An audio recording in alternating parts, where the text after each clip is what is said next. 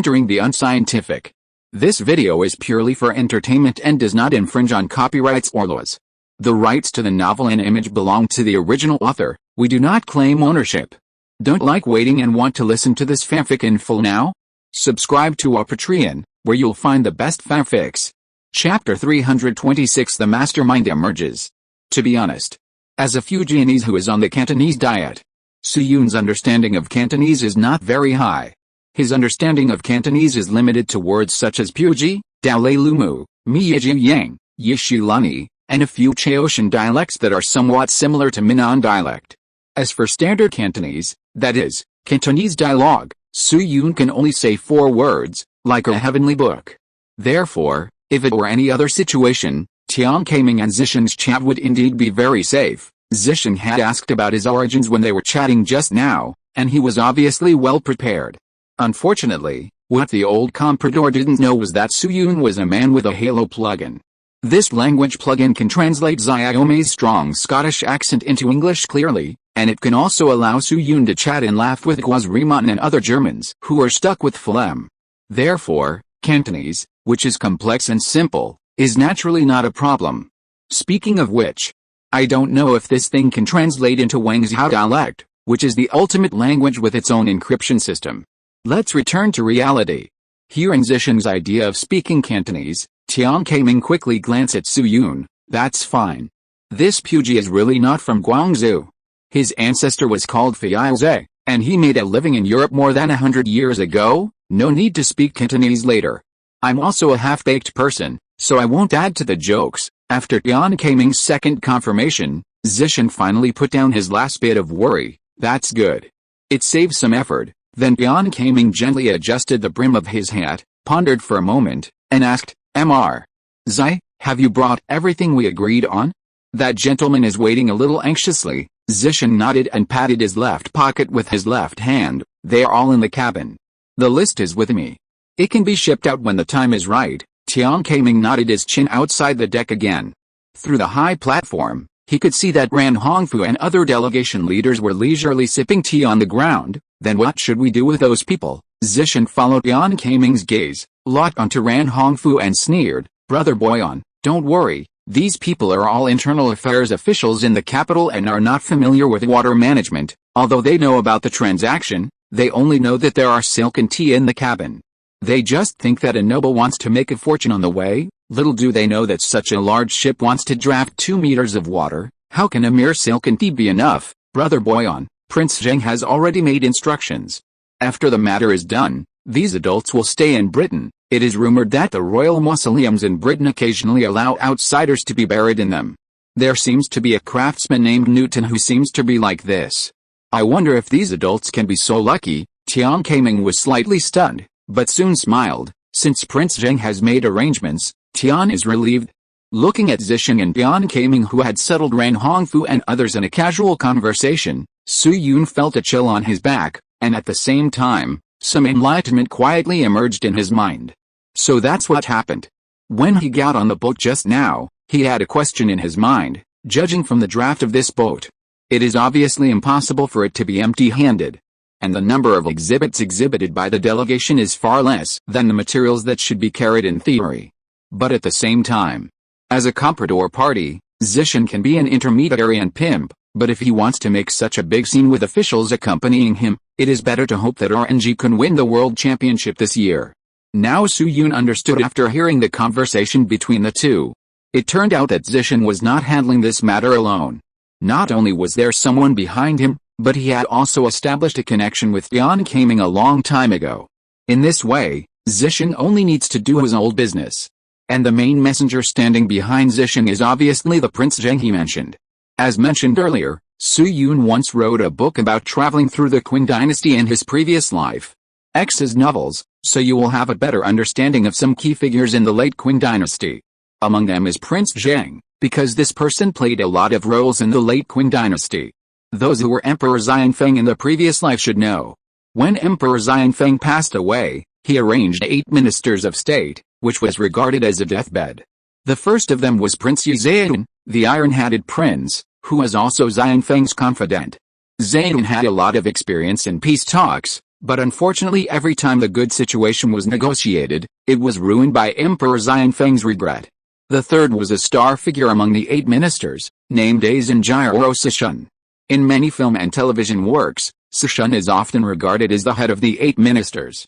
A very special point is that this person is one of the few spiritual Han people in the Qing dynasty. Although Zhongjing was born into the noble family of the 8 banners, he looked down upon those mediocre Manchu nobles and thought that these people could do nothing but make money. On the contrary, he believed that there were many talented people among the Han people, so he deliberately accepted and recruited them. Guo Songtao, Long Hanlin, Wang Kaiyan, Deng Fulin, Yin Zhengyan, Guo Xingke, Li Huangxin and other literati and celebrities were successively hired by him into the shogunate, and they were called Suman's 7 sons at the time. In the court, he also strongly recommended Han officials such as Chen Fun, Huang Yuan, Jiao Yaoang, and Wang Zonghan to participate in political affairs, and he was quite effective in combating corruption. However, this gentleman also had some black spots, such as the Wu case of public revenge, etc., which I will not elaborate on here. Some people in later generations said that the Qing dynasty perished because of Liangbi's death, while some people felt that the Qing dynasty perished because of Zhongjing's death, which shows the ability of this person. In addition to the above 2, the remaining 4 to 8 are the Prince Consort Jingtao. He was the brother-in-law of Emperor Xianfeng and the minister of the Imperial Guards. He was the confidant of Emperor Xianfeng, the minister of war Mu Yin. He was one of the negotiators of Araya.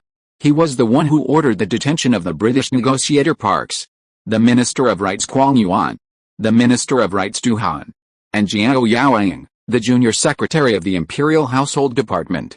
Some readers may find a problem when reading this. Where did the second one go? Presumably, most readers have thought of the answer as they discovered the question. That's right. The second among the 8 regents is the 4th Prince Zheng of the Qing dynasty, Zhengjiro Duanhe. He is also a well-known mediocrity. Duanhe was a member of the Manchu-bordered Blue Banner and the 7th-generation grandson of Prince Zhengxin Zhigling. Born in 1807, he was knighted in 1846 and experienced the happiness of Louis V in 1861. How bad is this person? You should have learned about the fate of the 8 regents in history textbooks. These people were killed by the 26-year-old youthful version of the old witch Si when they were 8 against 1 and carrying the will. That is the famous Zhenai coup. When the coup took place, Duanhe was serving as the commander of the infantry and unified command. The guards who escorted the coffin of Emperor Xianfeng back to Beijing. Under his command, there were more than 20,000 garrisons in Minayan, Gubikao, and Ri, as well as 2,000 troops from the 8 banners of the Imperial Guards who escorted Emperor Xianfeng to Chengde. There were also more than 4,000 cavalry reinforcements from northeast China and Xi'an.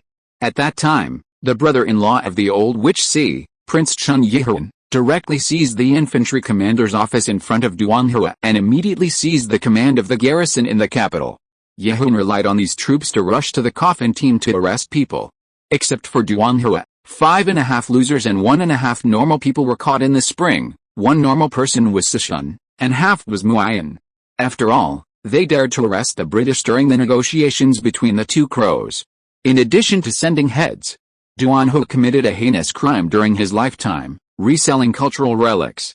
Don't look at Duanhe as a loser, he actually has a very high status in the Zhengjiro family. He was not only the regent after the death of Emperor Xianfeng, but also the regent when Emperor Daoguang, Xianfeng's father, died. Duanhe made a lot of money with his status.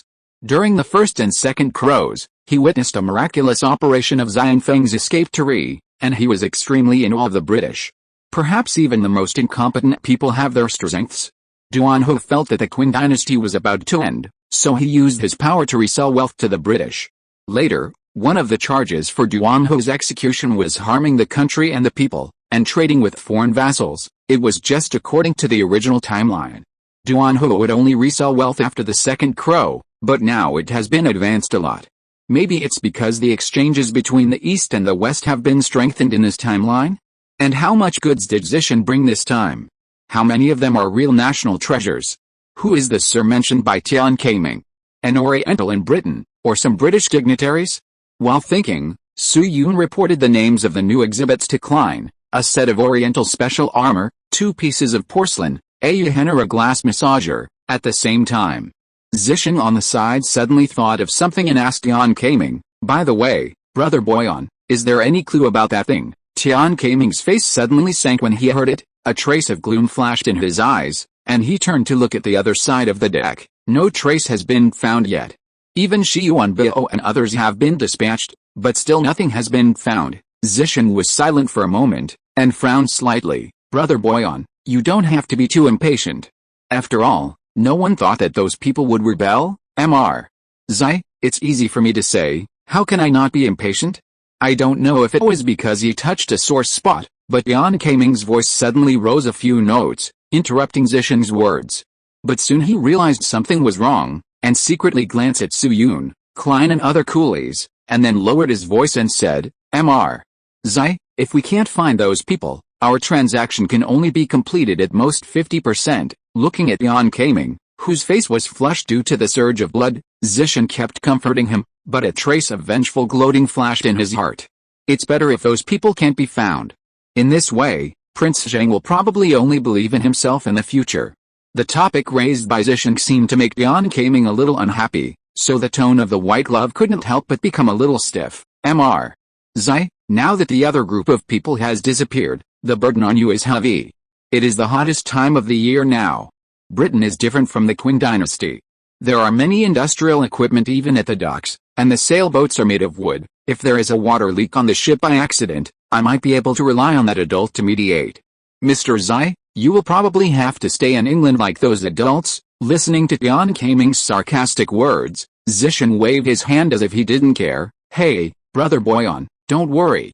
I will definitely send people to guard the cabin day and night to ensure that nothing goes wrong." Tian Kaiming still had a stern face and said coldly, "That's the best. After all, the things we are trading this time are all extraordinary items." Even at this point, Tian Kaiming suddenly stopped talking and gave Zhisheng a knowing look. "In short, be careful. Okay, Mr. Zai, Tian still has general affairs to tend to, so I won't bother you for now. If there's an emergency, you can send someone to the third pillar between the 9th and 10th platforms of King's Cross Station to find a newsboy named Xiao Shitao and tell him, today, Ding Xianglao has 2 servings of donkey sausage." Zhisheng silently wrote down the information and bowed to Tian Kaiming. "In that case, I will not keep you, Brother Boyan. Goodbye." Tian Kaiming lifted his top hat, revealing his bald head, and nodded in greeting. After the ceremony, he put the hat back on. "Goodbye." What a coincidence.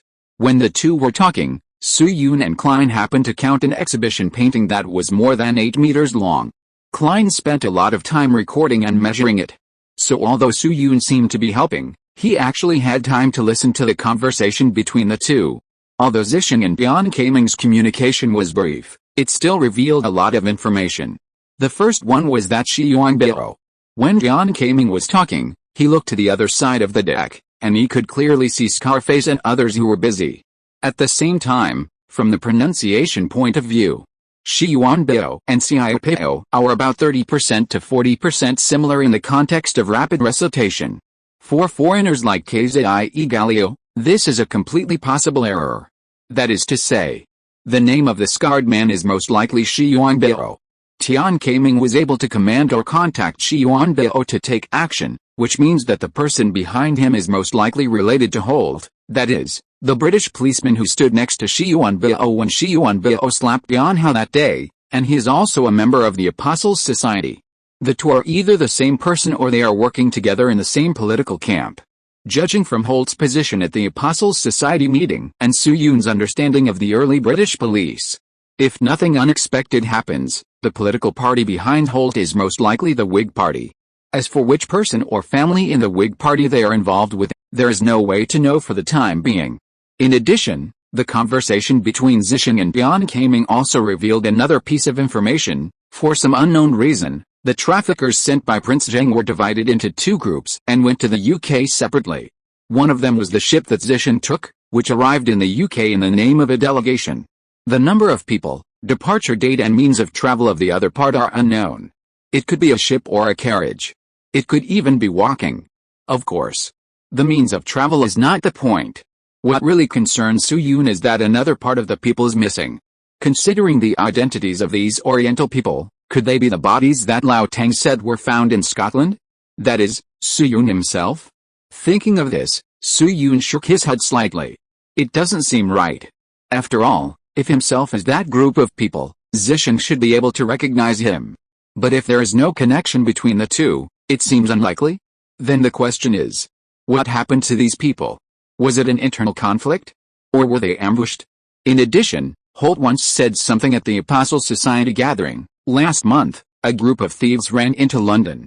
His superiors directly issued a search warrant, and even the Bow Street detective team was sent out. See chapter 267. Combined with what Yan Kaming said about dispatching Shi Yuanbao, can we assume that the group of thieves is another team?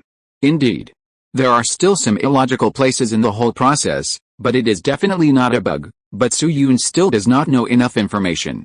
But overall, Su Yun's toolman today really made a lot of money. After Yan Kaming left, Zishan walked to Su Yun happily, glanced at the form in Su Yun's hand, and asked, "Brother Luo Feng, I wonder how the inventory progresses." Su Yun showed him a simple smile like wheat. Mr. Zai, there are 5 pieces left, and the task will be completed soon. Zishan nodded. That's great, but you've worked hard, brother. Not hard, not hard. Su Yun waved his hand honestly, then looked at the mast of the sailboat with innocent curiosity, and said to Zishan, "Mr. Zai, is this ship sailed entirely by wind power?" Zishan was in a good mood at the moment, and patiently said to Su Yun, "Yes, do you see those 3 masts? They can switch positions with each other, making great use of the wind power to move forward, saving a lot of manpower. But I heard from some British people in Guangdong province that Britain has now built a giant ship that can be driven by some kind of steam, which can even sail against the wind, which is extremely convenient." As he spoke, Zishan put his hands behind his back and shook his head with emotion. Britain is indeed the most powerful country in the world, and we are not as good as it. Zishan's tone was full of yearning and admiration, a typical image of an early shepherd dog. However, in order to find out the news, Su Yun could only follow the other party's words. "I quite agree with what Mr. Zai said, but Mr. Zai, although the Oriental sailing ship is inferior to the steamship, it is not bad to make an object for people to visit. Don't be afraid of laughing at me, sir. Although my ancestral home is from the East, this is the first time I have seen an Oriental sailing ship." Zishan laughed and patted Su Yun on the shoulder. "What you said is really a trivial matter. What's the difficulty? According to the agreement between the Qin dynasty and Britain, the Hunsal will be open to the public on the opening day of the expo, but only people with British titles can visit it for the first 3 days. At that time, I will leave a place for you, brother. You can come when you want, and leave when you want. What do you think?" Su Yun was waiting for this sentence. He stepped back half a step and clasped his fists, saying, "I am very grateful to you for doing this." Zishan patted his shoulder again. At this time, someone on the deck in front called him, so he said to Su Yun, "Brother Luo Feng, today's handover is of great importance. There seems to be something wrong with the bow, so I won't stay here any longer. When we go to watch the ship, the trivial matters on the ship must have been settled. Then I will make tea and talk to you." Seeing this, Su Yun did not keep him, and the two said goodbye. Half an hour later, Klein finished the inventory. He and Su Yun stamped their seals at the same time, got off the ship and found Big Ace to hand in the work. In the following days, Su Yun came to the dock to work as a tool every other day, and he seemed quite diligent. But unfortunately, Tian Kaming seemed to have completed some tasks and did not appear at the dock in the remaining days, let alone chat with Zishan again. Just like that, 10 days passed in a flash. The day finally came to the opening of the World Expo. Chapter 327 The International Industrial Exposition opens. 1851. June 14th. Sunny. On this day of Su Yun's 14th birthday, the first International Industrial Exposition that Su Yun had been looking forward to for a long time finally kicked off. In order to welcome this grand ceremony, Cambridge University, or all British universities, uniformly gave students a 7-day holiday. Su Yun called Lao Tang, Xiaomei, Evelyn, Riemann and Kirchhoff to London the night before to avoid missing the opening ceremony of the exposition. In fact, according to the original plan, Su Yun also planned to call Tian Suo and Zhifu to come together. However, Tian Suo had diarrhea, and Zhifu was still afraid of London and didn't want to go back to this nightmare place. So the exhibition team organized by Su Yun ended up with only 6 people, and it was not as lively as expected.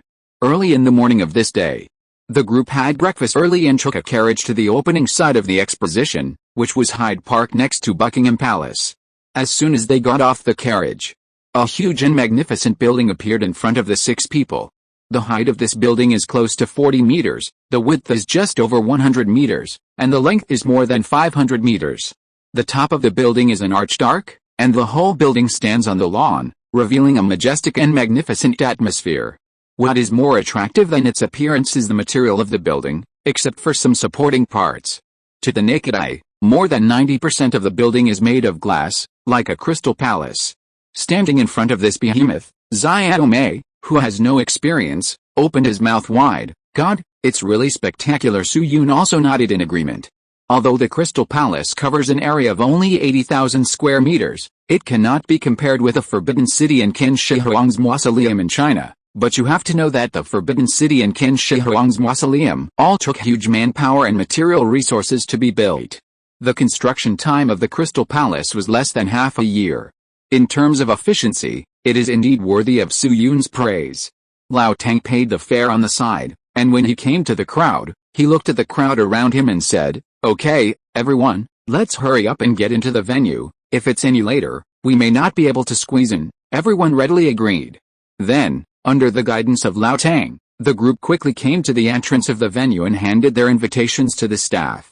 The price of a ticket for the first World Expo was 5 pence, regardless of whether it was for adults or children, which was roughly equivalent to a little over 100 yuan in later generations.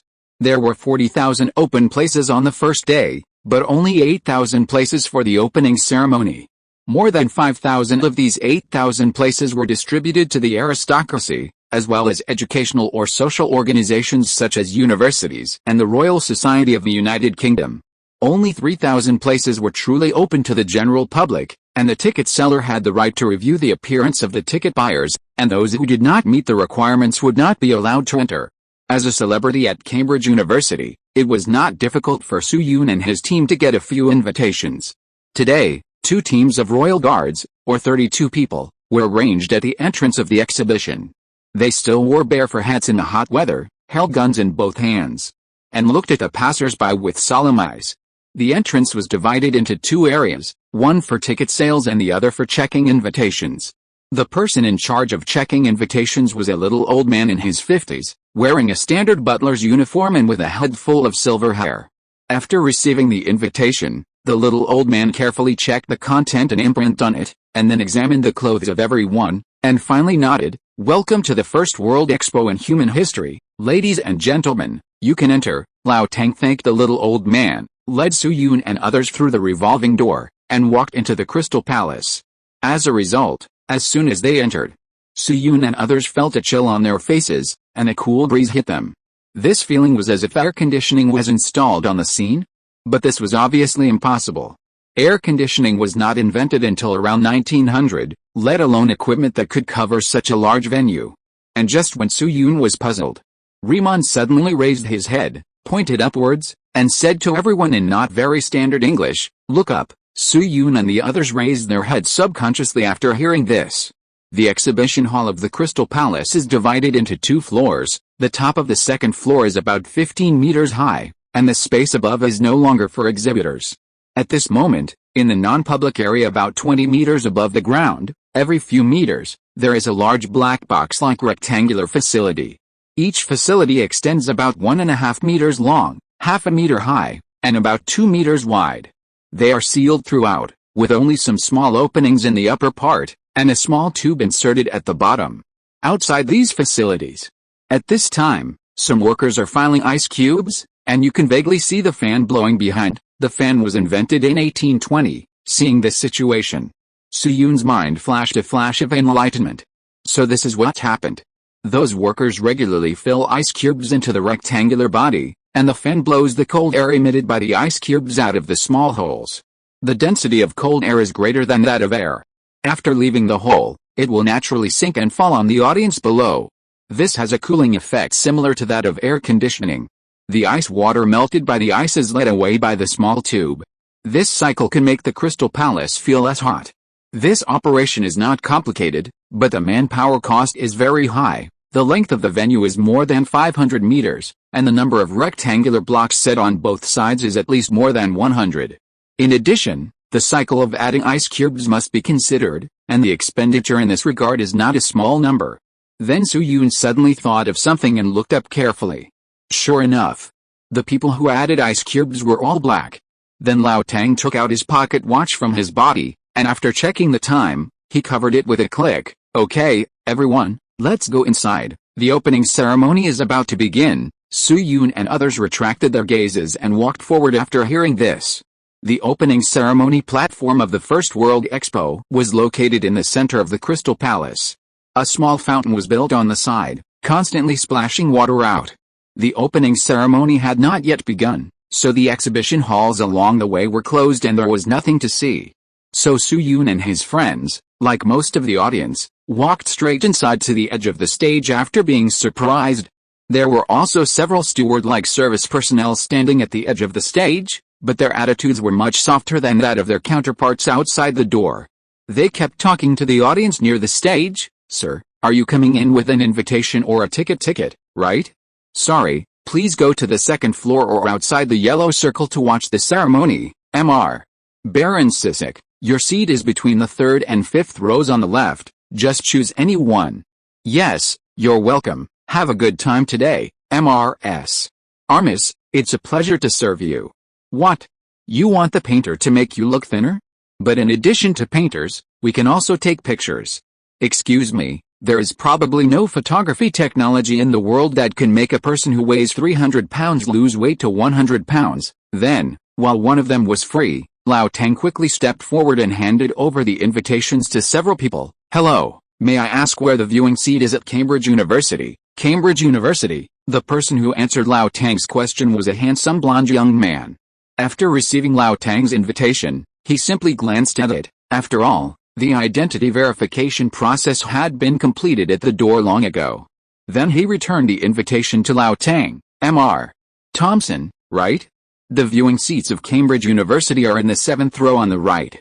If you want to show your face, you can try to get out as far as possible. Thank you. Lao Tang thanked him and took Su-yoon and others to the 7th row. It's strange to say, the British royal family attaches great importance to this industrial expo and has invested a lot of manpower and material resources. But whether it is the portraits and photos left in the original history, or the opening scene that Su-yoon personally witnessed this time, no seats for the audience were found. There were more than 8,000 spectators at the opening ceremony, and everyone could understand that it was impossible to take care of everyone. But it shouldn't be difficult to add seats for those nobles who are close to the stage. But in fact, whether it was the Earl, the Marquis or the head of other organizations, no one enjoyed the treatment of having a seat. This led to a rather funny consequence. Some short nobles would be blocked by the tall people in front of them, and because the higher the position, the higher the status, they could not ask the other party to bend down or change positions. Therefore, in some related portraits in later generations, you can occasionally find some unlucky people with only half of their heads exposed, and some people were even recorded with only a top hat. However, Su-yoon and his friends did not have any idea of showing their faces in the portraits. After arriving at their positions, they waited obediently for the opening of the exhibition. As time went by, the number of spectators around them gradually began to increase. About 10 minutes later, the audience was already densely packed around the few people. Among them were some Cambridge alumni that Su-yoon knew, and some British dignitaries who had never met and were unfamiliar to him. Then about 5 minutes later, there was a noise in front of the left of Su-yoon and others. After a moment, the scene suddenly became quiet, and a burst of ritual music suddenly sounded. A noble woman took Prince Albert's hand, slowly walked out of the crowd, and stepped onto the stage step by step. The woman was about 30 years old, slightly plump, with a slightly pointed nose and very thick nasolabial folds on both sides of her nose. She wore a silver crown on her head, a white silk dress, and a pearl necklace on her chest, which was elegant and proud. Su-yoon had seen a photo of this woman who had become an old lady in later life, that is, Queen Victoria. Queen Victoria's full name was Alexandrina Victoria. She created the famous Victorian era and was the first British monarch to be called Queen of the United Kingdom of Great Britain and Ireland and Empress of India. Her love story with Prince Albert also made countless young girls in later generations envious and intoxicated. But Soo-yoon's impression of her was not good. At most it could only be considered average. Because she was different from Prince Albert. The reason why the one crow on the two crows in history broke out was closely related to this old lady. Indeed.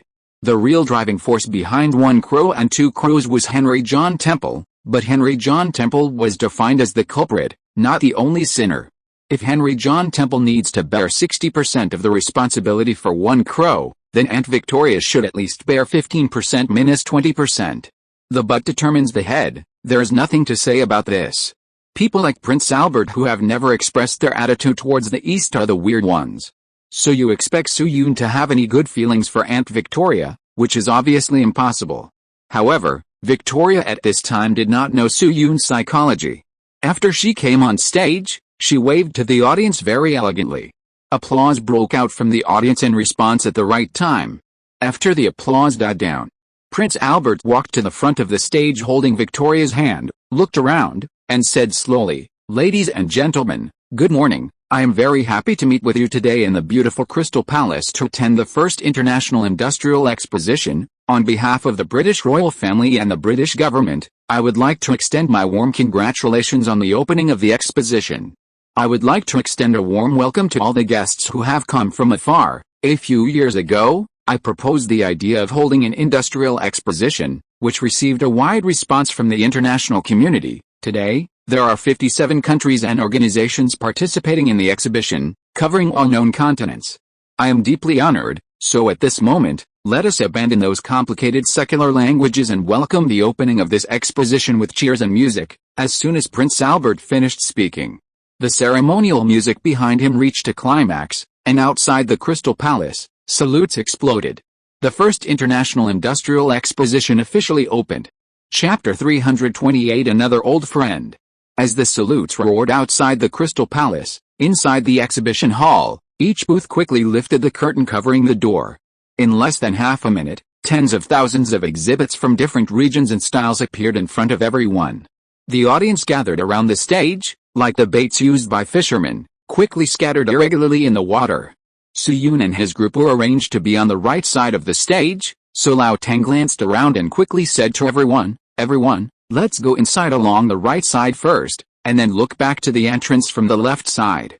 What do you think? Lao Tang's arrangement was very reasonable.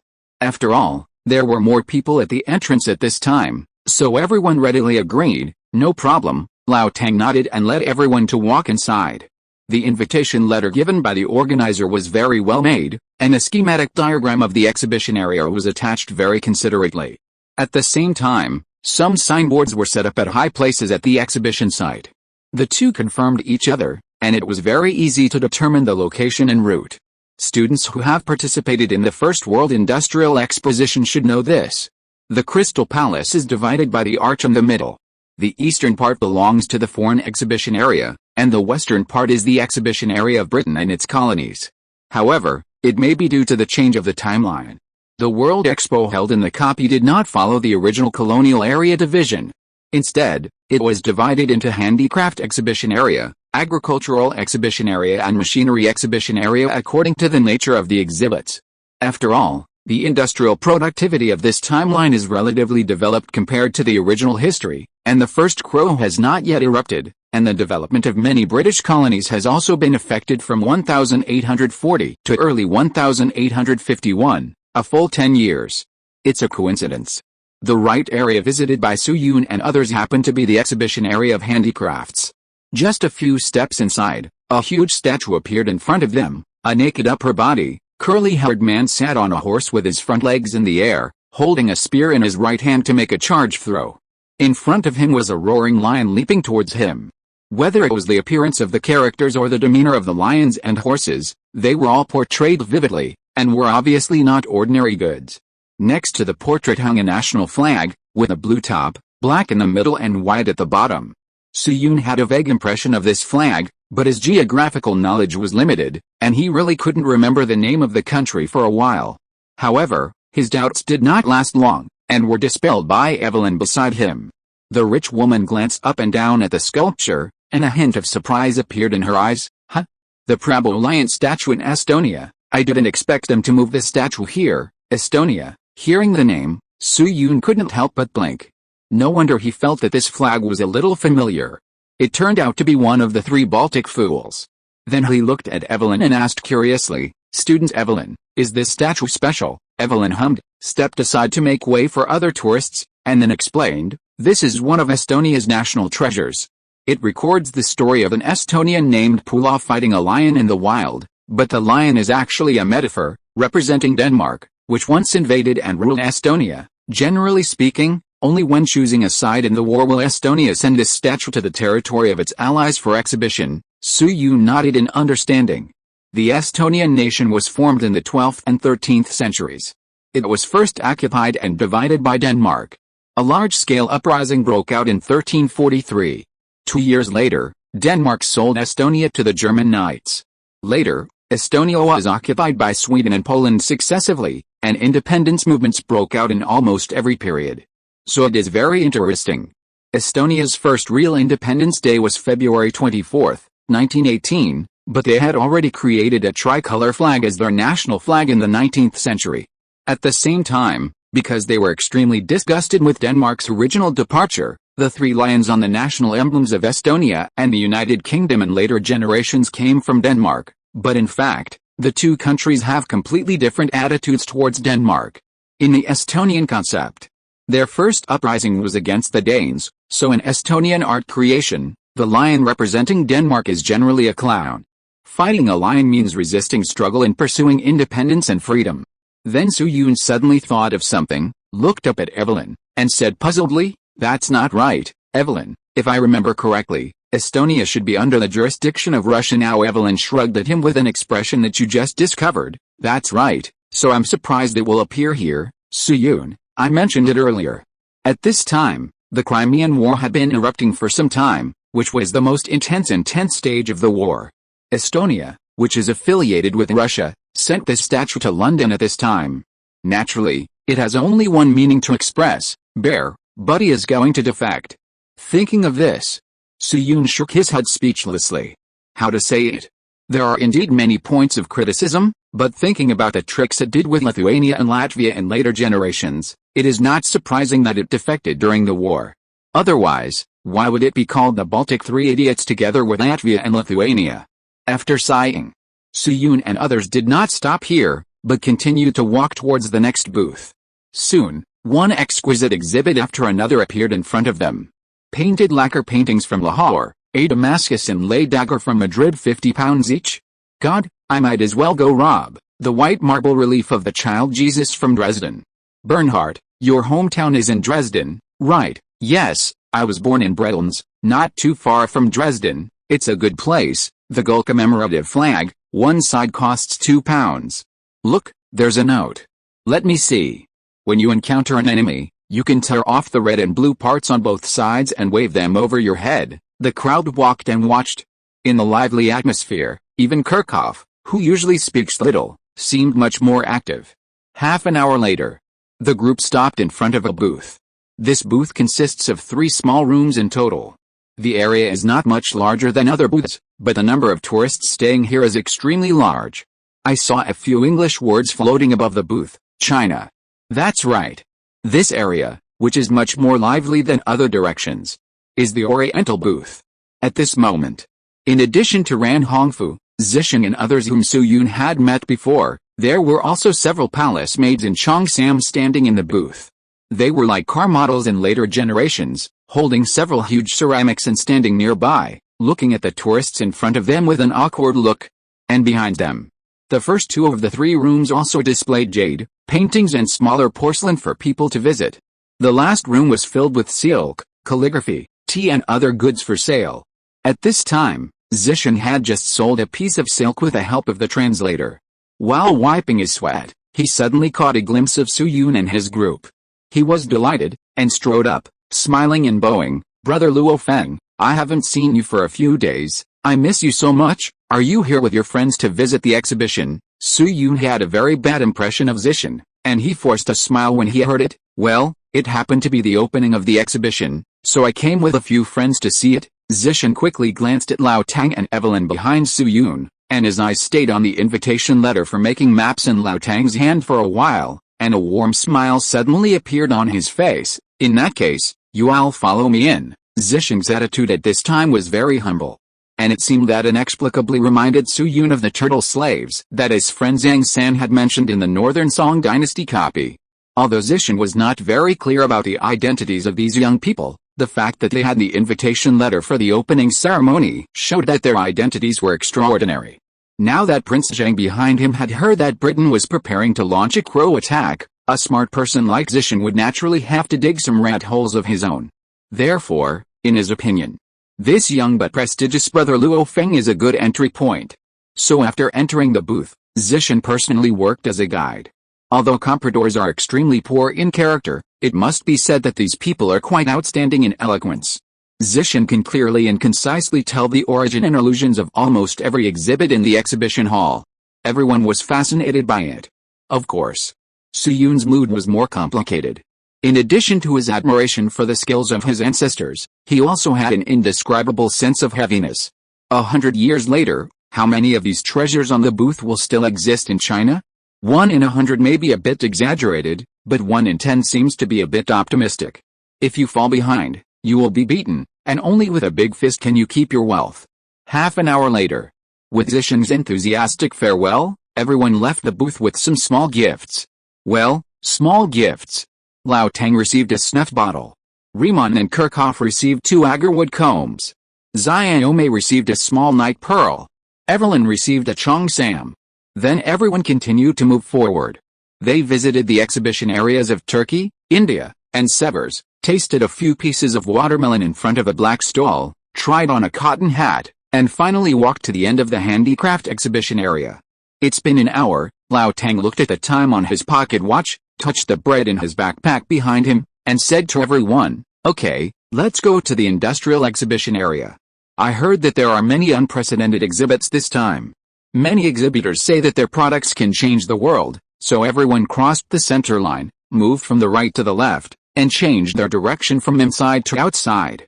As a result, as soon as they entered the exhibition area, a room made of several pieces of transparent glass appeared in front of everyone. At this moment, in this glass room, there was a woman who must be covered with mosaics or holy light in the future, taking a bath as if no one was around.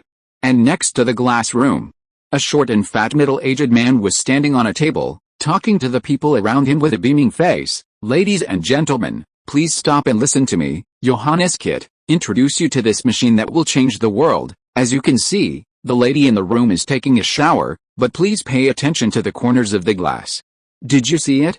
Yes, that's water vapor. Water vapor." The short and fat middle-aged man's voice suddenly rose a few decibels, and he raised his hands above his head. "As you can see, the device I invented can generate hot water through hot gas and store it for people to use at any time. It's summer now, and the weather is still hot.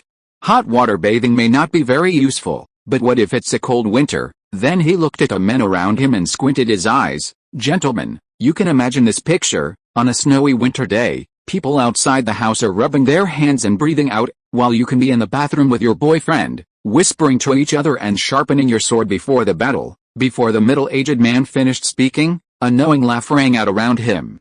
Evelyn blushed and spat lightly. Rogue, Su Yun and Lao Tang nodded in agreement, and then continued to look at the girl in the glass house. 5 minutes later, Evelyn dragged Su Yun away from the exhibition area. Everyone behind Su Yun had a small bump on their head. It was obvious.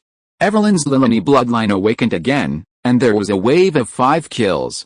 "Hey, slow down, there are so many people." After arriving at an open space, Su Yun stood firm, rubbing his arm and looking back.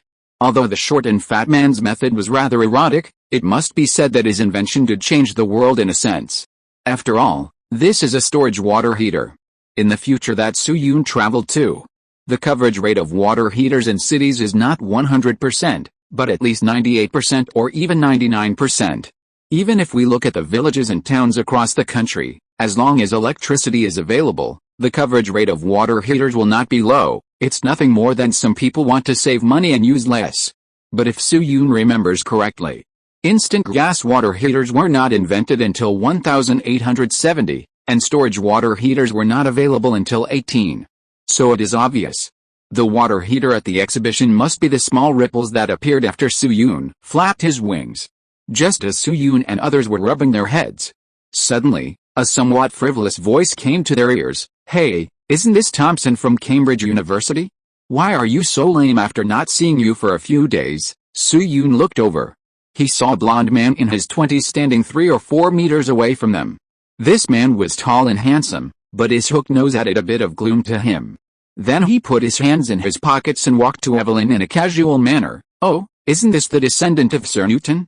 Sorry, I am short-sighted and I only saw our princess now." Then he turned to look at Su-yoon, with a hint of hostility in his eyes. As for this oriental man, he must be the descendant of Mr. Feiyu. Looking at the blond man who exuded inexplicable hostility, Su-yoon frowned slightly and said to Evelyn, "Who is this guy?" Evelyn raised her eyelids and glanced at him. Then she didn't know what she thought of, and the corners of her mouth rose slightly. Sasako Hook. His ancestor several generations ago was Robert Hooke. Chapter 329, Restoring the Glory of the Hooke Family. Isn't it our duty? This mentor of Xiaoyu, who only enjoyed the first half of his life, resigned from Professor Lucas 2 years later and died of depression. Then when Xiaoyu first entered the Royal Society, Hooke claimed that he had already invented the Newtonian telescope and attacked Xiaoyu again. The two fought fiercely and fought to the edge of the physics world, almost erasing the avenue. Although Xiaoyu was the final winner. But during the period when he first entered the Royal Society and his wings were not yet fully grown, he also suffered from the almost overwhelming pressure from Hooke. This pressure caused Xiaoyu's temperament to become more extremely selfish, which had a great impact on his reputation in later generations. In the copy, due to the appearance of Su-yoon, Xiaoyu replaced Barrow to resolve Hooke's fatal blow. And according to the deduction results, although Hooke did not end up with a portrait that could not be left like in history, in terms of nature, it was more murderous. April 1672. Hooke proposed the concept that light waves are transverse waves, but was strongly slapped in the face by Xiaoyu with the dispersion equation a month later. In March 1674, Hooke proposed a theory of planetary motion. But before the letter was sent, Xiaoyu published the square ratio formula of elliptical orbits. In August of the same year, Xiaoyu proposed Hooke's law, which was originally proposed in 1678, as Newton's law of mechanics, which became popular. Hooke, who found that the road ahead was over, turned his attention to the field of optical instruments, but 2 weeks before the relevant theory was about to break through, he saw the formula for the product of refraction angles published by Xiaoyu. In 1675, Hooke developed a balanced spring. Although Xiaoyu did not publish scientific research progress during the same period, on the day when Hooke's paper was published, Ilo Bryce, the senior sister that Hooke had a crush on, gave birth to Barrow's third child. It hurts so much, JPG. Of course. Perhaps it is because it did not cause much harm to Xiaoyu in this timeline. Although Hooke in the copy was a bit miserable, the main blow was psychological. Physically, he died unexpectedly, and left many offspring, who have been healthy and multiplying to this day. Luo Feng, Sir Newton retained Robert Hooke's membership after becoming the president of the Royal Society of London, and his descendants were able to continue to engage in scientific research. It's just that due to the grudges of their ancestors, the relationship between the Esquire and Hooke families has always been not very harmonious. Looking at Sasako Hooke with his hands in his pockets, Lao Teng quickly introduced the situation of this descendant of Hooke to Su-yoon. Robert Hooke entered Oxford University in 1653 and graduated with a master's degree in 1663. He is a thorough Oxford man, therefore, Hooke's descendants are naturally proud to be admitted to Oxford University. This young man named Sasako Hooke is the eldest son of this generation of the Hooke family. He is romantic by nature, but very capable. You should be careful. Su-yoon nodded thoughtfully. Hooke and Mavericks, Oxford and Cambridge. With the addition of the two buffs, it is normal for Sasako Hooke to jump out. And just as Su-yoon and Lao Teng were whispering, Evelyn gently put a strand of hair behind her ear and looked at Sasako Hooke, who looked like a bad guy in front of her, with indifference. Student Sasako, this is the exhibition hall of the Industrial Expo. As a visitor to the exhibition, you don't seem to have the power to stop us here. Sasako Hooke shrugged indifferently and replied, Student Evelyn, who stopped you? Just trouble you to look carefully first. This is the booth of Oxford University, okay? As the president of the Students' Union of Oxford University, is there any problem for me to receive tourists here? If I remember correctly, it should be you who bumped into me first. Evelyn was stunned. After she came to her senses, she immediately raised her head and looked up. Sure enough, above their position, a badge was floating at this time. The appearance of the badge was a dark blue circle surrounded by a landscape belt, with an open book engraved in the center, and 3 crowns surrounding the book. 2 of them were on the top and 1 was on the bottom. As a mortal enemy in a sense, Evelyn naturally recognized the origin of the badge at a glance, the badge of Oxford University. The belt represents faith and prayer. The book represents knowledge. The 3 crowns represent the separation of powers. The crown below foreshadows the famous Queen's College in Oxford, and also foreshadows the Queen. Speaking of the Queen, I don't know how Elizabeth II was when Soo-yoon traveled through time. It is said that she has been in the emergency room.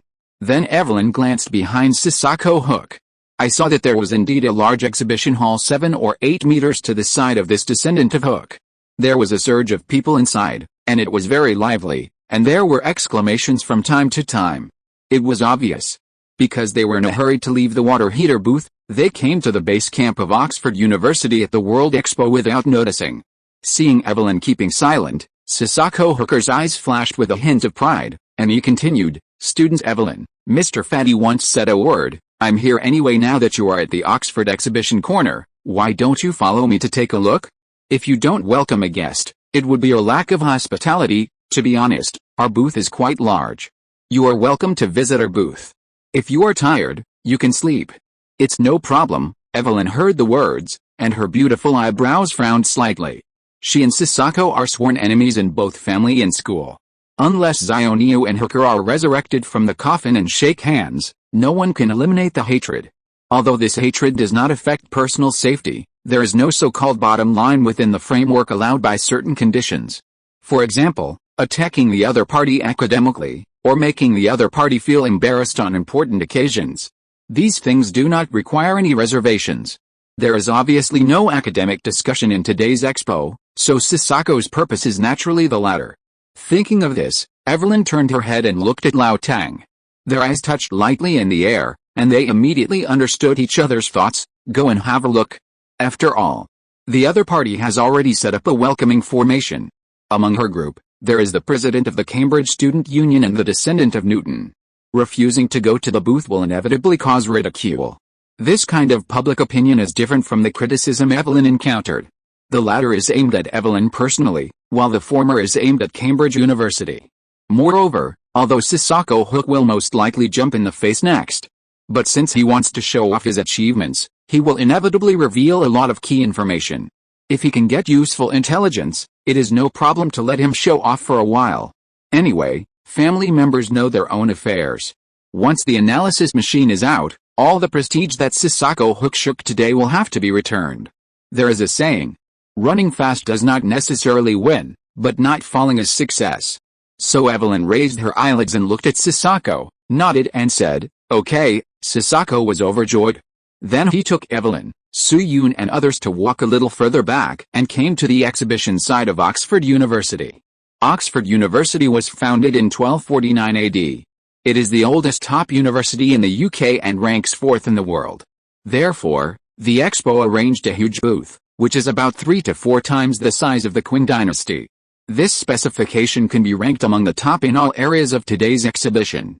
When Soo-yoon and others came to the edge of the Oxford exhibition area, they saw a strange device at first sight. There were more than a dozen transparent glass bottles in a circle on a table, and each bottle was filled with half a bottle of water.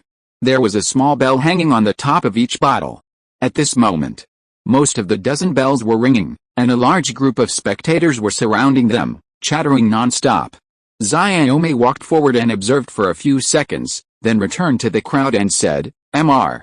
Luo Feng, the bottles are filled with leeches." Lyman was slightly stunned and asked in surprise, "Leech?" Seeing Lyman's surprised expression, Sasako's mouth curled up slightly. Although he didn't know Lyman's identity, it was a very pleasant thing to make Evelyn's friend lose his composure. So Sasako coughed lightly and prepared to explain the principle of the device that Oxford University had been researching for 4 years. No, before the word yes came out, Riemann clapped his hands and said suddenly, "Oh, I understand. This should be a leech barometer." Sasako, Riemann didn't pay attention to his abnormality, but gestured in the air with his hands a few times, and said proudly, The bottle is half full of water, with a line hanging in the middle, and a bell is connected to the outside of the line. The bottle body not covered by water is smeared with talcum powder. If the external conditions are normal, the leech will stay at the bottom of the bottle without moving, but when the atmospheric pressure decreases before the rain, the humidity on the ground increases, and the oxygen dissolved in the water and the air decreases, it will climb up the rope to absorb oxygen. In this way, the bell will start to ring as a reminder. Soo-yoon's eyes flashed with a hint of approval. Just as Riemann said. This is a very early but very useful biological early warning principle, which uses the sensitivity of leeches to air pressure. This device quickly became popular around the world after it appeared. Until the 1980s. Some areas in my country still use leech barometers to warn of weather. Riemann's teacher Gauss was a good geographer. He and Weber invented the geomagnetometer together. Therefore, it was normal for Riemann to see the principle at a glance. Then Riemann suddenly thought of something, shook his head, and looked at the equipment not far away with some regret. It's a pity that this equipment is not well designed. More than a dozen bottles are placed to ensure accuracy. Only when more than half of the bells ring together can it be considered an alarm, but if a few leeches ring the bell, it is impossible to predict the situation and it is easy to make noise to harass others. So, why didn't the designer design a circuit? For example, every time a leech moves, a certain amount of current X will be added. When the current reaches 6X, the circuit will be connected and the switch will be turned on. Wouldn't this prevent the ringing from disturbing others? Sisako's face had two more question marks. Hook's ancestors. Who the hell is this guy? This leech barometer was designed by Oxford University after 4 years of observation and experiment. As a result, this greasy-haired guy who can't even speak English clearly not only understood it at a glance, but also made optimizations? Surprised? Sisako's original momentum to attack Evelyn and Cambridge University dissipated a lot in an instant. The whole person's expression became a little stiff.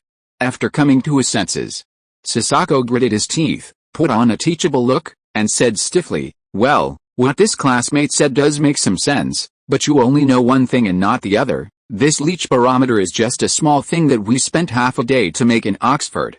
Naturally, there is no need to bother designing circuits and other links." As soon as Sisako finished speaking, at the booth not far away, a proud voice of an Oxford University guide came. "Don't miss it if you pass by. The 7 colleges of Oxford University have worked hard for 4 years to design the leech barometer. Now it is officially on display. This is a once-in-a-lifetime opportunity." Sisako, then he took a deep breath and laughed dryly. He ignored the guide and led Soo-yoon and his party to a booth farther away. At this moment, on this booth was a cylindrical device that was all black and about 1.5 meters long. There were several turntables on the left side of the device. At first glance, it looked a bit like a popcorn machine commonly seen in the 1990s. Looking at this strange thing, Soo-yoon couldn't help but touch his chin. He vaguely guessed the name of this thing. After coming to the side of the device, Sisako turned his head, stared at Riemann, pointed at the device, and said, "Let me introduce it to you. Compared with the leech barometer, this device is the key display item of our Oxford University this time, and it ranks second in sequence. As for its use," perhaps thinking of the value of this device, Sisako's confidence was a little stronger, and his back straightened a little. "No need to say more, let me show you." After that, he walked quickly to the table next to the device, took out a piece of paper, and went back to the side of the device to tinker with it. Sisako opened the device similar to a popcorn machine from the middle, connected it to the power supply, and then put the paper in a place similar to the feed inlet to line it. Finally, his hands left the operating table. After about 10 seconds, zzz, the device made some sounds, and the feed inlet slowly swallowed the paper.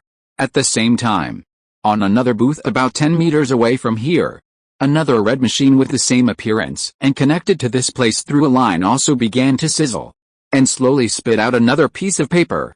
5 minutes later, the two devices stopped at the same time. Sisako trotted to the position of the red machine to retrieve the newly appeared paper. After rushing back to the scene, he pulled out the swallowed paper from the middle of the original black device. Then he shook the 2 pieces of paper flat, handed them to Evelyn, and said proudly, "Take a look." Evelyn took the 2 pieces of paper and compared them with everyone. There were no words engraved on the 2 papers, but 2 identical crosses were drawn. The graphics were simple, but the information contained in them was extraordinary. Seeing Evelyn and others' expressions gradually solemn, Sasako suddenly felt relieved in his heart.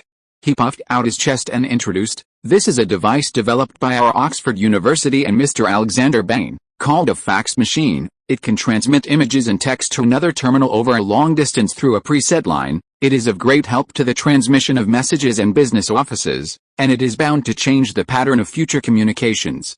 Sasako's tone was firm, and he clearly believed in the prospect of fax machines. In a sense, he was not lying. As we all know, modern communication methods can be roughly divided into the following stages: telegraph, telephone, fax, and the Internet. Although the essence of the telegraph is to transmit information through electromagnetic waves, it does not mean that it appeared after the discovery of electromagnetic waves. As early as 1837, Samuel Morse built the world's first telegraph. In 1844, he personally sent the first 50-kilometer telegram. That's right. This person is the Morse of Morse code, but it is often translated as Morse when translating, and the code is mentioned as Morse, which makes many people unable to connect the two together. According to the normal development history, the telephone appeared after the telegraph, invented by Bell. The fax came next. However, the order here refers to the order in which the technology is used, not the time when the prototype appeared. Just like Babbage and others made a prototype of the computer, the prototype of the fax machine also appeared in the 1850s. And coincidentally, the first fax machine, the prototype of the machine, was also unveiled at the 1851 World Expo. However, its functionality was far inferior to that of the machine in Oxford. That prototype could only transmit 104 Morse codes within 15 meters, so Morse eventually sued it for infringement, and the plan was aborted. Therefore, in terms of time, it is not surprising that Su Yun and others saw such a slightly enhanced fax machine at the World Expo. After all, in this timeline, Alexander Bain received investment from Cambridge University. But on the other hand, since it is a prototype, its functions are naturally far from mature. Thinking of this, Su Yun was about to say something, but Kirchhoff on the side spoke before him. "This Sasako classmate, right? According to what you said, your device can transmit images and text, so why is there only such a simple cross on the demonstration? Could it be that it is just a very simple prototype, far from the ideal level?" Looking at the curious bearded man, Sasako was stunned again. No way. Why don't these people follow the routine? According to his original idea. At this time, after Evelyn and others came to their senses, they should have questioned whether he was faking it, for example, preparing two identical papers in advance. After all, for people of this era, faxing involves electrical signals, which is really ahead of its time. Then he can let Evelyn draw a simple mark on the paper, fax it again on the spot, and slap her in the face with facts. And he, Sasako Hooker, will be recorded in history as a winner. As a result, these people directly skipped the basic suspicion and asked about the content of the transmission. Thinking of this, Sasako frowned and shook his head, saying, "Student, do you understand circuits? You know that this kind of principal problem is very complicated and can only be understood by professionals. It's no use talking to a nerd like you who obviously doesn't understand circuits. Complicated." Hearing Sasako's sarcastic words, Kirchhoff didn't look displeased at all, but looked at this descendant of Hook as if he were a fool. "What's so complicated about this? Isn't it just to make a number of interconnected and synchronized letter clocks, with a scanning needle on the pendulum that acts as a brush? In addition, put the electrical contact points on a holding plate. If there is a current pulse, a black dot will appear on the paper, driven by the clock. The holding plate slowly moves upward, causing the pointer to scan the information board line by line, converting the pattern on the holding plate into electrical pulses and transmitting them to the receiving end. The receiving end's holding plate also moves slowly under the drive of the clock, leaving a pattern on the electrosensitive paper, forming the same pattern as the sending end." "Excuse me, isn't it enough to have hands?" Sasako, looking at Sasako, whose eyes were about to pop out, Su Yun couldn't help but feel a little sympathy. "You can't mess with anyone else, but you mess with Kirchhoff. This is a genius who was awarded the only Kirchhoff Award by the Institute of Electrical and Electronics Engineers in the future. He was a real big shot who proposed Kirchhoff's current law and Kirchhoff's voltage law at the age of 21. Haven't you seen how many unlucky people in later generations were hung on his hands? Indeed. Without any ideas, Kirchhoff might not have invented the fax machine. For example, he didn't achieve this achievement in the original history. But invention is one thing, and analysis of the finished product is another. In the case of a finished product model, it is still very, very simple for Kirchhoff to reverse the principle. Riemann before, Kirchhoff after. What can the descendants of Hooke say? It's quite unlucky. And just when Sasako was autistic, suddenly, another angry, yet familiar voice rang out to Su-Yun and the others, "Fuck you. You traitor. How dare you show up here?" Chapter 330, Enemies are envious of each other. "Fuck you. You traitor. How dare you show up here?" This angry word suddenly exploded like Dieter's bomb, instantly quieting the originally noisy booth, including Sasako. Su-Yun and his group turned their heads at the same time and looked at the place where the voice came from. At this moment, in the booth about 10 meters away from them, several people were divided into two camps with clear attitudes, confronting each other with swords drawn. 5 people on the right and 3 on the left. The angry voice above came from one of the 3 people on the left, but after seeing their faces clearly, Xiaomei subconsciously shouted, "Huh? Is it Mr. Babbage and Ms. Ada?" In fact, without Xiaomei's reminder, Su-Yun and others also discovered the identity of the other party. At this time, the most emotional person on the left who spoke was Charles Babbage. No wonder Su-Yun felt that the voice was familiar. This little old man, whose name is exactly the same as the King of England in 2022, was being held by the Earl of Lovelace and Ada on each side of his shoulders, staring at someone with blazing eyes. Opposite him, on the right side where everyone was looking, stood 6 men of different ages. The one in the front was a man who was older than Babbage. This man wore an English gentleman's hat, a cane in his hand, and a red plaid tie on his chest. Obviously, he was the protagonist who was madly output by Babbage. However, Su-Yun's eyes only stayed on this person for half a second, and he was attracted by another person behind him. It was a middle-aged man with short blonde hair. His appearance was okay, but his eyes were a little fierce. And this was the second time Su-Yun met the other party after the interview meeting of the Cambridge Apostles Society. That's right. This person was Harvey Clement, who insulted Su-Yun at the Apostles Society and was eventually broken on the head by Evelyn with a plate. Well, wait. Clement? After thinking of the other party's name, Su-Yun's mind flashed a few guesses, and he turned to Evelyn and Lao Teng and said, "Mr. Thompson, Evelyn, let's go over and take a look. After all, the Countess of Lovelace is not in good health. It would be bad if something happened." Evelyn and Lao Teng nodded at the same time. This is the booth of Oxford University. The old man who had an argument with Babbage is either a professor or a partner of Oxford. If Su-Yun and his team really quarreled, they would definitely suffer. Therefore, using Ada as the entry point is the most appropriate choice, at least to ensure that Oxford will not be biased towards the other party. No matter how brave Sasako and his team are, they dare not take action against a countess even if her husband is an earl who has been promoted abnormally. Then, including Sasako, a group of people walked quickly towards Babbage's location. Mr. Babbage, after arriving next to Babbage, Su-Yun, Lao Tang and Xiaomei quickly blocked Babbage on both sides, while Evelyn grabbed Ada's hand. "Are you alright?" The sudden appearance of the reinforcement made Babbage a little surprised, but after seeing that the person coming was Su-Yun, his eyes suddenly lit up and he grabbed Su-Yun's arm. "Student Luo Feng." Su-Yun patted his hand, nodded to Ada and Earl Lovelace, and then said to Babbage, "Mr. Babbage, what happened?" Babbage heard the words, and his grip on Su-Yun's hand suddenly tightened, looking to the side angrily. "Student Luo Feng. Look at this. It's so shameless." Su-Yun took the opportunity to look. At this moment, about 10 meters away from them, there was a huge device. The equipment was made of copper, and the main part was 4 cylinders with a height of 1.5 meters and a diameter of about 40 centimeters. These cylinders were composed of gears stacked one by one, which looked a bit like Turkish kebabs in later generations. There are several buttons on the side of the cylinder, as well as a small port similar to the outlet of a fax machine, which is used to output the results. In addition, Su-Yun also saw a steam engine, which was closely connected to the equipment, and was obviously used to provide power. A few seconds later, Xiaomei couldn't help but whispered, "Isn't this the difference engine designed by you, Mr. Babbage? Why is it here?" Babbage nodded heavily, and his eyes were locked on the old man opposite again. The expression on his face was as ferocious as after Holland scored a goal. "You have to ask Mr. Joseph Clement about this. This is a shameless betrayal." "Enough, Charles," Hearing Babbage's words, the old man named Joseph Clement could not help but snort coldly and hammered the floor heavily with his cane. "Charles, the matter between you and me has long been settled.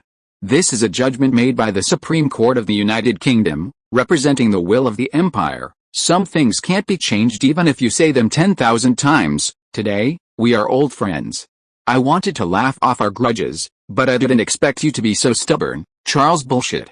It was you who shamelessly deceived my trust." Babbage's face flushed unhealthily again, and Soo-yoon felt that his body was shaking constantly. "At the beginning, I gave all my funds to you and devoted myself to the design of the drawings, but what did you do? A traitor. A traitor. A traitor. A traitor." Babbage's anger seemed to have turned into substance, and if it was put in the Dragon Ball, it could transform into Super Saiyan 2.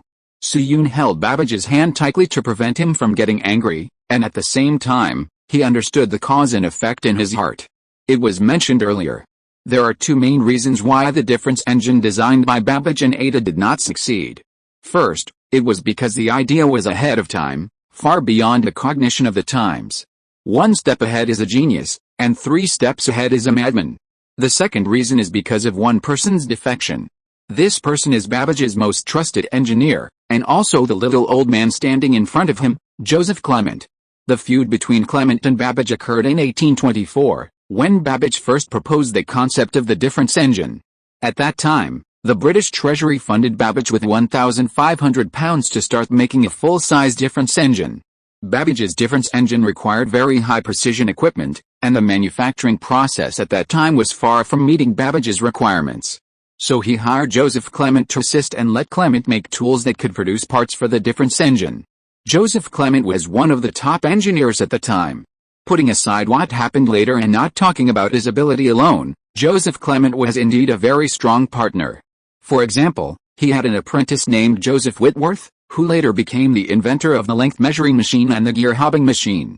According to the division of functions between Babbage and Joseph Clement at the time, the steps of the production process were as follows. Babbage first designed a module of the difference engine, and then designed and manufactured tools to produce this module.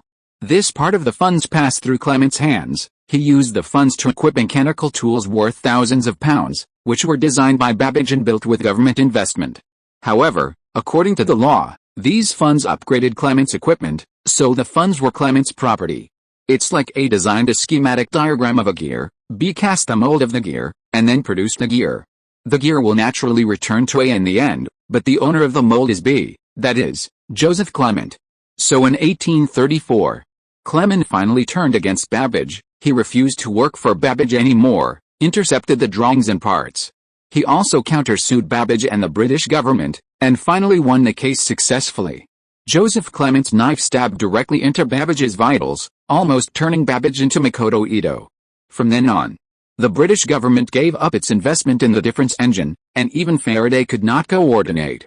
This can't be entirely blamed on the British government's short-sightedness. After all, they gave Babbage a chance in the early days. For the British government, as the investor, they understand the contradictions within the entrepreneurial partners, but they can't empathize after all. The essence is to lose money. Moreover, from the perspective of the British government, who knows if the two are acting to deceive investment?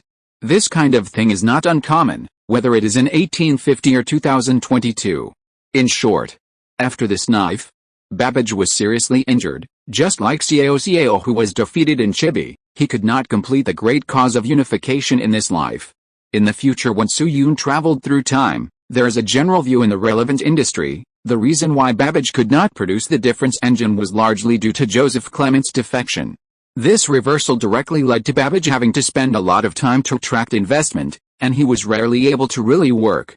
Otherwise, with a design plan left by Babbage, the analytical engine might still be a little difficult, but the possibility of the difference engine coming out is very high. Now it seems that Joseph Clement should have found Oxford University with drawings and equipment, and designed such a difference engine using Babbage's principle. Therefore, after seeing this device, Babbage was furious. In a sense, this should be regarded as a minotaur behavior. Then Soo-yoon glanced at Harvey Clement behind Joseph Clement, a middle-aged man seen at the Apostles' Society dinner, the second president of the Apostles' Society. Judging from the name, age and position, Harvey Clement is either the son of Joseph Clement or a relative like a nephew. At the same time, a member of the Apostles' Society of Cambridge University will appear at the Oxford booth, which also clearly shows one thing: Harvey Clement has completely thrown himself into the arms of the Whig Party. At this moment, Harvey Clement was staring at Su-Yun with anger, obviously thinking of the punch at the Apostles' Society dinner. Sasako Hooker and Evelyn, Harvey Clementer and Su-Yun, Joseph Clementer and Babbage. 6 people in 2 camps, this can form a 3-vote 3 in the twisted forest. Seeing more and more spectators around, Sasako, who was in charge of the booth management, gradually felt the pressure. In addition, the confidence of this descendant of Hooker had been hit twice by Riemann and Kirchhoff, and his mentality at this time could not help but become a little impatient. He frowned and glanced at Babbage, ignoring the old man, but asked Evelyn directly, "Evelyn, are you here to visit the exhibition or to mess things up? Can't Cambridge University even show basic respect now?" Evelyn glanced at him coldly. "Sasako, don't think of putting the blame on us. Since you are the person in charge of the exhibition at Oxford University today, you must know what happened back then. Do you think Oxford will be right if things really get out of hand?" After that, she ignored Sasako and turned to Babbage and Ada and said, "Mr. Babbage, Mrs. Ada, I understand your feelings very well. As a Cambridge student, I am not afraid of confronting the group of people in Oxford, but this is an exhibition organized by His Majesty Albert after all, representing the image of the royal family and even the entire empire. So you see," although Babbage's chest was still heaving at this time, he was much calmer than before. Hearing this, he took a deep breath and said, "I understand.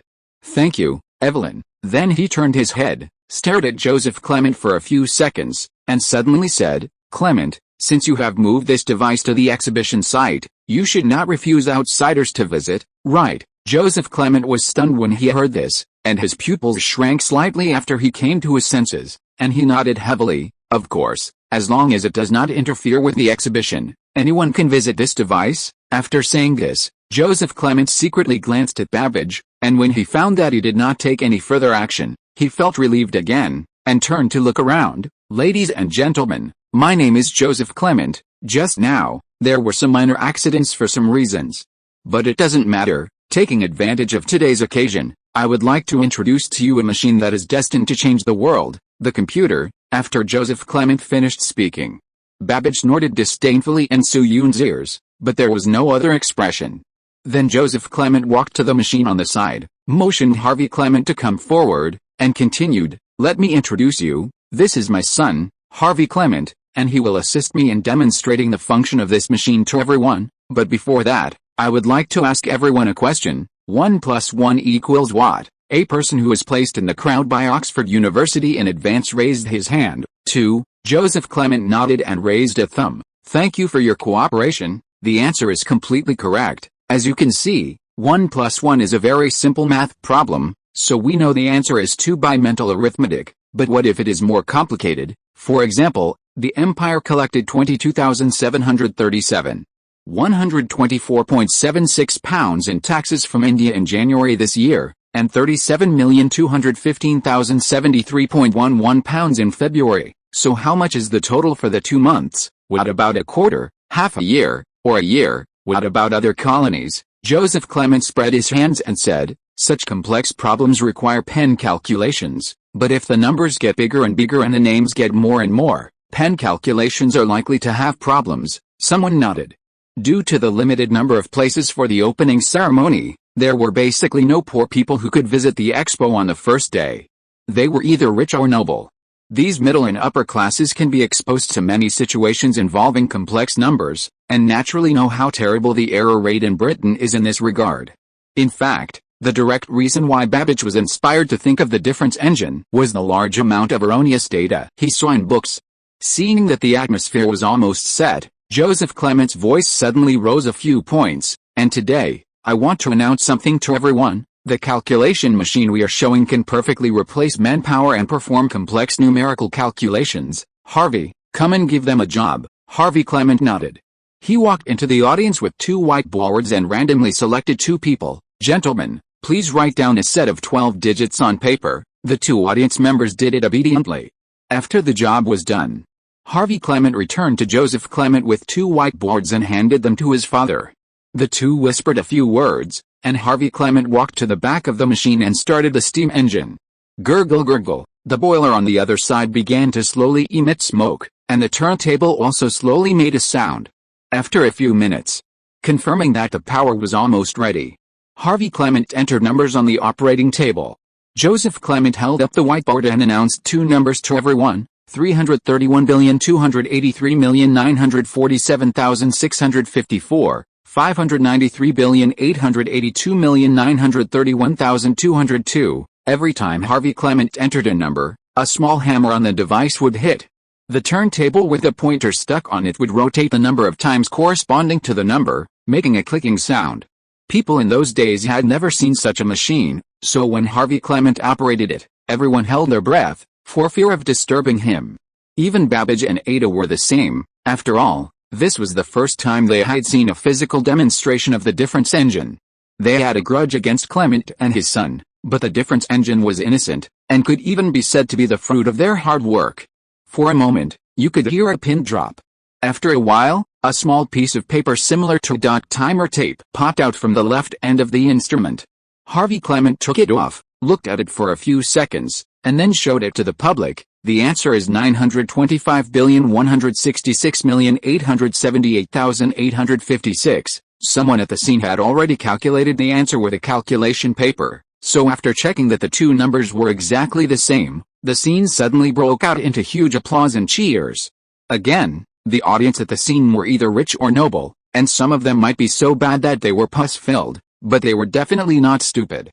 The calculation time of the calculator is longer than that of the pen calculation, but this is just an addition of a 12-digit number. If the number of words continues to increase, the time difference between the two will narrow. At the same time, the error rate of the former remains unchanged, but the latter will increase sharply. Amid the praises of the crowd, a somewhat silly voice suddenly sounded in Joseph Clement's ears. Mr. Clement, can your device calculate multiplication and division? Because there were many people around him who came forward to congratulate him, Joseph Clement could not look away for a while. So he subconsciously answered, multiplication and division? Of course, our device can calculate any multiplication and division within 7 digits, the voice asked again. 7 digits? 20 digits? Joseph Clement shook his head quickly. 20 digits of multiplication and division? Of course not, excuse me, this is beyond the capabilities of me and Oxford University.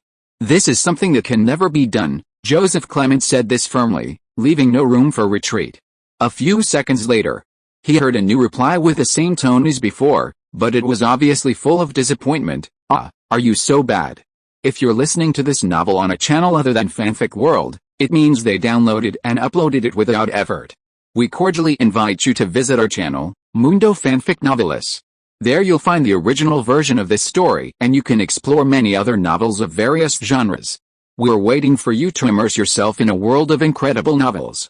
Chapter 331. The computer was born 100 years ahead of schedule. Hearing this sentence ringing in his ears, Joseph Clement instantly became like the heroine in a time-stopping movie, with his eyes wide open and his mouth slightly open. He stood there in a daze.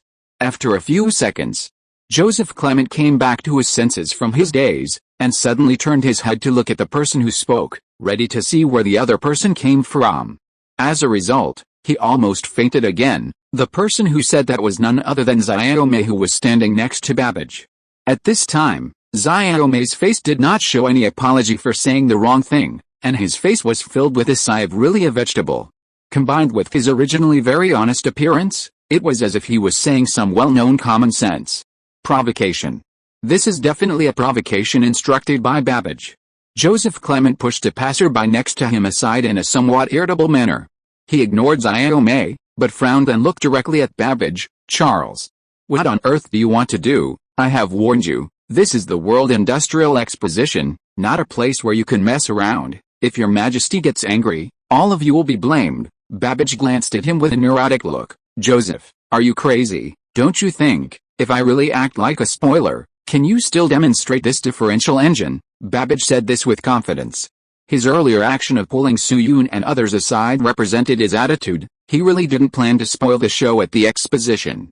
Looking at Babbage, who had a face full of "Are you crazy?" Joseph Clement felt the veins on his forehead throbbing.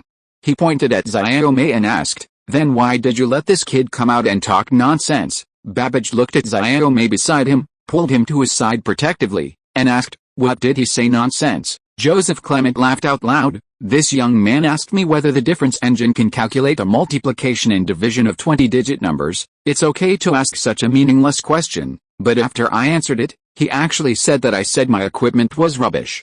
It's ridiculous, according to Joseph Clement's idea. The reason why Xiaomei, the young man, jumped out must be Babbage's stop-loss plan. Next, Babbage should reply unreasonably, the child is joking, and then he will either be ridiculed by himself, this possibility is relatively small, or take this opportunity to laugh and leave the scene in disgrace. So he slightly straightened his chest and prepared to output a wave of mouth cannon. Babbage just blinked and nodded. Sorry, I don't seem to understand. Is Maxwell wrong? The difference engine that can only calculate 8-digit multiplication and division is really bad? Hearing Babbage's answer, Joseph Clement fell into silence. A few seconds later, Sasako Hooker, who was standing beside him, suddenly heard a series of clicks. It was the collision of the back teeth due to excitement. What are you talking about? Sasako Hooker turned his head quickly.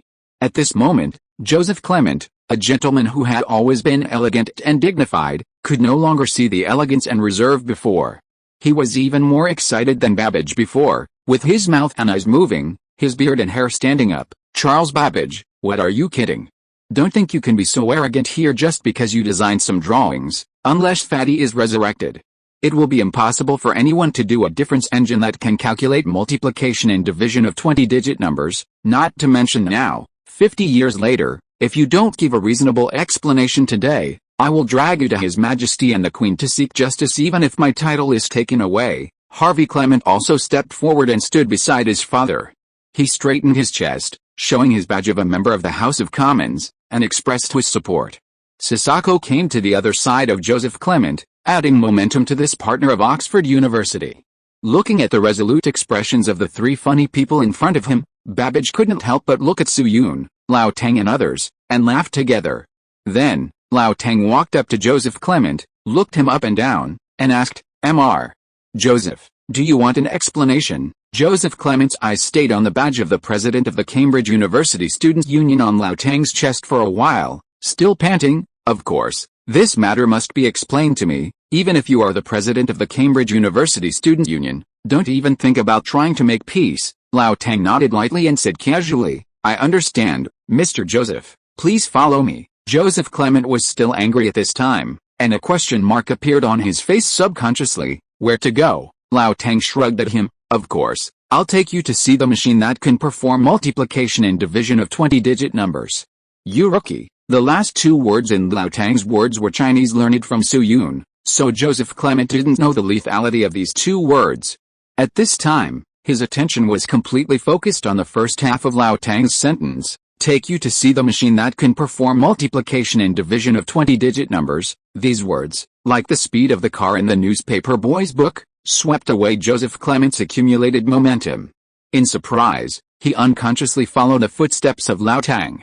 However, after just a few steps, Harvey Clement stepped forward and grabbed him. Father, the effect of his son's "Where are you going, Dad?" was good, and immediately pulled Joseph Clement back to reality.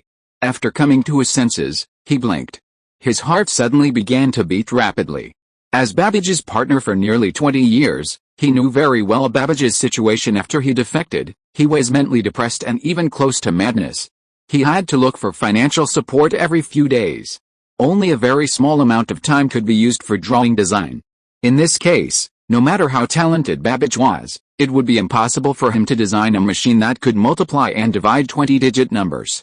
But on the other hand, now the other party said so confidently at the exhibition, which was obviously contrary to common sense, it is possible that Babbage went crazy alone, and Ada, the brainless fan, could explain why he accompanied him.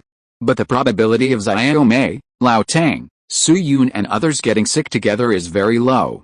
In addition to the possibility of going crazy, the rest is, did they really design such a machine? Thinking of this, Joseph Clement took a deep breath, pondered for a moment, and knocked his crutches heavily. Harvey, go with him. Harvey Clement nodded, supported his father and followed Lao Tang. Seeing this, Sasako Hook hesitated for a moment, gritted his teeth. and left the Oxford booth with a few people. As the figures of several people went away, other audiences at the exhibition looked at each other. Just like the gossip party waiting to eat the big melon of the three-character artist on the Mid-Autumn Festival in 2022, they also followed in a bustling manner. Booth B3, B4, B6. After walking along the industrial exhibition area for a while, Lao Teng and Su Yun and his group stopped in front of a booth. We're here, B14. The area of this booth is not much smaller than Oxford, and there is a red and white pattern floating on it. Su Yun is so familiar with this pattern, it is the school emblem of Cambridge University. In other words, the booth Su Yun and his group arrived at is the booth of Cambridge University at the World Expo. At the same time, unlike Oxford University, where Sasako Hook is in charge of the scene, the person in charge of the Cambridge University booth is Su Yun and Xiaome's chief tutor, George Stokes. Seeing Lao Teng leading a group of people to his booth, Stokes hurriedly greeted him. "Good morning, classmate Thompson, what are you doing?" Lao Teng nodded at him, and then the two icebergs whispered in a low voice. After listening to the process described by Lao Teng, Stokes glanced at the crowd that was gradually gathering around him, pondered for a moment, and said to Lao Teng, "Mr. Thompson, although we have made preparations to exhibit the equipment, this is, after all, a backup plan in case of emergency. As far as I know, its functions are far from complete. You and Mr. Charles are professionals in this field, so I hope you can give me an accurate answer. If we take it to the booth now, will there be any errors in the demonstration results?" Lao Teng shook his head decisively. "Professor Stokes, don't worry, there will be no accidents. If you don't believe me, I can." Lao Teng turned around and glanced at Xiaome. When he found that Xiaome didn't bring an axe today, he hesitated slightly, and then shook his head with some regret. "Forget it. I can't guarantee you that the axe is not here. Anyway, don't worry, nothing will go wrong." Seeing that Lao Teng was so sure, Stokes no longer insisted. "Okay, I'll arrange for someone to remove the protective cloth now." After Stokes left, Harvey Clement also helped Joseph Clement to the exhibition stand at Cambridge University. Then, without waiting for his father to speak, Harvey Clement asked first, "Thompson, where's the explanation you mentioned?" "Where is it?" Old Tang frowned and looked at the second president of the Apostles' Society, with a trace of disgust in his eyes. Now that their conflict has reached an irreconcilable point, Old Tang naturally would not give him a good face, so he answered dryly, "Mr. Congressman, are you a little too anxious? Since I have brought you to the Cambridge Exhibition Hall, I will naturally give a reasonable explanation. The more you scream now, the more painful it will be when your face is hit. Have you forgotten what happened on the night of the Apostles' Society interview?" Harvey Clement heard this, and a burst of anger suddenly surged on his face. At the same time, there were two faint pains in his stomach and forehead. Of course, he did not forget that humiliating night, a perfect Apostles' Society interview dinner, which was messed up by Su Yun and Evelyn. Although the final result was that Lao Teng and Evelyn both withdrew from the Apostles' Society. Rossetti and the Whig camp won a great victory. But he was hit hard by Su Yun, and his head was smashed by Evelyn with a plate. It took him several days to recover. But soon, Harvey Clement thought of something, and the light in his eyes became flickering. "You wait for me. In a few months, I must watch you." But the idea has not yet flashed. Harvey Clement's thoughts were interrupted by Stokes, who returned to the crowd again. "Everyone, the machine is ready." Hearing this, Harvey Clement suddenly felt his arm loosen, and when he looked up, he found that his father had walked to the front with a cane. So he had to follow quickly. At this moment, in the center of the open space 7 or 8 meters away from them, there was a very strange-looking device. It was the same as Clement's differential engine, with an obvious steam engine power source on one side. There were also connection tools such as abacus needles and derivative hammers. Judging from these devices, it is obviously also a computing device. But where it should have been placed with a large number of storage gears, it was occupied by more than 10 transparent glass tubes filled with mercury. These glass tubes are about 1 meter long and 10 centimeters in diameter, with some complex coils wrapped around the outside. If you look closely, you can also see some other small parts. Seeing this, Joseph Clement frowned immediately. What is this? If Babbage's machine looks the same as his difference engine, then he can be relieved, because this kind of design idea today will never achieve the effect of calculating 20 digits. But the machine in front of him is a bit strange. Just as Joseph Clement frowned, Lao Teng walked towards him. He handed 2 pieces of calculation paper to Harvey Clement and Joseph Clement respectively. "Gentlemen, in order to avoid being accused of presetting the results and making up the whole paper, please write down the numbers yourself. We are here to verify multiplication this time. The sum of 20-digit multipliers cannot exceed 20 digits and cannot be 1. I think you two understand this principle, right?" Joseph Clements nodded and nodded. The so-called operable numbers of a difference machine can be divided into 2 types according to the operation rules. The operands of addition and subtraction refer to the number on the left side of the equal sign. That is, the addend and subtrahend minuend in mathematics. I don't remember if there is an addend in addition. The output end, that is, the sum or difference on the right side of the equal sign, will be 1 digit larger than the addend and subtrahend minuend. That is, the operation of 3-digit addition can be 333 plus 333 equals 666, or 999 plus 999 equals 1998. But multiplication and division are different. The operable numbers of multiplication and division refer to the product or quotient, that is, the number on the right side of the equal sign. The sum of the values on the left side of the equal sign must be less than or equal to the operable number, even if it is an operable number x1. Don't ask why. This is the logic designed by Babbage. Although Clement and his son wished that Babbage would die soon, this rule still had to be followed, or in other words, there were so many people and they had to follow it. Then quickly, Clement and his son wrote 2 10-digit numbers on the paper. 8,283,749,219, 9,923,463,548. Lao Tang took the paper and returned to the equipment. First, he wrote the 2 sets of numbers on the cardboard for public display, and then handed them to Babbage, Mr. Babbage, may God bless you with all the best. Babbage thanked him, took the 2 pieces of paper and glanced at them, and said to Ada, "Ada, start the machine." Ada took a deep breath and pressed the start button with a solemn look. Gurgle gurgle, with the sound of the steam engine starting. Babbage's mood also rippled. It's been 31 years. 31 years ago, he came up with the idea of the difference engine during a chat with John Herschel, and started the related design. In 1822, he submitted a paper entitled On the Application of Machinery in Astronomical and Mathematical Tables to the Royal Astronomical Society. The concept of the difference engine was officially launched. In 1824, the Royal Astronomical Society awarded him the gold medal representing the highest honor, which was in recognition of the difference engine he invented. He was 32 years old that year, and he was also the Lucasian Professor of Mathematics at Cambridge University.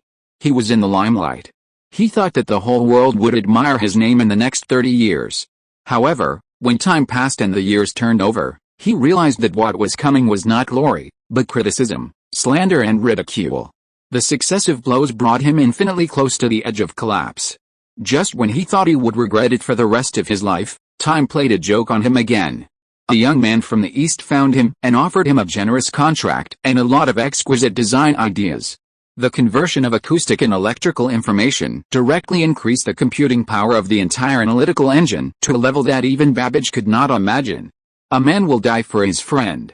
Last month, he and Ada had already broken through 20-digit multiplication and division operations with 100% accuracy. Although this calculation range is still far from the 35-digit calculation that Su Yun had agreed with him, Su Yun's star hunting plan still needs at least a few months to be carried out.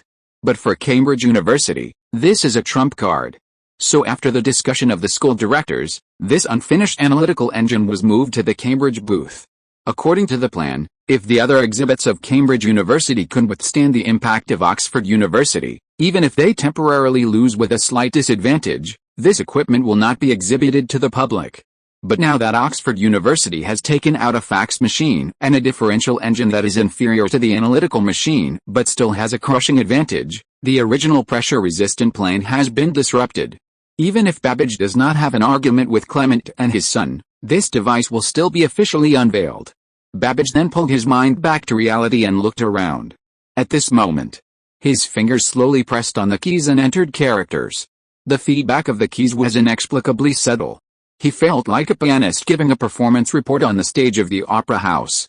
It was a pity that Su Yun couldn't read Babbage's thoughts. Otherwise, he would have complained that those who typed on the keyboard in the future were also pianists, but they were fighting for the household registration book and so on. 82,837. Babbage pressed a few numbers with great concentration, and said to Ada at the same time, "Ada, is the program running normally, at this time?" Ada did not have the elegance of a countess at all. She was sitting on a small stool, and she didn't realize that the soles of her shoes had stepped on her skirt. Hearing this, she wiped her forehead. "Everything is normal, you can continue to enter." Babbage nodded and continued to press numbers. 1 minute later, 2 factors were entered. Babbage pressed another red button representing output. Snap, less than 2 seconds. A piece of paper slowly emerged. Lao Tang took the paper and took a look at it. Then, to avoid suspicion, he immediately made it public. 82203483415519345212, at the same time. Click, Sasako Hookseer suddenly heard the sound of a pen falling. He was about to turn around when he saw a piece of calculation paper slowly flying in front of him. So he subconsciously grabbed the paper and spread it out in front of him. On the top of the paper was a number. 82203483415519345212. 20 digits, exactly the same as the one in old Tang's hand. Then, he felt a pressure and a sense of slipping on his left arm. A few seconds later, a cry suddenly rang out from the booth of Cambridge University. "Mr. Joseph, what's wrong with you? Someone, find a doctor, Mr. Joseph has fainted." Chapter 332. Go completely crazy. 1 day later. Cambridge University. Trinity College. Dean's office.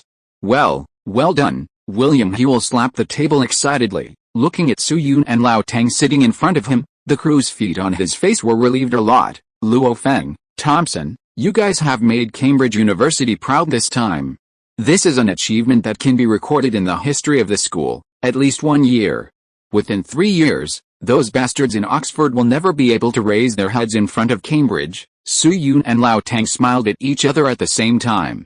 At this time, a whole day had passed since the opening ceremony of the World Expo. After smashing the Oxford University's place yesterday, the exhibition side of Cambridge University suddenly became the focus of the expo. Su Yun and others only stayed near the booth for a while, and they were squeezed out of place by the swarming crowd. So several people hurriedly said goodbye to Stokes, continued to walk around the exhibition hall for a while, and rushed back to Cambridge University that afternoon. Early this morning, William Hewell sent someone to call them to the dean's office, and he said good job as soon as he opened his mouth, which made Su Yun think that this philosopher was really going to do philosophy. After sitting down, Hewell even rarely poured a cup of tea for Su Yun and Lao Tang, which showed his inner joy. Looking at his own dean who was in a good mood, Lao Tang pondered for a few seconds and asked, "Mr. Hewell, I wonder how Joseph Clement is doing after he fainted." Although he and Harvey Clement had many conflicts, and Babbage and Joseph Clement were even more entangled. But Joseph Clement fell into coma at the exhibition side of Cambridge University after all. If he had any accident, it would be troublesome to deal with it. Lao Tang himself is a very obsessed official fan who is obsessed with politics. Compared with the momentary pleasure brought by something, he cares more about the impact of this thing. Looking at the solemn face of old Tang, William Hewell smiled and stretched out his hand to press down, signaling him to relax. "Don't be so nervous, classmate Thompson, relax a little. According to what I have learned, Joseph Clement regained consciousness yesterday afternoon and his life is fine." "Just," old Tang blinked and asked, "just what?" William Hewell was silent for a moment and pointed to his left hand. "Just I heard that his eyesight has deteriorated a lot after he woke up, and his left upper limb is weak, especially the front of his arm. No matter how hard he tries, he can't lift it up." Listening to William Hewell's description, Su Yun was stunned for a moment. It was different from old Tang's worries. Originally, he always thought that Joseph Clement's fainting was just a cover, and it was actually a means to escape from the Cambridge booth and avoid being ridiculed by Babbage. Anyway, Joseph Clement was just a partner of Oxford University, and whether Oxford University was embarrassed or not was not that big a deal with him. His difference engine fully met the standards of the contract between the two parties in terms of performance, and there was no breach of contracts at all. Therefore, relying on pretending to faint and leaving the scene is indeed a very feasible operation. This approach is definitely embarrassing, but at least it is much better than being scolded by Babbage and running away. But now it seems Joseph Clement's fainting was not fake, but he was really angry. At the same time, after waking up, he was suspected of hemiplegia. Well, Considering Joseph Clement's age, this situation is not outrageous. A few hundred years ago, there was a man named Joel who was the reincarnation of Yuan Shao in the East. He was angered by a certain huge villager and fainted 3 times. While Su Yun was in a trance, William Whewell on the opposite side picked up the teacup and sipped the water, and continued, "So Thompson, Luo Feng, you can rest assured, since no one has died, many things will be much simpler to deal with. In any case, it is impossible for you to bear the responsibility, in fact, let alone the response plan. If Oxford University still has some face, it will not take the initiative to trouble us." Su Yun and Lao Tang nodded together. Then William Whewell put down the cup, shifted his gaze to old Tang alone, and suddenly asked, "Student Thompson, you are going to graduate this year, right?" Old Tang subconsciously looked at the Trinity College emblem on his chest. A complex look emerged in his eyes. "Yes, I will graduate in more than a month." William Whewell asked again, "I heard that you are planning to return to Scotland after graduation." Old Tang didn't hesitate, nodded decisively, and answered frankly, "Well, I plan to go back to the University of Glasgow to see. They agreed to let me be a full professor of natural sciences. To be honest, I'm actually quite excited." William Whewell's index finger tapped on the table a few times, and the sound of his fingertips touching the table was clearly audible in the office. "Student Thompson, why don't you consider it again?" Old Tang was stunned. Without waiting for him to ask, William Whewell explained, "If you stay at Cambridge University, I can give you the treatment of a natural science lecturer on behalf of the school board. Although it may not be the chief position, it is also a full-time position and enjoys all the treatment it deserves." Lao Tang was stunned when he heard this. 2 seconds later, on his face, which looked very much like Saruman in the white robe in The Lord of the Rings, a look of astonishment slowly appeared. His eyes and mouth slowly opened wide, as if he was surprised by the official news of Feng Fang PC. It was mentioned a long time ago. Today's top universities are different from those in 2022.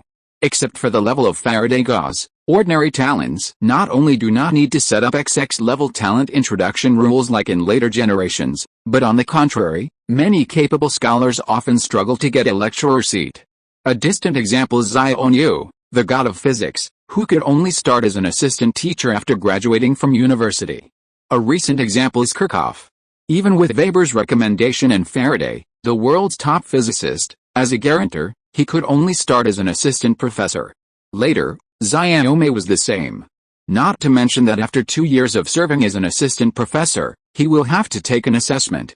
Only after passing the assessment can he become a rotating lecturer. After the rotation, he will be a full-time lecturer, professor, and chief lecturer. Therefore, in Lao Tang's plan, Cambridge University is not an option for him. He is a man who wants to enter politics.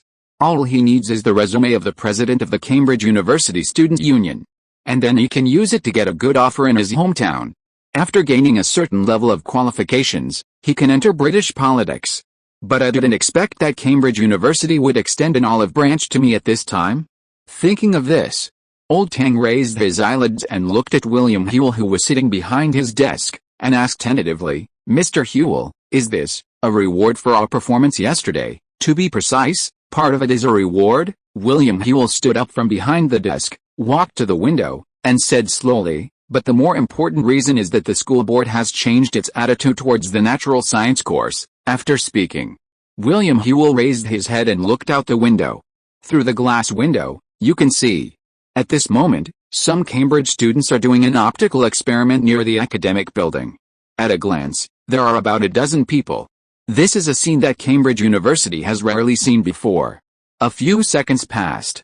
William Whewell retracted his gaze, came to Lao Tang, and patted him on the shoulder. "The school board has always had certain objections to the natural science course, believing that it is a heresy separated from the classical disciplines. Although there are not many people on the board who hold this opinion, it cannot be ignored. However, with the opening of the Industrial Expo yesterday, a whole new world appeared before us. The impact of a single booth in Belgium, Gaul, and the Netherlands may be limited, but when their numbers are added up, we realize that the times have really changed." This emotion reached a climax after seeing the analytical engine you developed. "I'm not afraid of you laughing at me when I say this. But in fact, before this, many school directors did not think you had the ability to invent the analytical engine." As he spoke, William Whewell couldn't help but take a deep breath.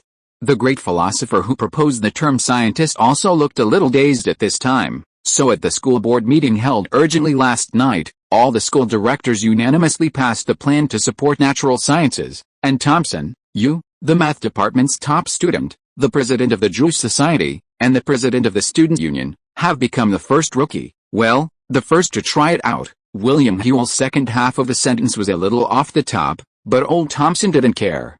At this time, his mind was completely focused on the words professor of natural sciences. There is no doubt that this is obviously a gamble. On the one hand, as long as he agrees to the proposal of his dean, he can successfully become a professor at Cambridge University. This will save him at least 5 to 7 years. At the same time, compared with Douglas University, the social circle of Cambridge University professors is obviously countless times better.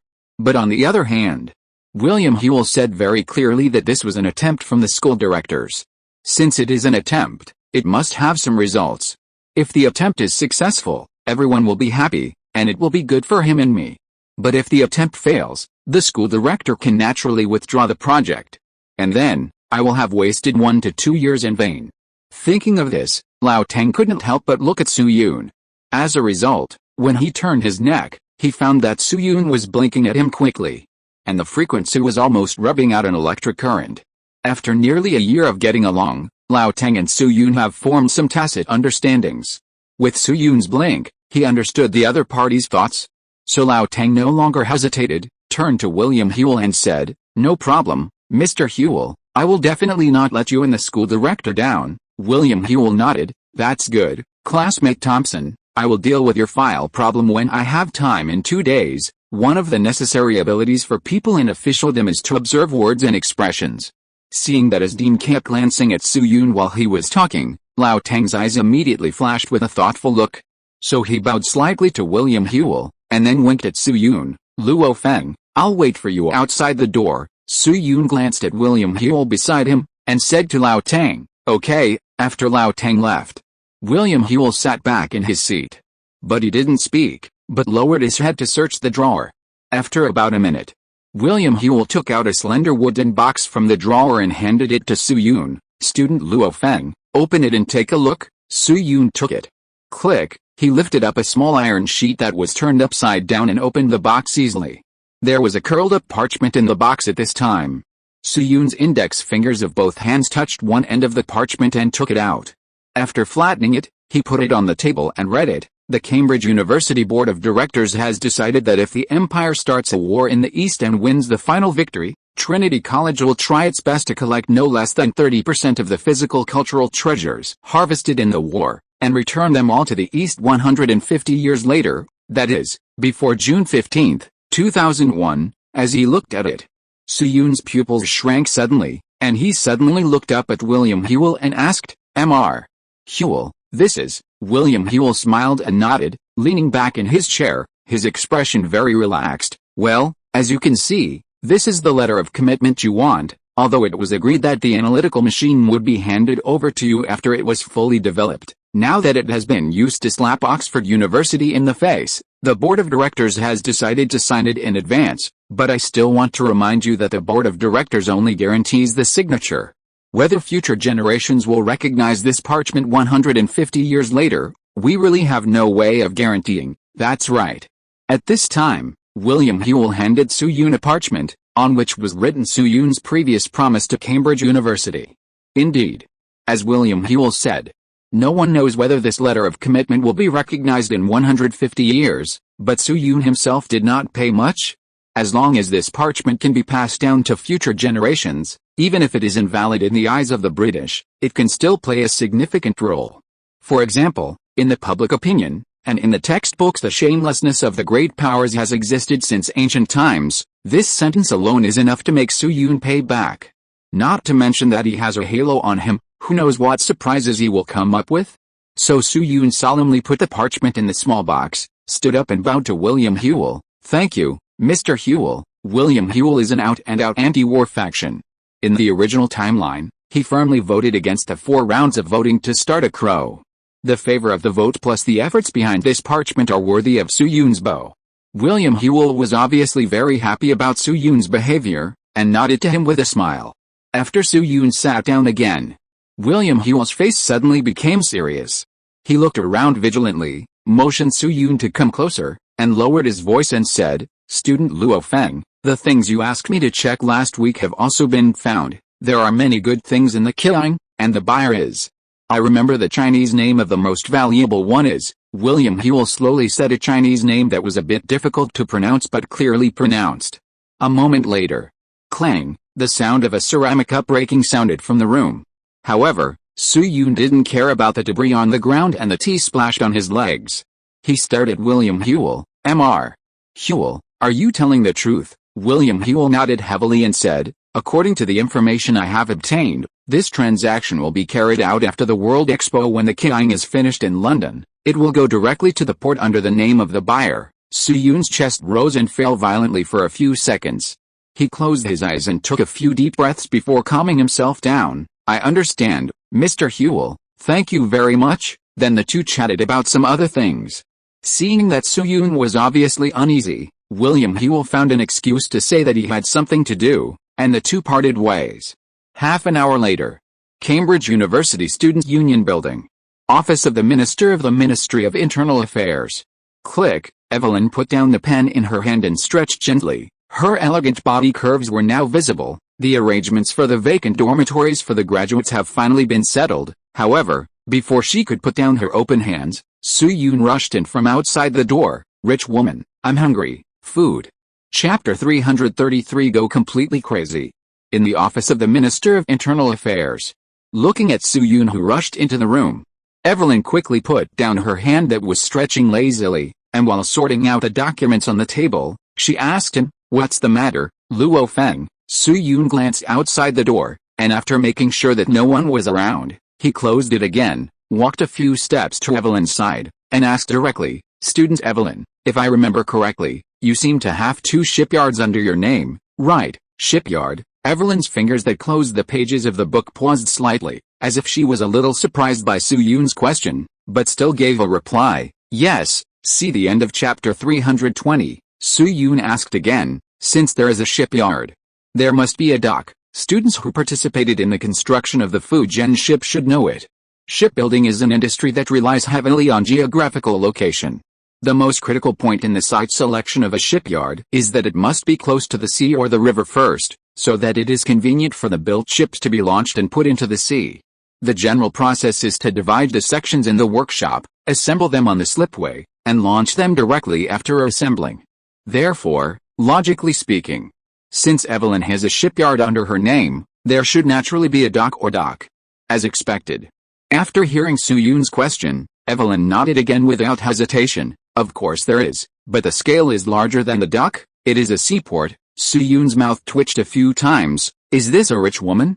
Then he took a deep breath, tried to straighten the expression on his face, and said to Evelyn, "In this case, Evelyn, can you do me another favor?" Evelyn lowered her eyes, and the expression on her face could not tell her thoughts. "What favor?" Su-Yun approached her and whispered a few words.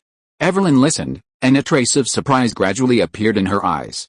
The degree of this fluctuation was even more intense than when Su-Yun told her to give those dogmatists a fatal blow. "Wait for Su-Yun to finish."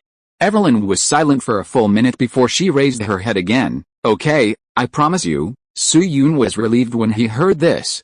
With Evelyn's help, some things will be much easier to handle. But in this way, the favors owed to Evelyn will become bigger and bigger. After chatting with Evelyn about these things, Su-Yun said goodbye and left the Ministry of Internal Affairs office. In the following time, Su-Yun, Evelyn, Lao Tang, Xiaomei, Babbage, Gauze, and all the members of the Jewish Society were completing their tasks as required. The London World Expo was also a huge success, just like in the original timeline. Almost every day, tens of thousands of tourists came to visit the museum, and the reputation of the royal family reached a new height. The King was still docked steadily by the Thames. From the depth of the draft, it can be seen that the treasures used for trading are still in its belly. The situation of the Crimean War was in a stalemate. The two sides confronted each other outside Sevastopol, and no obvious results were reported. Apart from the papers on the photoelectric effect and cathode rays jointly published by Faraday and Gauss, the whole year of 1850 was like Misaka Mikado's flat plate, without the slightest fluctuation. June 25. June 29th, July 17th, August 23rd. Day by day, month by month. More than 4 months passed in a flash. Finally, the calendar slowly came to November 5th, 1851. This was the third to last day before the closing of the World Expo, and it was also the day when Su-Yun conducted the final experiment. That's right. Final experiment. According to the plan, he will complete the Michelson-Morley experiment, the electron interference diffraction experiment, and the orbit calculation of the planet code-named X at the same time today.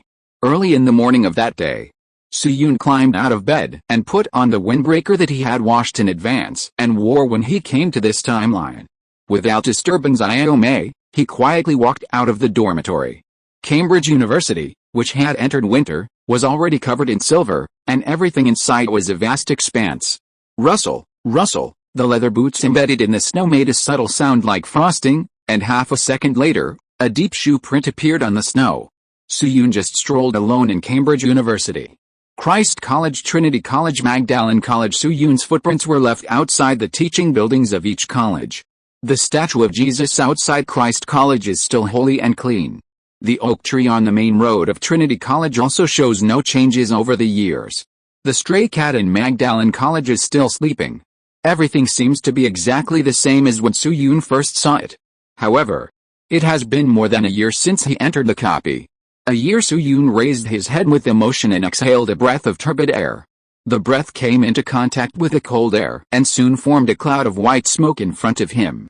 A year passed quickly, so quickly that it seemed like everything was yesterday. Just like in 2022, it is difficult for you to realize that a certain virus has actually been raging for nearly 3 years. It is also difficult to realize that the manual of conquering another world has been reported for nearly a year, and a certain pigeon author has been murmuring about the extra chapter for several months. But at the same time, a year is also very slow, slow enough for many things to happen and meet many, many people. This is time. Su-Yun picked up a handful of snow from the ground and slowly crushed it.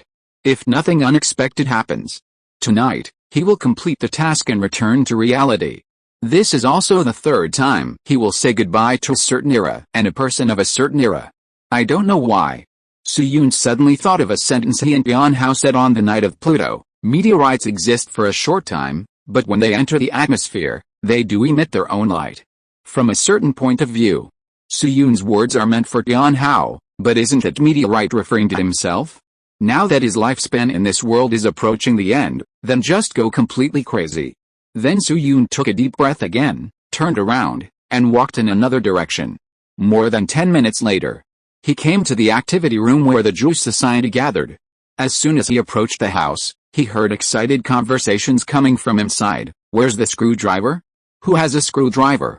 Give it to me, thank you, Minos. Check it again with your bare arm, with a vernier caliper. Later, we'll move the wooden board on the left first, then the base on the right, and carry it out horizontally. Senior, you're pushing me. The conversations were noisy and lively.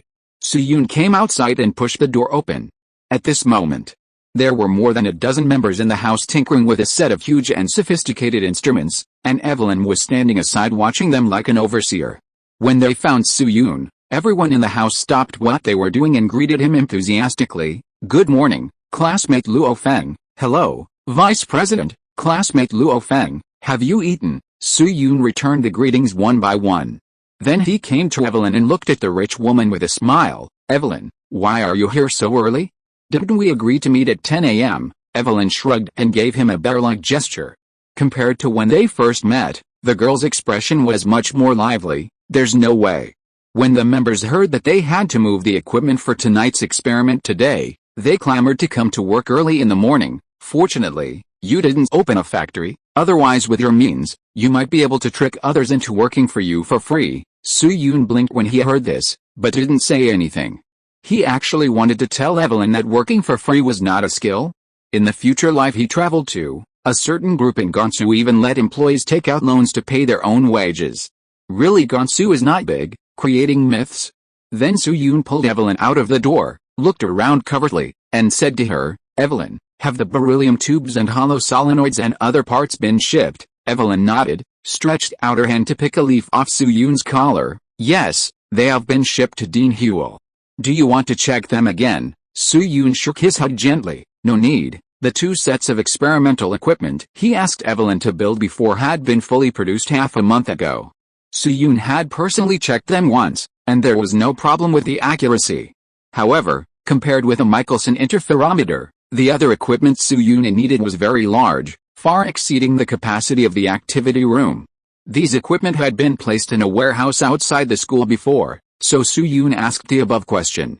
Just as Soo-yoon was simulating the process of tonight in his mind, Evelyn handed him another item wrapped in black cloth. By the way, take this. Soo-yoon took it and pressed it with his thumb for a few seconds, then raised his eyebrows. Student Evelyn, are both things ready? Evelyn put the backpack back on her back and said with drooping eyelids, well, I just finished it yesterday. In addition, as you said, the relevant processes are divided into different tasks, and no one knows the real steps except me. Soo-yoon carefully put away the items wrapped in black cloth and let out a long breath. Thank you. He had previously asked Evelyn to make 2 things, but according to his estimation, it would be great to have one finished product. Unexpectedly, Evelyn was so awesome that she made both things at the same time on time. With these 2 things in hand, it would be best if nothing happened next. But if something unexpected happened, Soo-yoon would at least be able to deal with it to a certain extent. And opposite him, looking at Soo-yoon who was taking a long breath, Evelyn was silent for a moment, and suddenly asked, Luo Feng, why do I feel that something seems to be wrong with you recently? Soo-yoon looked up blankly. Huh? Evelyn's eyes stayed on his windbreaker for a few seconds, and her brows slightly frowned. I always feel that your behavior has been a little strange recently. At first, I thought that the agreement between you and Professor Gauze brought you pressure, but I just found out recently, these pressures do not come from the outside world, but you seem to be always thinking about rushing to do something, as if someone is chasing you behind you. After saying that, Evelyn's eyes fluctuated a few times, and before Soo-yoon could speak, she abruptly asked, Luo Feng, you won't suddenly leave without saying goodbye one day like Mr. Fatty. Soo-yoon was stunned. Is this girl so sharp-minded? If I remember correctly, in the original Northern Song Dynasty copy, Xiao Zhao also said something similar to him on the boat flying to Beijing. I have to admit it. This is a sentence that will make people feel complicated in an instant. Even if Soo-yoon has lived 2 lives, he doesn't know how to answer.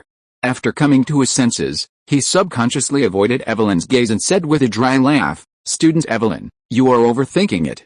Why would I run away? The reason why the ancestor Feiyu left without saying goodbye was because he met relatives on the road and didn't have time to say hello. Now I have no one to rely on. Where can I run to? Evelyn looked at him for a long time, and then nodded slowly. I think so. Soo-yoon was relieved. Then he gritted his teeth again, the scalp above, and chatted with Evelyn for a while. Then he quickly found an excuse to leave the scene. After leaving the activity room, Soo-yoon walked around the school again. He visited Faraday, Gauze, Riemann, Stokes and others one after another. And time slowly went around and around during these visits. Until night fell. Chapter 334 Go completely crazy.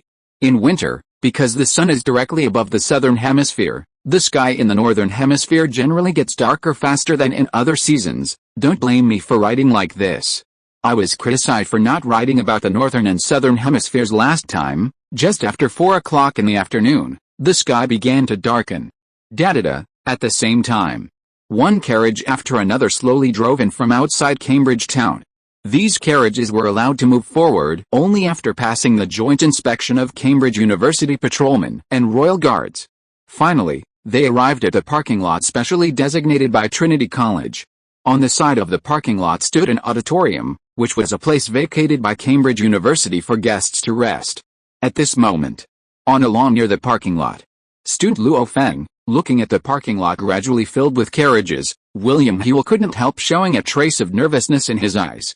He turned around and said to Soo-yoon beside him, Student Luo Feng, this time Cambridge University has invited hundreds of members of the Royal Society to attend.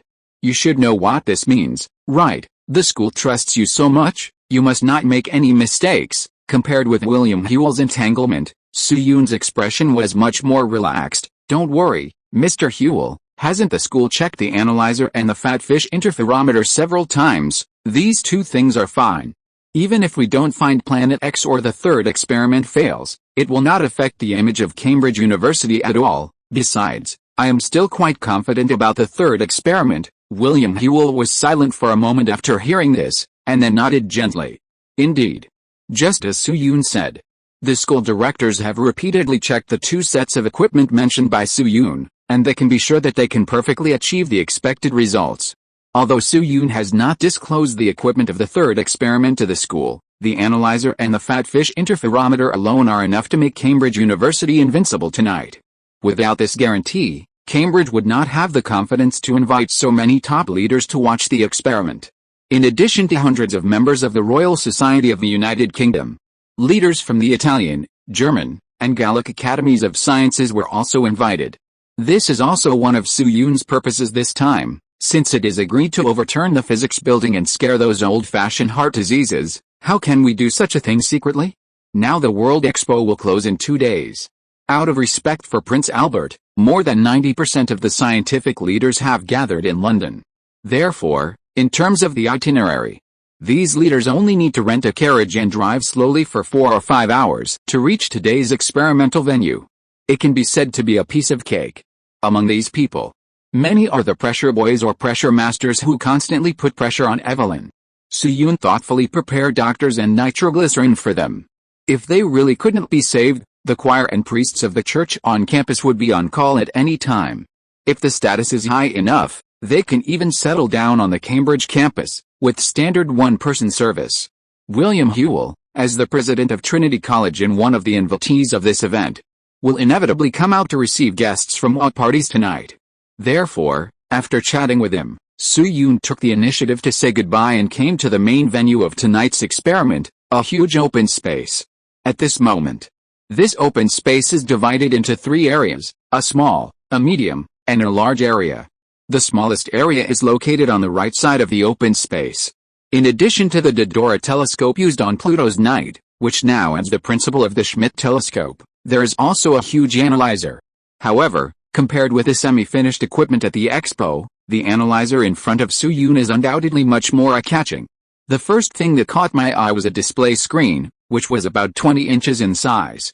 This screen, which looks quite rustic in the eyes of later generations, was a very high-tech product at that time. Its core principle is cathode ray imaging. Remember the dark areas that appeared in the cathode ray experiment? It is based on this principle. There is a cathode ray gun inside it. After receiving the signal from the host, it will emit cathode rays of different magnitudes according to the strength of the signal. These rays will hide an array of tiny blue, green and red phosphide points on the left side of the screen. After starting, the beams will be emitted horizontally in rows. When the phosphide points are hit by the beams, they will glow and thus display images. This is a low-power and low-efficiency display that can only feed back the final number, and forget about other images. Placed behind the screen are 2 giant devices about 5 meters high, similar to water towers in later generations. These 2 water towers store more than 800 512-word acoustic mercury delay line memories, which can perform fast multi-bit serial calculations. For example, the computer can get the result of the group of 20-digit numbers calculated by Babbage and others at the World Expo a few months ago in just 1.2 seconds. This speed is more than 10 million times slower than the 10^-18 seconds of later generations, but it is much faster and more accurate than manpower. In Su-Yoon's arrangement tonight, this equipment will replace the function of the calculation team of Pluto night and verify the astronomical data observed by various countries in the past year. Of course, based on the principle of not using it for nothing, Su-Yoon still retained the original toolboxes and asked them to serve as candidates for reinspection. Anyway, it doesn't cost money, just use a few hundred million. In the left area of the analyzer, there is a Michelson interferometer. It should be called the fat fish interferometer in this timeline. The 2 optical arms of the interferometer are more than 12 meters, and the lenses and refractors are also placed in the corresponding positions. The interferometer and the analyzer are in standby mode at this time and can be put into use at any time. Then on the left side of the interferometer is an extremely flat rectangular open area. The length of the ground is about 100 meters, and the width is about 50 meters. At first glance, the area of this open space is probably not less than 5,000 square meters. In order to organize such a flat land, William Whewell even asked someone to clear a piece of grass into an open space. In the future, Those environmentalists can at least round it up to cause the destruction of 700 to 800 square kilometers of the Brazilian rainforest. At this moment, Lao Tang, Xiaomei and others are leading the members of the Jewish society to lay something on this flat land seriously. Looking at this open space, Suyun's eyes are vaguely vague. From the perspective of steps, there are actually 4 things they have to do tonight. 1. Demonstrate the analysis machine. 2. Find the real 9th planet X3. Conduct the Michelson-Morley experiment to deny the existence of ether. 4. Complete the interference diffraction experiment of electrons. Among them, points 1 and 3 have been mentioned above, and they have been verified by Suyun and even Cambridge University. As long as 1 and 3 are taken out, Cambridge University will not be embarrassed tonight. The worst description is a flaw in the ointment. In the words of later generations, this is the so-called bottom line. As for the second point of finding stars, to be honest, Suyun has no idea. After all, even in 2022, the scientific community is not able to discover the possible existence of Planet X. Scientists can only infer from the orbital records of other planets that there is a gravitational source that is much larger than the Earth but far lower than the stars. Compared with 1 and 3, which have become established facts, or the uncertain event 2, Suyun's greater focus is on event 4. To be precise, it is a tool that will be used in event 4. The emergence of this tool will probably have an impact on the scientific community that is no less than the photoelectric effect and X-rays. Thinking of this, Suyun felt excited. Now this timeline has been messed up by himself, and this thing that will appear tonight is really exciting. Luo Feng, just as Suyun's mind was fluttering, Evelyn walked over from a distance. Today, the girl was wearing a white dress, and her face, which was not made up but still clean, exuded a youthful beauty. But for some reason, Suyun always felt that the girl's dress today was like a funeral. Ahem, I was thinking too much? Suyun quickly dispelled the whole thought from his mind and looked at Evelyn again.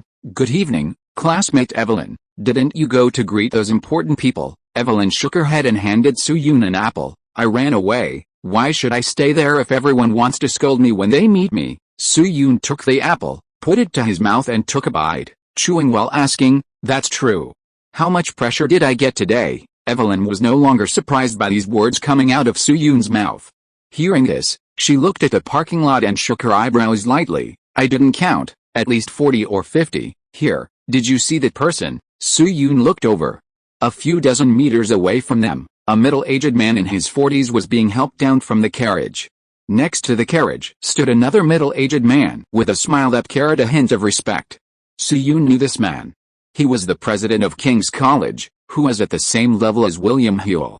Wow, this is quite high. Suyun took another bite of the apple and looked at the middle-aged man with interest. He seems to be a big shot. Evelyn nodded gently. Yes, his name is Christian Doppler.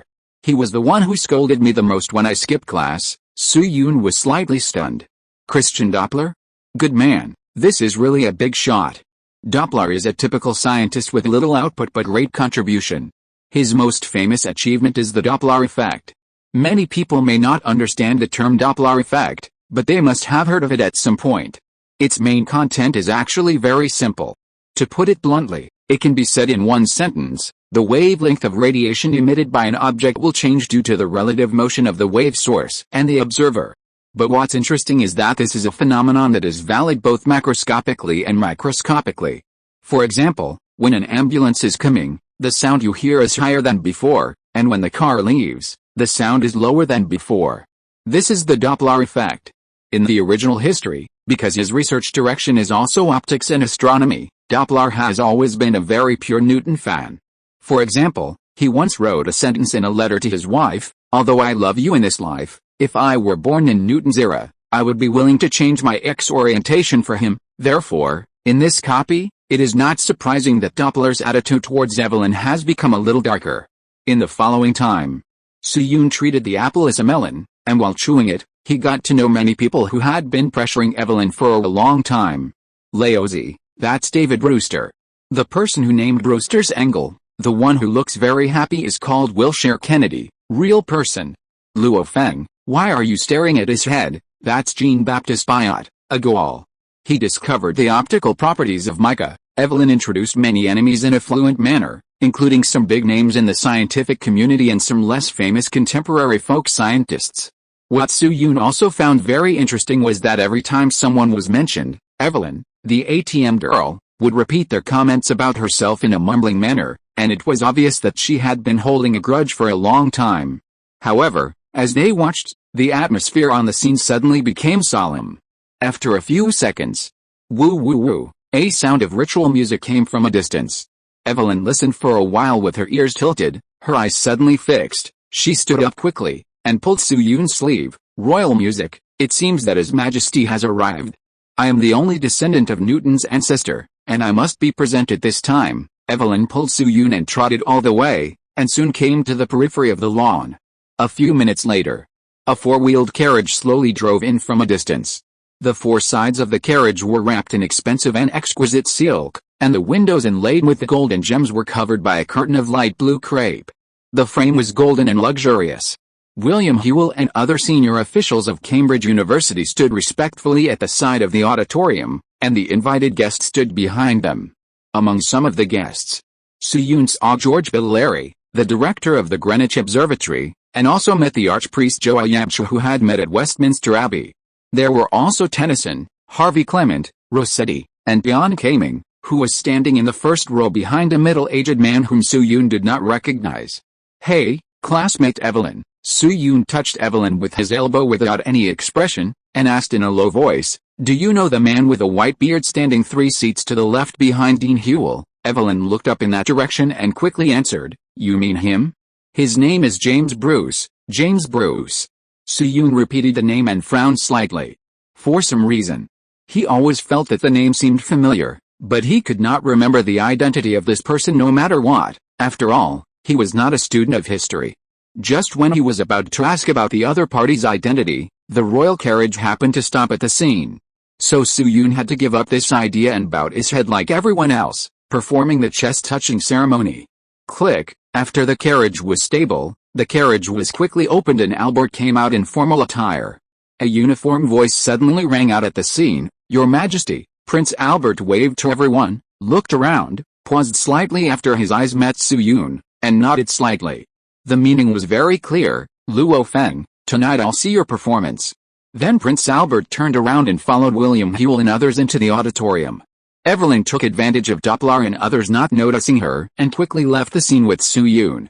About an hour later, the sky turned from dim to completely dark. Su-yoon, who hadn't happened in the past hour, took Evelyn to the analyzer and joined Gauze and others. It can be clearly seen that Gauze's spirit is much weaker than a year ago. The whole person looks sick and even needs Riemann to support him when walking. This is the inevitable situation that one will encounter when one reaches the end of life.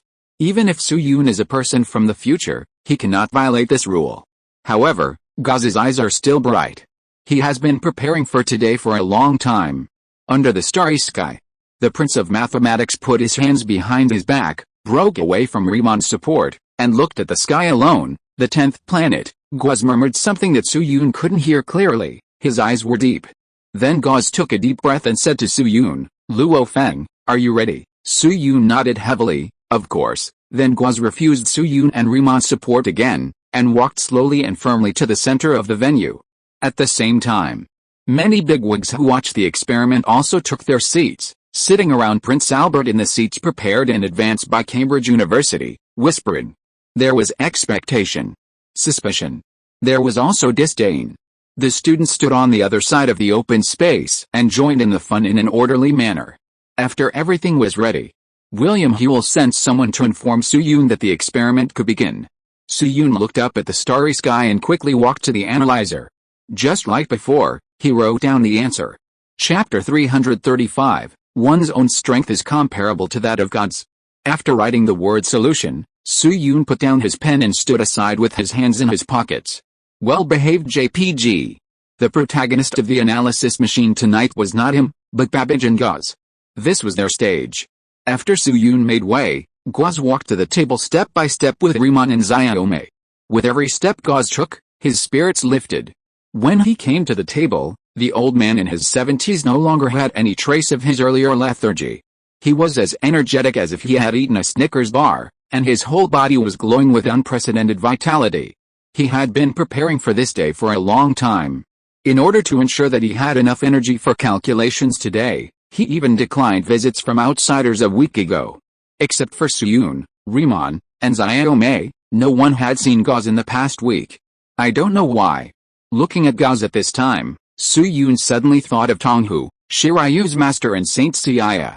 The Liber Gold Saint was ordered by Athena to monitor the 108 Hades warriors in the underworld, so he sat on the Wuleo peak of Mount Lushan all year round.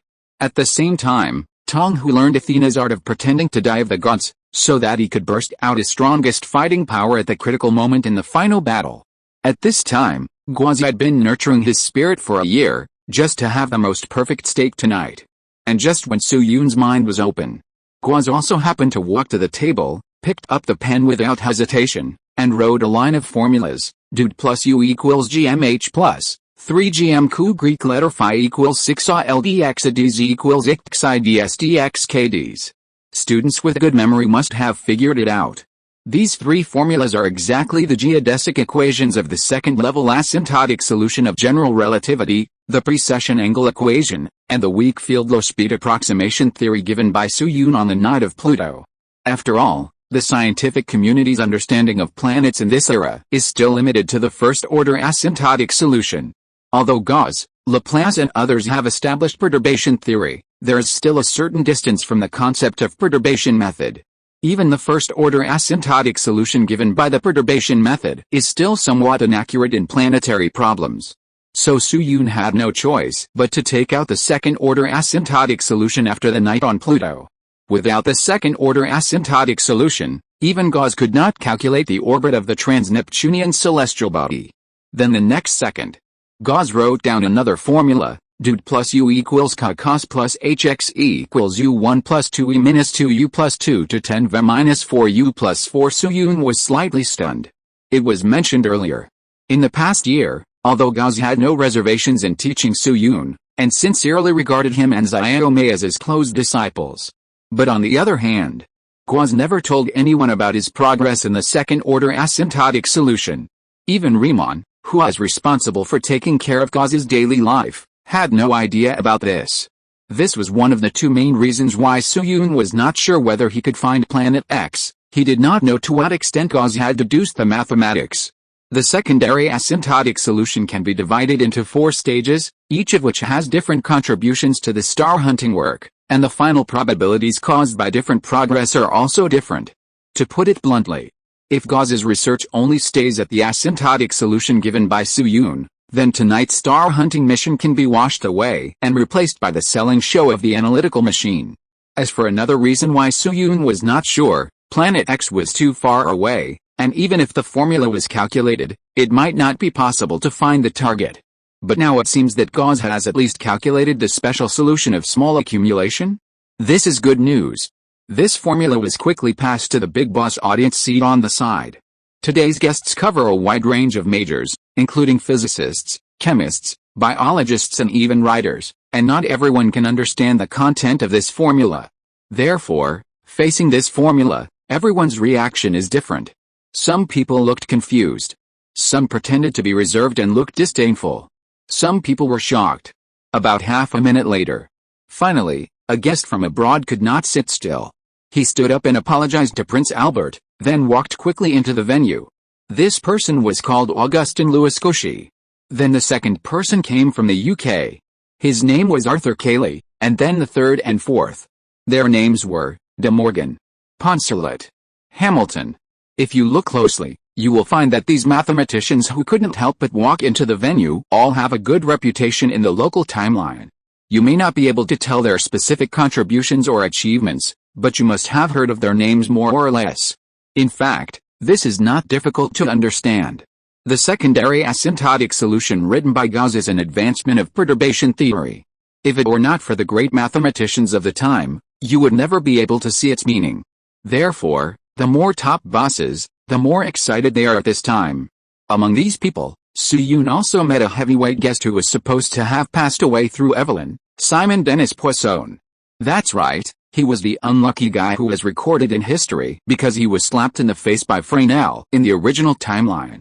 In the original history, Poisson was depressed after being slapped in the face by Fresnel, and finally died of mental illness in 1840. But now in this timeline, The discoverer of Poisson's bright spot has become Maverick, and this bright spot has been renamed Newton's bright spot. Poisson escaped the disaster without knowing it, and he has successfully lived to the present time after coming to Gauss. These big guys tacitly did not talk loudly, but quietly watched Gauss write the formula. Gauss seemed not to notice the presence of people around him.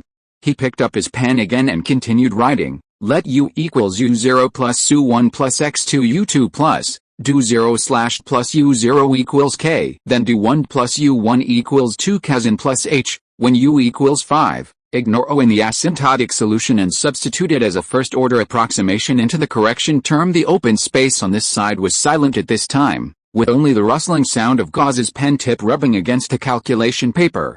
All the top mathematicians stood aside and listened to the class respectfully like ordinary students. More than 10 minutes later, Gauss took a deep breath and wrote down a final formula on the calculation paper. U equals U21 plus U22 equals 49 cacus plus H, plus 13 cos sin plus H, cos/4 cos plus H, cos/4 sin plus H, plus R1 cos plus H, plus B1 sin plus H. Looking at this final formula, Suyun's heart skipped a beat. His eyes widened and he almost blurted out fuck. It was not because he lacked concentration, but because the equation Gauss wrote was too amazing. After coming to his senses, he rubbed his eyes in a funny way and looked at the formula again. The content remained unchanged. Seeing this, Suyun opened his mouth and put his right hand in front of him. I saw my girlfriend, who was trembling slightly at this time. Suyun didn't have any impression of the specific value of this formula, but he was familiar with the expression of this formula. The form of this formula is almost the same as the general formula of ring-shaped celestial bodies derived by the team of Spanish astronomer Ortiz in 2017 through occultation observations with the assistance of the Barcelona Supercomputing Center, or BSC. The DOI of that article is org 10.1038 Nature 24051, published in the journal Nature, and it is also the most accurate general formula as of September 14, 2022. I calculated it using this paper plus the DE421 version in the JPL Precision Ephemeris at sdjplnasa.gov. The basic idea is to use Kepler's flat root number analytical extrapolation, taking into account the change of the root number over time, and approximating it to the t term, which is as reasonable as possible. It is also worth mentioning that the supercomputer at BSC is called Odin, which is the god King Odin in Norse mythology. In other words, in 1851, Gauss, a 74-year-old, dying old man, with a mortal body, is on par with gods. Looking at Gauss slowly writing on the paper, Suyun's mind once again emerged with Gauss's original words, I don't create miracles, because I am a miracle. Suyun didn't know how much effort Gauss had put in to calculate this formula, which was no longer necessary to mention at this moment. All descriptions of his efforts were not as intuitive as this 15-centimeter-long formula at this moment.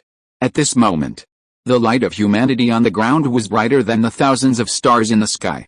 After writing this formula, Gauss handed the paper to Riemann and ordered, Bernhard, give it to Mr. Charles. By the way, Cauchy and Cayley, you are here just in time. Help to verify the data together. Cauchy, Cayley and several other mathematicians looked at each other and a question mark appeared on their faces. Oh my god.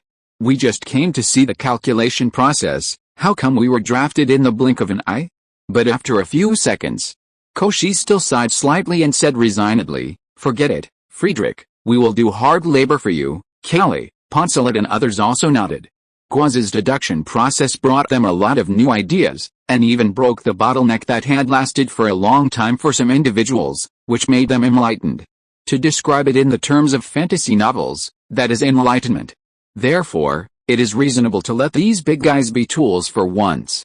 Riemann quickly handed this formula to Babbage, and Ada, the first programmer in human history, entered the relevant content. At the same time, George Biddleary, the then director of the Greenwich Observatory, also came to Suyun with his men and opened the boxes of observation records one by one. These observation records were all-star observation records taken by Gauss and Faraday in letters and asked observatories in various countries after the end of the Pluto night. As a reward or price, Gauss and others paid the structural drawings of the Schmidt telescope to major observatories. Suyun had no objection to this. After all, the Schmidt telescope was different from the other equipment he had brought out. This thing did not have much significant effect on the promotion of science and technology, At most, it allowed humans to observe some stars in advance. This was not the year 1100 AD when Lao Tzu was alive. At that time, the most common telescopes had not appeared, so being able to observe the starry sky was naturally of great significance. At this point in time in 1851, the Schmidt telescope would at most be more useful in specific situations. For example, the discovery of Dawson Eris a few decades in advance was meaningless, and at most it allowed Pluto to be removed from the 9 planets earlier. Anyway, Pluto had no objection, right? Once the Space Radio Telescope came out, the status of the Schmidt telescope would decline rapidly. Unless the astronomical community can use this thing to discover aliens, it will be the thing that has the least impact on the history of science and technology among all the technologies Su Yun brought out. Student Luo Feng, after coming to Su Yun, George Bellary pointed at the box and introduced him. In the past year, in addition to the major European observatories, we have also persuaded 5 observatories in America to cooperate, and the total number of participating institutions has reached 22. Each observatory will take at least 3 photos a day. With a full observation of our Greenwich Observatory, the image records in the box are as many as more than 25,000. Wow, so many. Su Yun was slightly stunned when he heard the words. After coming to his senses, he hurriedly thanked George Bidlary. Thank you very much, Mr. Airy. These days are not like the later generations. The cost of photos or film is very high. Even for official institutions such as observatories, the cost of a photo is around 0.1 pounds. According to the previous exchange rate, it is equivalent to between 90 and 100 yuan in the later generations. Therefore, in Su Yun's previous estimate, it is very rare for an observatory to take a record every day. As a result, I didn't expect these observatories to be so powerful and take so many observation records in a year. These observation records, together with the analysis machine, Gauss's formula and the latest tool team. Basically, it can be said that the personnel aspect has been done to the extreme. The rest is up to fate. These boxes of observation records were quickly distributed to the table, and the tool team began to convert the coordinates. The converted coordinates were input into the analysis machine for least squares calculation. The magnitude used by Gauss on the night of Pluto was 8th power, that is, L equals L0 plus L1 Greek letter tau plus L2 Greek letter tau 2 plus L3 Greek letter tau 3 plus L4 Greek letter tau 4 L8 Greek letter tau 8, 10 cap 8. And this time with the help of the analysis machine, Gauss went directly to the 17th power. Of course. A large part of the reason for this accuracy is that the maximum conversion of orbital longitude will not exceed 1, and generally fluctuates around 0.1 to 0.4. For example, the 17th power of 0.412 is 0.000000283957.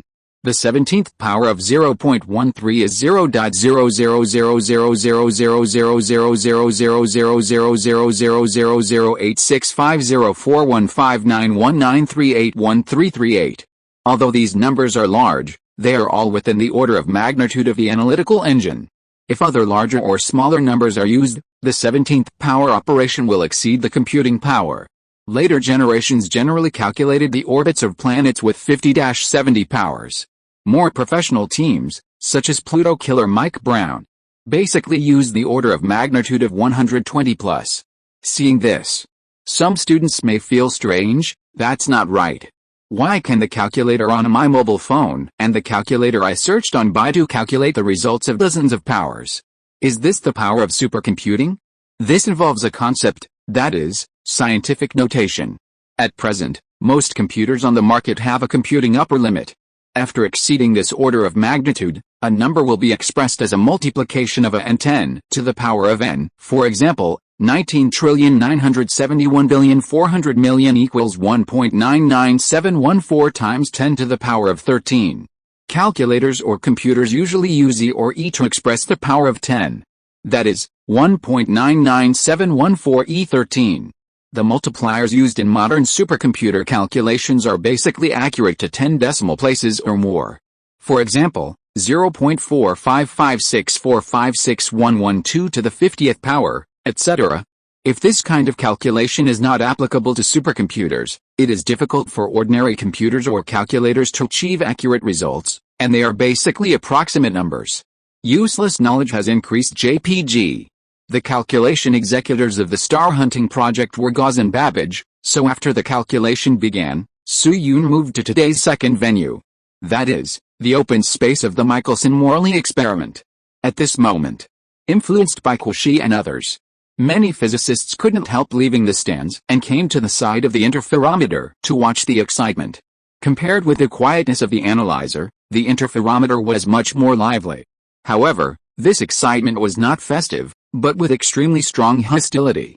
"Hey, Oriental boy," as soon as Su-Yun showed up, a young man ran up to him aggressively, looking at him with unfriendly eyes. "Damn Oriental boy, I heard that you have been promoting the non-existence of ether recently." Looking at the young man who seemed to be about to say, "God, I must kick your ass hard," in the next second, Su-Yun blinked. "Yes, it's me. What's the matter, sir?" The young man was stunned for 2 seconds, and then screamed, "God, I must kick your ass hard." "Su-Yun, really?" However, before the young man could make a move, he was stopped by the people around him and quickly taken aside. After a moment, another middle-aged man who looked a bit like Liu Charlie and Detective Dirunji came up. "Student Luo Feng, right? Although Anderson's behavior is a bit rude, as a student at Cambridge University, your remarks are a bit too shocking, especially..." The middle-aged man turned his head and glanced at Evelyn not far away. "You also led Sir Newton's descendants to this wrong path. How can you face Sir Newton and your fat fish ancestor in the underworld after you die, obviously? Is this also a pressure father or a pressure half-father?" Then Su-Yun thought about it and asked him, "Sir, what is your name?" The middle-aged man straightened his chest and reported a name, "Rudolf Julius Emanuel Clausius." "Clausius?" Su-Yun repeated the name and quickly locked the target in his mind. Rudolf Julius Emanuel Clausius. German, one of the main founders of thermodynamics. To be honest, he is 3/4 of a big shot.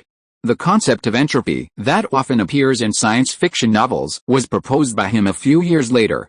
Even at the end of the 19th century, the unit of entropy was Clausius, with the symbol Cl. This is also a well-known Newton fan in history, but he is a little more normal than Doppler, and he is a figurine party. Among the Newton personal letters currently preserved in the Newton Personal Museum at the University of Cambridge, more than 30 were donated by Clausius after his death. In 1857, a corner of Newton's former residence collapsed, and Clausius donated £500 the next day. At the same time, Clausius is also a standard classical aristocrat. His father is a primary school principal in the city of Kurslin in the Pomeranian province, with the title of Baron, and the family business is all over Europe. Although he went to school at the University of Berlin and even studied with Dirichlet for a period of time, but out of support for classical subjects, he eventually chose to go it alone. There is no doubt. This is a typical dogmatist. At most he is more capable than other keyboard warriors. However, considering that Clausius later introduced a variety of concepts in the gas motion model he studied, and non-subjectively deduced the development of modern science, Su-Yun decided to maintain some respect for him. Mr. Clausius, how do you know that the substance called ether must exist? Clausius looked at him seriously and answered without hesitation, "Because this is a concept proposed by Sir Newton." Su-Yun opened his mouth, wanting to say something but stopping. "How can we talk about this?" Looking at Clausius, who looked so determined, Su-Yun inexplicably thought of some fans of Feng Fang and Kukui that he had seen on the internet in his previous life. Brainless fans are really hard to communicate with. So Su-Yun sighed and decided to change his mind. He spread his hands and said bluntly, "Mr. Clausius, whether you believe that ether does not exist or not, the current situation is not suitable for quarreling or talking nonsense. There are so many big guys and Prince Albert watching outside. If you want to stop me, why don't you go and talk to them? Besides, the idea of this experiment is simple and clear.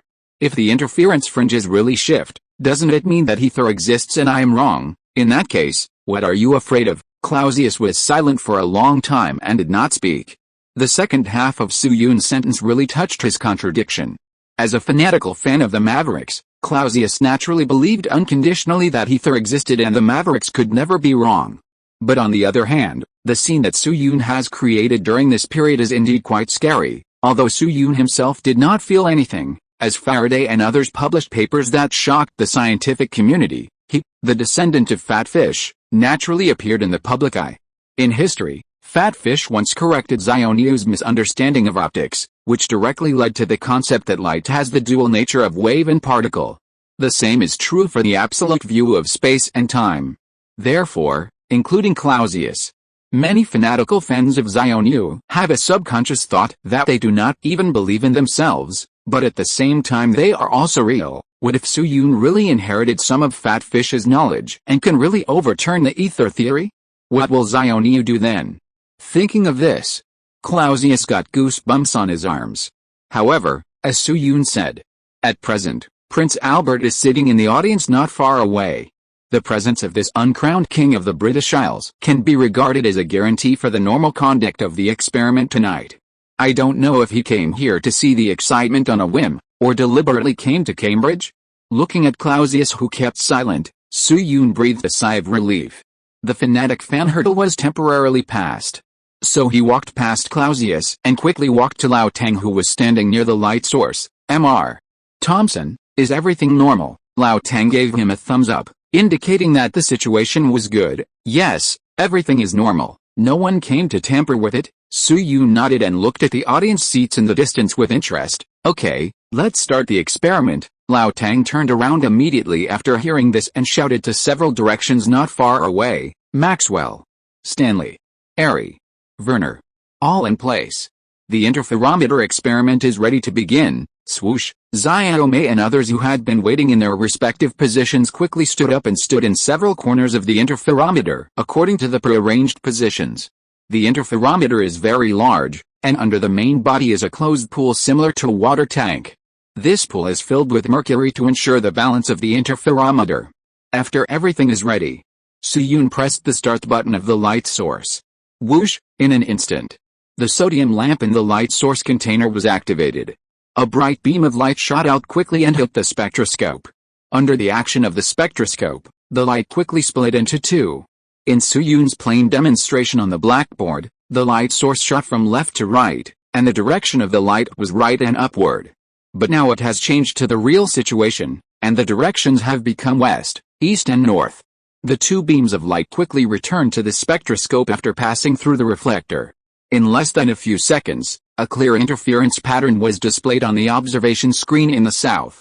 At the same time, the sound of reporting points soon sounded in several directions. Senior Thompson, M1 reflection is completed, the rotation angle is 0, President, M2 reflection is completed, the arm length is 12.3, interference fringes have appeared, and the light path is straight and correct. After the step, Zhongjing did not rush to the next link, but invited several pressure masters including Clausius to the side of the observation screen. He pointed at the interference fringes on the edge of the observation screen and asked these pressure masters, several gentlemen, I wonder if you have any objections to the experimental process. Clausius turned around and looked at Doppler, who had just arrived at the side of the interferometer, and shook his head. No, Zhongjing's experimental plan was very mature, and they really couldn't find any loopholes. In fact, these pressure masters had discussed the relevant content before the experiment began, that is, when they were resting in the auditorium. If they could really find a bug, they would have jumped before the experiment began. Seeing that everyone had no objection, Zhongjing waved to the side. Soon, Evelyn came over with a prepared paper and pen. Zhongjing took the paper and pen, unscrewed the pen cap very considerately, and handed it to Clausius and others. In this case, can you calculate the fringe deviation that will appear after the interferometer rotates 90 degrees as a whole according to the existence of ether? Clausius and others hesitated for a moment, took the pen and paper, and calculated on the spot. It was mentioned earlier. According to the theory of ether theory, when the Earth revolves around the Sun, there will be an ether wind blowing towards it, and the speed is 30 kilometers per second. Therefore, the propagation speed of beam 1 along the direction of revolution to M1 and back from M1 is different. Assuming that the speed of the Earth is v, and the distance from the spectroscope to the reflector is d, then the speed of going and coming back is cv and c plus v respectively. It is equivalent to headwind and tailwind. The time for the two round trips is d, cv, plus d, c plus v. Since beam 2 is perpendicular to the direction of the Earth's rotation, it will encounter ether wind whether it is coming or going. Then the time is fixed. 2d, cv. In this way, the optical path difference between beam 2 and beam 1 reaching the observation screen is cd, cv, plus d, c plus v, minus 2d, CVL is 2dVc. With these data, the next step is simple mathematical calculation. The number of moving stripes is 2x11x, 1 times 10 to the power of minus 4, 5.9 times 10 to the power of minus 7, which is 0.37. Looking at the value calculated by everyone, Su-Yun emphasized it again, everyone, that is to say, if ether exists, then the stripes will move 0.37 stripe units, right? After everyone nodded, Su-Yun pointed to the imaging screen and said, you can see that the accuracy of our instrument is 0.5%, which means that we can measure the movement change of 1 over 200 stripes. 0.37 converted to a percentage is 37%, and the difference between the two is very large. That is to say, if the stripes have moved as they should, we can definitely observe this change. After saying that, Su-Yun stood up suddenly.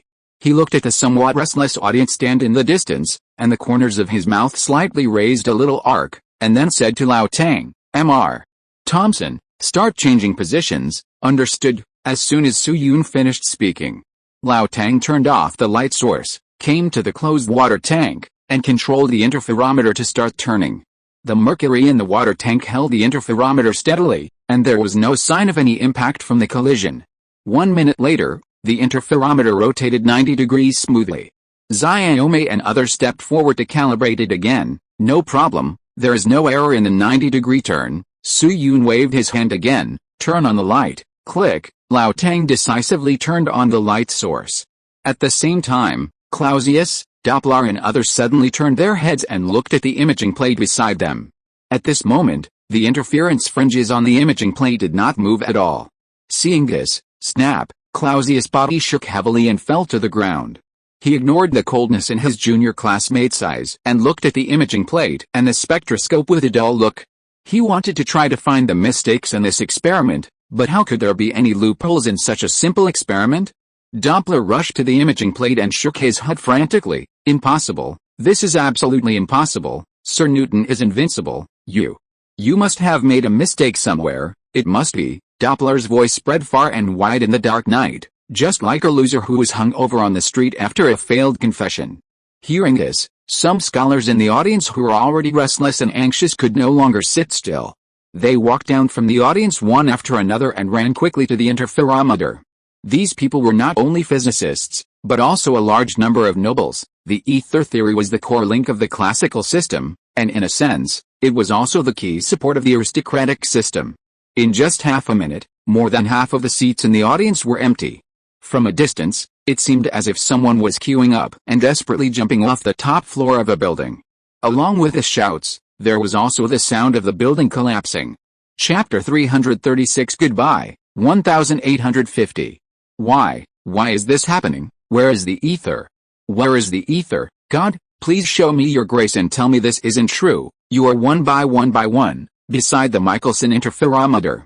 Looking at the chaotic scene in front of him, Su-Yun suddenly had a subtle sense of déjà vu. At this moment, the imaging plate beside him seemed like an inscription with the word Diane engraved on it, with the word ether written on it, and its birth and death years engraved on the lower left corner.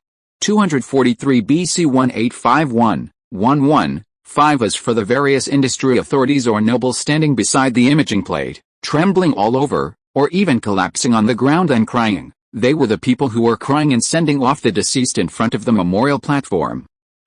This seems to match Evelyn's clothes before, and just as Su-Yun was sighing. Specifically, about 2 of his body lengths. An old man with gray hair who was originally looking at the imaging plate in confusion suddenly stood up from the ground. He came to Su-Yun in one step, grabbed Su-Yun's collar with both hands, and shouted to him desperately, "It's you, it must be you. You must have done something to this equipment, right?" Looking at the old man with a strong Apennine accent, Su-Yun let him grab his collar without taking any countermeasures. First of all, the other party is already quite old, and it may hurt him if he takes action easily. Secondly, his name is Amodio Avogadro. That's right. It's the Avogadro constant. This is a predecessor with a very high status in the history of science. At the same time, he is not the pressure master who has targeted Evelyn. From a mathematical point of view, the supporters of the ether theory and the pressure master are actually the relationship between sets and subsets. 95% of the latter belong to the former, but the former is not necessarily the latter. Avogadro appeared here not to put pressure on Evelyn, but because Su-Yun assisted Faraday in calculating the charge-to-mass ratio of electrons, which was a discovery that could be regarded as a life-or-death level for him. So, this molecular master dragged his dying body and ran to Cambridge University excitedly to join in the fun. Who would have thought that this unlucky guy was just like the ant in a news story in later generations? Originally, he heard about the fire on his way home from get off work and ran to join in the fun, but found that it was his own house that was on fire. In fact, there were many people like Avogadro at the scene. For example, it was mentioned earlier that Xiaomei and Lao Teng were all supporters of the ether theory. In the original timeline, Lao Teng tried to rescue the ether theory on important occasions many times. To some extent, the foundation of the ether theory even exceeds the later theory of relativity, because ether is just an easy-to-understand model, somewhat similar to the later dark matter. It does not involve too much calculation and professional knowledge. And to truly understand and learn the theory of relativity, you need a very high mathematical foundation. Therefore, it is not uncommon for people like Avogadro to appear at the scene. Let's return to reality. Avogadro held Su-Yun's collar tightly. His eyes seemed fierce, but Su-Yun saw despair and even a hint of begging in his eyes. He seemed to be expecting Su-Yun to let go and admit that he had indeed tampered with the interferometer. However, the only response he got was Su-Yun's sigh. "I'm sorry, Mr. Avogadro, I really didn't make any changes to the interferometer. You should have the answer to this." Avogadro stammered a few times when he heard this, and suddenly his whole body relaxed, and he weakly let go of the hand holding Su-Yun's collar. The momentum that was originally disguised, like an angry lion, disappeared in an instant. Later generations all knew that Avogadro was a chemistry master, but few people knew that Avogadro's attainments in physics were also extremely high. Avogadro was hired as a professor of physics at the Royal Academy of Vercelli in 1809, and became a professor of mathematics and physics at the University of Turin in 1820. He officially retired until last year. Therefore, he had actually guessed Su-Yun's answer long before he opened his mouth. It was just that he had never dared or was unwilling to believe it in his heart. At this moment, standing in front of Su-Yun was only a decadent old man with messy hair. Looking at the dejected Avogadro, he glanced at the other frustrated bosses not far away. Su-Yun sighed again. This is the cruelty of the history of science. Every major change in the history of human science basically overthrows the earlier building, and then rebuilds the seemingly bright and beautiful physical building on the ruins. I don't know how many desolate and desperate stories are buried underground. Just as Su-Yun and Avogadro were silent, a middle-aged man in his early 30s came over. This man's figure was a little bloated, and his cheeks were slightly bulging. With a short hair, he looked quite square. However, in sharp contrast to the square appearance of the visitor, his words were full of hostility as soon as he opened his mouth. "Damn it, Luo Feng, right? I have found the mistakes in your experiment." Looking at the man in front of him who was so confident, Su-Yun couldn't help but curl his lips and laughed. Earlier, when welcoming guests, Su-Yun and Evelyn had stayed under the tree and listened to the rich woman muttering about the crimes of every stressful old man or stressful boy. There were many visitors, and Su-Yun actually only remembered a few. The man in front of him had a very outstanding face, somewhat similar to the square-faced monkey in later generations, and was highly recognizable. Therefore, when Evelyn introduced many guests before, Su-Yun also remembered the other party's identity. This man is called Georgia Terry, a British man, and a standard stressful boy. According to Evelyn's mumbling. This guy almost writes an article every Saturday to criticize Evelyn's personal life, just like the game in later generations that schedules the next weekend copy. At the same time, this person is different from Doppler and Clausius. Although Doppler and his team were under pressure, their abilities were not low. One discovered the Doppler effect and was the first professor of physics at the University of Vienna. The other was one of the founders of thermodynamics and proposed the concept of entropy. Although their status was far inferior to that of the Mavericks, they were also famous in history. But Georgia Terry was just an editor of a newspaper and had not even attended university. He relied on his editorial identity to become a member of the Dungeon Group and used Evelyn crazily to brush his achievements. According to the personality of this person introduced by Evelyn, the other party should not be looking for him to chat, right? Sure enough.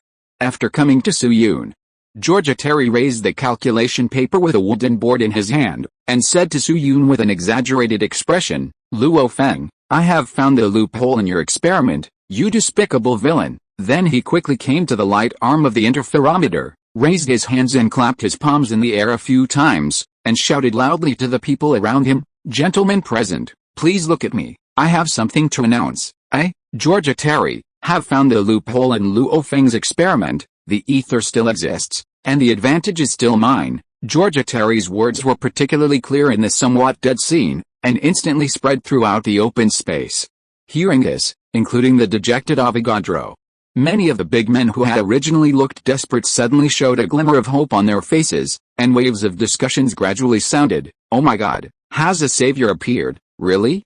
Has anyone found the loophole in the experiment? So many experts on the scene haven't found the error. Can he really do it? What's his name? I don't know." Looking at the eyes focused on him, Georgia Terry couldn't help but puffed out his chest proudly.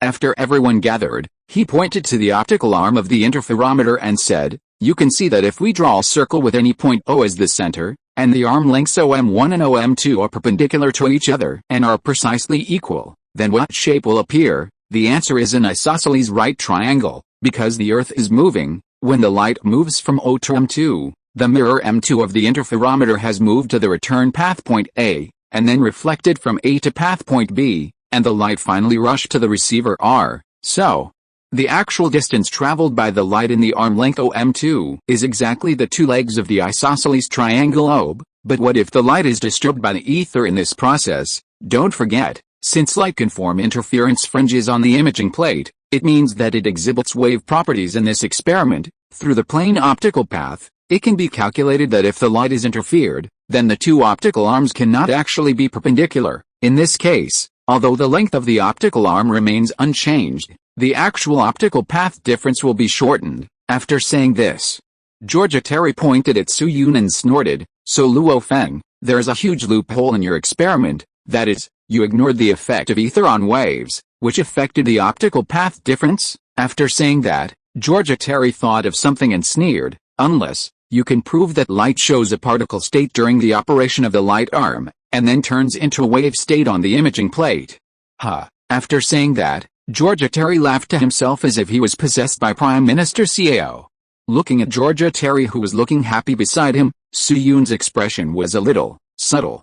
How to say, "Is this like someone handed me a condom when I wanted to sleep?"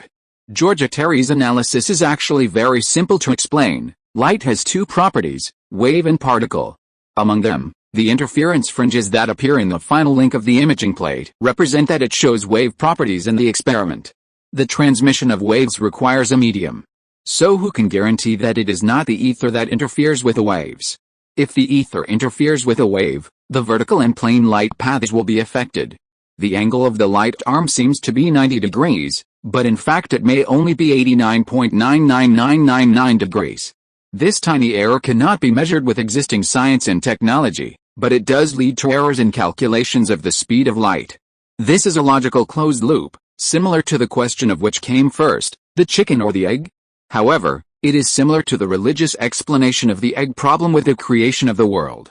There is also a theoretical solution to this problem of Georgia Terry. Just use mathematics to negate the problem in the calculation first, and then prove that light can show both particle and wave properties in an experiment. That is, when light runs on the light arm, it is a particle and will not be affected by the ether. When it passes through the spectroscope and hits the imaging plate, it becomes a wave again. But in Georgia Terry's view, this situation will never happen. Even if the Mavericks are resurrected, they can't do this.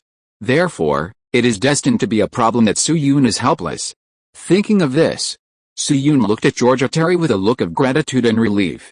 To be honest, if the current situation of the big guys crying together continued, he really didn't know how to successfully start the third experiment.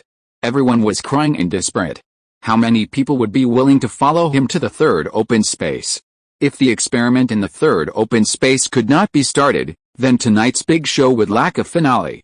The real savior. Of course. Before that, Georgia Terry's statement needs to be denied from a mathematical point of view. So Su Yun thought about it, turned around and said to Xian Omei, who should be helping Gauze at this time, but was forced to have a shadow clone and was responsible for the calibration of the interferometer because of the mistake of a stupid author. Maxwell, please help me get a blackboard, and ask Mr. Thompson to turn on the light. Xiaomei nodded. Understood. A few minutes later, Xiaomei dragged a blackboard back to Su-Yun. A crowd of people had already gathered around Su-Yun and Georgia Terry, including Avogadro, Doppler and others. After the blackboard was properly placed, Su-Yun glanced at Georgia Terry, picked up a pen, and wrote a few words on the blackboard: light source, imaging plate, mirror M1, mirror M2. Then he drew a horizontal line under these words and said to the people around him, "Gentlemen, as you can see, these 4 words are the key devices in our experiment. As for the spectroscope, it is not included because it does not involve mathematical calculations." This should be okay, right? Everyone, including Georgia Terry, nodded. This is the most intuitive information, and no one can deny it. Then Su-Yun paused and said, "As for the light arm we are talking about, it is actually the whole composed of the light source and the mirror and the line between the two. At any time, the length of the light arm is constant, or at any time, the distance between the light source and the mirror is a constant. This is also okay, right?" The answer to him was still a voice of approval. After saying this, Su-Yun looked at Georgia Terry with a playful look, and the corners of his mouth couldn't help but curl up a little. As for the so-called loophole of Mr. Georgia Terry, it can actually be divided into 2 parts, the vertical light path and the horizontal light path. Although most of his ideas are discussing the vertical light path, we still have to discuss the mistakes he made when analyzing the horizontal light path. Maxwell, Xiaomei, who was standing beside him, was shocked when he heard this. "I'm here, Mr. Luo Feng." Su-Yun snapped his fingers at him and threw the chalk at him. "Xiaomei, you give this gentleman a job and tell him where he is wrong." Xiaomei nodded, took the chalk, and looked at Georgia Terry again. After thinking for about half a minute, he wrote 2 formulas on the blackboard: OM1 plus M10, OM1 plus VT1 plus OM1 VT11 T1 equals 2 OM1 plus V2 T1 T11. Then he put a cross after the first formula, put a after the second formula. Looking at the 2 formulas on the blackboard, a mathematics professor among the onlookers took a deep breath. His Xiaomei didn't write much, but there were many real math experts at the scene, and their understanding ability was still full. They just analyzed it a little and immediately understood Xiaomei's idea. Students who have studied high school physics should know that the trajectory of an object is different in different reference frames. For example, if you are on a train, your trajectory relative to the train is a fixed point. But your trajectory relative to the ground reference frame is a straight line. The same principle applies to the light path. The core of the ether hypothesis is that it assumes that the speed of light relative to the ether is constant. So if you want to compare the time difference between 2 beams of light from the light source hitting the mirror and then returning to the light source, it is more convenient to choose ether as the reference frame. Xiaomei's idea is like this. When t equals 0, the light starts from the light source point O. When t equals T1, the light reaches the mirror. At this time, since the entire experimental equipment has moved a distance to the right relative to the ether, the position of the mirror has changed from point M1 to a place on the right at a distance of VT1. So the length of this optical path is OM1 plus VT1. When the light returns to the light source, assuming that the light returns to the light source at t equals T11, the light source has moved for T11 seconds. So the position of the light source is VT11 to the right of the original point O. This section of the optical path is OM1 plus VT1 VT11 equals OM1 VT11 T1. Combining the 2 sections of the optical path. In the ether reference system, the total length of the optical path of horizontal light should be OM1 plus VT1 plus OM1 VT11 T1 equals 2 OM1 plus V2 T1 T11. I should have calculated it correctly. If there's any mistake, I hope you can correct me, but what Georgia Terry wrote is OM1 plus M10, which is obviously wrong. Then Xiaomei shrugged and pointed to the formula and said, in fact, it is easy to see from this formula that 2T1 will be significantly greater than T11, because the outward journey of the light is longer than the return journey. When the light goes from the light source to mirror 1, it is chasing the mirror. And when it returns from the mirror to the light source moves towards the light. So, The time it takes for the light to go from the light source to the mirror is longer than the time it takes for the light to go from the mirror back to the light source. Therefore, based on the reasoning of the horizontal light path alone, Mr. Terry's analysis is wrong. Georgia Terry opened his mouth, with a trace of panic in his eyes. However, Su-Yun did not give him a chance to explain, but took over Xiaomei's words and added a knife to him again. Mr.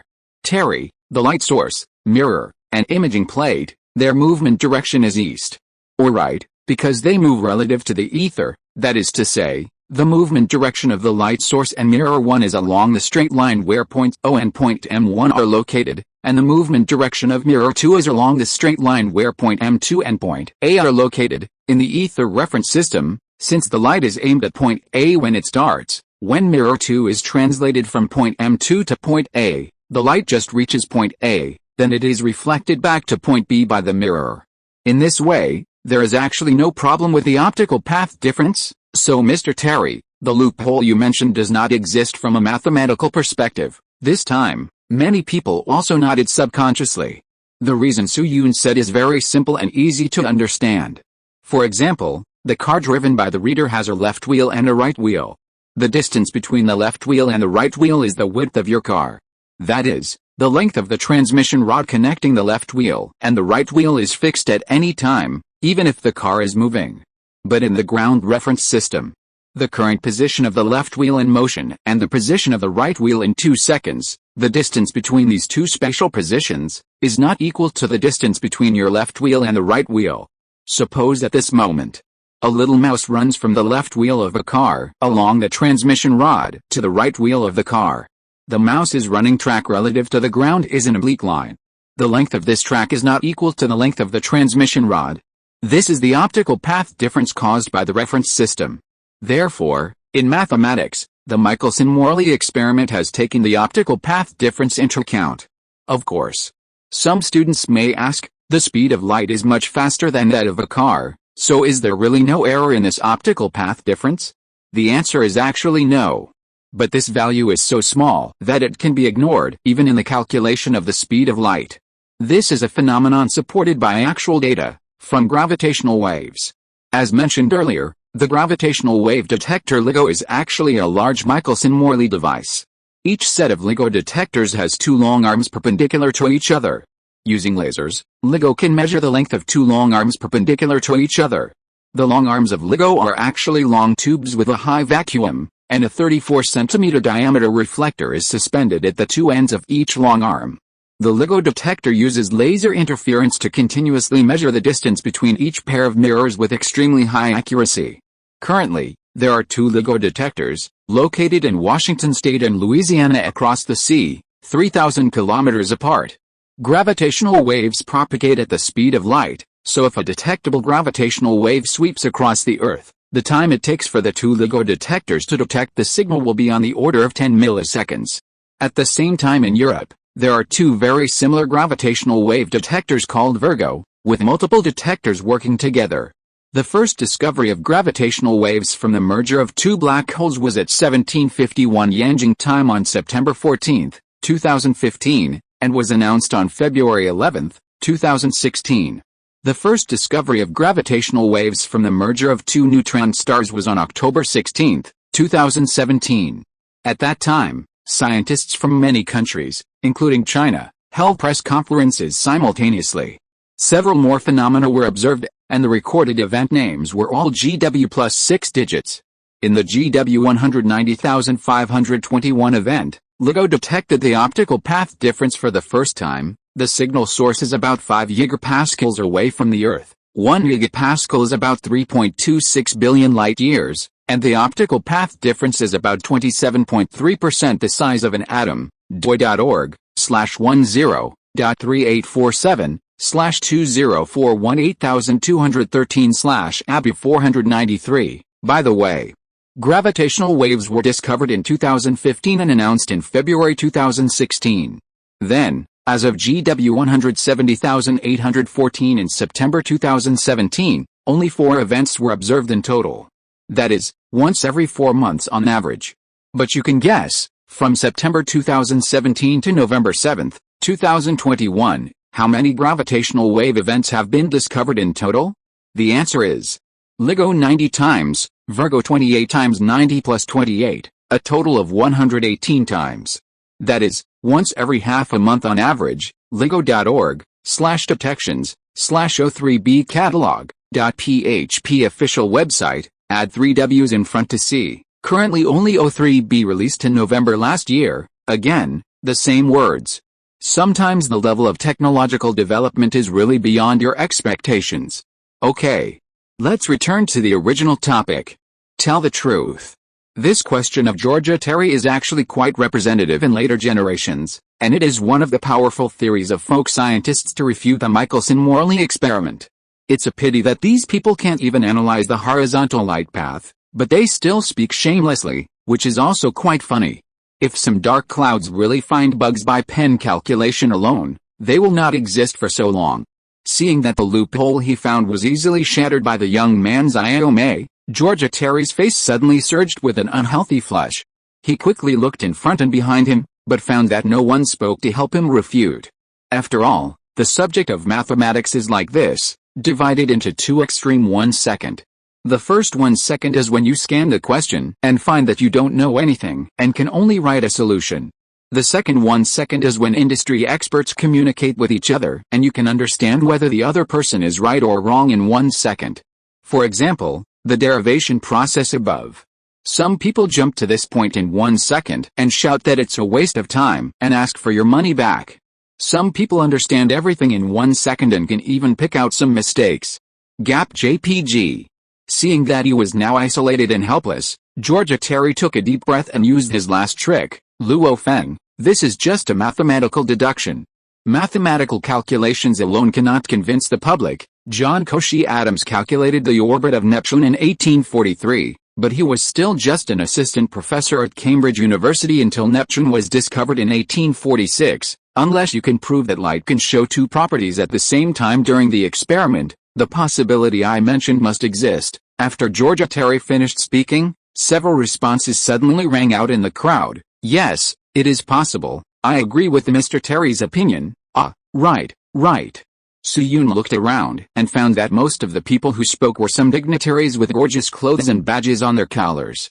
This is normal. After all, the ether theory is the lifeblood of classical disciplines and also the support of the aristocratic system. Now the modern mathematics faction led by Gauss has caused a considerable impact on the inherent classical system. If the ether theory collapses again, the consequences will be disastrous. Therefore, even if there is only a slight chance, these nobles will try to extend the life of ether. Looking at these ether supporters who refuse to admit it, Su-Yun felt a little sad. These nobles, whether they are authorities or not, are like gamblers at this time, putting all their hopes on the only chip. However, what they are betting is no longer science or knowledge, but basic logic. After all, for people of this era, the properties of light in a certain experiment are certain, and it is impossible for 2 changes to occur in one experiment. Thinking of this, Su-Yun could not help but leave the interferometer and walk to the open space on the left. Su-Yun's action was mistaken for preparing to run away in the eyes of Georgia Terry, so he hurriedly shouted, "That Oriental man is going to escape. Stop him." After that, he was ready to rush towards Su-Yun. However, there were other members of the Jewish society standing at the scene to maintain order, and most people were reserved about their status, so they did not follow suit and make any rude moves. So, the crowd followed Su-Yun slowly, noisily but barely under control. Half a minute later, Su-Yun arrived at the third open space covered with black cloth. He looked back at the bustling crowd and shook his head. "You really won't cry until you see the coffin." After that, he bent down and pulled the cloth covering the third open space as if he was lifting a shroud. As the cloth was lifted, the experimental equipment covered under the cloth and kept secret by Su-Yun for a long time finally revealed its true face. At the same time as seeing this equipment, the noisy crowd not far away suddenly became quiet. Swish, in the audience stands, including Prince Albert, Faraday, Stokes and other bigwigs, everyone stood up suddenly. What is this? Chapter 337 Goodbye, 1850. Looking at the silent cemetery-like scene. Looking at the stunned expressions on the faces of everyone in front of him, including Xiaomei and Lao Tang. Su-Yun suddenly felt a sense of relief. Finally, the secret was revealed. He had been suffocating for the past few days. During this period of time, he kept his equipment confidential at the highest level. Except for Evelyn, no one had ever seen the complete version of this equipment. For example, the factory carried out decentralized processing, and each group completed its own production content separately, and did not know what the finished products would look like after the combination. This model is somewhat similar to the two small things that Su-Yoon asked Evelyn to produce, except that the two small things were more dispersed. In terms of assembly, Su-Yoon also arranged for segmented assembly, arranged people to assemble separately overnight, and immediately covered with a cover cloth after completion. Even Lao Tang, the president of the Jewish Society, had never seen its original appearance. And now the stunned expressions of these audiences show one thing: all the confidentiality arrangements made by Su-Yoon in advance were worth it. Of course. The surprise of these people at the scene was actually within Su-Yoon's expectations. After all, looking back at all the copies in the past, whether it was Xiaonu's 1665 or Lao Su's 1100, even including the first half of Xiaomei's 1850 copy, he had never produced such a shocking thing. He even dared to pat his chest and guarantee, among all known time travelers, except for the wall hanging that can be directly materialized through the XX system, there are definitely no more than 5 people who can make a particle accelerator by themselves in 1850. That's right. The finale device that Su-Yoon took out this time was exactly one, a particle accelerator. In parentheses, the ultimate Vega version. It has been introduced before that the third experiment Su-Yoon is going to do today is the double-slit interference experiment of electrons. Among them, because of the foreshadowing he laid when verifying electromagnetic waves, that is, misleadingly proposing that electromagnetic waves are a kind of light, photons were also successfully replaced by electrons by Su-Yoon. After all, a single photon is too difficult to produce. Like the single photons used in most laboratories in later generations, they are actually just energy photons, which are generally detected through HBT experiments or G2. Because energy is in pieces, the frequency multiples that can produce the minimum energy are theoretically single photons. For example, you have a bag of the same third set of 1 yuan coins. Each coin weighs 6.1 grams. Then when sorting, just look at the reading on the electronic scale. If 6.1 appears, it means that the 1 yuan coin has been sorted out. The whole process does not rely on touching the coin by hand. That is, photons are produced based on numerical values rather than phenomena. The production of real single photons is very, very complicated, such as attenuated laser pulses, spontaneous four-wave mixing, or artificial atomic radiation of single photons. Even Su-Yoon couldn't figure out these technologies, or it was difficult to figure them out within a few months. And what about energy photons? This concept was obviously unconvincing in 1850. Therefore, Su-Yoon finally thought again and again and decided to use electrons instead of photons. But there is a problem with electrons. Although electrons are easy to produce, it is not easy to emit them. At present, Su-Yoon can only achieve the only electron emission method, that is, emitting cathode rays. But cathode rays have a fatal flaw when emitting: the bunches they produce are very long. After a little dispersion, the longitudinal emission is very poor. Therefore, there are only 3 improvement methods in front of Su-Yoon. One is field emission. The second is to make a semiconductor photocathode, add telluride, antimonide and IIIV compounds to it.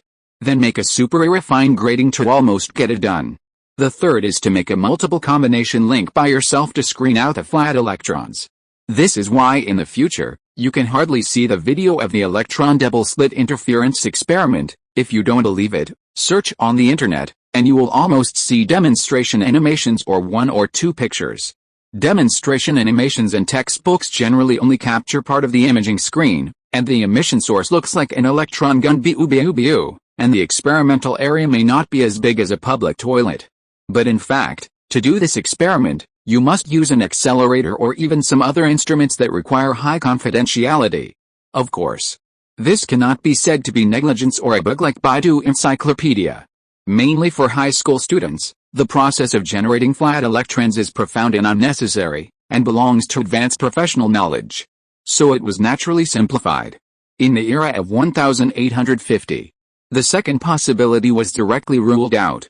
The first one was slightly less difficult, but as the finale, It was a bit downgraded. So Su-Yun had no choice but to choose the third option. That is, to rub an accelerator by hand.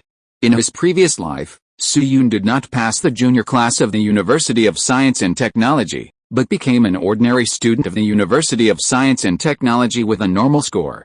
The major he studied was particle physics and nuclear physics in the Department of Modern Physics. It is not difficult to see from this major that this is a subject that often deals with a microscopic world.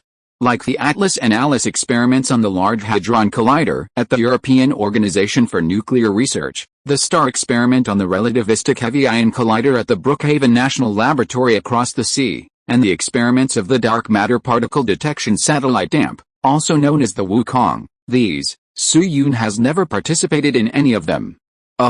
But Su-Yun has participated in the Bell experiment, the data collection of the Diabei Neutrino Laboratory, the experiment of the Yanjing Electron-Positron Collider BEPSI, etc.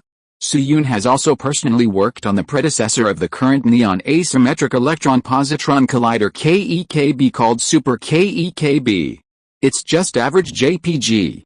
It's a pity that the concepts of the Super Teokan device and CEPC were not proposed at that time, otherwise he probably could have gotten some buffs. In his previous life, Su-Yun had been dealing with accelerators or quasi-accelerators of all sizes for 7 or 8 years, so he naturally knew how to assemble an extremely cheap beggar version of a particle accelerator. However, considering that this is a logic novel, here are some additional information. The first cyclotron in human history appeared in 1930 with an energy of 1 MeV. And the technology used to make it was actually about a level of 1900. And it was mentioned earlier. Because of the Mavericks, the manufacturing level of industry in this copy, especially in optical instruments, is also close to 1900. For example, the exchange rate conversion is calculated based on 1900. In other words, the difference between the two eras in terms of instruments is not that far. The key lies in the difference in knowledge and theoretical systems. And this is precisely the advantage of Su-Yun, a time traveler. Secondly, it is the same as the engine that Su-Yun made in the 1100 copy. The core logic principle of this beggar version of the accelerator is still that it only needs to cope with a few experiments, which means that it can be scrapped after tinkering tonight. There is no need to consider long-term stability. Many links are loose by who knows how many times. In later generations, there are even people who specialize in selling graduation projects of homemade accelerators, which cost about 5,000 yuan. Students who have made accelerators or were accelerators in their previous lives should know. There are several main difficulties to consider when designing an accelerator. 1. What kind of accelerator do you want to make? Straight or cyclotron? 2. What kind of charged particles do you want to use? 3. How to gather the particle beam? 4. How much voltage can be used for acceleration? 5. How to detect the accelerated particles? 6. How to reduce the energy loss of particles in the air? Among these 6 questions, the first link is obviously the simplest. Because Su-Yun only needs to produce flat electrons, which are one of the simplest particles, with a horrifyingly low order. So it doesn't matter if it is straight or circling or even compounded. For example, the appearance of the beggar version accelerator designed by Su-Yun is a compound type, one side of which is a round iron box with a diameter of about 1.5 meters and a height of about half a Pandora. The outside of the iron box is connected to a 100-meter-long channel, at the end of which is an interference imaging plate. It's roughly like this, OI, and that I is the imaging plate. The principle of this accelerator is very simple. Use the vortex electric field generated by electromagnetic induction to accelerate the magnetic flux, which is roughly similar to the shot put in the Olympics. When it rotates to the right position, throw the ball out. The more circles it rotates, the greater the kinetic energy given to the shot put. Then the easiest 4 problems are 2, 4, 5, and 6. The DIY process in later generations is generally like this. Go online and buy an ionization sensor smoke alarm with krypton gold. It contains americium-241, which is a very safe particle source. Add the CMOS image sensor and the digital camera as a detector, as well as a pressure cooker and a vacuum pump, and these links can be solved. The cost of the whole set is about 8,000.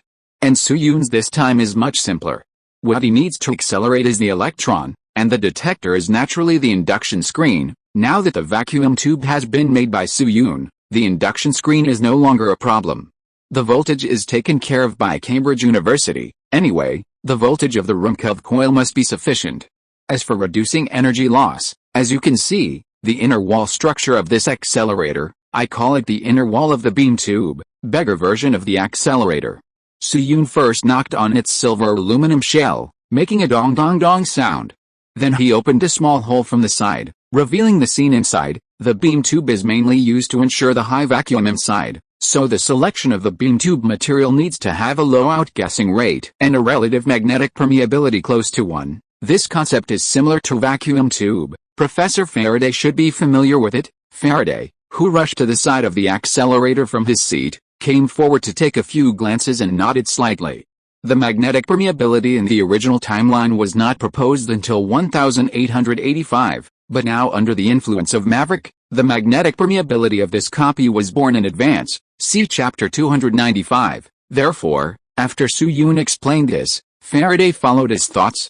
Then Soo-yoon took out a few things from a box on the ground, which were the beryllium tubes and other things that Evelyn had asked him to make. This is a beryllium tube, which can seal the vacuum and ensure that the electrons of the toy will not have unnecessary effects after hitting the inner wall. But everyone be careful, beryllium tubes are highly toxic and carcinogenic. We can only put it in glass for observation, not for handling. This is a hollow solenoid containing zinc-doped ferrite, which can form a porous structure and construct a temporary storage ring. The one on the right is a cone of pure molybdenum, which can slow down the growth rate after the number of electrons increases. While explaining, Soo-yoon also took out a schematic diagram that had been prepared long ago, and used the diagram to provide more intuitive science popularization. Faraday listened carefully to Soo-yoon's introduction, took the schematic diagram and looked at it for a long time. After a moment of silence, he looked at the 100-meter-long dragon in front of him and asked, "Student Luo Feng, how many electrons can this accelerator emit in 1 second?" Soo-yoon thought for a moment and said, "About 1,000. His design scheme was based on the scheme mentioned earlier, which was developed by the physics research team of the University of Nebraska-Lincoln in 2011. That is, doi.org/1088/13672630153033018. This scheme first allows 2 cathode ray guns to fire at each other, and the electrons will be deflected after passing through a preset electrode. Then they are screened by the control electrode, and then they occur on the preset zinc plate. The photoelectric effect, I am dying of holding it in. All the materials for the photoelectric effect are prepared for this chapter. In the photoelectric effect light, an atom will generate a free electron for each photon, and the total number can be counted by controlling the number. This energy level was not understood by the scientific community in 1850, but any physics student in later generations can calculate it. Suppose there is a group of particles and the particles fully exchange kinetic energy with each other to reach a state of equilibrium. Then the kinetic energy of these particles will satisfy the Boltzmann distribution. That is, EK equals 3/2kT, where T is the temperature. After calculating the kinetic energy, everything is very simple. Just install another metal ring and add a negative voltage. Since electrons are also negatively charged, adjusting the voltage on this electrode can slow down the electrons and filter out some electrons that are deflected in the wrong direction. Some electrons do not have enough kinetic energy and simply turn back. These electrons are stored in a hollow solenoid containing zinc-doped ferrite, and after deflection again, they can become electrons that can be emitted again. After such a screening, multi-electron emission can be achieved in stages. Just have hands JPG. Of course, due to accuracy issues, Soo-yoon certainly cannot guarantee that only one electron is emitted each time. But it is not difficult to pass through the accelerator at an average speed of 1 electron per millisecond, which is what Soo-yoon said, that 1,000 electrons that meet the requirements hit the image board in 1 second. The line of sight returns to the original place. Faraday touched the outer shell of the accelerator, tapping his fingers on it rhythmically. For some reason, he had an inexplicable fondness for this smooth silver aluminum exterior. After a while, Faraday suddenly thought of something, and stopped his fingers and continued to ask Soo-yoon, "Student Luo Feng, I almost understand the principle you mentioned, but there is one thing I still don't understand. The design you mentioned seems to only be able to filter out electrons with the same direction and speed, but how can you gather them together?" Soo-yoon was stunned. After coming to his senses, a sigh emerged in his heart again. He is worthy of being a professional boss. Students who haven't gotten dizzy after reading this should still remember it. Among the 6 points mentioned above, there is still a link that has not been answered. That is the third point, how to gather the particle beam. After all, after having a particle source, we still need to consider the problem of beam focusing. If it is not focused, it will probably take a long time before the experimental results are output. Looking at Faraday with a curious look on his face, Su-Yun dug out a silver-white metal block from the storage box again. Professor Faraday, just rely on this. The metal block Su-Yun took out was different from the sealed beryllium tube, which meant it could be used. So Faraday took the metal block from Su-Yun with great trust and looked at it carefully. This metal block looks square and about the size of a palm, but it felt a little soft after being held in the hand. Faraday tried to pinch the metal block with his thumb and said softly, This is. He dug into his pocket and took out a small piece of iron that he carried with him, and gently placed it 3 centimeters below the metal block. Soon. Snap, the iron piece quickly adsorbed onto the metal block. Seeing this situation, Faraday looked at Su-Yun again and asked tentatively, Is this a metal magnetic pole? Su-Yun nodded, gave him a thumbs up, and added, To be precise, this is a rare earth magnet. In the large particle accelerators of later generations, superconducting quadrupole magnets are usually used to complete the beam focusing work. However, Su-Yun's particle kinetic energy is very small at the moment, so he asked Evelyn to tinker with rare earth magnets. The magnetic quadrupole composed of rare earth magnets is one of the best magnetic quadrupoles to obtain, and the effect of focusing low-energy particles is amazing. In later generations, there was a Japanese man named Michio Kaku, who is the author of Beyond Time and Space. He made his own accelerator during middle school, and the beam focusing tool used in his accelerator used rare earth magnets. With the help of rare earth magnets, the energy potential state of the flat electrons was basically pulled to the maximum. In other words, the materials for the electron double-slit interference experiment were now fully prepared. What remained was the formal experiment. Due to the high confidentiality of the entire process before, only Su-Yun could perform the experimental operation now. After everything was ready, he brought Faraday and others to the bigger version of the operating table and pressed the switch. Note that the imaging screen was powered on and in the running detection state. Boom boom boom, the Rumkov coil quickly began to work. The refined process level had not yet been reached, so the coil equipment made a sound similar to that of a tractor in later generations. Then soon, under a strong voltage, sizzle gas discharge began to appear in the vacuum tube, the potential barrier was broken, and a beam of cathode rays appeared. At the same time, the wheat next to Su-Yun pointed to the meter, pulled the corner of Su-Yun's clothes a few times, and said to him, Mr. Luo Feng, look, the meter has responded. Su-Yun glanced at the meter. He nodded and said nothing. The meter monitors the circuit conditions around the vacuum tube. When cathode rays appear, the meter will inevitably change. If even this link can go wrong, he might as well go back to the first scene and crash into the analyzer. Then, in the microscopic world that Su-Yun and others cannot see, whoosh, whoosh, whoosh, a bunch of random electrons began to move quickly in the vacuum tube. They first encountered the remaining air molecules in the middle of the gap, and after a series of collisions, a large number of new electrons and positive and negative ions were generated. Because the speed of electron movement is very fast, a large number of electrons are concentrated in the front of the moving direction. The positive ions remain in the back and form a collection of electrons and positive ions in the tube. That is, electron collapse. Then due to the different distribution of the ground state energy level, electrons with different momentum in the Aston dark area and the anode glow area appeared in the vacuum tube, completing the initial screening in the vacuum tube. Some continue to move forward, some neutralize with ions, and some wander around repeatedly. This screening is even countless times more intense than the human tadpole marathon. After a short initial screening, the number of electrons passing in 1 second is reduced to the order of 0.167 times 10 to the power of 4. The description here is the number of the electron cloud concept. Generally speaking, coulombs are used to describe electrons. The number here is just for the convenience of intuitive reading for all of you students. After the initial screening, those electrons that passed the test entered the accelerator.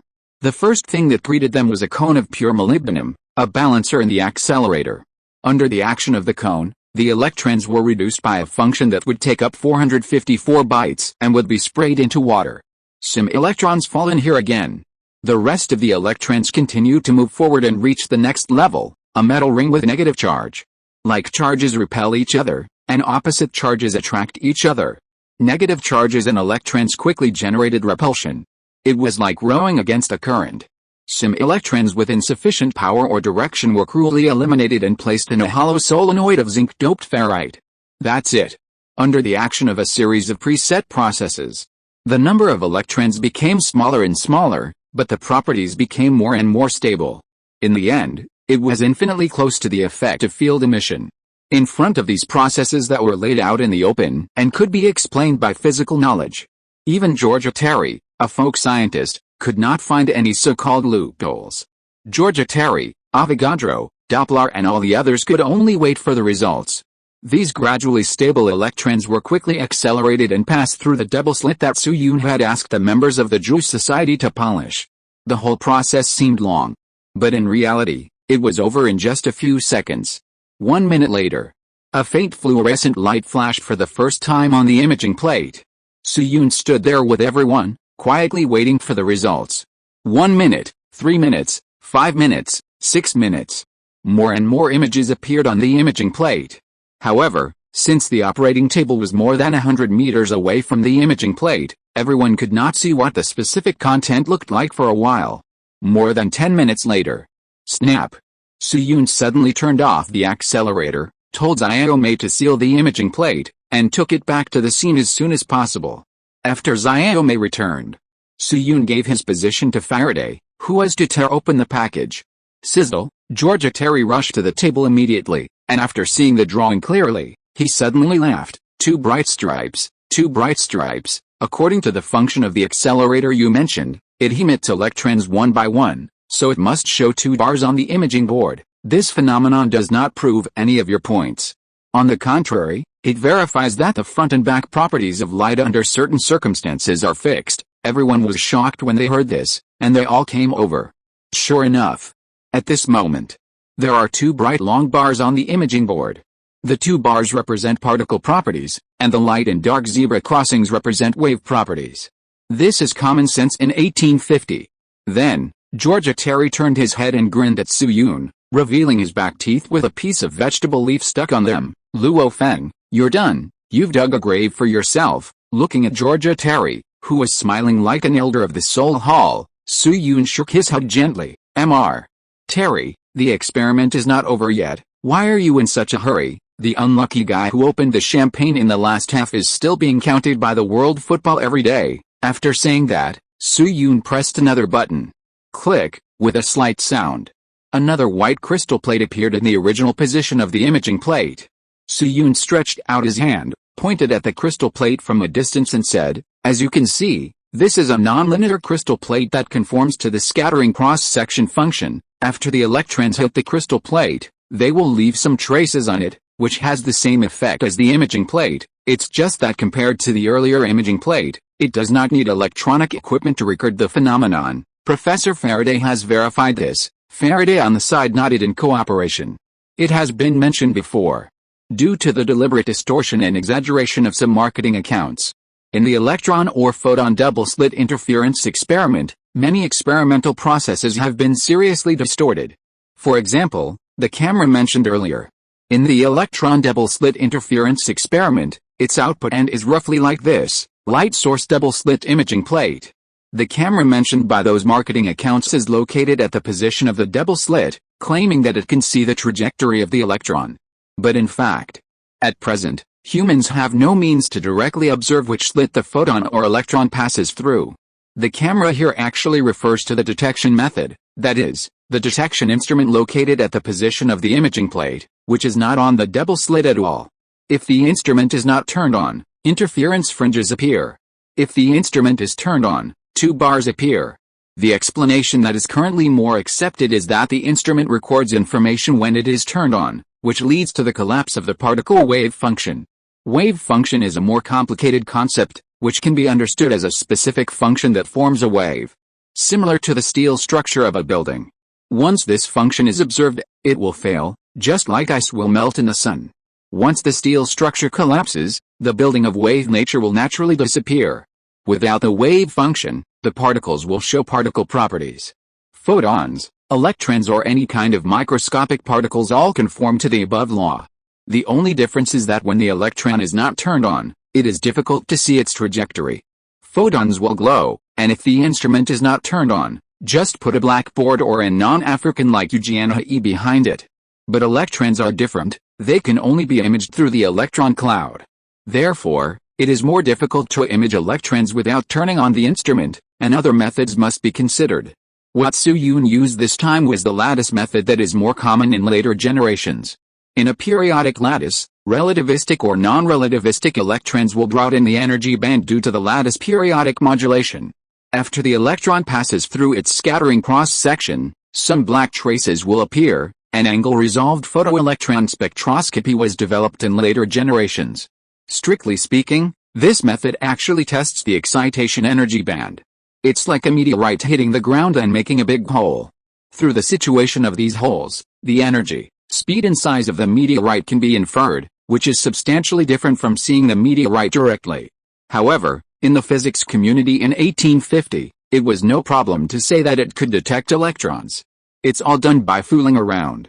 Looking at the new thing Su-Yun had made, Georgia Terry snorted again, put his hands behind his back, and stopped talking in a very stylish way. At this time, he felt like a fisherman who had caught a big fish. The fish was making its last struggle, and he just had to fish well. After replacing the crystal plate, Su-Yun pressed the switch again. Boom boom boom, it was still the same process as before. Coil power generation, electron generation, screening, acceleration. The scene was silent, and everyone was waiting for the final result. After a while, Georgia Terry couldn't help but glance at the pocket watch in his hand, secretly calculating the time for the fish to be hooked. There are still 12 minutes. Xiaomei and Lao Tang also showed a trace of tension and solemnity on their faces. Only Evelyn remained calm, and no one knew what she was thinking. Gradually, some black dots began to appear on the crystal plate. More than 10 minutes later, Su-Yun turned off the accelerator and asked Xiaomei to bring the crystal plate back. 3 minutes later, Xiaomei, who was as tired as the donkey of the old Su family, ran back with the crystal plate. As soon as the crystal plate was on the table, Georgia Terry rushed up again impatiently. Aha, Luo Feng, let's see how you can talk back this time. As a result, before he finished speaking, Georgia Terry's arrogant expression froze on his face in an instant, and his pupils bulged. A few seconds later, a cry of surprise resounded throughout the scene. How is this possible? There were many light and dark zebra crossings on the crystal plate in front of Georgia Terry. That is to say, under the same experimental steps, light, electrons, actually showed two properties at the output end. If you're listening to this novel on a channel other than Fanfic World, it means they downloaded and uploaded it without effort. We cordially invite you to visit our channel, Mundo Fanfic Novelis. There you'll find the original version of this story and you can explore many other novels of various genres. We're waiting for you to immerse yourself in a world of incredible novels. Chapter 338 Goodbye, 1850. Looking at the interference fringes appearing on the crystal plate in front of him. After the results of the Michelson interferometer imaging plate came out, the entire experimental site fell into an extremely strange silence again. And what was different from the last time was that all the scientists on the scene had the same expression on their faces. 0v0. They seemed to be puppets on the stage who were performing passionately and suddenly had their strings cut. They were confused and had a funny and even cute look. The shock and panic that should have appeared disappeared. However, this subtle atmosphere only lasted for a few seconds, and soon everyone regained consciousness. One by one, they shouted after realizing it, "Oh my God, what did I see? Am I dreaming?" The same experimental process, but light shows two properties. First it was ether and then it was light. Is today the day of destruction of natural science, heresy? This must be heresy, WD and MD, at the same time. A voice full of rage and disbelief suddenly exploded in Su-Yun's ears. Su-Yun recognized the other party's identity without even looking at him. This is impossible, Luo Feng, you must have tampered with the crystal plate. It's a scam, it must be a scam. Su-Yun turned around and glanced at the broken defense of Georgia Terry, shaking his head. Dear Mr. Terry, I think I need to remind you again, including the fat fish interferometer experiment, all my experimental steps and related theories tonight are transparent and open. and all verifications are welcome. The earliest paper on the nonlinear crystal that can leave electronic traces can be traced back to 1842, and the discoverer is Mr. Armand Fizeau. He is also at the scene today.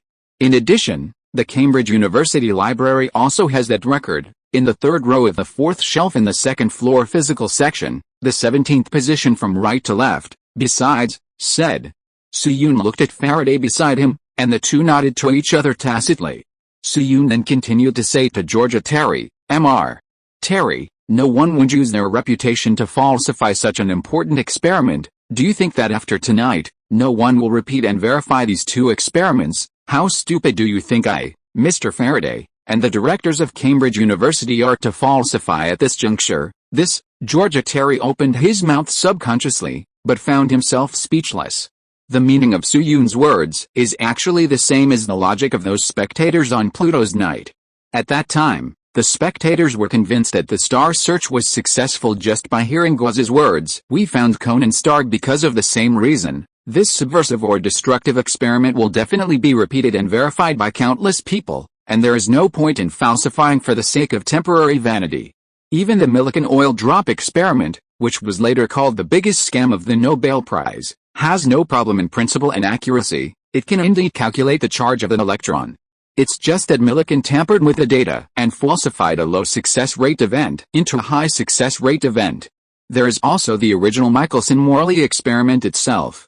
This experiment was started in 1887, but it was not until 12 years later that the ether theory completely gave up resistance and raised the white flag of surrender like Gauss.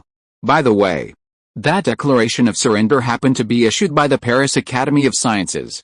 Another example is the famous Fermat's last theorem. It was actually proved by Andrew Wiles in 1993. Although there were some errors in the first version, Andrew Wiles quickly corrected the correct solution. But it was not until 1995 that he was more generally accepted. It was not until June 1997 that Andrew Wiles won the 100,000 mark reward set by Wolfskull specifically for Fermat's last theorem. There are so many similar examples, just like the updates of a certain fishing guy, so many that it is difficult to count. In physics, or in the history of science and technology, the significance of the first day of the experiment is more qualitative. For example, you will often see a sentence in the books of later generations, XX experiment was successfully conducted by XX on XXXXXX, which represents a further step forward in human cognition of XX. But you will rarely see when this experiment is recognized by the industry, which is the qualitative meaning. It is also commonly known as leaving a name in history. This is an unspoken rule in the scientific community, at least it was very reliable in 1850. If this experiment is a fraud, then let alone Suyun or Faraday, Cambridge University will be flattened the next day, flattened in the physical sense. At this moment, looking at Suyun with a calm face, Georgia Terry suddenly realized that he, who originally thought he was playing with fish, was actually the fish that was caught. Now he had little time left, but Georgia Terry obviously wanted to save himself, so he thought quickly and said, No, I certainly don't mean to question Mr. Faraday, but yes, it must be the error of the experiment. He turned around, pointed at the crystal plate with a firm face, and said loudly, for example, this crystal plate actually has quality problems, and one experiment can't prove anything. Retest. Must be retested. Seeing that this amateur scientist was still not giving up, Suyun thought about it, and said to Lao Tang beside him, Mr. Thompson, please go to the analytical machine to invite Mr. Armand Fizeau. Lao Tang nodded, understood. After Lao Tang left, Suyun turned around again, patted Xiaomei on the shoulder, and said to him, Donkey, you are wrong, classmate Maxwell, thank you for your hard work, please move another crystal plate here. Xiaomei also agreed. A few minutes later, Lao Tang returned to the scene with a bearded man in his 30s with a bald spot on the left forehead. This man's alopecia hairstyle is unique in the entire history of physics, and is more recognizable than Faraday's sword-like eyebrows and Riemann's slicked back hair. Therefore, without any introduction, Suyun confirmed that he was the person he was looking for. When Lao Tang and the bearded man came forward, he hurriedly greeted them and took the initiative to extend his hand. Good evening, Mr. Fizeau. That's right. This bearded man with a bald spot on the left forehead is the famous Fizeau. He is also the designer of the Fizeau flowing water experiment mentioned earlier, and the source of all evil in folk science.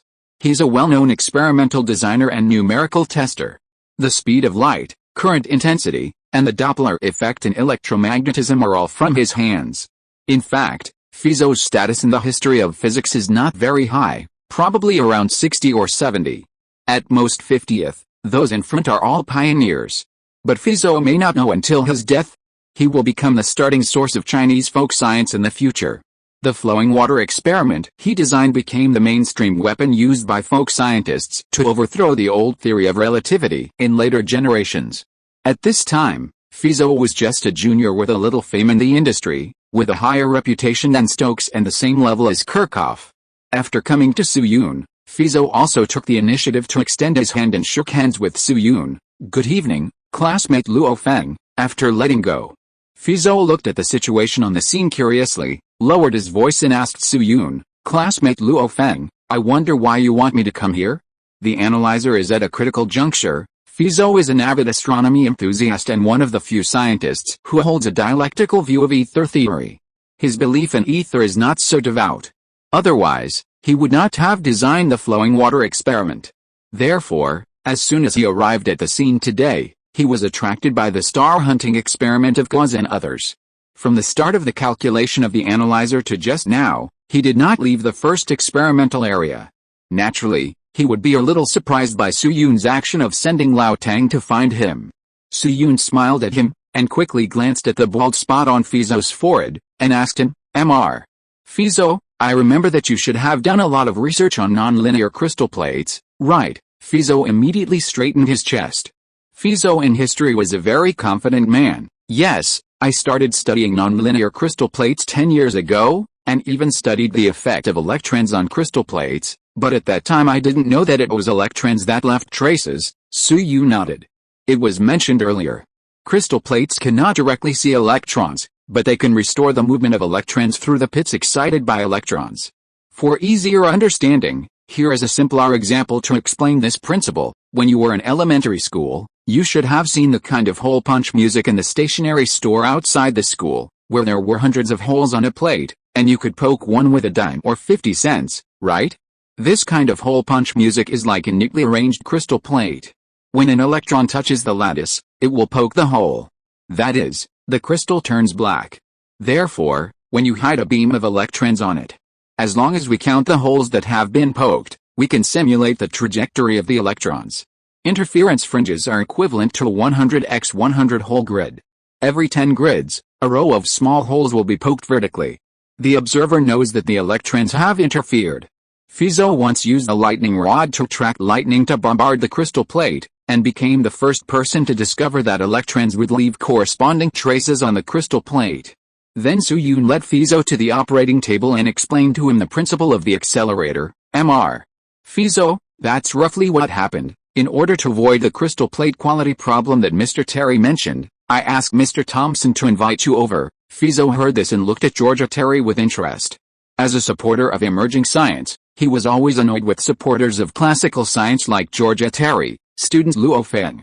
"I am very happy to serve you. It is my life's blessing to be able to help in such a big event. By the way, can you spend a few hundred more words to write about me when you write down the record?" Su Yun looked up at his alopecia. Of course, looking at the two people smiling at each other, Georgia Terry's already gloomy face became even uglier.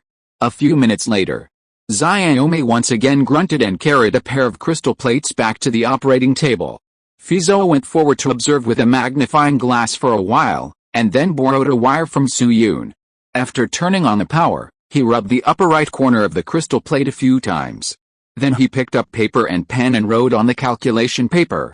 5 minutes later, Feiyu put the pen on the table, clapped his hands with a relaxed look to shake off the non-existent dust, and said to Su Yun with a smile, "No problem, Luo Feng, both the cross-sectional function and the physical properties are normal. This is an extremely high-quality crystal plate." Su Yun thanked him. Then soon, several physicists or chemists of varying ages came forward one after another and carefully examined the crystal plate.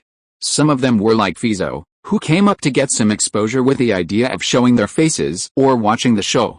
Some were supporters of classical disciplines, with heavy eyes and faces, as if they were carrying 2 ears on their shoulders. Although these people have different identities, their purpose is the same: to ensure that there is no problem with the crystal plate. After all, the other links of this experiment are all publicly calculable types, but there may be some unknowns in the crystal plate. As for the final inspection results, there is naturally no quality defect. These days, the cross-sectional function has developed to a very perfect level because of the mavericks. Although the concept of lattice structure has not yet been officially born, the polarization and refraction angle of light can be used to assist in verifying related properties. Just like the concept of energy did not exist in ancient times, but it did not prevent the ancestors from making fire by drilling wood. The mathematical and physical properties meet the requirements, and even the most demanding people cannot find excuses. Then, in order to ensure that the crystal plate will not be tampered with on the way, this time, the collie who carried the crystal plate to the exit of the accelerator was no longer Wheat, but was replaced by Georgia Terry and 2 other supporters of classical subjects. After placing the crystal plate, Georgia Terry and others were called back to the operating table by Su-Yun to prevent affecting the experiment. When everything was ready, Su-Yun decisively turned on the accelerator again. Buzz buzz buzz, it was still the same process as before. Coil power generation, electron generation, screening, acceleration. This time, including Prince Albert. The people in the stands also left the audience and walked to the center of the venue to wait for the final answer, or the trial. 15 minutes later, Su-Yun glanced at the pocket watch, closed the lid with a click, and pressed the still button. Then, without waiting for him to speak, Georgia Terry ran towards the crystal plate. The other ether theory fanatics looked at each other and followed him. It took Georgia Terry a little more than 10 seconds to run a distance of 100 meters. In the future, he might even have the chance to get a ticket to the Olympic 100-meter final. Then soon, a huge wail came from near the crystal plate. No, a word that couldn't be simpler, and it explained everything at this time. Even if the experiment was repeated, the interference fringes were still obtained. The same steps, just changing the imaging plate, or turning off the receiver. There are actually 2 results. Of course. Seeing this, some students may have a question. That's not right, fishing girl, fuck you. Although the receiver was turned off in this experiment, can't a human eye still see the crystal plate? Since it has been observed, the information will be leaked. Why doesn't the wave function collapse? How to say it? This is actually a question that is misled by those exaggerated claims of double-slit interference, but it has a certain quality. The misleading part is that it exaggerates the effect of naked eye observation, and the high quality is that it mentions the concept of information path. This results in a result. Some explanations will bring this issue to the mysterious side. For example, photons can resonate with your mind, and all particles have spirituality. This statement is more like spiritual energy than idealism. But some people just buy into this these days. You can see a lot of comments on a certain audio platform that like to distort science into metaphysics. So what is the truth? Let's talk about the origin of the wave function. More than a century ago, when the wave properties and particle properties of light were presented to people at the same time, physicists began to look for a suitable mathematical language to describe this characteristic that was quite unfamiliar at the time. Especially after de Broglie proposed in 1924 that all matter has wave-particle duality, this task became more urgent. In 1925, when Heisenberg, Born and others studied the energy spectrum of helium atoms, they linked the energy level transition process within matrices and invented matrix mechanics. As for how to incorporate the waveform into it, they had to resort to Fourier decomposition. Later that year, starting from the wave nature, inspired by the Hamilton-Jacobi equation and classical mechanics, Schrödinger wrote the Schrödinger equation, Greek letter psi. The interesting thing about the Schrödinger equation is that, from the seemingly continuous appearance, a discrete energy spectrum can be solved. Compared with matrix mechanics, the differential equation form of the Schrödinger equation was more familiar to physicists at the time, and it is more directly related to various equations in traditional theoretical mechanics, so it has become a recognized door to the hall of quantum theory. In the process of the evolution of quantum theory, physicists have tried several times to build a path from classical theory to quantum theory from different angles. These works are collectively referred to as quantization. Although the Schrödinger equation plays a vital role in the entire quantum theory system, its physical meaning is still a mystery.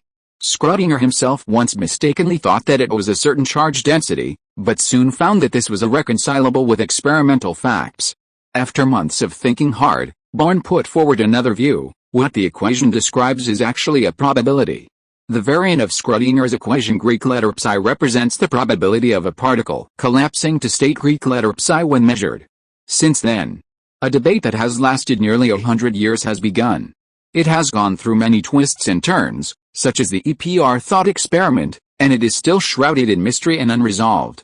The first thing to make clear is that, up to now, none of the known laws can explain how the wave function collapses.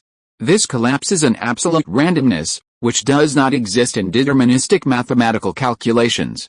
So the collapse must be triggered by something outside of mathematics.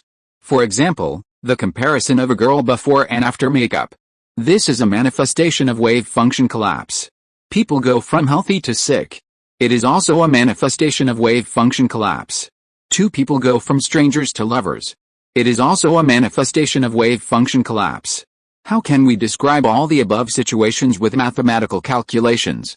Even if you see this paragraph of text typed as this chapter, but deleted a certain word because of a spelling error, it is also a manifestation of wave function collapse. Therefore, this can lead to another concept, the degree of collapse.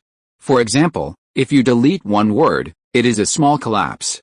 If you delete 10 words, it is a big collapse. The same is true for naked eye observation. In the electron-photon double-slit interference experiment in reality, the influence of naked eye observation on the result is much lower than the influence of the induction device on the result. This involves the concept of information number. To use a less rigorous but easier to understand explanation, it can be described as follows. The sensitivity of the sensing device is very good and can sense every photon, while your naked eyes can only see very few photons. The part you see collapses into particles, and the part you don't see forms interference fringes. Repeat again, this is a very imprecise statement, limited to idiots. Ahem, few students understand it. In the future when Su-Yun traveled through time, there are often some online writers who set the protagonist as an observer. When they look back, time, space, and life all stop or are destroyed. There is nothing wrong with this plot itself, as online novels are open-minded. It's just that the authors who come up with these settings are likely to have misunderstood the concept of real wave function observation as naked eye observation. Quantum mechanics is so obscure, but it does exist. For example, quantum tunneling is more typical than observation. If observation is a bit distant for ordinary people, then the quantum tunneling effect is too close in our lives. For example, our sun, and the chip of a mobile phone. Everyone should be familiar with chips, such as Qualcomm, MediaTek, Huawei HiSilicon, etc. When it comes to chips, we will inevitably talk about lithography machines. It is well known that China's lithography technology is completely blocked by the outside world, but few people know that the minimum precision of chips is 1 nanometer. After 1 nanometer, the chip will have a serious quantum tunneling effect. In the photosynthesis reaction center and respiratory complex, electrons pass through the protein barrier, which is also a kind of quantum tunneling. Again, no one has been able to truly explain quantum mechanics, but it is always closely related to your and my life. It is far from the metaphysical concept of quantum mechanics in case of indecision. The topic returns to the original place. In the future world where Su-Yun traveled through, there was a very typical experiment in the field of double-slit interference of photons. That is the article 10.1126 Science, 1,136,303 mentioned earlier, published in the highest academic journal Science.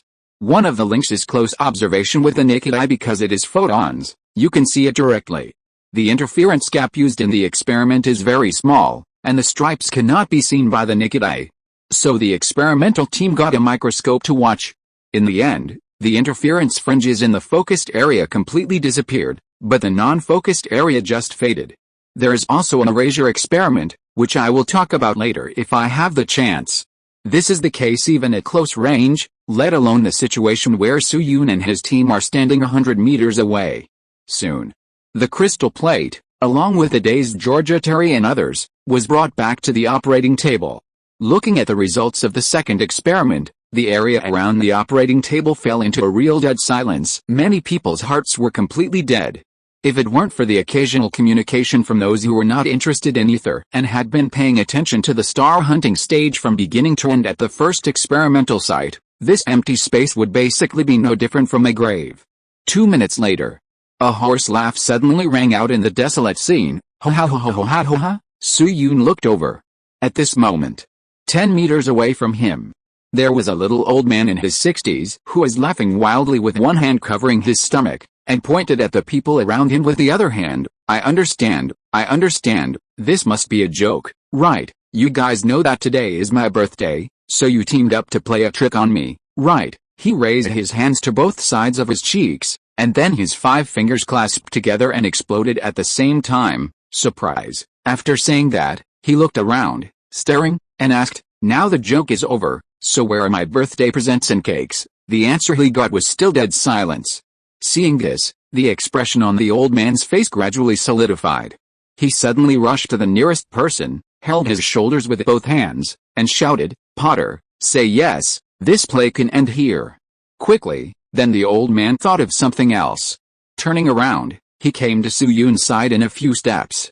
He also held his shoulders and shook them vigorously. The veins on his hands were clearly visible. Student Luo Feng, Huel knew that I, a former mathematics professor at Cambridge University, would be back today, so he asked you to cooperate in a play, right, at the end. The old man's tone was already mixed with some tears. Su Yun looked up and looked into the pair of somewhat turbid eyes. The old man's expression at this time was almost the same as Avogadro's before, with a strong sense of sadness, despair, helplessness and a hint of hope. It must be like this, right? Su Yun sighed and looked at the old man he didn't know with a heavy heart. He took a half step back and bowed slightly. Sorry, Professor, this is not a farce. As soon as the voice fell, the old man's hand holding Su Yun's shoulder slipped weakly, and the whole person stared at Su Yun woodenly. A few seconds later, the old man's body suddenly shook violently, and the whole person fainted on the spot. Su Yun quickly supported him and checked his pulse. In the Northern Song Dynasty copy, he and Lao Su learned some medical skills. Although it was not as outrageous as the miracle of resurrection, it was not difficult to judge a person's physical condition. Fortunately, there was nothing wrong with the other person's body. He just fainted due to anger. Seeing this, Su Yun sighed again and called 2 members of the Jewish Society to send the old man to the school hospital for observation. The rest of the people at the scene still stood there like sculptures. If there was still a possibility of error in the first experiment, then the second experiment was enough to serve as a hammer. In other words, ether and light. The 2 balcony cornerstones of the physics world today have been completely smashed to pieces tonight. Looking at the drooping hands of the old man who was carried away.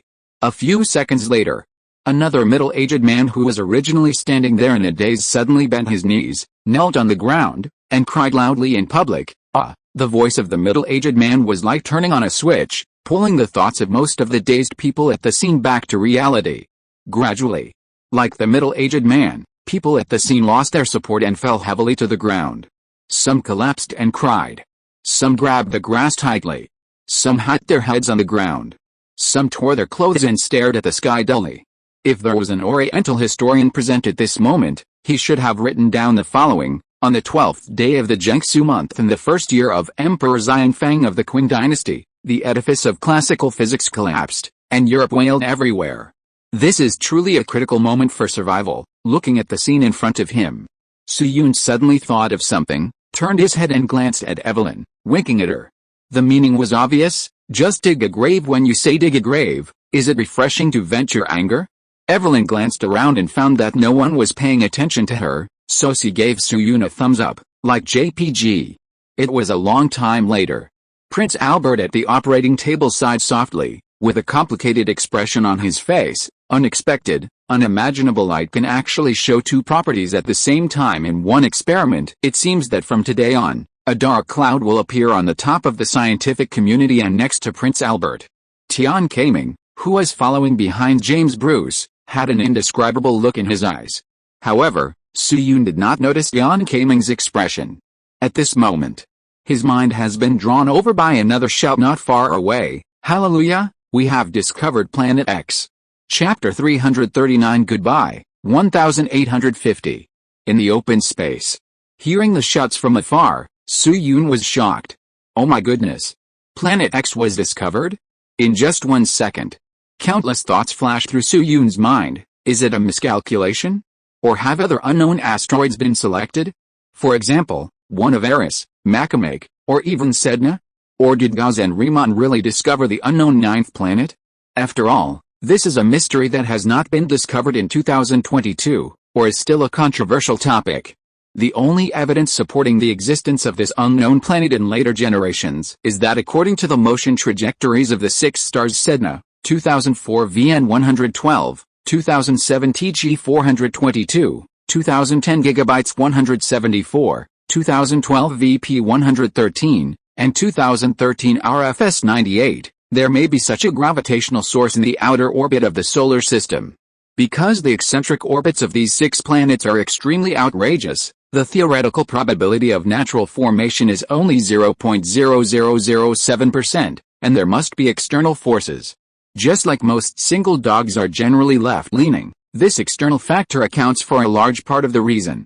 But on the other hand, in addition to these orbits, the astronomical community has no other evidence to support the existence of Planet X. Therefore, as of the time when Su-Yun traveled through time, there were still many bigwigs who opposed this. For example, Kevin Napier of the University of Michigan, Ann Arbor. This bigwig has an H factor that is more than 10 points higher than Su-Yun's mentor Tian Liangwei. He has done a meta-analysis of some other celestial bodies and believes that Planet X does not actually exist. There is also Samantha Lawler, an astronomer at the University of Regina in Canada, a bigwig who really relies on ability rather than buffs to have a high status in the astronomical circle. She is also a very famous opponent. It's just that compared with these opponents, there are more bigwigs who hold the theory that Planet X exists. At the same time, many people are willing to believe that such a planet exists from the perspective of exploring the unknown. Just like eating dry pot frogs, when you turn the pot over at the end, you always expect to find another piece of meat. The most likely place to crack the truth in the future is the Vera Rubin Observatory in Chile. The observatory launched an astronomical observation to explore Planet X in 2022, but conservatively it will take 10 years for the results to come out. There is no way, the same old saying, the solar system is too big, and the planets themselves do not emit visible light. Stars are easy to find, but planets are hard to find. Unexpectedly, in the winter of 1851, Guaz actually discovered Planet X. Thinking of this, Su-Yun couldn't help it, and turned to Prince Albert and cast an inquiring look. "Your Majesty Albert, look." Although the royal family represented by Albert and the aristocracy belonged to a certain degree of community of interests, don't forget that the aristocrats who decomposed the royal power were also the aristocrats today. The Glorious Revolution broke out in 1688, and the rule of the new bourgeois aristocracy was established. Since then, Britain has changed to a constitutional monarchy, and the royal power has been greatly reduced. Therefore, seeing the ether theory that supported the aristocratic system being shattered by Su-Yun, Prince Albert was actually a little happy in his heart. He even wanted to set off firecrackers and add another dish to the evening. Now that he saw Su-Yun, the hero, speak up, Prince Albert smiled and waved his hand. "Let's go, I'll go with you to see it." So the group left those ether supporters who were still howling and rushed to the analysis machine site. Luo Feng, as soon as he approached the small shed where the analyzer was located, Riemann rushed up excitedly. "We found it, we found Planet X, now we just need the final retest results." Looking at this excited greasy-haired guy, Su-Yun's mood also rippled, and he hurriedly walked forward. "Mr.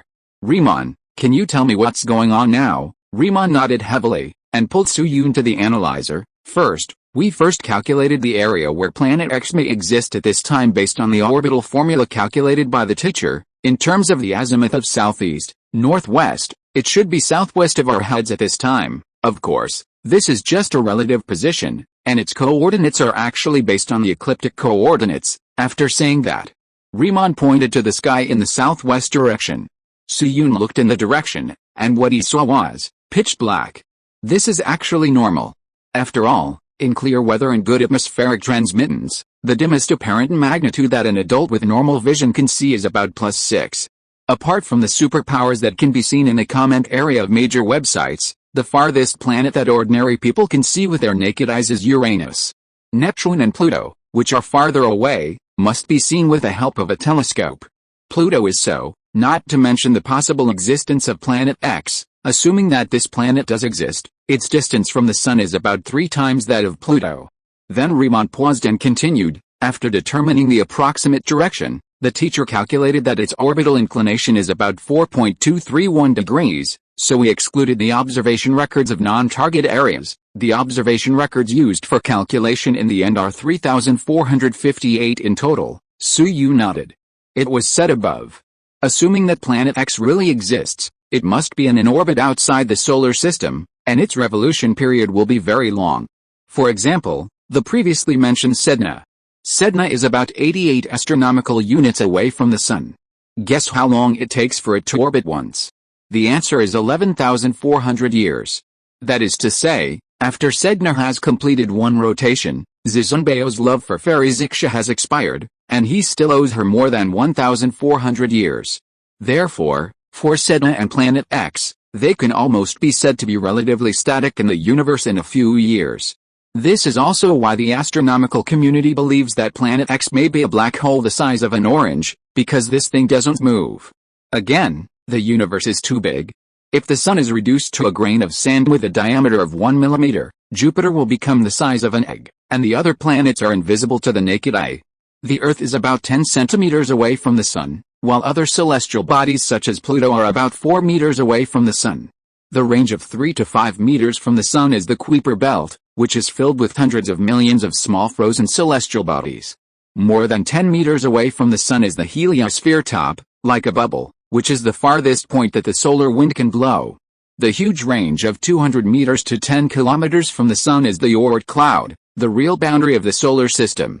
The complete solar system is a ball with a radius of more than 10 kilometers, with the Sun as the center. Starting from Uranus, the Sun's brilliance has begun to be out of reach, and the celestial bodies in the solar system are extremely cold. Uranus's atmospheric temperature reaches -224, Neptune and Pluto can even reach -240. The wind of 2,100 kilometers per hour rages on Neptune day and night, and Pluto is even full of methane pebbles. If there are creatures in these places, the warmth of the moonlight on Earth can kill them. The New Horizons, launched in 2006, took 9 years to reach Pluto in 2015 and took the first high-definition photo of Pluto in human history. At that time, Pluto was about 32.9 astronomical units away from the Sun. The above is the map of the solar system that most people are familiar with. Launched in 1977, Voyager 1 is the man-made object that is currently the farthest from the Earth. As of now, it has left the Earth by 141°, which is about 21.1 billion kilometers. It will break through the heliosphere and enter the interstellar medium. Some media that like to stir up trouble often like to hype that Voyager has left the solar system, which is actually playing a word game.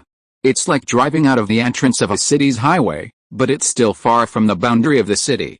So Voyager has not flown out of the solar system. In fact, Voyager 1, which flies at a speed of 17 kilometers per second, will fly for another 30,000 years to leave the solar system. This is also why it took the Trisolarans hundreds of years to reach the Earth, and most of them died or were injured along the way. For a molecule-sized creature to travel 20 kilometers, it is a matter of life and death. Of course. Speaking of Voyager 1, here is a popular science question that many students have been curious about: why can Voyager 1 fly for so long? In fact, this question should be discussed in two parts: communication power and flight power. The battery used by Voyager 1 is a radioisotope thermoelectric generator, that is, 3 plutonium radioisotope thermoelectric generators as a power source, which can provide 420 watts of power. But this is only the power used for communication, used to transmit radio signals. The strength of radio signals will continue to decay as the transmission distance increases. When the signal transmitted by Voyager 1 reaches the ground, the power decays to 1/1,000,000th of the original, only 10 cap-22 watts. Not only is the transmission power extremely low, but the transmission speed is also very slow, only about 1.4 kbs. In order to detect and receive such a tiny signal, NASA built the Deep Space Network DSN to receive the data sent back by Voyager 1. At present, the communication power of Voyager 1 is approaching its limit. It will probably be unable to transmit information back in 2025 and will be completely lost. Next, let's talk about flight power. This question is very simple, and there is only one answer: Voyager 1 does not need a long-term flight power source, because it has been severely accelerated by the gravitational slingshots of Jupiter and Saturn. Students who have not been mad at their high school physics teachers should know this. In our solar system, there are 3 concepts of speed: the first, cosmic speed, the second cosmic speed, and the third cosmic speed. When Voyager 1 left the Earth, the rocket did not have the ability to accelerate them to the third cosmic speed. The rocket only allowed them to reach the second cosmic speed, so that they could get rid of the Earth's gravity and fly to the solar system outside the Earth's orbit. During the flight of Voyager 1, Jupiter and Saturn moved to the same side of the Sun. So it was accelerated by the gravitational slingshot and reached the third cosmic speed, which is the speed of escaping the solar system. After that, it does not need any long-term power source and can fly out all the time. Useless knowledge has been added. JPG. Okay, let's get back to reality.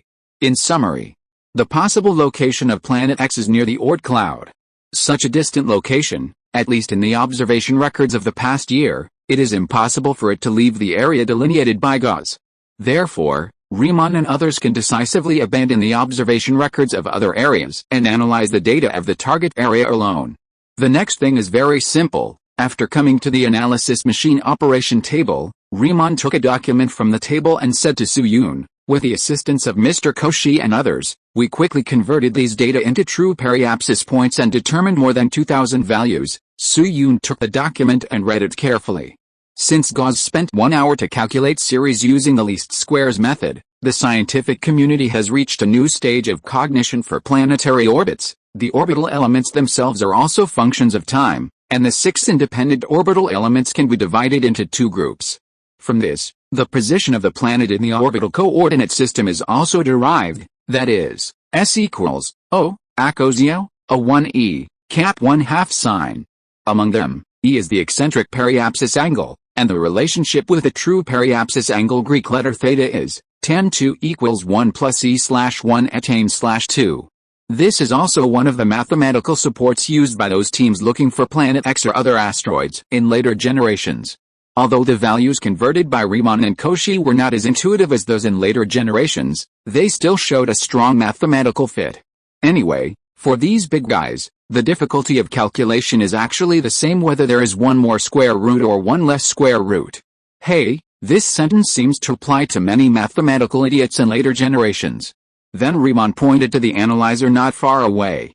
At this time, Gauss, Cauchy and others were lying in front of the screen, doing the final verification. Later, the Countess came out and input these data into the analyzer, and finally screened out more than 30 sets of suspected coordinates. We carefully verified these coordinates and finally determined 3 sets of observation records at different times. Next, as long as we make sure that these 3 sets of data conform to the properties of the same stellar body, we can be sure that we have found Planet X. Su-Yun went through these processes in his mind. After confirming that there was no problem with the process and ideas, the expectation and confidence in his heart increased a little. After all, in this star-hunting experiment, they have a big killer in their hands, that is, the orbital equation of Planet X derived by Gauss. This is something that future generations could not deduce. Then Su-Yun and Riemann stood beside the analytical machine, waiting for the final result. About 10 minutes later, click, Gauss put down his paper and pen, and raised his head at the same time as Cauchy and others. Su-Yun hurried forward and said, Professor Gauss, what is the verification result? Gauss looked at Cauchy beside him, held the 2 legs of his glasses with both hands, and slowly took them off. The Prince of Mathematics rubbed his nose lightly, and suddenly a word came out of his mouth, God King. A question mark appeared on Su-Yun's face. Then, before Su-Yun could speak, Gauss looked at him, Luo Feng, what do you think of the name of God King planet? Su-Yun was stunned for 2 seconds, and after coming back to his senses, his eyes widened. Professor, do you mean? Gauss was silent for a moment, took a deep breath, and the fingers holding the glasses trembled slightly. Yes, according to the retest, we found a planet about 200 astronomical units away from the Earth, with a mass of about 10 times that of the Earth and an orbital period of about 17,000 years, a brand new planet. Gauss's voice fell. In front of Su-Yun, a light curtain appeared without warning. Ding ding ding, the regular task of the wall-facer copy has been completed, and it will return to reality in 4 hours. Countdown 144,139,914,398. Note, today is 918. Everyone should not forget the national humiliation. This account cannot be forgotten. Chapter 340 Goodbye, 1850. Looking at the light curtain in front of him, Su-Yun's heart suddenly twitched. If Gauss's calculation process may still have some errors and omissions, leading to a misjudgment of the final result, then the appearance of the halo prompt is undoubtedly a confirmation from the rule level. They really found the mysterious planet X, or planet 9. And the light curtain that appeared in front of him also meant that Su-Yun could raise his hands to the sky and shout, "My mission is completed." But at this moment, he had no intention of doing so. After all, the countdown it kept jumping was always reminding him of one thing: he had little time left to stay in the copy as Luo Feng, or in 1851.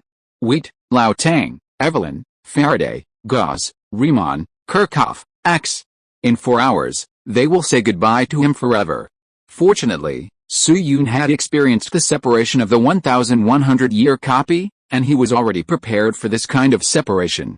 In addition, most of his acquaintances were at the scene tonight, so 4 hours was enough to do something. Therefore, Su-Yun forced himself to calm down and put his attention on Planet X in front of him again. After all, there were still many links in Planet X that had not been dealt with. He thought for a moment, raised his head, and said to Gauss, "Professor Gauss, I think the name of God King is quite good, but there are many God Kings in Europe. Which one do you plan to use as its alias?" Readers who have been European gods in their previous lives should know. In ancient European mythology, there are a total of 6 people called God King level, half of them in Greek and Nordic mythology. The 3 generations of God Kings in Greek mythology are Uranus, Kronos and Zeus. Among them, Kronos is the youngest son of Uranus, and Zeus is the youngest son of Kronos. Uranus was the first god to rule the universe, and was later overthrown by Kronos. Kronos was the second god to rule the universe, and was later overthrown by Zeus, and Zeus became the third god to rule the universe. True father and son are filial. The 3 generations of gods in Norse mythology are Buri, Bauer, and Odin. As of 1851, Uranus was named as an alias for Uranus. Kronos is the name of Saturn. Zeus is the name of Jupiter. Therefore, the only candidates for gods to give an alias to the gods are the 3 generations of gods in Norse mythology. Of course, it is not impossible to name it after Gauss. After all, Gauss is also a god king in mathematics, but it will become the planet of Uranus. Alias hearing Su-Yun's words, Gauss only thought about it for a while, and then quickly gave the answer, "Let's call it Odin." Su-Yun heard this, and his pupils shrank slightly. Is this a coincidence? It was mentioned earlier. The supercomputer that derived the general formula of the ring system's celestial body in the later BSC was also called Odin. Then Su-Yun coughed lightly and tried to make his expression look normal. He continued to ask Gauss, "Professor Gauss, can you let me see the observation records of the planet God?" Gauss nodded, picked up a thin file from the operating table, and handed it to Su-Yun. There are more than 25,000 images, and only these 7 can vaguely find traces of the planet God. Su-Yun took it and read it in his palm. The folded file Gauss handed him had been temporarily revised into a simple booklet. A red circle was drawn at a certain position on each page, and a particularly small light spot could be vaguely seen in the red circle. At the same time, Gauss was explaining the selection principle. After we derived the trajectory of the planet Apollo through the planetary orbit and other data, we used the true approximate angle to reversely infer its theoretical position, that is, where it should appear on a certain date of a certain month, and which observatory would theoretically record it, and then we would look for the observation records of that day. It's just that Apollo is too far away from the Earth, and even the Schmidt telescope is very difficult to observe. At the same time, it is impossible for the observatory to happen to take a picture of that star area on the corresponding day, so it is not easy to look for it. And in the end we can only find these 7 images. Su-Yun nodded in understanding. It was mentioned earlier. There is an empirical formula for the aperture of the telescope, which can easily calculate the telescope's limiting magnitude ml. The formula is ml equals 2.1 plus 5 LGD, where d is the value of the aperture of the telescope in millimeters, and Lg is the logarithm. For example, the apparent magnitude of Sedna is plus 189.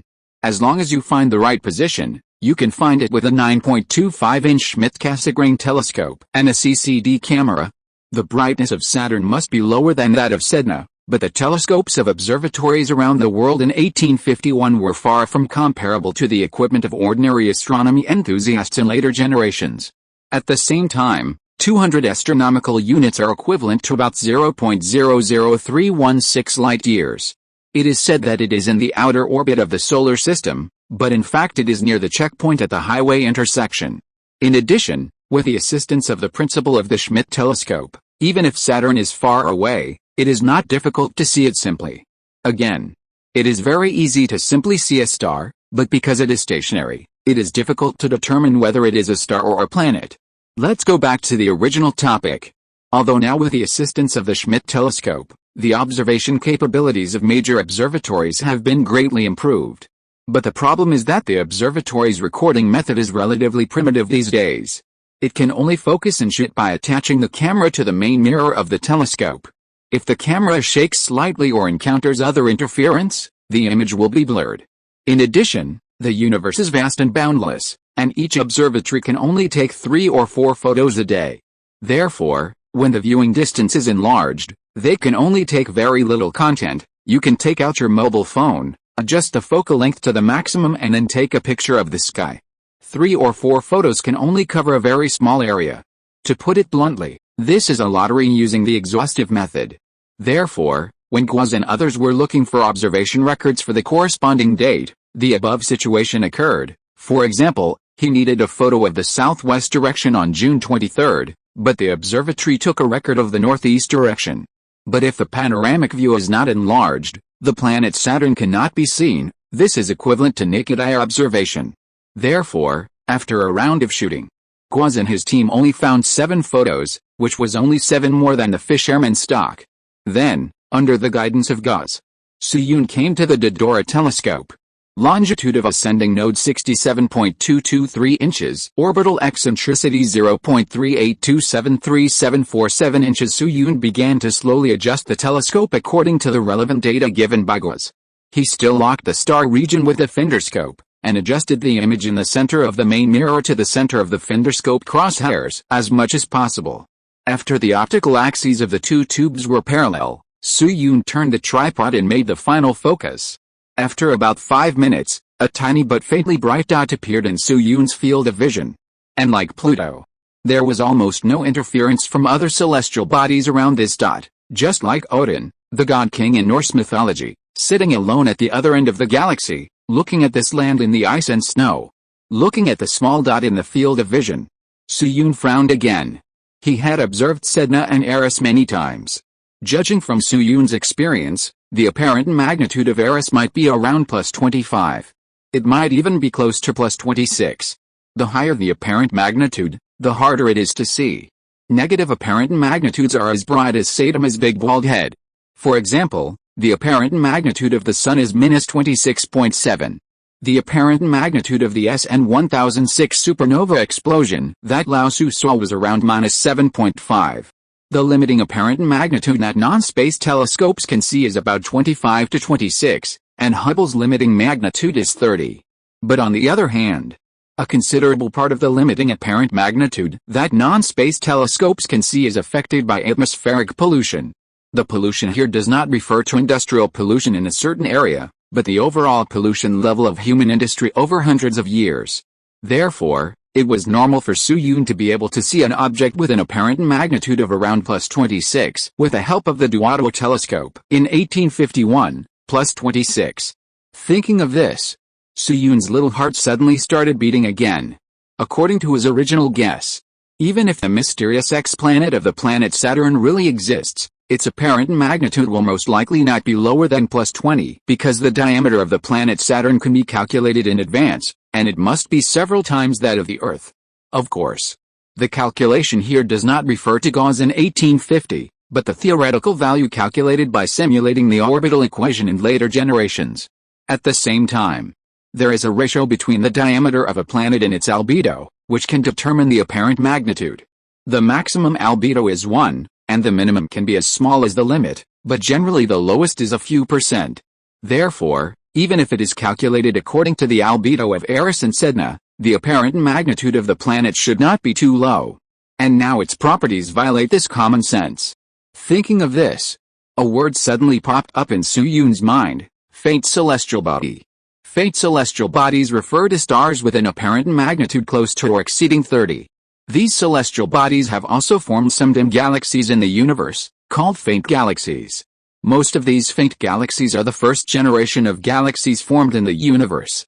Among them, the more representative ones are Seg 1, Boötes I, Tucana II, Ursa Major I, all of which are around the Milky Way. These galaxies are all over 13 billion years old, while the current known age of the universe is 13.82 billion years old. These galaxies are also the argument support for a later model called the cold dark matter model, which is the framework system of non-baryonic dark matter. For example, axions, etc. However, the large-scale axion verification experiment at the end of 2020 finally obtained 0 results, which means that even if axions exist, they are more difficult to detect than predicted in the past. Therefore, many scholars now have no confidence in the existence of axions. If this planet is a dim celestial body, its age is naturally impossible to compare with other dim celestial bodies, but is it possible that it can record some other ancient information? After all, the distance of the planet is too far. Generally speaking, initially, all stars are formed from prestellar nebulae, which attract matter in. The outer region is still cold, and amorphous silicates, carbon-based compounds and ices are gathered there. Once a protostar is formed in the prestellar nebula and then a mature star, this outer material will enter and begin to form clumps. Over time, these clusters begin to interact, merge, migrate, and potentially eject another cluster.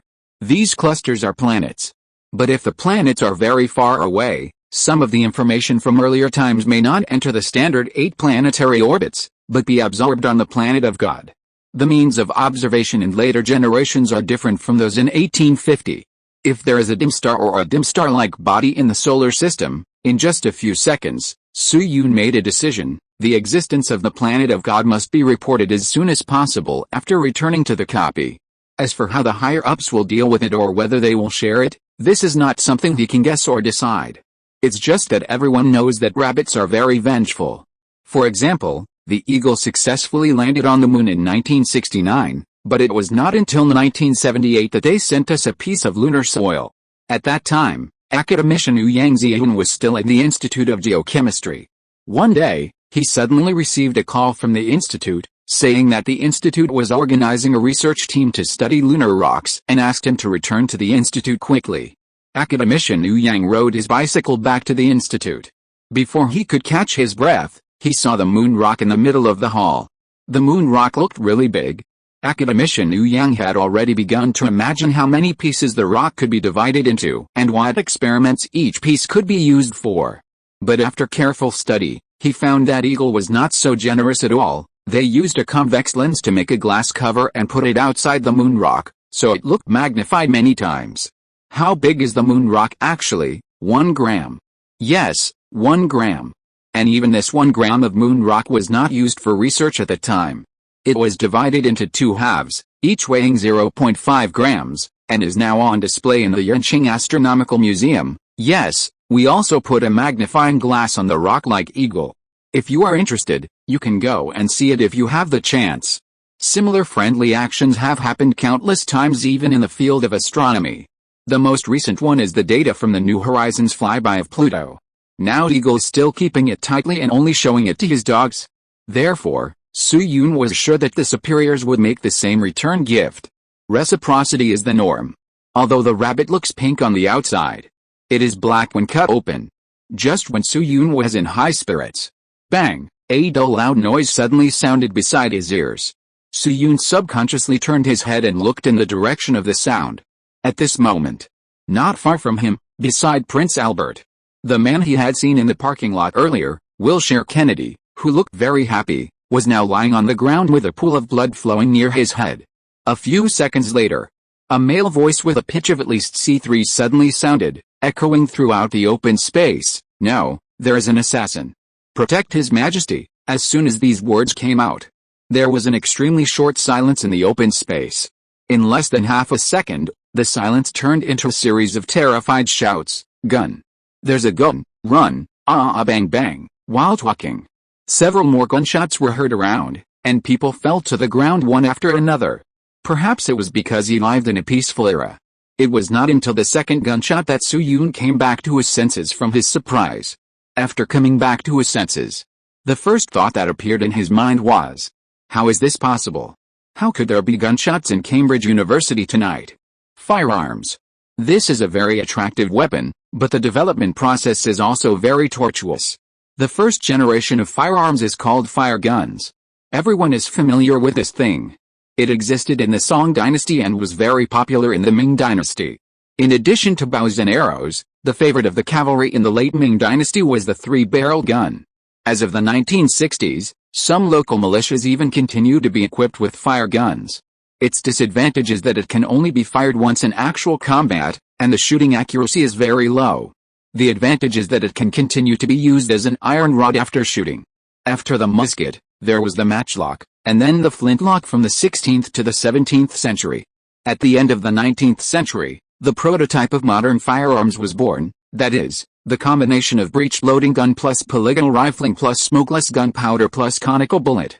But just like the different levels of development of weapons in later generations and the lack of technology sharing, at the end of the 19th century, the development level of firearms in various countries was also different. Take Britain in 1851 as an example. Polygonal rifling will not appear until 1854, so the British generally use muzzle-loading guns or even flintlock guns. The most elite troops are equipped with a weapon called the Minet rifle.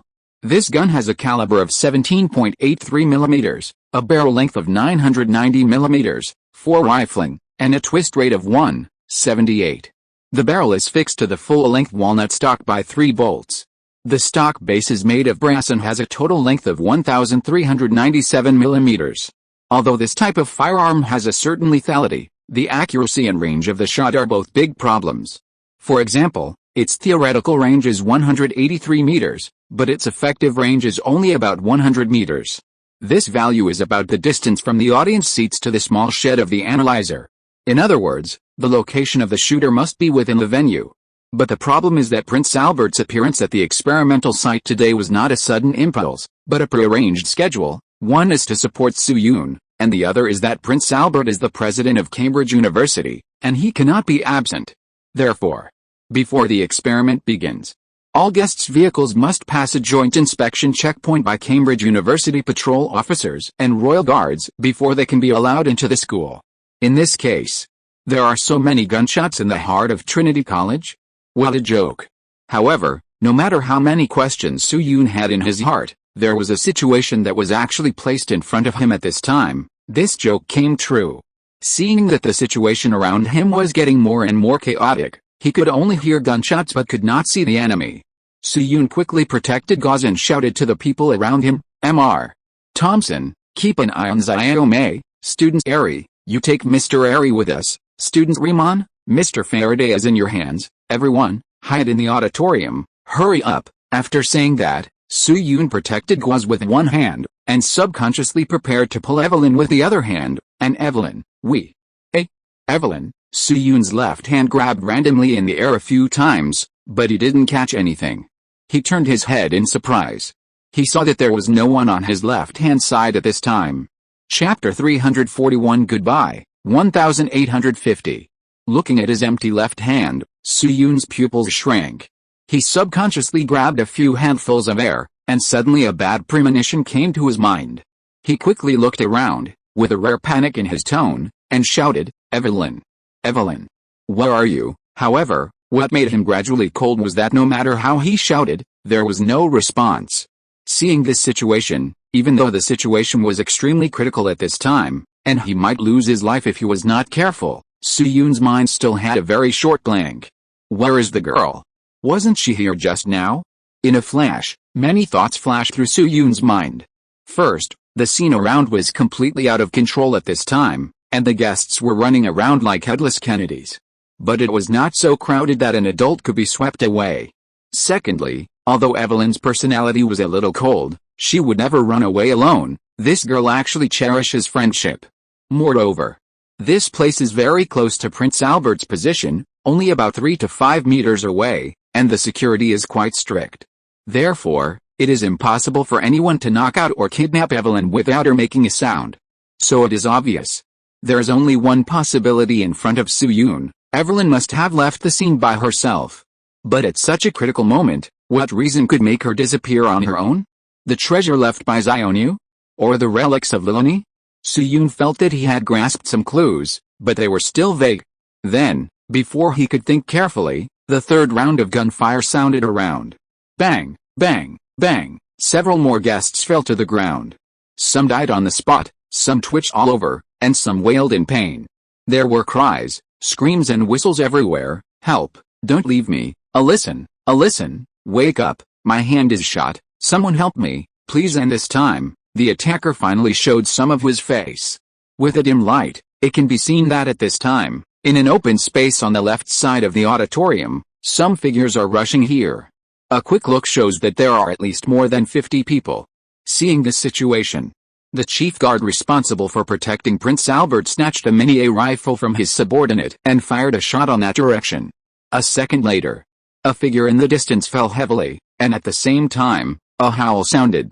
The chief guard threw the rifle back to his subordinate to reload, and issued the same order as Soo-yoon: retreat quickly. Protect His Majesty and retreat to the auditorium. We will be safe in the auditorium, everyone, hurry up. Soo-yoon was also called back to reality by this voice. While protecting Gauze and running to the auditorium, he took a deep look at the thin and powerful chief guard. This man looks thin and weak, but he is really a powerful person at a critical moment. The real target of the chief guard's words is not his subordinates or Prince Albert, but the hundreds of guests at the scene. This is a psychological suggestion. Actually, from the moment the first shot missed, the meaning of the so-called assassination failed at least halfway. After all, the dead Kennedy was not a big shot with the same name. As soon as the gunshot missed the target, the guards began to protect Albert closely. These assassins could only come out from Voldemort and start a frontal attack. However, the attack method changed from covert to open. But Prince Albert's crisis was not relieved at all. The other party arranged so many people to attack, and they must have made preparations for the attack, and they must take Prince Albert's head. Otherwise, they could have arranged a skilled assassin to appear and flee immediately after a failed attack. In other words, the other party had such a big battle, and there must be other traps around. At present, I don't know how the enemy is arranged, so it is naturally impossible to escape randomly. I can only find a bunker nearby to hide. At the same time, this bunker cannot be easily broken, so at this time, the only place that can be covered is the highest peak auditorium in Cambridge. And as the main target of the assassination. In theory, there are many risks for Prince Albert, whether he is on his way to the auditorium or after he arrives at the auditorium. For example, stray bullets during the escape, or the other party continues to attack the auditorium. What is the solution? The answer is simple. Naturally, it is to trick everyone to run over there, so that there will be more human shields and defensive manpower. No matter how useless a person is, he can always contribute some strength in a crisis. The heart of playing tactics is dirty. Fortunately, Soo-yoon and his team were one of the few who took action first, so they ran to the left side of Prince Albert's guard regiment smoothly. The attacker was on the right. A few minutes later, the panting crowd finally arrived at the auditorium. Quick, close the door first, and leave a small door for others to come in. After rushing into the auditorium, the chief guard first ordered people to block the door of the auditorium, leaving only a side door for people to walk through, and then led people to guard against the doorpost. The rest of the people quickly came to the auditorium near the podium and sat down to restore their physical strength and spirit. After taking a breath, bang! A 70-year-old man wearing a purple brocade robe with a red flower embroidered on his collar suddenly slammed the table. He looked at another middle-aged man who looked like a soldier not far away and said coldly, "Silman, what is going on? Why are there so many attackers in Cambridge University, which should be strictly guarded? As the person in charge of vehicle inspection tonight, I now reasonably question your loyalty to His Majesty." Swish! As soon as the old man finished speaking, everyone's eyes were instantly locked on the middle-aged man. Even a few nobles who had been stimulated to react to the stress reaction subconsciously drew out their knives regardless of the presence of Prince Albert. Be patient, Duke of Grafton. Just when the atmosphere was a little solemn, Prince Albert spoke. He stretched out his hand and pressed down gently a few times, his face looking calm. "Silman has been with me for 24 years. He has served and followed me since I did not come to England. His loyalty is beyond doubt. In my opinion, these attackers probably sneaked into Cambridge University by some other means. We can investigate this matter in detail after tonight. What we have to consider right now is not why the attackers appeared here, but how to quell this attack on board. Prince Albert said at the end, and suddenly called out a name.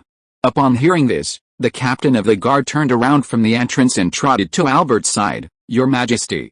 Prince Albert looked out the window where the gunfire was still going on, and asked the captain of the guard, "Born, how many attackers are there outside?" Born knelt on one knee, stroking his shoulder with one hand, and said respectfully, "Your Majesty, the exact number of attackers is still unknown, but judging by the firing interval of the guns, there are about 70 people. The firing rate of the Mini-A rifle is 2 to 4 rounds per minute, and the 4-round rate will not be achieved until 1877.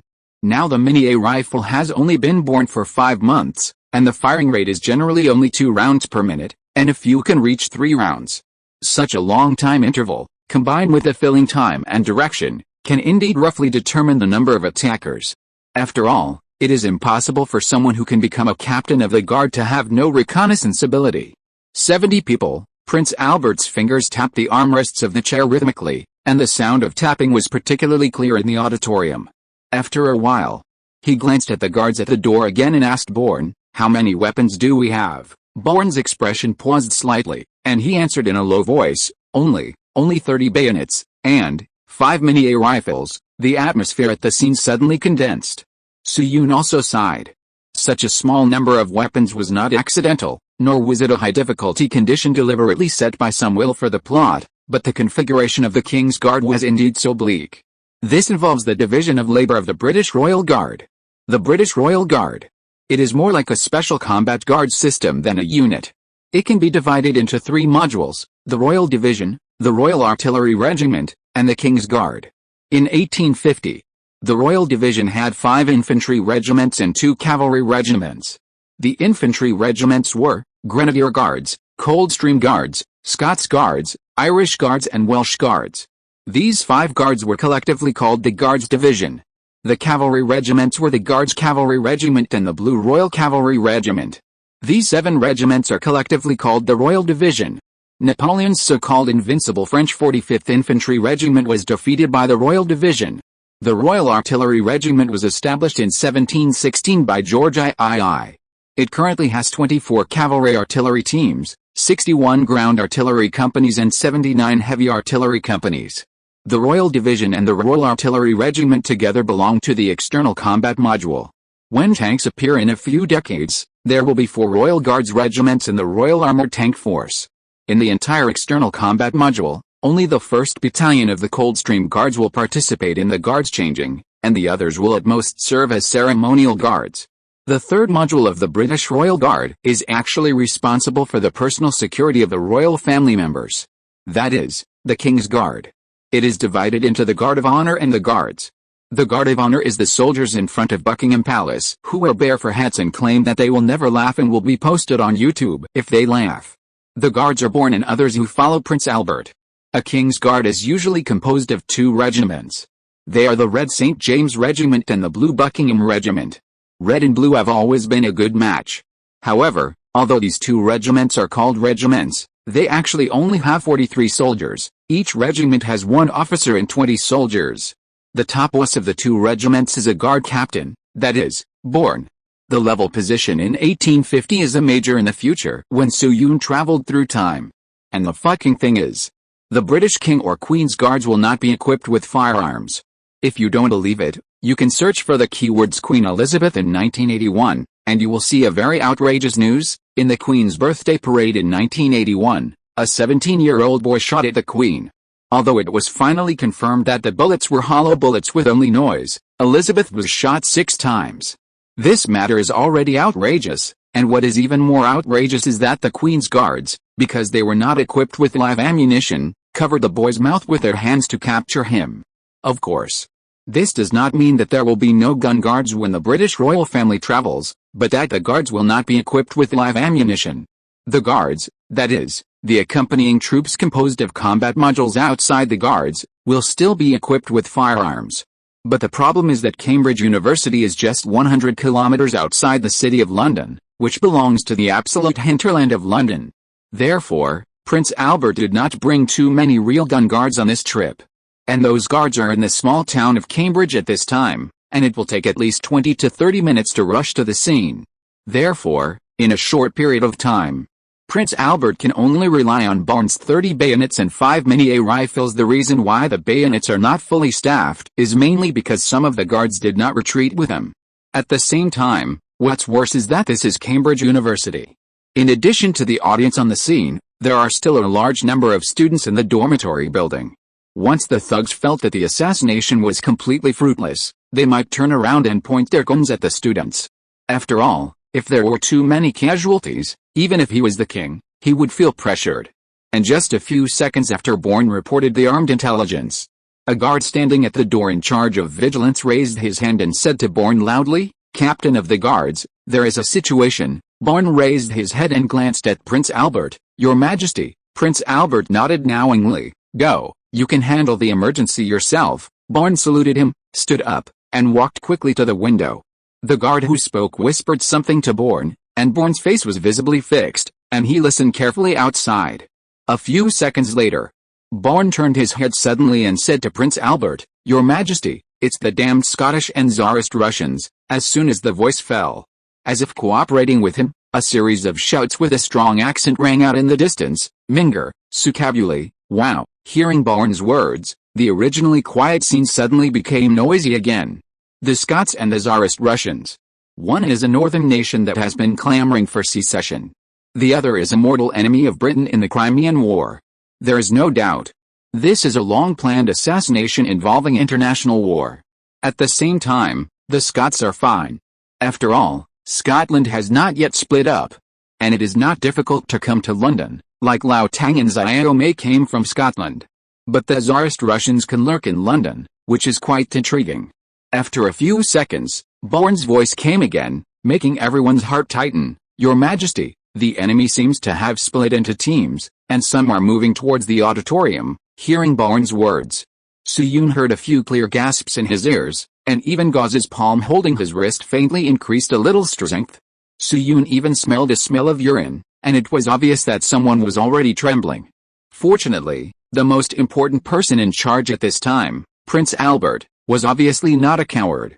Looking at the visibly depressed atmosphere at the scene, he suddenly stood up and stopped the downward trend of the crowd. "Everyone, be quiet first and listen to me." The surroundings were instantly silent.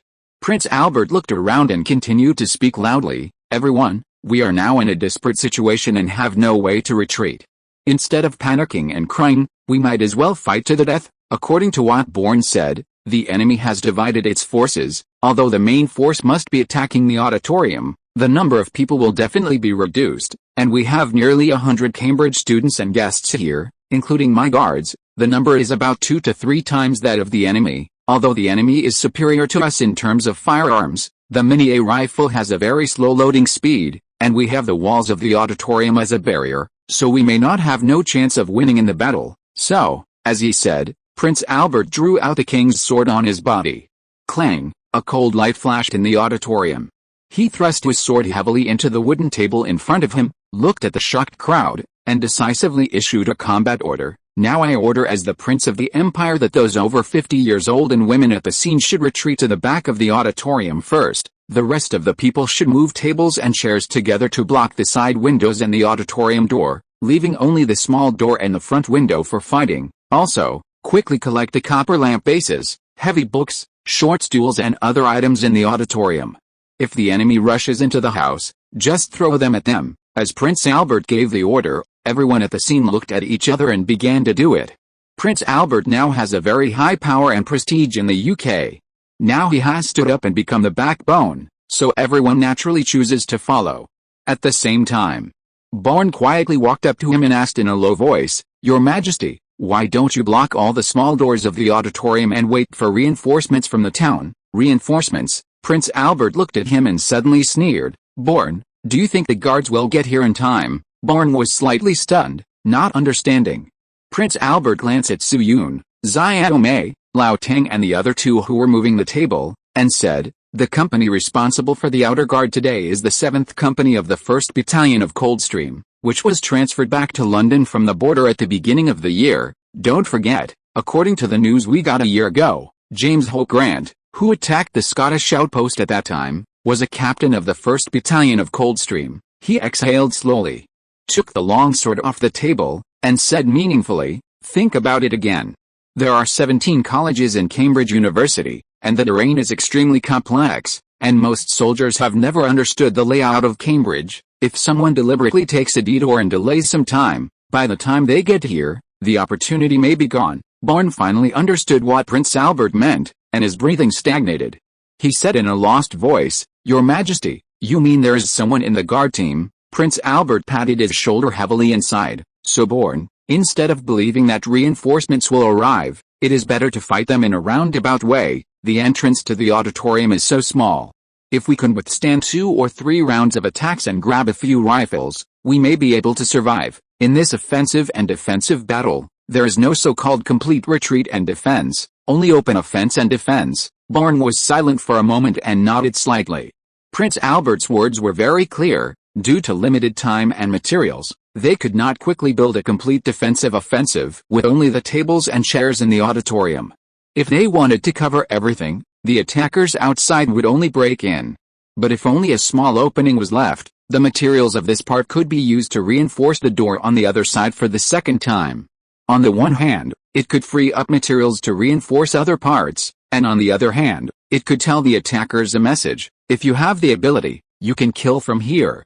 As for the attackers, they also faced a choice: attack other doors and windows that were reinforced again, or directly enter through the small door. After all, Cambridge University is located in the heart of London. Even if there is a ghost in the guard team to delay them, the time limit for these people is still quite tight. After all, so many people obviously cannot all be dead soldiers. They must have a subsequent escape plan. Maybe it is a carriage, maybe it is a boat. There are many possibilities, but the prerequisite is certain: cannot be surrounded. Therefore, this battle has now become a clear-cut small door attack and defense battle. One side has 140 people, 30 bayonets plus a number of knives and throwing objects, and 5 mini-A rifles. The other side has about 50 people, but has the same number of rifles.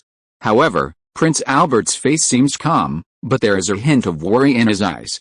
As an industrial maniac, he knows the power of hot weapons too well. Yes, the firing rate of the mini-A rifle is indeed very slow, and firing 3 rounds a minute is considered excellent quality. But the problem is that there are many people on the other side. Assuming that there are 50 people surrounding them, and every 15 people shoot once, it is enough to ensure strong fire suppression. And although there are some auditoriums on our side as shelters, it is hard to say if the other side carries explosives. In short, this is a life and death game. Then Prince Albert looked outside again. His eyes were a little vague. Scottish, Tsarist Russians. I wonder who else is hiding and not showing up. While Prince Albert was talking to Bourne, a simple defense line was almost set up. This auditorium covers a large area and can accommodate about 200 or 300 people. There are 8 windows on each side. However, with more than 100 people working together, it is still easy to block them with tables and chairs. At the same time, Bourne led people to take positions quickly. Soldiers with bayonets and nobles who were temporarily selected and relatively skilled in martial arts stood by the wall of the side door. The thick wall can ensure that they will not be shot. If the enemy really rushes in, they will fight each other in hand-to-hand combat. There are 2 shooting points at 2 angles of 45 degrees from the small door, one with 3 guns and the other with 2 guns. The rest of the young men stood behind the shooting points, ready to throw heavy objects at any time. Xiaomei was naturally among them. The expression of this young Scottish man looked extremely serious. His mouth was tightly pursed, and his face was a little pale. He held an axe tightly in his hand, ready to throw it at any possible enemy. It seemed that at this time last year, he and Lao Teng encountered an attack led by Grant in the camp. If Su Yun had not taken action at that time, he and Lao Teng could have celebrated the anniversary now. Thinking of this, Xiaomei shook his head slightly. Grant and his men used cold weapons when the camp was attacked, so Mr. Luo Feng was able to turn the tide. Now those attackers are carrying firearms, and Mr. Luo Feng is afraid that he can't do anything. It's impossible for Mr. Luo Feng to take out a firearm that can suppress 50 mini-A rifles at once, right? Recalling the thought that popped up in his mind, Xiaomei laughed. If this kind of thing could really happen, he would eat the axe on the spot. By the way, what is Mr. Luo Feng doing now? Thinking about it, Xiaomei subconsciously turned his head and looked at Su Yun. As a young and middle-aged man, Su Yun was naturally assigned to the front row. But after seeing the situation clearly, a question mark popped up in Xiaomei's eyes, and he subconsciously asked Su Yun, Mr. Luo Feng, why are you taking off your clothes? That's right. At this time, Su Yun was taking off his clothes. When Xiaomei spoke, he had taken off his windbreaker, revealing the base sweater he was wearing inside. Hearing Xiaomei's question, snap, Su Yun gently patted a stack of things beside him, and said as a matter of course, because I have to wear a bulletproof vest. Chapter 342 Goodbye, 1850. As a senior scavenger from the future, Su Yun's emphasis on his own safety is undoubtedly much higher than anyone in this era. After all, the halo never reminded him whether he would lose his life in reality if he died in the dungeon. Of course, judging from the many lives that the halo has created, the probability of this obliteration punishment mechanism is not high. However, even if death in the dungeon does not affect the real body, the completion of the task will inevitably be affected. Su Yun did not want to see that he spent a lot of effort and wasted a long time, but at the last minute he was stabbed in the neck because he was not scavenging enough, and had no choice but to get a low score or even a guaranteed evaluation result. Therefore, before entering the dungeon, he made a lot of preparations, for example, the lime hidden in his cuffs. This vigilance reached a new height after the night attack on the Scottish camp. Therefore, Su Yun had arranged some backups a long time ago. For example, this bulletproof vest. That's right. A long time ago. This bulletproof vest is actually not one of the two items he asked Evelyn to make, but the product of an agreement he reached with Lister earlier. That is the young man that Su Yun had visited Mr. Carl's family in London and found at University College London. He didn't expect that. In 1851, there were two famous Liszts in the European continent. One of them was Franz Liszt, a Hungarian. He was a famous composer, pianist, conductor, great master of Romanticism, and one of the most outstanding representatives of the early Romanticism. He was called the King of Piano in later generations. And the other Liszt was Joseph Liszt. He was the founder and promoter of surgical disinfection and was called the father of surgery. He proposed that lack of disinfection was the main cause of infection after surgery and created a series of surgical norms. In less than 10 years, the mortality rate after surgery was reduced from 45% to 15%. Even many people in later generations benefited from him, which can be said to be immeasurable merits. In the 100 Celebrities Who Influenced the Course of Human History published by Michael Hart in 1978, Liszt ranked 60th. Listeria, which drove countless medical experts crazy in later generations, was named by Lister. So when some students learned that Su Yun was visiting Lister, they thought Su Yun was going to develop antibiotics. But they overlooked two issues. First, Su Yun did not have anyone who needed antibiotics at the time, and if he wanted to save people, he could just copy the Alison from the Northern Song Dynasty copy. Second, antibiotics are different from photoelectric effects or cathode rays. If this thing was invented in advance, the West would be the undisputed #1 beneficiary, while the East would hardly get this part of the dividend. Therefore, Su Yun's previous visit to Lister was not to involve the medical field, but to cooperate with the Lister family to produce bulletproof vests. Everyone knows that Lister is the father of surgery, and he was later made a baron. But few people know that Lister's father, John Jackson Lister, was a businessman engaged in achromatic lenses. His uncle was a wealthy businessman engaged in silk production, and his uncle produced and sold porcelain in France, belonging to a standard business family. If not, Lister would not have the energy to do surgical research. These days, any project involving the word research almost requires a lot of capital.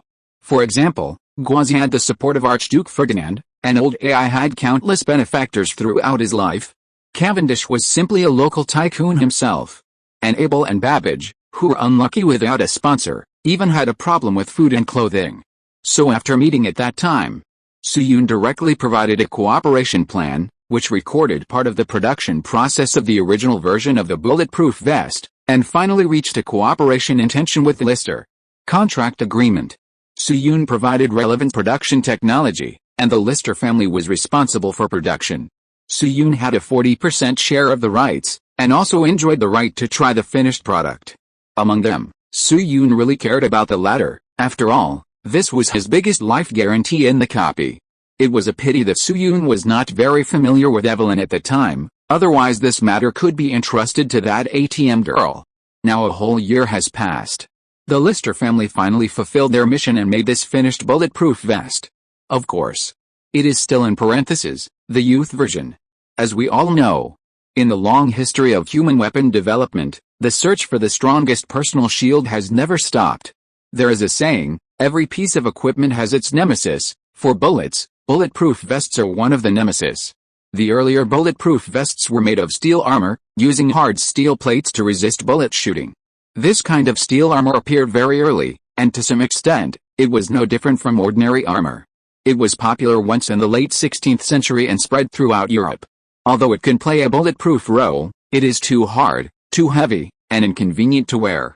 As a result, countries around the world gradually embarked on the road of finding lightweight soft armor. The first thing that came into human vision was cotton fiber. In 1811, Gaulle used more than 10 layers of cotton fiber to make cotton back armor with a certain bulletproof ability. Next are the three musketeers of modern times, silk in the late 19th century, manganese steel in the early 20th century, and truly modern bulletproof materials Kevlar, Teflon, Spectre fiber, etc. The technical idea of the bulletproof vest designed by Su Yun this time is not complicated. To put it bluntly, it is an extremely simple but not simple formula, silk plus ceramic. The simple part is silk. It has no technical content and uses the principle of silk armor. This thing has existed in the East for a long time, since ancient times, but most of the customers of silk armor in later generations are only two groups. One is armor collectors. The other is erotic underwear enthusiasts, and just because. As for the complicated part, it is naturally ceramic. As we all know, ceramic sheets themselves cannot be used as bulletproof vests. Because such a large piece of ceramic is too heavy, and it is hard and inconvenient to move. Wearing such a body, it is basically difficult to do a complete action. However, ceramics can be used as a material for bulletproof inserts, and they are mainly aimed at rifle bullets. It corresponds to the NIJ II level and above NIJ IV level of the NIJ standard across the sea. It is a composite material composed of ceramic plus bulletproof fiber, and the effect is relatively good even in later generations. Because ceramics have high hardness and much lower specific gravity than bulletproof steel. When facing shooting, ceramics will break the projectiles by hardness, turning them into several smaller projectiles, and then use the fragmentation of ceramics to further reduce their kinetic energy. Then the bulletproof fiberboard behind the ceramics will take over these smaller threatening fragments, thus achieving a defensive effect. This bulletproof fiber is the silk mentioned above. Of course, this kind of ceramics in later generations are not ordinary ceramics, but multi-curve metal ceramics with polyurea coating on the surface.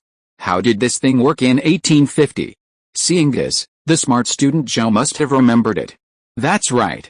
In the cathode ray experiment, Su Yun once gave a prop that can convert electrical signals into sound signals, piezoelectric ceramics, Chapter 303. After polarization, the electric domains of piezoelectric ceramics will be oriented along the direction of the electric field.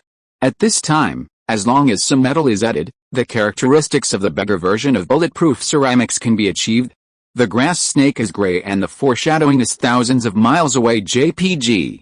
With piezoelectric ceramics and silk, a simple version of bulletproof vests was born. This DIY version of piezoelectric ceramic bulletproof vest can stably protect against 7.62 mm half-power rifle bullets in later generations, and will not even injure the ribs, but it cannot protect against full-power bullets. There is a video on YouTube. Although the 7.62 mm bullet is standard in later generations, in 1851, the bullet used by the Mini-A rifle was called the Mini-A bullet, and sometimes it was called the Mini-A bullet because of transliteration problems. It is a bare lead bullet. The charge of this bullet is very small, and the lethality lies in the initial kinetic energy, so there are three ranges of power. One is within 10 meters. The power of the Mini-A bullet can be compared with a 7.62 mm full-power rifle bullet. The second is 10 to 25 meters, which is equivalent to a half-power bullet. But beyond 25 meters, its power will show a range of decline because ballistics is too primitive these days. In the case of long distances, unless you're shot in the head or head and the internal organs like Kennedy earlier, you will basically not die immediately. Of course, when the breech-loading gun technology appears, the power of the Mini-A bullet will be greatly enhanced. Then Su Yun took out a steel helmet from his backpack, which weighed about 5 or 6 pounds. The performance of steel helmets in later generations is relatively complicated. This thing is not actually for defending bullets, but for avoiding stray bullets or fragments. However, the firing rate of the 1851 muzzle-loading gun bullet is limited. If it is not shot head-on, it can barely be called a bulletproof steel helmet. A bulletproof vest, plus this steel helmet, is enough for Su Yun to face the enemy head-on. While Su Yun put on the bulletproof vest, Born, who was leaning against the only unsealed front window, raised his head slightly and looked outside. Attention, the enemy is only 10 meters away from the gate, as he said. Born raised the bayonet in his hand and made a defensive gesture. After dozens of seconds, click, click, click, the sound of military boots gradually came from outside the door. It is not difficult to judge from the interval of the footsteps that the opponent is obviously quite cautious. Bang, bang, bang. A few seconds later, 3 gunshots suddenly rang out outside the door. 3 holes soon appeared at the gate, but the bullets that rushed into the gate were quickly blocked by the barrier. At the same time, 3 gunshots rang out. A noblewoman who Su Yun did not know suddenly screamed, and threw the book in her hand towards the small door that had not been reopened. Snap, the book hit the small door, and there was a muffled sound. Born frowned and glanced at the woman with dissatisfaction. Idiot. At this time, it was obviously in the testing stage. The enemy did not know how many people were in the auditorium and their actual combat strength. At this time, if they could delay for 1 more minute, they would have a better chance of winning. Now that the noblewoman threw out the weapon first, wasn't it telling the people in the opposite auditorium to be panicked, like a frightened bird? Sure enough. After the noblewoman threw the book, the pace outside the house was slightly faster, and some undisguised exchanges were heard. Zdyasacha Volnuyatsaya, Priamov, Sukabul. The attackers did not try to persuade them to surrender, and they wanted to kill everyone in the house. Prince Albert did not shout out, "I will give you double the amount of money you received," like the dignitaries assassinated in the storybook. From the indiscriminate killing of the attackers at the beginning and their accents, it can be seen that there is no verbal compromise in this battle tonight, and there is no retreat. After a while, bang bang bang, there was a strong knocking sound at the door. After all, from the attackers' perspective, the entire door in front of them was closed at this time. They did not know that the obstacles of the small door and the big door were actually different. But soon, the attackers tried the position of the small door. Report. Here, there is a problem with the syllables here. The defense seems to be very weak. Dong dong dong, there was another knocking sound outside the door. This was the attacker confirming the thickness of the barrier behind the door. A few seconds later, bang, bang bang, there was a sound of gunfire and vibration from the handle of the small door. Although the door lock was still as solid as before, there were gaps in the surrounding connected wooden blocks. Students who have kicked the door of the woodshed should know. When a wooden door has a crack, even if it is still locked, the difficulty of violent cracking has been reduced by many levels. Soon, there was a sound of kicking the door outside. The atmosphere in the auditorium became tense again. However, Born and others did not wait. They saw him gently move to the small door, aim at the gap, and stab the bayonet out fiercely. After finishing, without giving the other side time to react, he quickly pulled back the bayonet. What was pulled back and spilled on the ground was some bright red, and a scream came from outside the house. Sukabuli. My arm was stabbed, although it was not known whether Born had stabbed the opponent's gunman. But since he was injured, the opponent's combat capability would be affected to some extent. Listening to the angry curses from the outside, Born raised a smile at the corner of his mouth. Being able to add some trouble to the enemy at this time, at least it would be a relief. But soon, there was a rustling sound in his ears, sounding like straw burning? Not good. As one of the strongest soldiers of this era, Born was familiar with this sound. I saw his face change instantly, and he threw down his subordinates beside him, and shouted to Prince Albert at the same time, "Damn, they ignited the fulminate of mercury tube. Your Highness, the Grenadiers and the Coldstream Guards have internal." Boom. Born didn't finish his words. There was a huge explosion outside the house, and the door and the wall were blown to pieces. Dust billowed at the entrance, and Born and others were at a loss for life. Seeing this, Prince Albert's heart sank. The thing he was most worried about really happened. Not only did the Coldstream Guards have spies in the Royal Division, but the Grenadiers also had big problems. And the Grenadiers had a traitor, which meant that the other party was likely to have high explosive gunpowder. Gunpowder. It is one of the 4 great inventions that China has always been proud of. Later generations generally believe that the earliest record of gunpowder in China appeared in Wu Jing Zongyao, compiled by Zhang Zhongjing in the Northern Song dynasty. There are 3 types of gunpowder formulas recorded in writing, and one is excerpted here: tribulus fireball in its gunpowder method. Gunpowder method for cannons: Jianzhou sulfur, swirl and mix evenly, wrap it with 5 layers of paper, tie it with hemp, and melt rosin to apply it, and then use the cannon to fire it. Some other things are omitted. These gunpowders were finally introduced to Europe by Arabs in the 13th century and developed rapidly.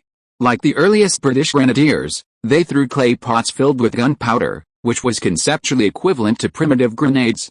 However, when it comes to high explosive gunpowder that is higher than gunpowder, everyone should think of another name: Nobel. Here is a possible misunderstanding. The inventor of TNT explosives was not Nobel, but Wilbur Land. Nobel invented gelatinous dynamite, also known as nitroglycerin explosives. Its preparation method is, cough cough, this cannot be said. At the same time, Nobel also invented the detonator. Note, it is a detonator, and Bourne is talking about the fulminate of mercury tube. The time of fulminate of mercury appeared much earlier than the detonator. As early as 1807, it was successfully synthesized by a British priest Forsyth. You read that right, a priest. It is a white or gray crystal, which is the earliest detonator used by humans. It is highly sensitive to flames, needle pricks and impacts. Therefore, in the early days of its invention, it was widely used in firing guns. For example, there is fulminate of mercury in the Minié rifle at the scene. However, after T.J. Peluzzi first discovered in 1838 that cotton soaked in nitric acid could explode, Britain produced a special weapon, the fulminate of mercury. This is a very contemporary product. If you must say, it is somewhat similar to the BB machine and DVD in the early 21st century. It has its own characteristics but appears and disappears very quickly. The fulminate of mercury, cotton, fuse and metal ring became the exclusive weapon of the British Grenadiers around 1850, specifically used for attacking. This is why Bourne immediately judged that there was a ghost in the Grenadier Guards after hearing the sound of the fuse. The appearance of the fulminate of mercury also represents another thing. The defense system that Prince Albert had laid out before has now lost its meaning. What they are facing next is a direct attack by 50 enemies with Minié rifles. Although strictly speaking, even if all the doors of the auditorium are blown up, it is impossible to accommodate 50 enemies at the same time. But with a door open, it is meaningless to be serious about the specific number of people entering. If you change to a smaller place, the attackers could even set up guns outside and arrange some people to throw grenades directly inside, slowly killing the people inside. Fortunately, the area of this auditorium is large enough. With limited time, the attackers obviously cannot do this. After all, the grenades of this year are still relatively primitive, and the upper limit of the number of grenades a grenadier can carry is only 5 to 7. The attackers sneaked in again tonight. Unless they carried a Riemann space bag, they will never have enough throwing objects. But even if this worst-case scenario does not happen, Prince Albert is still facing a terrible life and death crisis.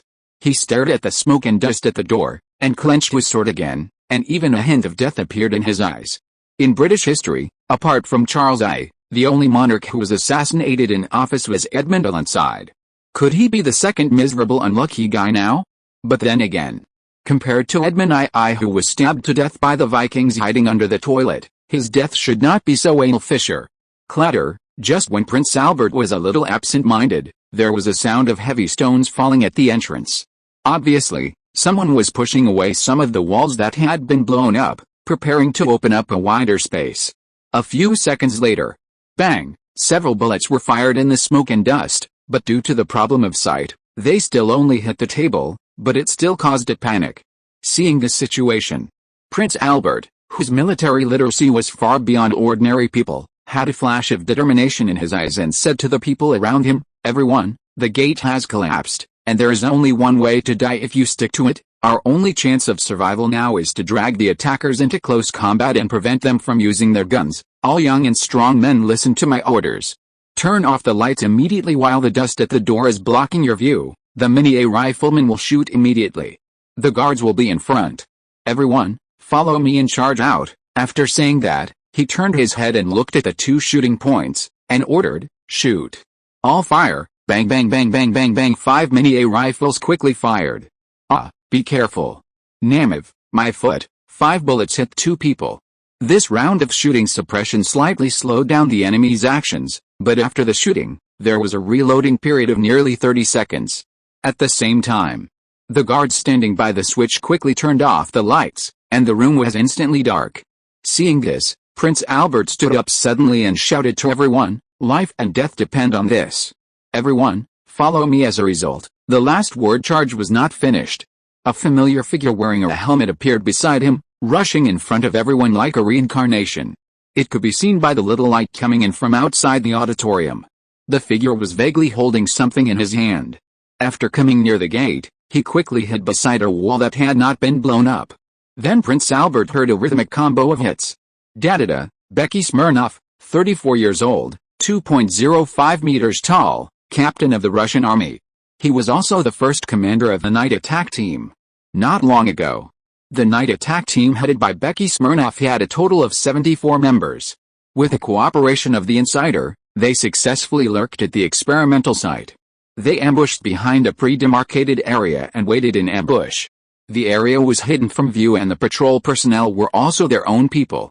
Therefore, Smirnov and others lurked for several hours without being discovered. Then, when the experiment was about to end and everyone was most relaxed, Smirnov launched an attack. Smirnov's first shot was actually aimed at Prince Albert, but the distance was too far, so the shot did not hit the target. Instead, it shot ahead of the middle-aged man next to Prince Albert who looked very happy. Fortunately, this mistake is not a big problem. The reason why they came with so many people tonight was that they were ready for a frontal attack. Even if Prince Albert was killed in one shot, they would still launch a large-scale massacre. In short, the more people they kill and the more chaotic the better. Anyway, there are also people in the Cambridge Town Guard who will delay time. As expected in their battle plan, Prince Albert did not foolishly flee to the open space, but retreated into the auditorium. The assassination turned into an assault. This is the situation that Smirnov least wants to see, but it is still not difficult. After all, in order to make this attack successful, the forces behind them almost used all their trump cards. For example, someone fanned the flames and invited many imperial dignitaries who were not interested or hesitant about it. Someone ambushed them secretly and created a perfect opportunity for them to enter. Others provided supplies, including mini-A rifles, and British top-secret weapons such as torpedo tubes. All insiders JPG. At this moment, looking at the auditorium door that had been blown open in front of him, Becky Smirnov's mouth curled up slightly. "Lieutenant Harrington, prepare to attack." The Harrington mentioned by Becky Smirnov was a Scottish soldier with a thick beard. Hearing this, a trace of vigilance flashed in his eyes, and he suggested, "Captain Smirnov, for the sake of safety, do we need to try again? After all, there are still guns in the auditorium. Anyway, we have plenty of time. We can observe the situation before rushing in. Don't worry too much, Lieutenant Harrington. They are just a few broken guns." Becky Smirnov waved his hand and pointed his thumb at the subordinates behind him. 50 mini-A rifles against 5 weapons of the same type. The advantage is mine. Tell me how to lose with a barrel blocking your face. As he said that, he put the mini-A rifle in front of him and waved to the rest of the direction. "The windows of the auditorium are too small, and the people inside can't escape through the windows. The people on martial law around me immediately gathered around me. Let's rush in together. Hold your guns. Follow me." The military order was as heavy as a mountain. Facing the instructions of his immediate superior, Harrington could only obey. Rustling, the sound of military boots walking on the snow came, and all the members of the night attack team gathered outside the gate. Just as Becky Smirnov was about to order a charge into the house, under the illumination of the lights outside the auditorium, from the corner of his eye, he suddenly saw a black, thin tube appearing at the corner of the main door. Then the next second, da-da-da, a very rhythmic sound sounded. Harrington, who was beside Smirnov, screamed without any defense, and fell on his back. Then, before Smirnov could react, the subordinates around him seemed to be performing a musical, and people kept falling down, and there was a wailing on the field. Then, the sound of da-da paused for 2 seconds, and Smirnov heard 2 clear clicks in his ears. Then da-da-da, the second burst of sound was heard, and several people fell down. As the scene in front of him was beyond Smirnov's cognition, he did not react until then, and suddenly picked up the gun and shot behind the wall. Enemy attack. Behind the left wall, several shots were heard. In addition to Smirnov, members of the night attack team also fought back. Seeing this, Smirnov's face suddenly brightened. He was sure that at least 4 bullets hit the body of the secret attacker. However, the next second, his expression froze on his face. The person behind the wall seemed to be unaffected, and clicked something again. The crisp burst of sound rang for the 3rd time. This time, Becky Smirnov, who was standing there in a daze, suddenly felt a pain in his chest. Less than half a second. He felt dizzy and his vision gradually blurred. Click, his fingers loosened and the mini-A rifle slipped from his hand to the ground. At the same time, he lost his support, first his knees, then his whole body collapsed to the ground. Just as Smirnov's remaining consciousness began to dissipate, he used up his last bit of strength to raise his head and looked around. He saw that after 3 rounds of shooting, at least 70% of the subordinates who were blocked at the door by him had fallen to the ground. Some died, or were shot and wailing. The rest either hid behind the bunker or simply fled the scene. At the end of their lives. Smirnov's mind suddenly popped up a thought, who can tell him what happened? What about his teammates? At the same time, in the auditorium, Su-Yun fired a few more shots at the door. If the Russian bear, the Big Russian and China are a complex situation with both gratitude and resentment, it needs to be discussed comprehensively in combination with the international situation and position. Then the Russian Empire's historical actions against China were pure evil. Therefore, when Su-Yun started to fight, now, he seemed to have no psychological pressure. After finishing a magazine, Su-Yun looked out the window. After making sure that most of the enemies had been eliminated, he looked back at the people who were still in a daze. At this moment, everyone had the same expression, too. Even Albert, the uncrowned king of the British Empire, looked dull and a little funny. So many enemies. Just deal with it. Then, without waiting for Prince Albert to speak, Su-Yun pulled open his mask and asked him directly, "Your Majesty, there are still some enemies outside the door that have not been eliminated. Can the guards deal with them?" Prince Albert was slightly startled when he heard this, and subconsciously said, "Of course." Although the guards were not equipped with live ammunition, it did not mean that their military quality was not good. On the contrary, as the guards who might be on the field during the war, all the guards had excellent marksmanship, and there was no situation of interstellar players. At present, except for Bourne and others whose lives and deaths are unknown, the number of guards around Prince Albert is about 20. Not to mention that some nobles also have good marksmanship. As for the attackers, due to the trickery of a certain captain, all the members of the night raid gathered at the entrance of the auditorium, and became a live target for Su-Yun. After 3 rounds of shooting, more than 70% of the attackers died or lost their combat effectiveness, and the rest were like frightened birds, and some simply dropped their guns and ran away. If he could get the mini-A rifles scattered outside the house. Even if Su-Yun did not take action again, the situation on the scene would not recur again. At most Albert would just shrink in this auditorium and wait for reinforcements. Seeing this situation, Su-Yun nodded gently, indicating that he understood. Then he looked at Xiaomei and others. As he was about to return, he no longer deliberately followed some etiquette. He saw his eyes quickly sweeping over Xiaomei, Lao Tang, Gauss, Faraday, Riemann and others. Regardless of whether what he did next would have any results, this would be a true farewell. According to Su-Yun's original plan, he was going to say goodbye to these acquaintances one by one in the remaining 4 hours. But now it seems that he doesn't have so many opportunities to be hypocritical. Because in the remaining time, he still has to find 2 people. No, to be precise, it should be 3 people. Chapter 343 End of the copy. Rustle, under the dim light. Su-Yun held a submachine gun in his hand and walked carefully on the snow in Cambridge University. That's right. Submachine gun. Compared with bulletproof vests, this is one of the 2 killer weapons he asked Evelyn to make. Looking at the entire copy, Su-Yun's mentality can be roughly divided into 2 stages. The first stage is the notes before and after Su-Yun and Lister met. The enemy has not yet appeared, and the situation is relatively not that bad. Su-Yun just became a little wary of his experience lying in the pit when he woke up, so he kept a backup. In other words, the production of bulletproof vests does not actually have a clear purpose. It is mainly for self-protection and may not be used. But that day, when Lao Teng brought the news that the bodies of Orientals were found in Scotland, Su Yun immediately discovered a problem. Simple defense seems not enough. If there are really some enemies around him, he must have a certain counterattack power. This is the second stage of mentality. Therefore, he asked Evelyn to make such a youth version of the submachine gun. It was mentioned earlier. What really determines the prototype of modern firearms is not a specific type of gun, but the design idea of breech-loading gun plus polygonal rifling. The two are in a causal relationship. It is precisely because of these design ideas that a variety of guns have appeared, especially polygonal rifling. This is a technological breakthrough that can be called an epoch-making barrier. However, this epoch barrier is also relative. At least in front of Su Yun, a time traveler, the difficulty of breaking through is much smaller.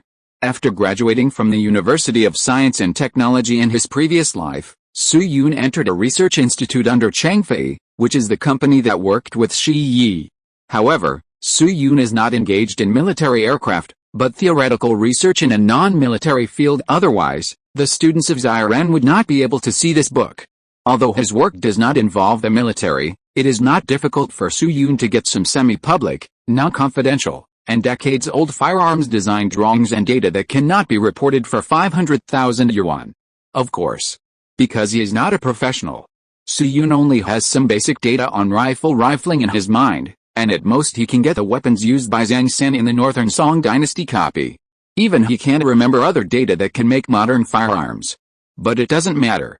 Smart students should remember one thing: after Su Yun completed the first round of tasks, there was still a reward that he didn't use. That's right. It was the reward that could temporarily return to reality for 3 days.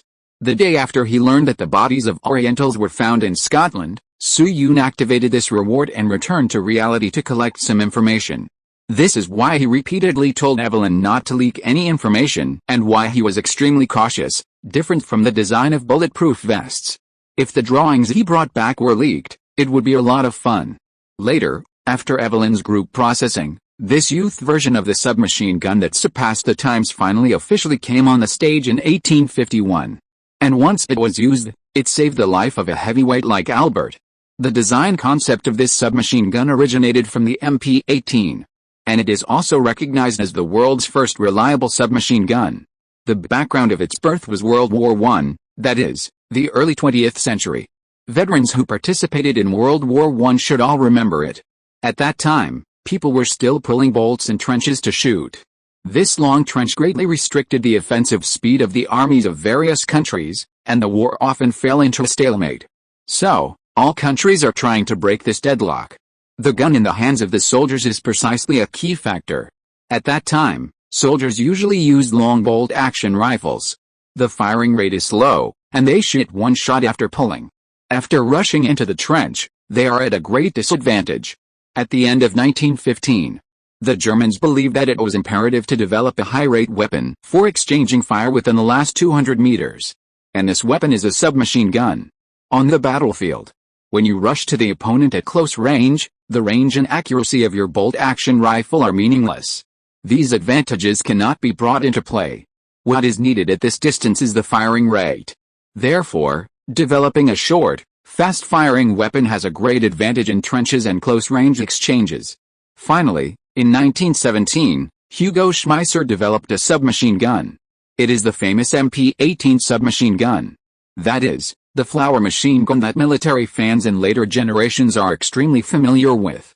This submachine gun is just over 80 centimeters long, uses 9x19mm Luger pistol bullets, and is fed by a 32-round snail-shaped drum magazine.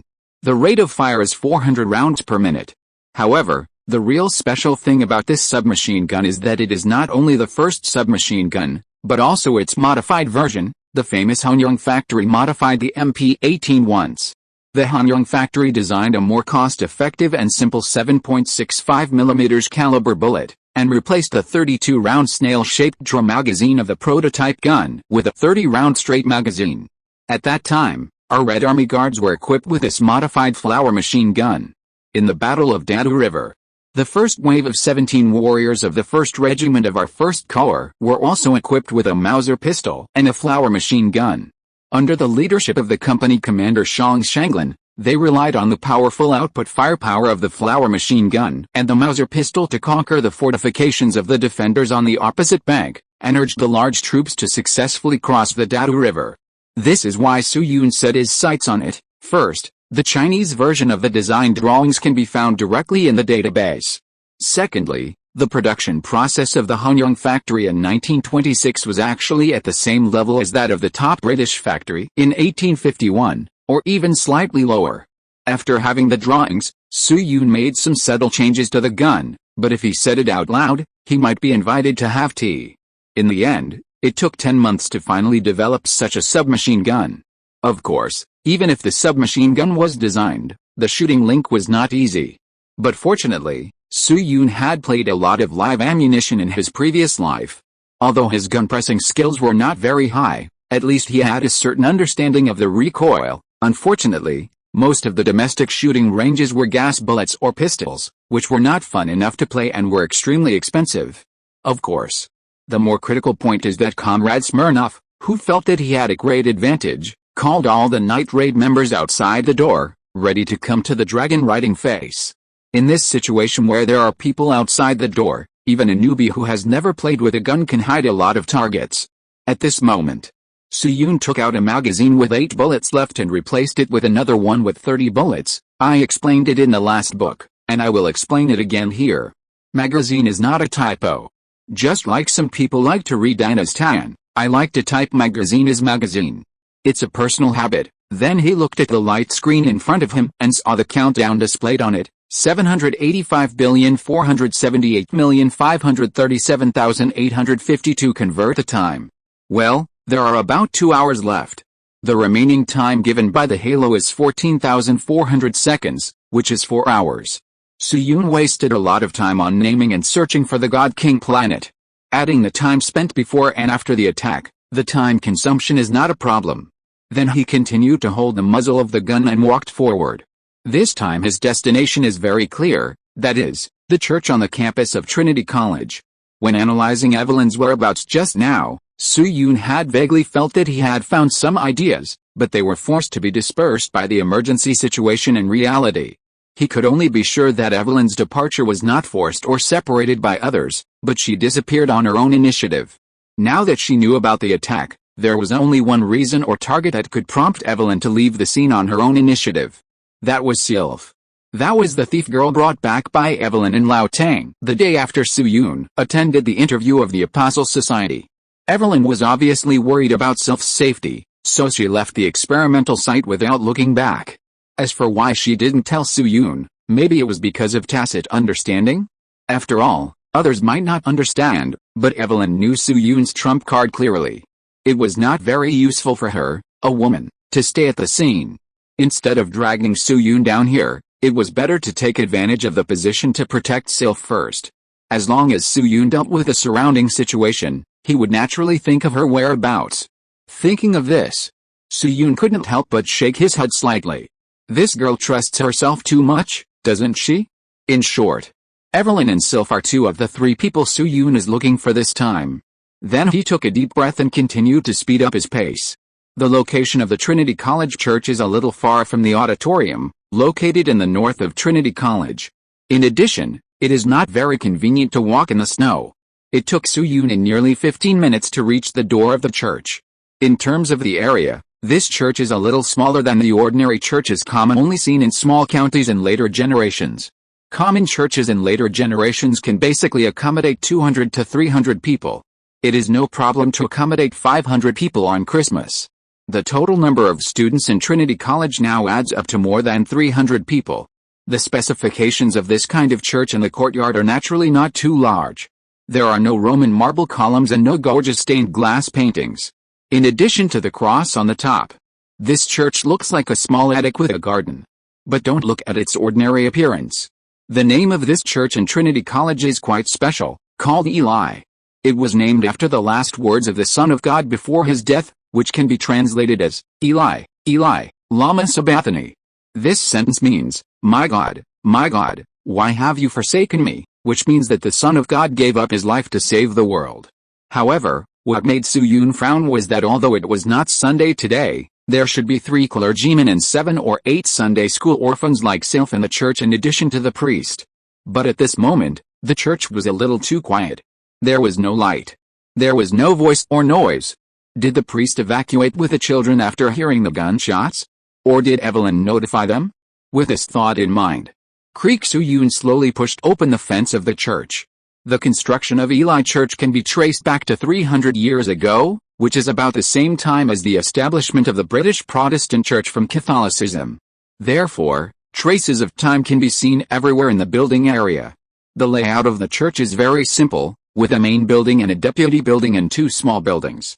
The main building is divided into a worship area, a reading room, a choir practice room, and a Sunday school classroom. Well, Protestants don't have confessionals. The first floor of the small building is a lounge for orphans, and the second floor is a functional area such as the clergy's bedroom and storage room. Click. After entering the worship area, Su-yoon pressed the light switch on the wall, and the view inside the house suddenly became bright. However, there was still no one. But soon, Su-yoon noticed a situation. The chairs near the right aisle were a little messy, and it looked like they were touched by people passing quickly, and they were not as flat as the left. At the same time, there was some snow on the ground. As mentioned earlier, today is not Sunday, and the worship area is closed.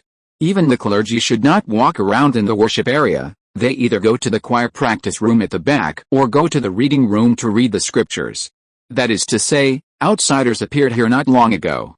Seeing this, Su-yoon followed the footprints and walked forward. Perhaps because of the limited amount of snow he carried, the footprints looked intermittent and increasingly blurred. After walking a short distance, the only clues Su-yoon could follow were some small snow dots. And the direction these snow dots led to was the annex building. Su-yoon came to the annex building without hesitation, thought for a moment, and said, "Hey, is anyone there?" Although there were some traces of human passing through the fence at the entrance and the corridor in the worship area, the damage was not large, and there were no bullet marks from gunfire. In addition, the footprints were obviously left by one person, so Su-yoon simply took the initiative to speak. However, there was still no response from the annex building. Seeing this, Su-yoon frowned and walked towards the orphan's dormitory. The orphan dormitory was divided into 3 small rooms, with 3 people living in each small room. In the past few days, Su-yoon and Evelyn had visited Sylph several times and knew that the little girl lived in the second room from the left. At this time, the door of the room was ajar. Su-yoon pushed it open and found it was still empty. Su-yoon went into the room and checked. There was no obvious sign of damage in the room, but he noticed that there was an open Bible on one of the tables. This kind of disrespectful behavior should be rare in Sunday school. Seeing this, Su-yoon couldn't help but touch his chin and guessed, that means Sylph and the others should have evacuated. Just when Su-yoon's thumb just touched the middle of his chin, a sound suddenly came from outside the room. Su-yoon quickly gripped the gun handle and was about to hide in the corner to observe the situation, when a familiar shout rang in his ears, "Sylph! Sylph! Are you here?" This was Evelyn's voice. Su-yoon looked out the window. Sure enough, Evelyn was standing at the exit of the main building, shouting Sylph's name while walking towards the auxiliary building. Su-yoon's chest was relieved, and he flashed out of the house and waved to her. "Hi, classmate Evelyn." Su-yoon's surprise attack made Evelyn's figure pause subconsciously, but in less than a second, the girl came back to her senses. She quickened her pace and trotted to Su-yoon's side, anxiously saying, "Luo Feng, Sylph is missing." Su-yoon couldn't help but have a question mark on his face. Sylph is missing? Then where did Evelyn go just now? Seeing Su-yoon's bewildered face, Evelyn quickly took a breath and explained, "Luo Feng, when the gunshots were heard, I thought that Sylph and the others would be in danger in the church. I was just afraid that you would stop me from going, so I left without saying hello. I know that after you have dealt with the matters around His Majesty, you will definitely rush here. The location of the church is in the opposite direction of the attackers. Even if they scatter on a large scale, I have enough time to notify Father Nyong of the church to arrange for the children to evacuate." But Evelyn led Su-yoon to the other side of the annex building that he had not searched yet, and pointed to a pile of footprints on the ground and said, "Look, when I came to the church, Father Nyong and the others had already left." Su-yoon was stunned. Did the people in the church evacuate so quickly? Then Evelyn raised her head and looked into the distance. Her eyes were a little subtle, and continued, So I followed the footprints, and finally guessed where the priest and the others went. Su-Yoon shook his head. I don't know. Evelyn stretched out her slender finger, pointed in the direction of the footprints, and looked at him seriously. Think about it again. What buildings are there? Su-Yoon blinked and looked in the direction of Evelyn's finger. A few seconds later, a flash of lightning suddenly flashed through his mind, and a place came to his mind. That direction.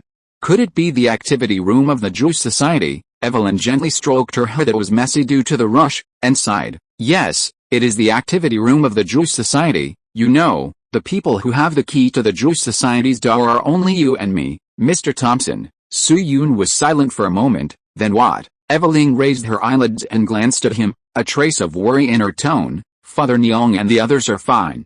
It is said that as soon as the gun was heard, a man in a black cloak asked them to evacuate to the activity room immediately outside the church. At that time, the children were making snowmen outside the church. Father Nyong only found 7 children at a time, but Sylph was missing. That's why I rushed back to the church after finding them. Luo Feng, do you think she will? Su-Yoon quickly stretched out his hand to stop her wild thoughts. Don't worry, Sylph must be fine. Let's look for her again. Evelyn hesitated and hummed. Although the probability that Sylph was still in the annex was very low. But considering some extreme situations, Su-Yoon decided to check the second floor with Evelyn. There were 5 rooms on the second floor, including the bedrooms of Father Nyong and 3 other clergy, and a locker. 10 minutes later, Su-Yoon and Evelyn met again at the second floor staircase. They looked at each other and shook their heads at the same time. They did not find Sylph in the 5 rooms, which meant that there was no possibility of her being kidnapped or killed in this building. Looking at Evelyn, who was a little flustered, Su-Yoon took the initiative to step forward and patted her on the shoulder, comforting her. Calm down, classmate Evelyn. Let's go downstairs and take a look at the snow around. Sylph has been in the den of thieves for many years, and sometimes she is smarter than adults. Maybe she will hide somewhere when she sees that the situation is not good. Evelyn was silent for a moment, and nodded gently. I hope so. Then Su-Yoon walked in front, and Evelyn followed behind him. The two went downstairs again. The staircase of this annex building is only about 1 meter wide and is located on the far left side of the attic. It creaks when you walk on it, and the view of the exit is also very narrow. As soon as the two of them left the corridor, Su-Yoon suddenly felt a huge drag on his shoulder, and he staggered without any defense. When he came to his senses, he felt 2 solid tubular hard objects on his left waist and the temple on top of his head. This is a revolver. Then came a voice that was familiar to Su-Yoon. Good evening, classmate Luo Feng. Su-Yoon's pupils shrank.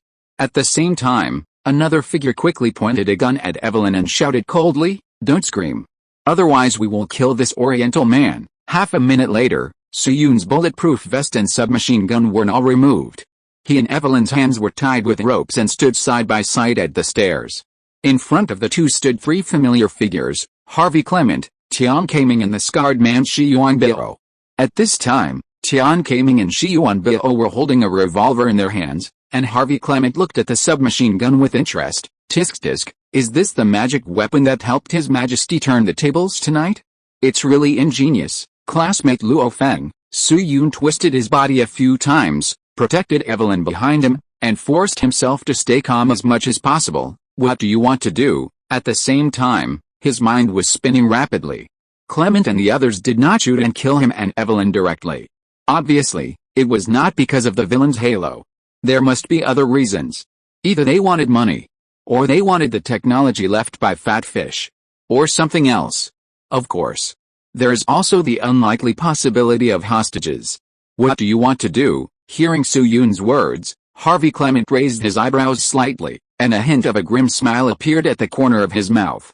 He suddenly took out a revolver from his body and shot Su-Yoon's leg without warning. Bang! A flower of blood suddenly bloomed from Su-Yoon's left ankle. Su-Yoon's body trembled subconsciously. After a moment, a sharp pain came from his ankle. Su-Yoon felt as if his ankle was burned, and the stinging pain was accompanied by a feeling of being bitten by countless ants. He curled up on the ground. Even though the wind was biting, countless beads of sweat still appeared on his back and forehead. He gasped frantically, Who? Seeing this, Evelyn on the side couldn't help but scream. Regardless of her hands being tied, she threw herself to Su-Yoon. Luo Feng. Su-Yoon bit his lips tightly, feeling that his whole skeleton was trembling, and used all his strength to cast a don't panic look at Evelyn. There was one thing he remembered very clearly. After returning to reality from the Mavericks copy, although he was still wearing clothes and shoes from 1665. But both his hair and the wounds on his feet from chopping wood had returned to their original appearance at the same time. Therefore, if nothing unexpected happened, even his gunshot wounds at this time can be healed as usual by the halo. Now he doesn't need to worry about himself, but Evelyn. Mr. Clement, just as Su Yun gritted his teeth and endured, Tian Kaiming on the side suddenly spoke up, with a hint of dissatisfaction in his tone. Mr. Clement, what are you doing? We didn't arrange this link in advance. Sorry, Mr. Tian. Clement shrugged his shoulders, put the pistol back into his body, and looked at Su Yun with resentment. It was this Oriental who caused my father to faint at the expo. He also punched me at the Apostles' Society dinner earlier. I couldn't help but shoot him. Mr. Tian, I'll leave him to you now.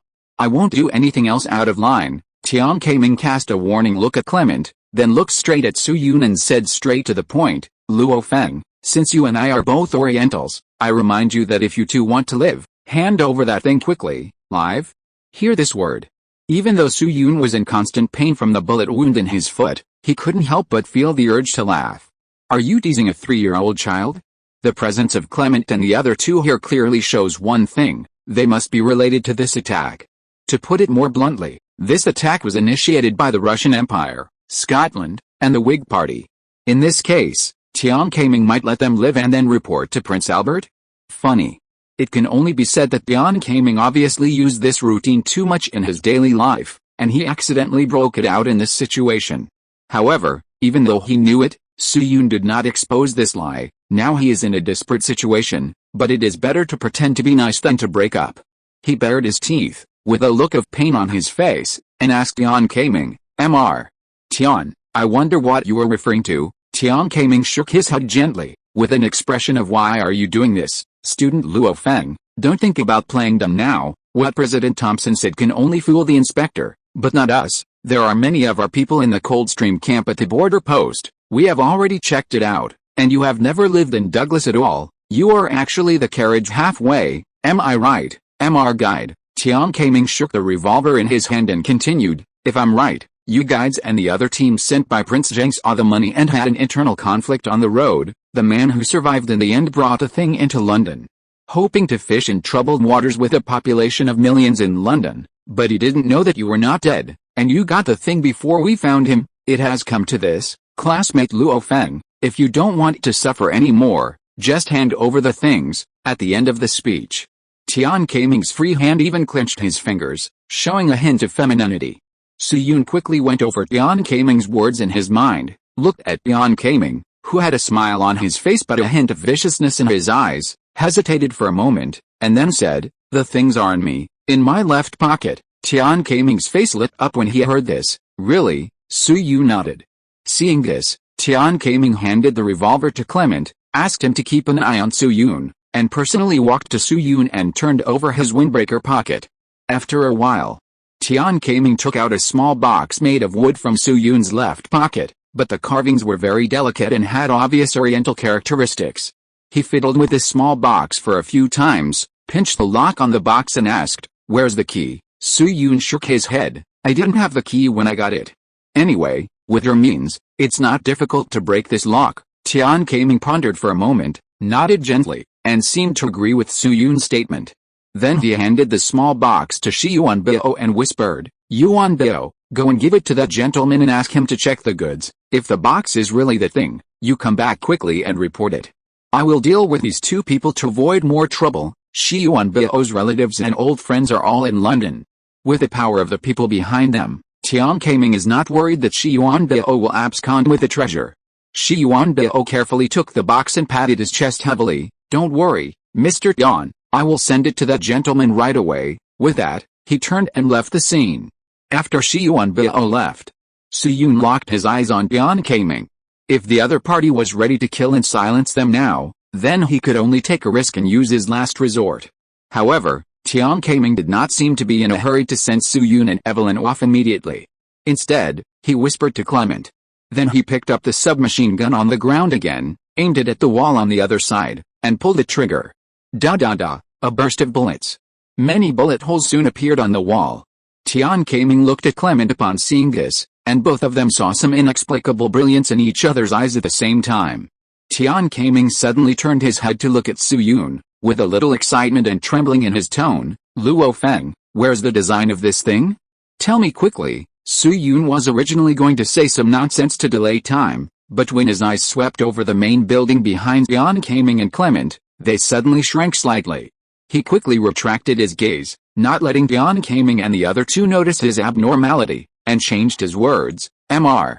Tian, if I hand over the design drawings, can you let us go?" Tian Kaiming smiled and waved his hand. "How difficult is that? I promise you, if you hand over the design drawings of this thing, I will let you two go immediately. If you violate this oath, Clement will be struck by lightning." Su Yun nodded in fear and said weakly, "The design drawings are." Tian Kaiming and Clement subconsciously moved closer. However, before they could hear Su Yun's words clearly, dong, dong, two heavy objects hit the back of their heads and they fell down one after another. Then a figure quickly rushed to the throats of the two, holding a sharp knife, and cut their throats with two puffs. The two died instantly. Su Yun watched this scene quietly, and didn't care if the blood splashed on his face, including the Northern Song Dynasty copy. This was his third time to contact the death scene. Therefore, Su Yun was not panicked at all at this time, and even had time to think about other things. He suddenly thought of a detail when he first talked to the other party. After hearing his voice, the other party took a step and pulled away, and also made a counterattack. At that time, he thought that the other party was just too introverted and sensitive, but now it seems that everything has been foreshadowed.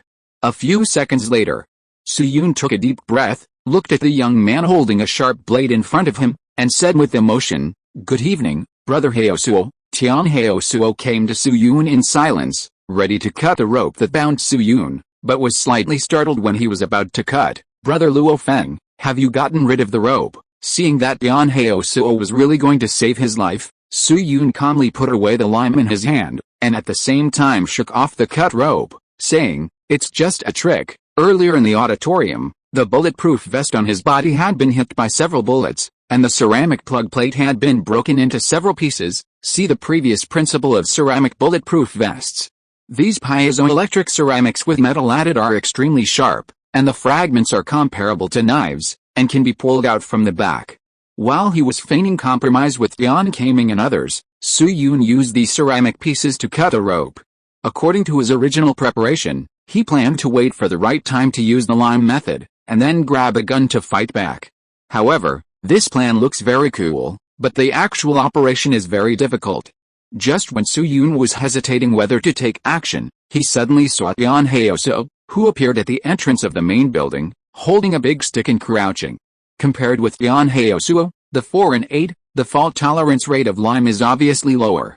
Therefore, he created an opportunity to attract the energy of Tian Kaiming and Clement, and let Tian Heosuo be the 6th.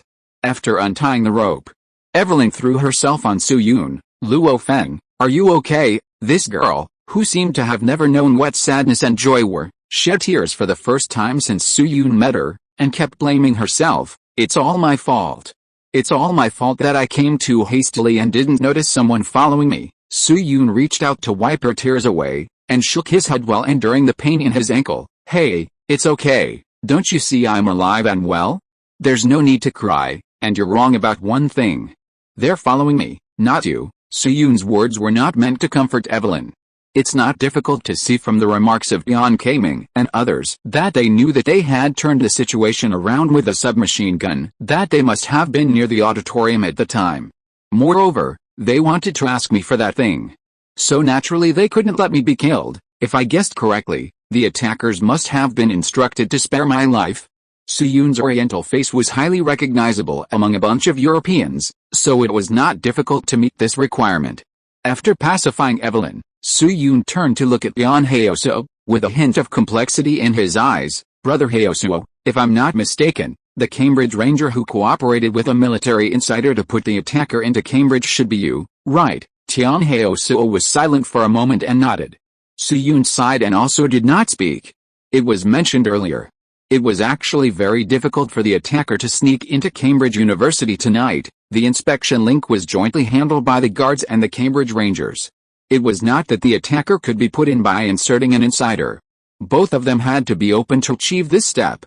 Just when he saw Tian Suo, Su-Yun just realized that he had overlooked something. One day a few months ago, Lao Teng had told him that Tian Suo had applied for a part-time job as a ranger. At that time, Su-Yun even took the initiative to push Tian Suo, so that Lao Teng could come and do things with someone in the court. See Chapter 308. If Tian Suo is the insider, it would be very easy for the attackers to sneak into the school. They can arrive in Cambridge town early and settle down in the town. Weapons and other things can enter the campus through Tian Suo's patrol area in advance, and personnel can sneak in at night. Thinking of this, Su-Yun couldn't help but look at Tian Suo again, and asked puzzledly, "In this case, why did you save us, Brother Suo? Or, betray the people behind you?" Tian Suo pursed his lips, was silent for a long time, and sighed. "Student Luo Feng, do you still remember what you said to me a year ago? At that time, I asked you if there was fate in the world, and you refuted me with the example of meteors, telling me that even planets can emit light. It's hard for me to describe to you how I felt when I heard this, but since then, I have indeed fallen into a very tangled state. For example, I found Sylph, but I didn't report it. I made excellent friends like you, Maxwell, and Mr. Thompson in school, as if I really became a fulfilled college student." As he spoke, Tian Suo couldn't help but look up at the stars in the sky. "It's just that I still haven't made up my mind at that time. Although some things have been delayed, I finally cooperated with them as required, but when I saw the experiment tonight, saw you overturn the seemingly impossible to deny ether, and saw you and Professor Gauss discover the God King planet, I suddenly figured it out. Some things are not destined by nature. I don't have to be a puppet of others like my ancestors, and end up dying without a complete corpse. I can actually change some things, don't you think? Now that country in the East is extremely corrupt, why should I work for them?" Looking at Tian Suo, whose eyes were glowing with a kind of coffin, Su was silent for a moment, and nodded thoughtfully. "So that's it, I understand." Then he thought of something, glanced at Evelyn beside him, and asked Tian Suo, "Brother Suo, what did you do to Sylph?" Tian Suo nodded his chin in a certain direction, with a relaxed expression on his face. "Don't worry, she's safe. I left her in your dormitory. And now the girl is eating bread." Su-Yun breathed a sigh of relief. But soon, another curiosity emerged in his heart. "By the way, Brother Suo, why did you take Sylph away?" It was obvious. The people who appeared outside the church today to remind everyone to evacuate and take Sylph away were all Tian Suo.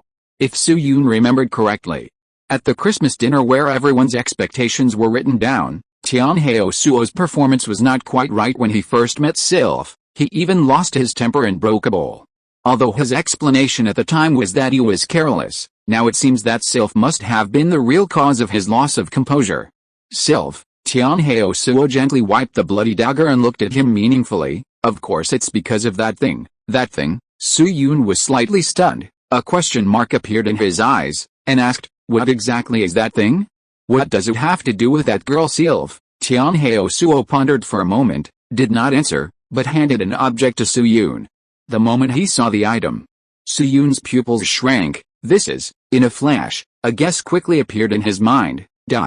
"So that's it, I understand. Originally, that thing was on Sylph, and Sylph was rescued by me and Evelyn, so Tian Kaming and the others assumed that it fell into my hands." Tian Suo nodded and affirmed, "That's right." Su-Yun looked at the item in his hand and understood it. No wonder Tian Kaming and the others were so sure that they must know the thing. If according to the identity of guide as they said, he should have taken it in his hands as soon as he saw Sylph. And just when Su-Yun was lost in thought, Tian Suo also had a curious thought in his mind. "Speaking of Brother Luo Feng, since you have never seen this thing, what is in the box you gave to Shi Yuanbao?" "That box?" Hearing Tian Suo's question, Su-Yun couldn't help but smile slightly. "A very interesting gift. Asked Evelyn to make it. It should surprise them." After saying that, Su-Yun turned his head again and glanced at Evelyn beside him. Evelyn had stopped crying, but her eyes were still red. Su-Yun was silent for a moment, then deliberately said "Aha," and the corners of his mouth that were originally raised became brighter. But deep in his smile, there was a trace of sadness that only he understood.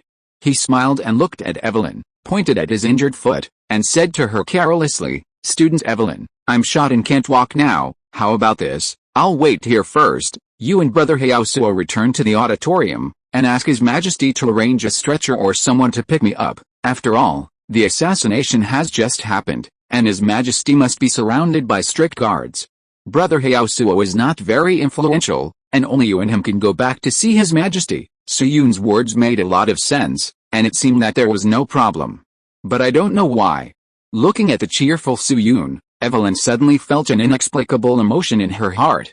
She pondered for a moment, turned her head to look at Suyun, and asked, "What about you?" "Stay here alone." Suyun nodded, pointed to the submachine gun beside him and said, "Don't worry, I have it." Evelyn opened her mouth, as if she wanted to say something. But she didn't know how to start. Seeing this situation, Suyun's face suddenly turned serious. He pointed at his bloody ankle and said to her, "Student Evelyn, if you don't leave quickly, I will bleed to death." "No, you can't die," Evelyn said subconsciously. After coming to her senses, she wiped her eyes and stood up quickly. "I understand. I'll do as you say. I'll go find someone with Yan Hyaosuo now. You wait here for me to come back." Evelyn then thought of something else. She took out a silver silk scarf from her body, tied it tightly around Suyun's ankle to stop the bleeding, and looked at him solemnly. "We agreed to wait for me to come back." Suyun pretended to lower his head and touch the wound, and hummed muffledly. Evelyn stood up and looked at Suyun for a long time before leaving the annex building with Yan Hyaosuo. It seemed that she was still worried about Suyun's situation. After the figure disappeared from the main building for only a few seconds, Evelyn turned around and stuck her head out, saying seriously, "You must wait for me to come back." Suyun waved at her. After Evelyn's figure completely disappeared, Suyun sighed and moved a few steps on the ground. First, he took out a small bottle, several small packages with fuses and matches from his clothes. Then he took out the submachine gun and disassembled it into several parts.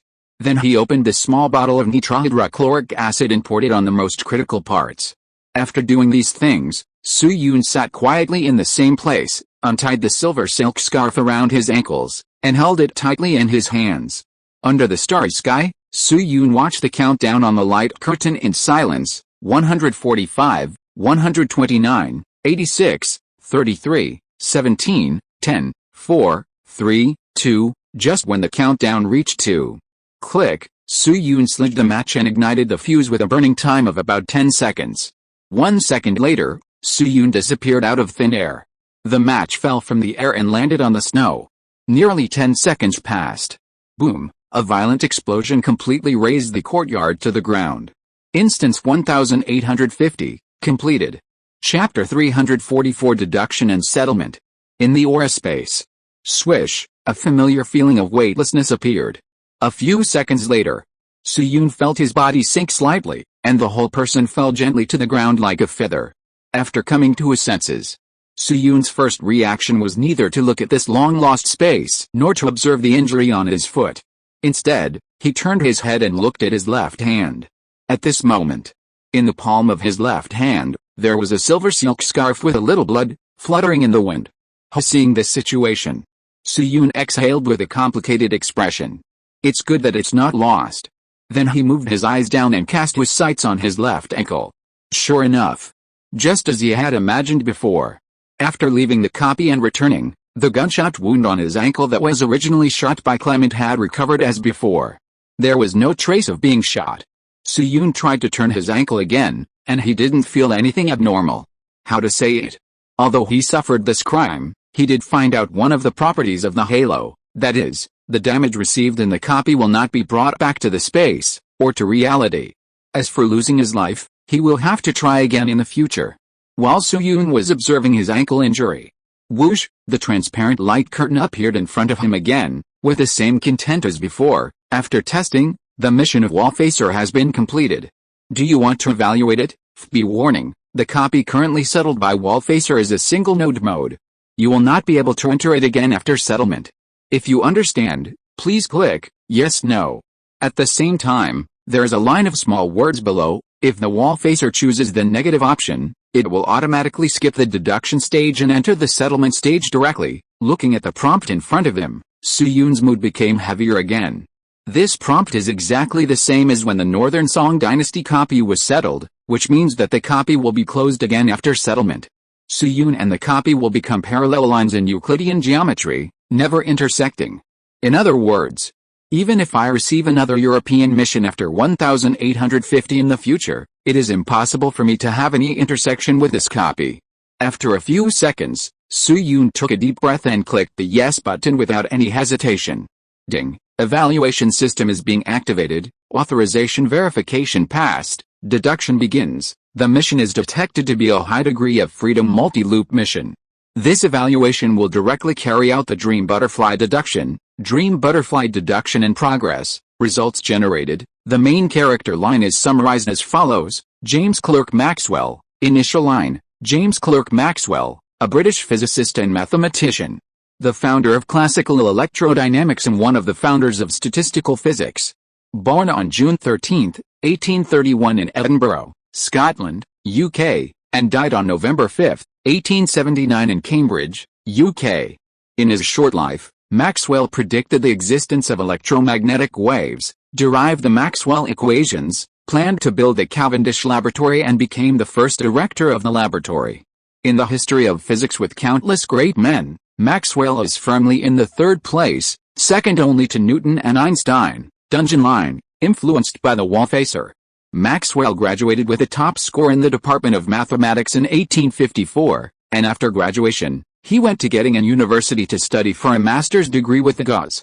In February 1857, Maxwell returned to Cambridge University as a lecturer in the Department of Mathematics, and 6 months later, he succeeded Stokes as the new Lucas Professor. In July 1857, Maxwell successfully deduced and summarized the Maxwell equations through the photoelectric effect and wave equation demonstrated by the wallfacer and published it in the Journal of the Royal Society of London, becoming famous. Seeing this, Suyun's eyebrows were raised immediately. Good guy. In history, Xiaomi would not derive the complete Maxwell equations and predict electromagnetic waves until 1865. Now Xiaomi has directly advanced the time by a full 8 years, hissing, 8 years in the history of science and technology is different from the concept of time in fairy tales or fantasy novels. In those novels, the protagonist may not be able to break through a certain realm for hundreds or even tens of thousands of years, but in the history of science and technology, 8 years is enough time for many things to happen. Thinking of this, Suyun hurriedly continued to read. 1858. Maxwell obtained a new derivation method for the distribution function of molecules according to velocity through experimental observation. 1861. Based on the manuscripts left by Gauss, Maxwell and Riemann co-founded the Maxwell-Riemann surface geometry, referred to as Maxwell-Riemann geometry. Between 1864 and 1871, Maxwell successively established statistical physics and electrodynamics, won the Copley Medal many times, and corrected Feiyu's statement that electromagnetic waves are a kind of light. 1872. Maxwell was elected president of the Royal Society of London and married Angelica Silve, who was 15 years younger than him. June 14, 1876. On the first day of his 45th birthday, Maxwell published a paper entitled A Review of Electrodynamics, independently and completely proposing the special principle of relativity. Looking at this light screen, Suyun was stunned for half a minute, as if there were 10 million calves hitting his head with a Bible in his heart. What did I see? Xiaomi is with Silve? Damn it. The difference between these two is more than 3 years. You are worthy of it, Xiaomi. Then Suyun turned his attention to the content of 1876. It was mentioned earlier. After Gauss handed Xiaomi's unpublished non-Euclidean geometry manuscript, there were some very subtle add-ins in Xiaomi's status bar. Electrodynamics plus Riemann geometry plus differential geometry plus photoelectric effect plus the first dark cloud are all done. And by logically deducing the constant C invariant, the variable of space-time is obtained. That is to say, when Xiaomi was 40 years old, he already had the conditions, tools, and ideas to derive the theory of relativity. Therefore, it was inevitable that Xiaomi derived the theory of relativity. It would be strange if he could not derive it. But the key point is that Suyun seemed to have said something at the beginning. If Xiaomi could not derive the theory of relativity before the age of 45, he would eat the axe on the spot. Cough cough. Forget it, there is no one in the space anyway, just pretend nothing happened. Soo-yoon tactically coughed twice and read on again. 1880. Maxwell published Summary of Studies on the Gravitational Field and established the General Theory of Relativity 1882. Maxwell published a book He Changed Britain. This was to commemorate his friend and teacher Luo Feng, who was blown to pieces in an explosion, and to express friendly and cordial greetings to Luo Feng for inducing the young and ignorant self to recite a very immature spell. 1886. Maxwell proposed an independent conjecture about the association of waves and matter, and proposed the view that all particles in the world have duality, but it was not verified. 1888. Maxwell took the lead in establishing the Luo Feng Laboratory at Cambridge University and served as the first director of the laboratory, reaching the highest reputation. Because Maxwell liked to wear an axe on his waist for a long time, countless Maxwell fans followed suit and swept away all the axes in London, and later generations called it London Axe. In 1907, Maxwell died in his sleep at the age of 76. The British royal family held the highest standard non-royal funeral for him after Isaac Newton, and buried his body in Westminster Abbey, next to Isaac Newton. On Maxwell's tombstone, there is an epitaph written by himself and recorded by his only disciple Einstein. Everyone thinks I am a tireless pioneer, but only I know that I am actually a follower. The fact that I can't stop has nothing to do with willpower, but because I carry another soul on my shoulders that is always urging me to move forward. But now, I can finally rest. Good night, this world. Long time no see, Mr. Luo Feng. Comprehensive score of main characters, historical correction, plus 953 theoretical influence, plus 346 character positive and negative value, plus 753 comprehensive score. 95. Looking at this deduced resume of Xiaomei, Soo-yoon couldn't help but fall into silence. It is not difficult to see from the specifications of Xiaomei's burial that in the 1850 copy, Xiaomei's status is almost the same as that of Xiaomei. And with the development of science and technology, Xiaomei's value in relativity will be further discovered. Perhaps by 2022 in the copy, Xiaomei will also have the qualification to run for the first person in the history of physics, and Xiaomei always loves to fight with the sky and the earth. This is undoubtedly a good thing. After all, in the original history, Xiaomei suffered a lot of criticism and persecution during his lifetime. It was not until Hertz discovered electromagnetic waves that he was able to successfully turn over, but by then Xiaomei had been dead for almost 10 years. Posthumous recognition and honor may not be worthless, but at least for the parties involved, this is obviously very unfair. In this copy, Xiaomei got the honor he deserved, which can be regarded as an explanation to himself. This mission is said to prevent Lao Tang from being nailed to the pillar of shame, but isn't it also a redemption for Xiaomei himself? And if Xiaomei's life experience makes Soo-yoon happy, then his epitaph is undoubtedly a bit sad. To a certain extent, Xiaomei is actually the same as Xiaoyu, and they both regard Soo-yoon as a benchmark to chase. But only Soo-yoon knows. In fact, the person who should really think and chase the benchmark is not Xiaomei, but himself. Then Soo-yoon sighed and put his finger on the continue of the light curtain. After a 2-second pause, he gently clicked, "Good night, Xiaomei." Swish, the light screen was updated again. And another note appeared, results of deduction of non-mainline related characters. 1. Francis Albert Augustus Charles Emmanuel, initial line, Prince Albert, August 26, 1819 December 14, 1861, cousin and husband of Queen Victoria, a king who ruled Britain for 20 years without a title. His appearance and death changed the trajectory of the British and European royal families like a meteor across the dark night sky. During his reign, he implemented educational reforms, promoted the abolition movement worldwide, managed royal family affairs and the Queen's office, and single-handedly contributed to the holding of the first industrial exposition in 1850. In 1861, Albert died of gastric spasm and bleeding, dungeon line, influenced by the wall-facer. Prince Albert survived the assassination attempt in November 1851, and issued a state of emergency after escaping danger, sending 30,000 local soldiers and 80,000 colonial mixed troops to Crimea to participate in the war within 3 months. This move raised the intensity of the Crimean War to another level and directly led to the outbreak of World War I being brought forward from 1914 to 1900. January 1852.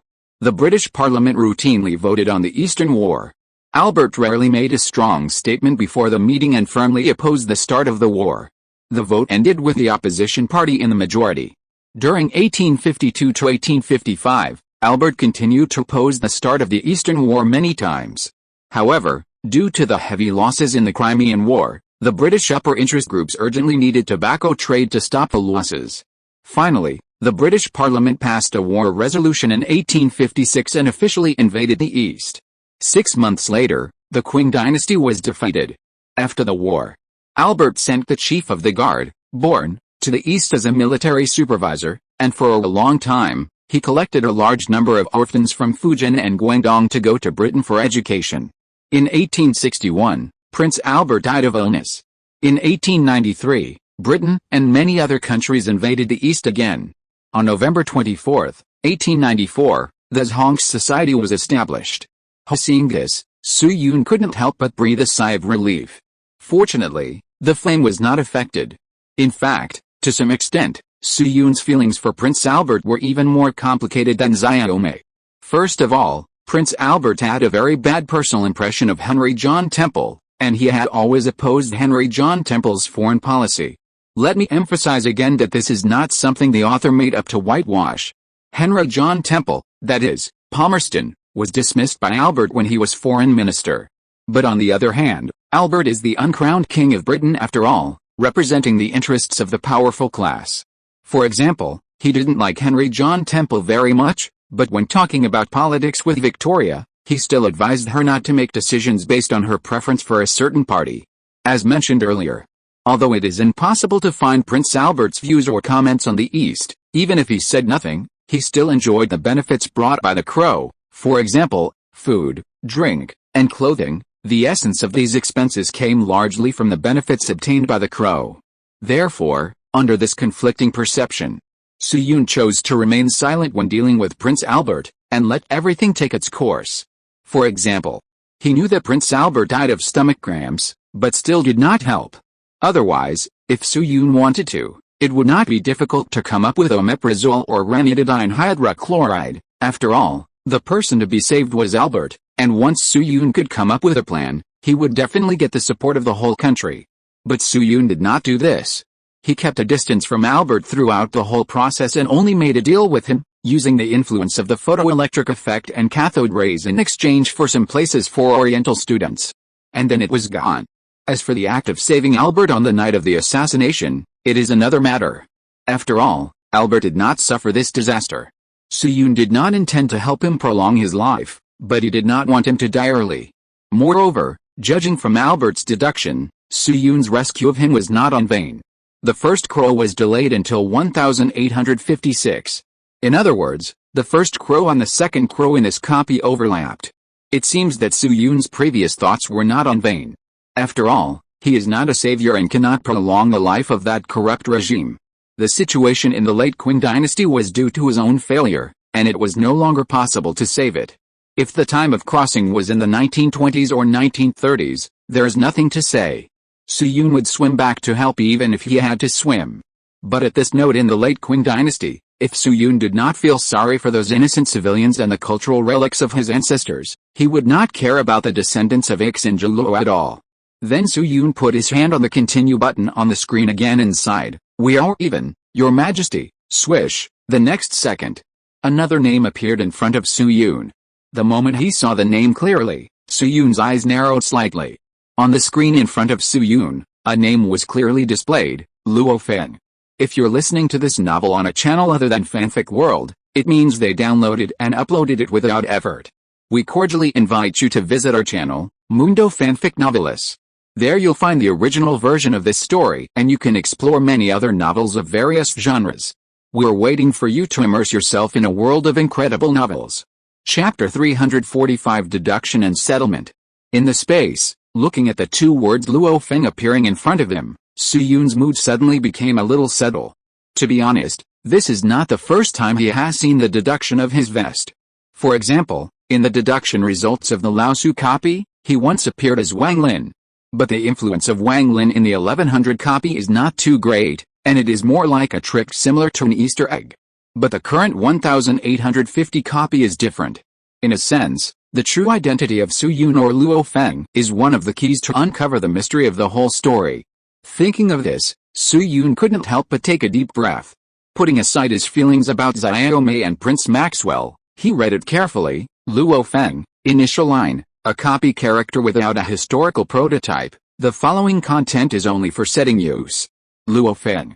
Male 24 years old. Graduate student. His father was a Qin dynasty guard. He was sent to the Netherlands to collect intelligence in 1831 and died in 1837 due to the Anglo-Dutch War. Luo Feng was raised by his father's friend until he grew up. His real identity was Beidang a Qin dynasty guard. In early 1850, the fourth generation of the Qin dynasty, Prince Zheng Zhongjing, learned that Britain was about to start a war in the East, so he wanted to trade treasures with British nobles through the eighth generation of Elgin Earl James Bruce as the leader. In May 1850, he sent his confidant Guo Cheng to carry the treasure and dozens of followers. Guo Cheng and others secretly arrived in the Netherlands after 4 months, and contacted Luo Feng through the intelligence line of the stick. At the end of September 1850, Luo Feng left the Netherlands with Guo Cheng and others by boat as a guide. Half a month later, he arrived in Aberdeen, Scotland, and planned to go south to London secretly. Guo Cheng's deputy Feng Xiaozhong accidentally saw the appearance of the treasure on the way and was tempted by the money. So they gathered their accomplices and started a firefight at night. Luo Feng died during the firefight, and his body was thrown into the wilderness and eaten by wild dogs. Dungeon line, influenced by the wall-facer. Luo Feng, who should have died, sat up in shock from his dying illness and was saved by James Clerk Maxwell and William Thomson. Later, Luo Feng revealed his identity as the descendant of fat fish and entered Cambridge University. 2 greater than signs were added to the right side of history in 1 year. At the end of 1851, Luo Feng and members of the Jewish Society completed several important experiments, shattered the foundation of the physics building, and caused a shocking shock in the physics community. However, Luo Feng was attacked by gangsters that night and died in an explosion that is still full of mysteries in later generations. The explosion completely destroyed and ignited the courtyard where Luo Feng was. At the same time, due to some unknown reason, the fire in the courtyard was much stronger than an ordinary fire. When the fire was extinguished, Luo Feng and the attackers were all gone. Later, it was dedicated to commemorate Luo Feng. Cambridge University has successively established a Luo Feng Laboratory, the Luo Feng Physics Award, the Luo Feng Mathematics Award and the Luo Feng College. His statue is placed at the entrance of the Cambridge Library, second only to Isaac Newton and James Clerk Maxwell. The British royal family also made an exception and set up a tombstone for Luo Feng in Westminster Abbey, engraved with Luo Feng's famous saying, "Don't stop," more than 100 years later in the East. Luo Feng has become one of the tools commonly used by Chinese students. The sentence pattern of Luo Feng once said XXXX can be seen in all kinds of essays. Character comment, Luo Feng's appearance is like a meteor, shining only for a moment, but leaving countless reverie for future generations. History rubbed its butt shyly, blushing and wanting to do it again, but found that the man had disappeared without a trace. So far, Luo Feng has completed the deduction. However, before Su Yun had time to think, the light curtain changed again. Angelica Sylve, initial storyline, a British orphan in the late 19th century, a member of the London Magic Hand Thieves group. Skilled in stealing, died of pneumoconiosis at the age of 14. Instant storyline, influenced by the wall-facer. Feng Xiaozhong, who had fought with his superior, snipped into London and took over the Magic Hand Thieves group, which also belonged to the intelligence system of Prince Zheng, with the information gap, intending to fish in troubled waters with the millions of people in London. Under pressure, Feng Xiaozhong's temper became volatile.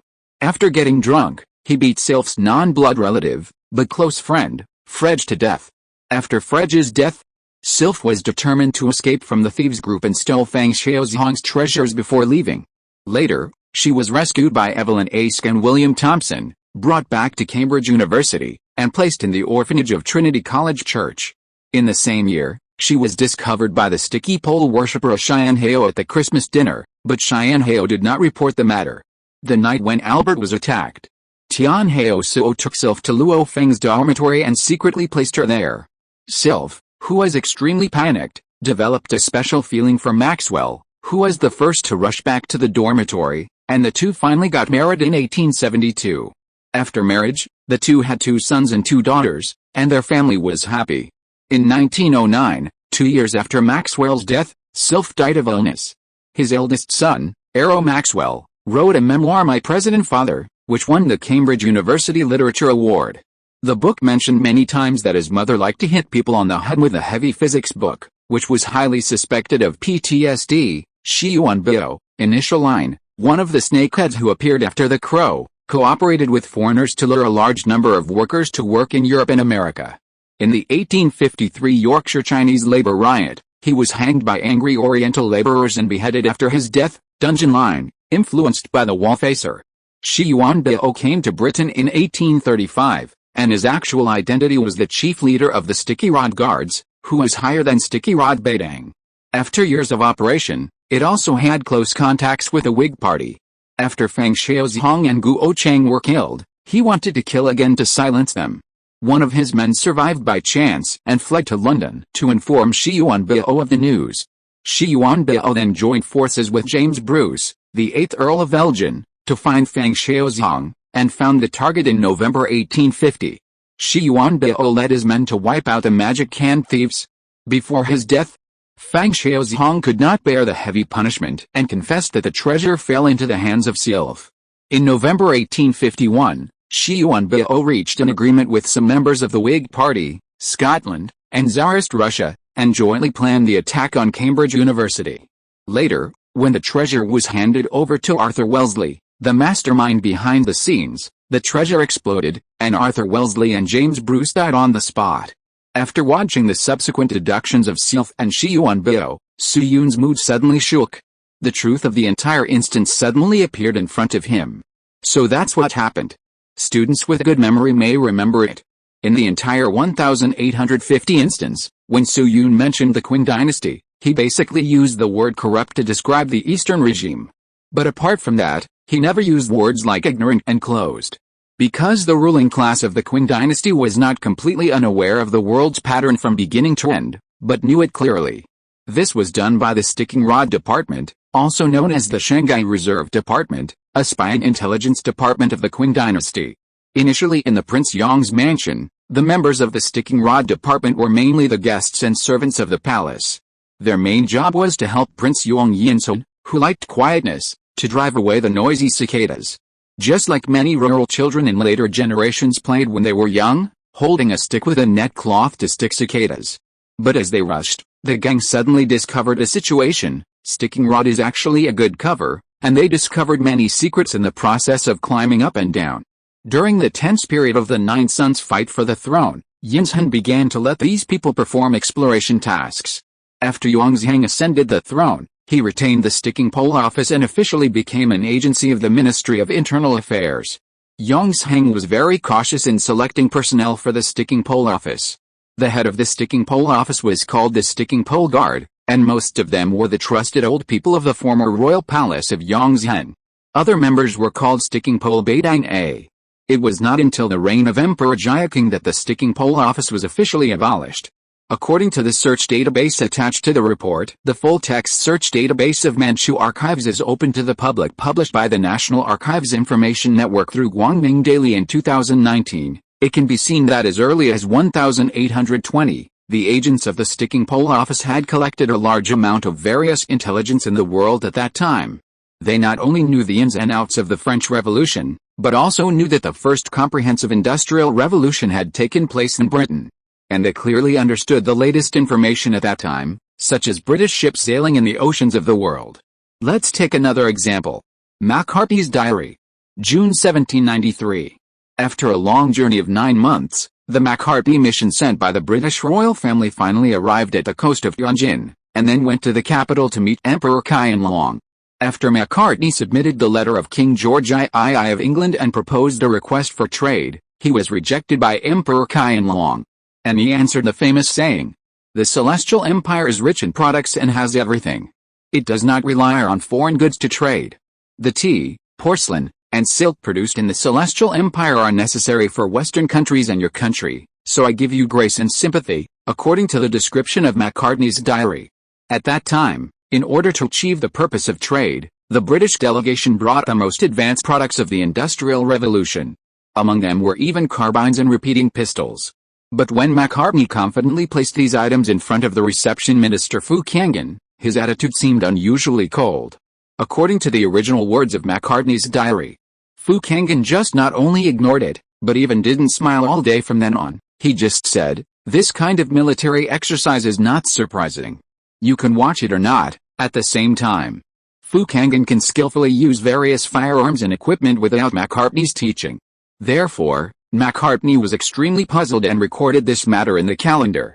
The reason for this situation was explained by the Frenchman Jean Deming before his death in the same year. Before Macartney arrived, Qianlong knew about the French Revolution.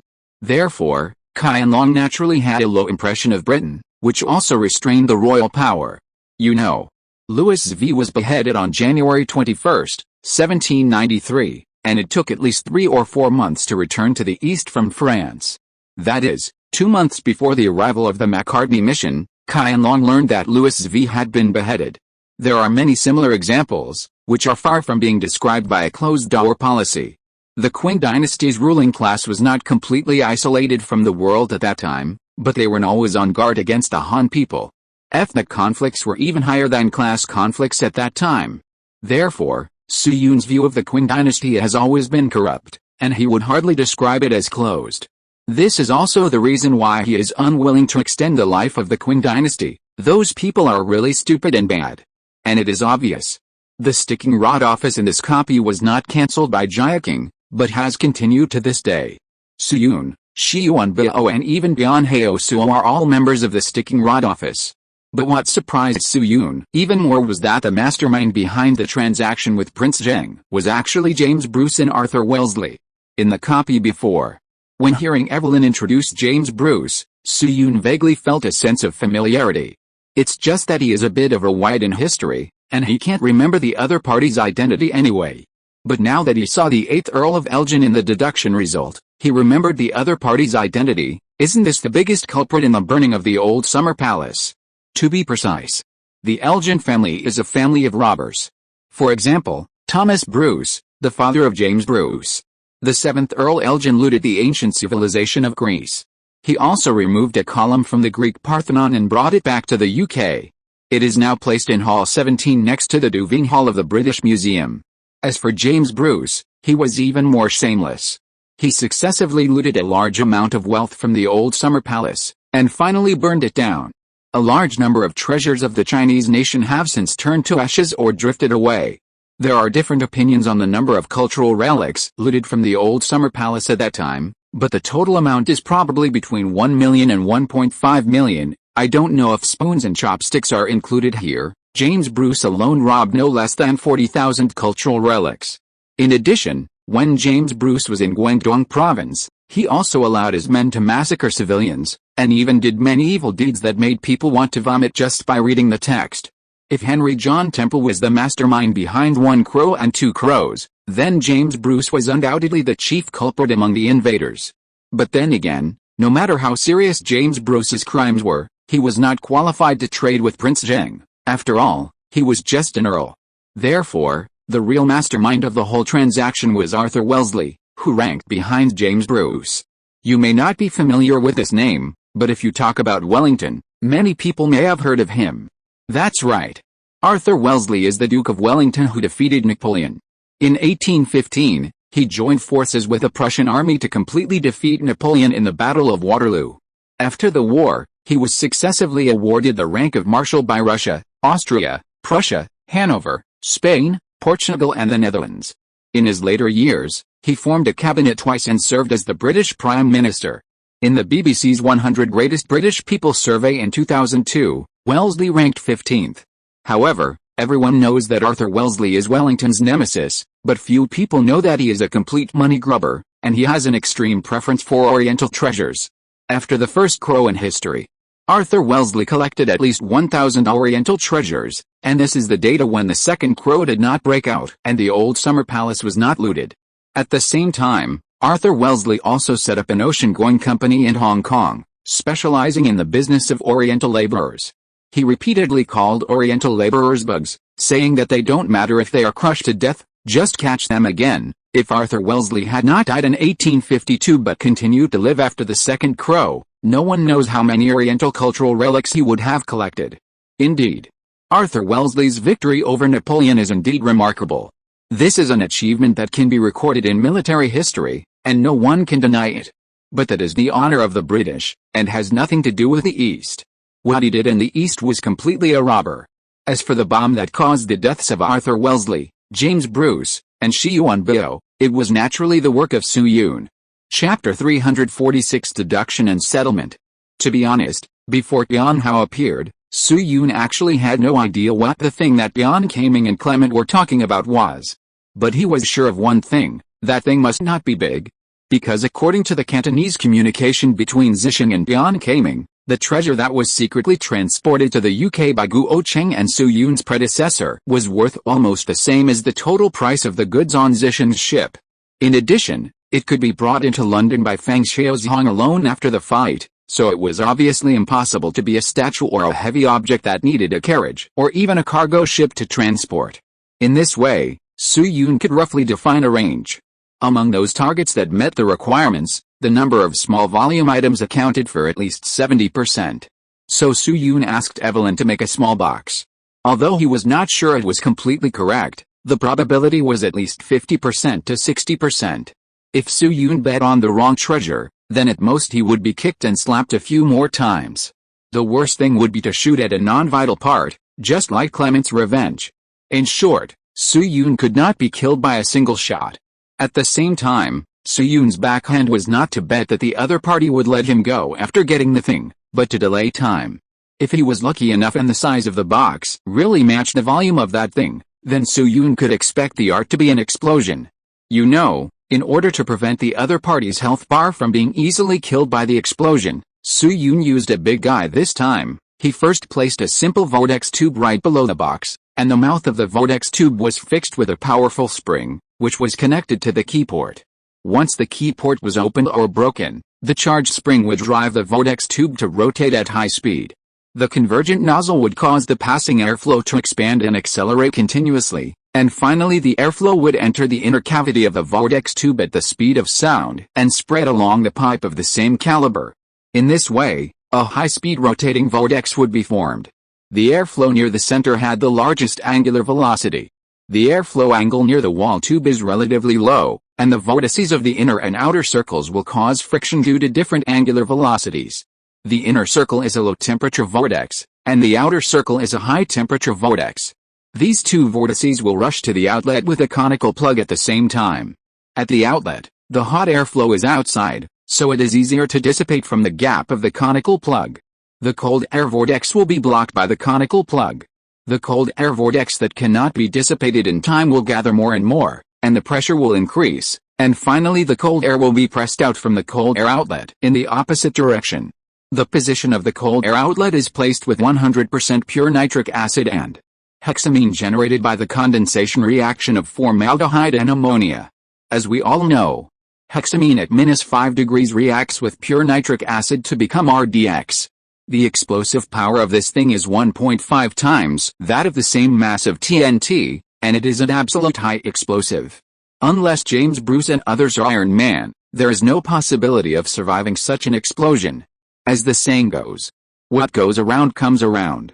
After thinking this through, Su Yun continued to read on Francis Mason Sadoy. Initial line, Ernest Mason Sadoy's father, later killed in the Crimean War. Instance line, influenced by the wall-facer. Francis Mason Sadoy retired in 1852 and died in 1887. His son Ernest Mason Sadoy participated in the negotiations of the eight-power Allied forces invasion of China and made minor concessions on the terms. Gibson Lindsay, initial line, the heir of the Lindsay Chamber of Commerce, kind-hearted and upright, died of liver cancer in 1871, instance line, influenced by the wall-facer. Gibson Lindsay survived until 1899.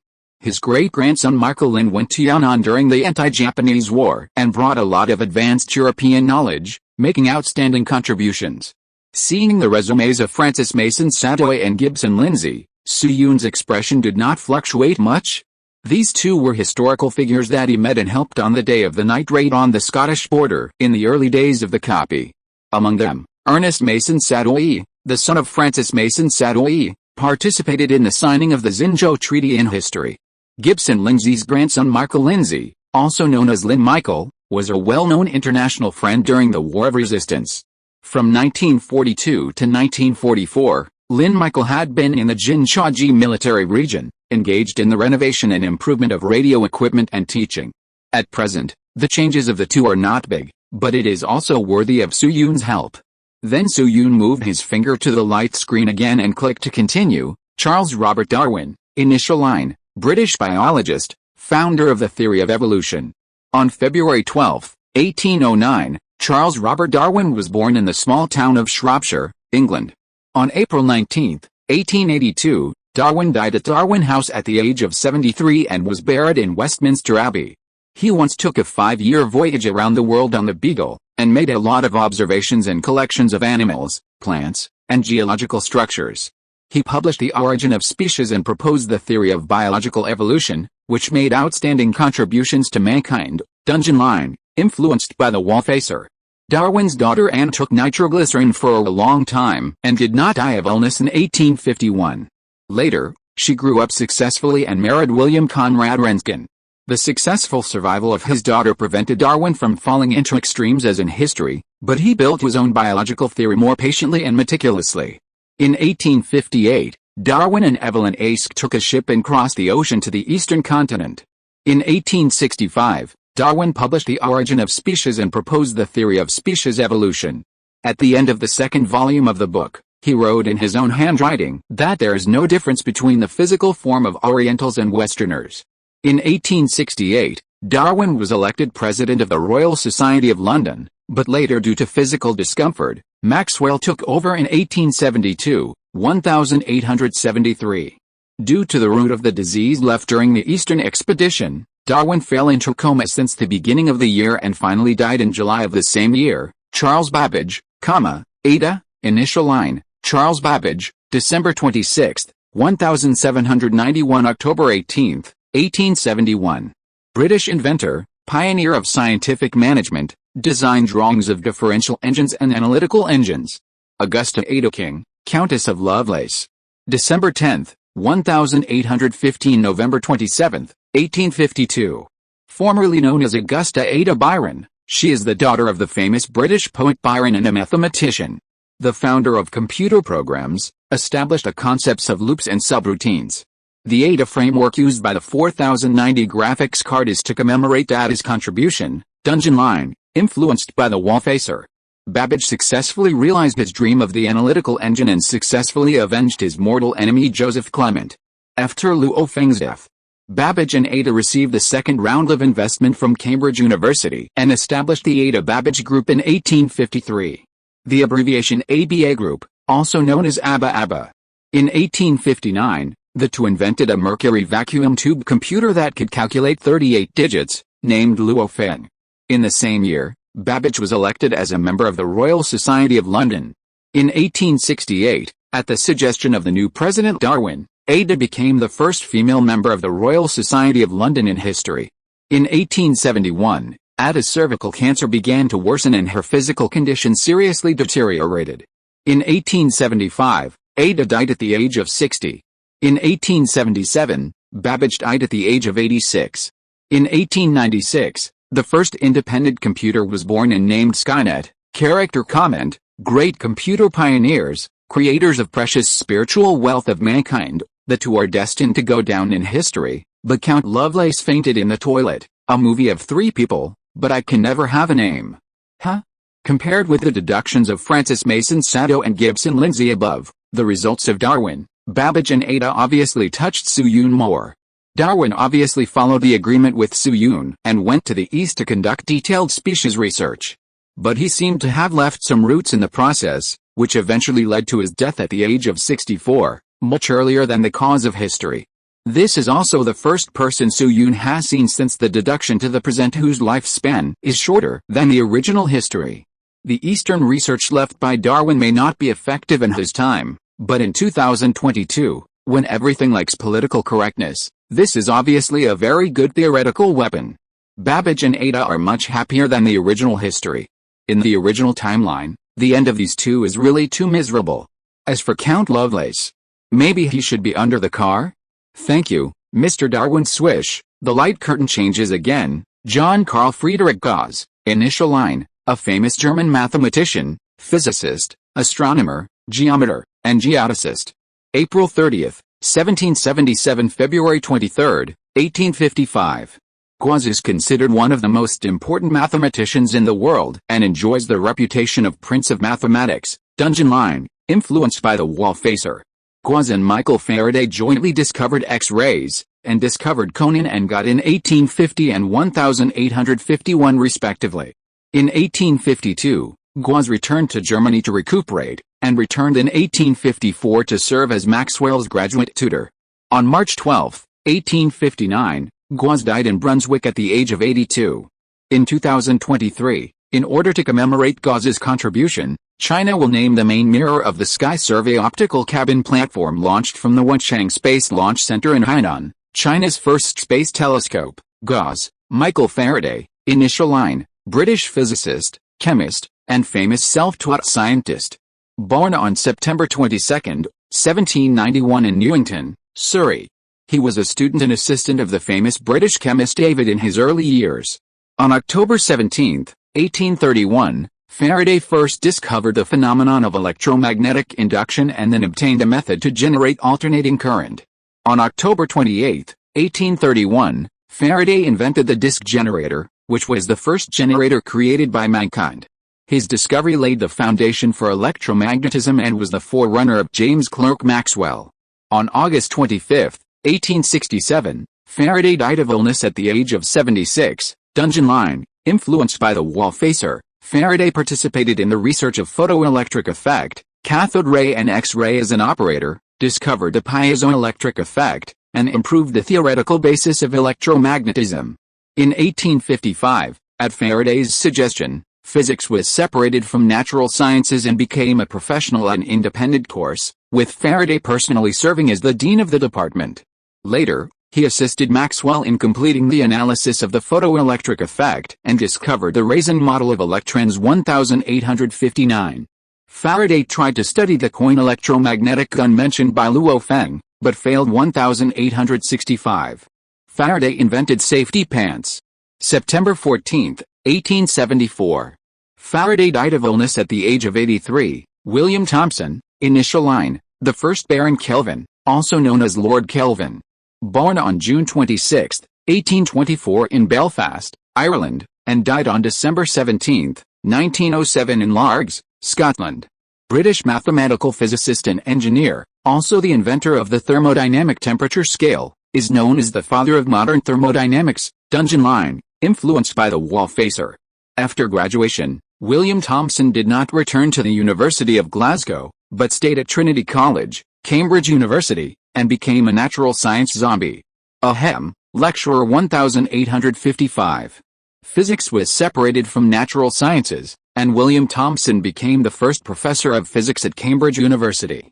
In 1857, William Thomson became a member of the Royal Society of the United Kingdom and established the absolute temperature scale. In 1858, William Thomson worked with the Cambridge University Society to invent the first three-wheeled car in human history, equipped with a 0.9 horsepower two-stroke single-cylinder gasoline engine. In June of the same year, William Thomson saw off his friends Darwin and Evelyn Askew at the Port of London, but accidentally noticed the pattern of the ship's tail line trajectory. From this, the characteristics of the Kelvin wake and the wave surface combination were deduced. In 1863, Thomson entered the British House of Commons at the young age of 39 and became a member of the House of Commons. In 1864, William Thomson was marginalized for his strong opposition to Britain's aggressive policy towards the East. In the same year, he invented the first four-wheeled car in human history. In 1877, William Thomson succeeded Maxwell and became the president of the Royal Society of the United Kingdom. In 1881, William Thomson participated in the 1881 British Association for the Advancement of Science and delivered a speech. At the meeting, he put forward a viewpoint that had a great influence on later generations. At the end of the 19th century, the building of physics was already crumbling, and there were countless dark clouds floating in the sky. I am afraid that our understanding of the world still remains at the first two decimal places, looking at the deductions of Gauss, Faraday and Lao Tang. The second to last stone in Su Yun's heart finally fell to the ground safely. The three of them more or less enjoyed some buffs, and Lao Tang's original fabricated black history also disappeared, replaced by a very far-sighted comment. It should be considered a happy ending, right? But then again, what the hell is Faraday inventing safety pants? And just when Su Yun had a strange expression, suddenly, another name slowly emerged in front of him, Evelyn Aske. Chapter 347 Evelyn Aske. The moment he saw this name, Su Yun's heart was pumping hard. Evelyn? Looking at the name on the screen in front of him, Su Yun's eyes flashed with fragments.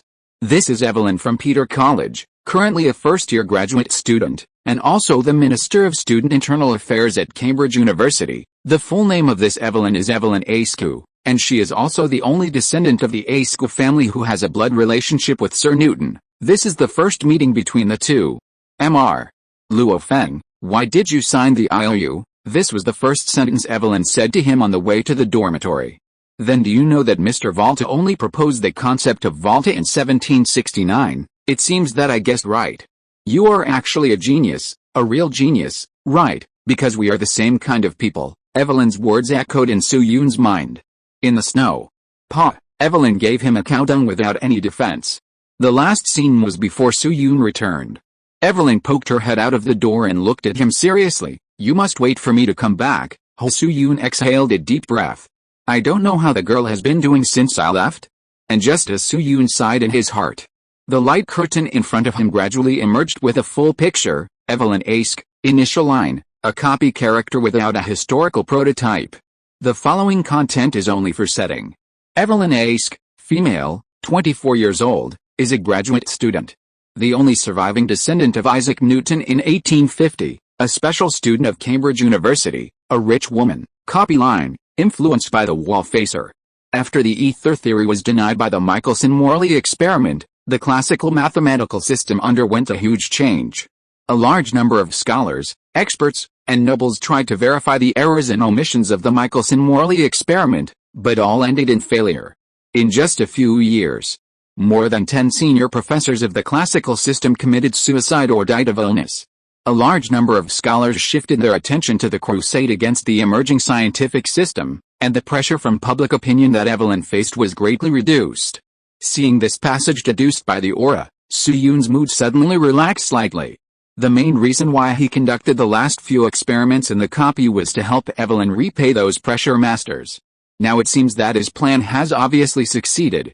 In 1850, or since the birth of the budding of natural science, the scientific community has unanimously formed a kind of cognition. There are laws behind the operation of all things. Whether it is 1650 or 1850, or in 2022 in the future, this cognition has never changed. Therefore, when a gap appears in the classical system, it is natural to fill this gap with a brand new theoretical system. In the process of filling, there will inevitably be a collision between the vested interests of the classical system and the supporters of the emerging school.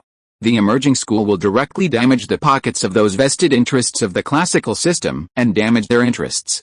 In this way, those pressure masters naturally wouldn't have the time to diss Evelyn. Just like a common joke in later generations, a reporter asked an old farmer if he was willing to donate 10,000 acres of land or 100 million cash to the whole project, and the old farmer immediately said yes. But when the reporter asked if he was willing to donate a cow, the old farmer shook his head quickly, because he really had a cow. Evelyn was one of those 10,000 acres of land that had nothing to do with the pressure masters. She would be pulled out by the pressure masters to brush a copy and show her face whenever she had something to do. And when the pressure masters' own back garden caught fire and someone really robbed their cows, naturally, no one would pay attention to Evelyn. Then Su Yun withdrew his thoughts and continued to read along with the deduction results. After the disappearance of the wall facer Luo Feng, Evelyn Aske was heartbroken and built a tomb for him at the former residence of the Aske family. She lived alone for half a year before returning to Cambridge University. At the end of 1851, Avellini used the death of the Duke of Wellington and the Earl of Elgin as an excuse to buy the treasures carried by the ship Kit-Aying. In 1852, William Thomson graduated and Avellini took over as the president of the Cambridge University Society. In 1856, the One Crow War began. The One Crow and Two Crows in the copy broke out in the same year. For convenience, it is still written as One Crow, but in fact it only happened once. Avellini purchased a large number of cultural relics as a descendant of Newton and assisted William Whewell in establishing the Luofeng Museum of Cambridge University. By the end of the 19th century, the museum had collected more than 56,000 Oriental cultural relics, becoming the world's largest collection of Oriental cultural relics outside of the mainland. In 1858, Avellini and Darwin took the ship Atlas to the eastern continent together, and the two sides parted in Guangzhou. In 1860, Avellini established a Trinity Church in Huzhou, traded and collected local orphans, and intended to find the Luofeng family ancestral hall, but ultimately failed due to insufficient information. Afterwards, Evelyn traveled to many places, and under the protection of being a British scholar and nun, she established a Trinity school to popularize scientific knowledge. In 1865, Evelyn returned to Cambridge, England, and held a Christmas dinner with Thomson, Maxwell, Riemann and others as scheduled. She left early during the banquet due to excessive sadness. In 1866, Evelyn returned to the East, brought back a lot of the latest scientific knowledge, and continued to establish orphanages and small and medium-sized schools. In 1893, Britain and many other countries invaded the East again. Evelyn came forward to negotiate with Waldersee, the then commander-in-chief of the Allied forces, to avoid a large number of civilian casualties. In 1905, Evelyn followed the instructions of Luofeng before his death. She sealed more than 10 copies of the Barefoot Doctor's Manual in the same number of iron boxes and placed them in the three-hole cave in a certain area of Yan'an. In the same year, Evelyn's physical condition began to deteriorate, and she returned to the UK by boat. In early September, the attending physician Sun Zudong said that Evelyn had at most 10 days to live. But Evelyn managed to survive October with amazing willpower, and finally died on November 5, 1905, the day of Luofeng's death, in Ely Chapel of Trinity College, Cambridge University. Evelyn never married and died at the age of 81. After Evelyn's death, her body was not given a state funeral in accordance with her will, but was buried in the former residence of the Askew family in Woolsthorpe. In 1923, the University of Cambridge established Evelyn College, which is across the river from Luofeng College. In 1939, the Manual of Barefoot Doctors was accidentally discovered, which played an extremely important role in the subsequent darkest moment. In September 1958, Huaxia established Huaxia University of Science and Technology at the former site of Trinity School in Yanqing, and set up a life-size statue of Evelyn at the entrance of the campus to commemorate this great woman who promoted scientific knowledge in the feudal period. In 2000, after many consultations, the Luofeng Museum of Cambridge University returned some precious cultural relics, but there are still more than 30,000 cultural relics that refuse to be returned. Character evaluation. Lu Xun once said that flowers have a day to bloom again, chapters have a time to break again, as long as the update is fast, the separated people may meet again. Looking at the results of Evelyn's deduction in front of him, Su Yun's expression became more and more complicated. Evelyn, you can say that. Everything Evelyn did after Su Yun returned was related to Luofeng. For example, the Kit-Aying. After learning about the treasure on the Kit-Aying from William Whewell, Su Yun immediately found Evelyn and proposed the idea of secretly accepting the treasure on the Kit-Aying. Afterwards, Evelyn really did as agreed. She really ate the Kit-Aying and saved the cultural relics on it. At the same time, in the future, this girl has been collecting various Oriental treasures and protecting them in the name of Luofeng. You know, this was just a verbal request from Su Yun. He didn't even have the intention to use technology and interests to reach a deal like he did with the Lister family. That is to say, Evelyn was just paying money for an empty promise from beginning to end. There is also the Barefoot Doctor's Manual. This is the information that Su Yun brought back when he returned to reality to get the MP18 data. Although it is very primitive from the perspective of 2022, it saved countless lives in the early days of the founding of the country. It is called the Three Great Books together with a militia training course and the Agricultural Water Conservancy Manual, and it can be called a must-have artifact for time travelers. If it can be discovered in the next 2 or 3 years, it is bound to have a great effect. Of course. To put it bluntly, Suyun's approach is just a gamble on luck. He has no confidence that the Barefoot Doctor's Manual can reach those people. But now it seems that he is lucky, and the Barefoot Doctor's Manual has played its due role. At least some martyrs should not have to die. However, according to the theory of luck relativity, the Barefoot Doctor's Manual was fortunately discovered, so it is understandable that Britain did not return the cultural relics in 2000. After all, there is a gap of 150 years between 2000 and 1850, which is not a matter of 1 or 2 generations. Even if Evelyn and William Hewell left some means and instructions, it is difficult to guarantee that the British in later generations will do it obediently. The attribute of shamelessness has been demonstrated once in natural gas in later Europe, so there is nothing to be surprised about. Money moves people's hearts. In short, if there is someone Suyun knows the most in the entire copy, it is undoubtedly Evelyn. As for that comment, Suyun is a little confused. Could it be that Evelyn will be brought out of the copy by the halo, like Lao Tzu? To be honest, Suyun thinks this possibility is very low. After all, it has been done once, and it will be boring and unsurprising to do it again. But if it is not directly materialized, what will happen? Suyun frowned and thought for half a minute. When he found that he had no clue, he could only sigh. He put this matter behind his mind for the time being. Then he stretched out his finger and pressed continue. Swish, another name appeared in front of him, Tian Heosuo, initial line, the eldest son of Oriental laborer Zhang Zhongjing, one of the early British laborers, was shot and killed in the Yorkshire Chinese uprising in 1853, dungeon line, influenced by the wall-facer. His father Zhang Zhongjing was a sticking pole bait tanga sent by the Qing court. He died in the cargo collapse caused by the collision of the ship. After Tian Zhongjing's death, Tian Heosuo was forced to take over as the sticking pole bait tanga, responsible for collecting information from all aspects. In early 1850, Tian Heosuo, who passed the self-study exam, was selected by Shi Yuanbao and others after receiving the admission letter. He was asked to secretly infiltrate Cambridge University and serve as an insider in the plan to assassinate Prince Albert. He was criticized and insulted by Shi Yuanbao for not becoming a patrolman. Later, he was touched by the wall-facer on the night of Pluto, and his situation was partially shaken. He accidentally found the trace of Sylph at the Christmas dinner, but he did not choose to report the matter due to his shaken mentality, but he still paid attention to the other party's movements in private. In early 1851, the wall-facer proposed Tian Heosuo as a candidate for patrol. The next month, Tian Heosuo took the initiative to apply to be the warehouse keeper of the Jewish Society, responsible for transporting experimental equipment and materials. At the end of October of the same year, Tian Heosuo began to implement the assassination plan. He transported the packaged firearms to Cambridge University in the name of the Jewish Society, and on the night of the assassination, he cooperated with the insider and the army to put the attack team into Trinity College. After seeing the Michelson-Morley experiment, he was completely influenced by the wall-facer, gave up the task, and notified Eli Church to evacuate. He also rescued Sylph, Luo Feng and others one after another.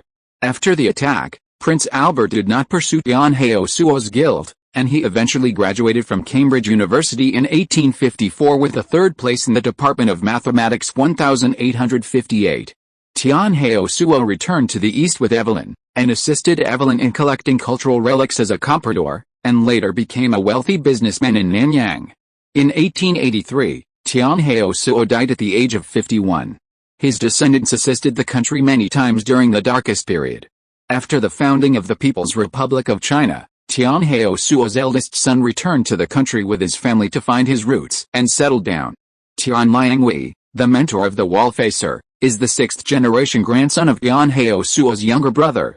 Looking at the last sentence deduced by Tian Heosuo, Suyun almost popped his eyes out. WTF. My mentor is Tian Heosuo's grandson? Good guy. Is there really someone called this name similar to Homo?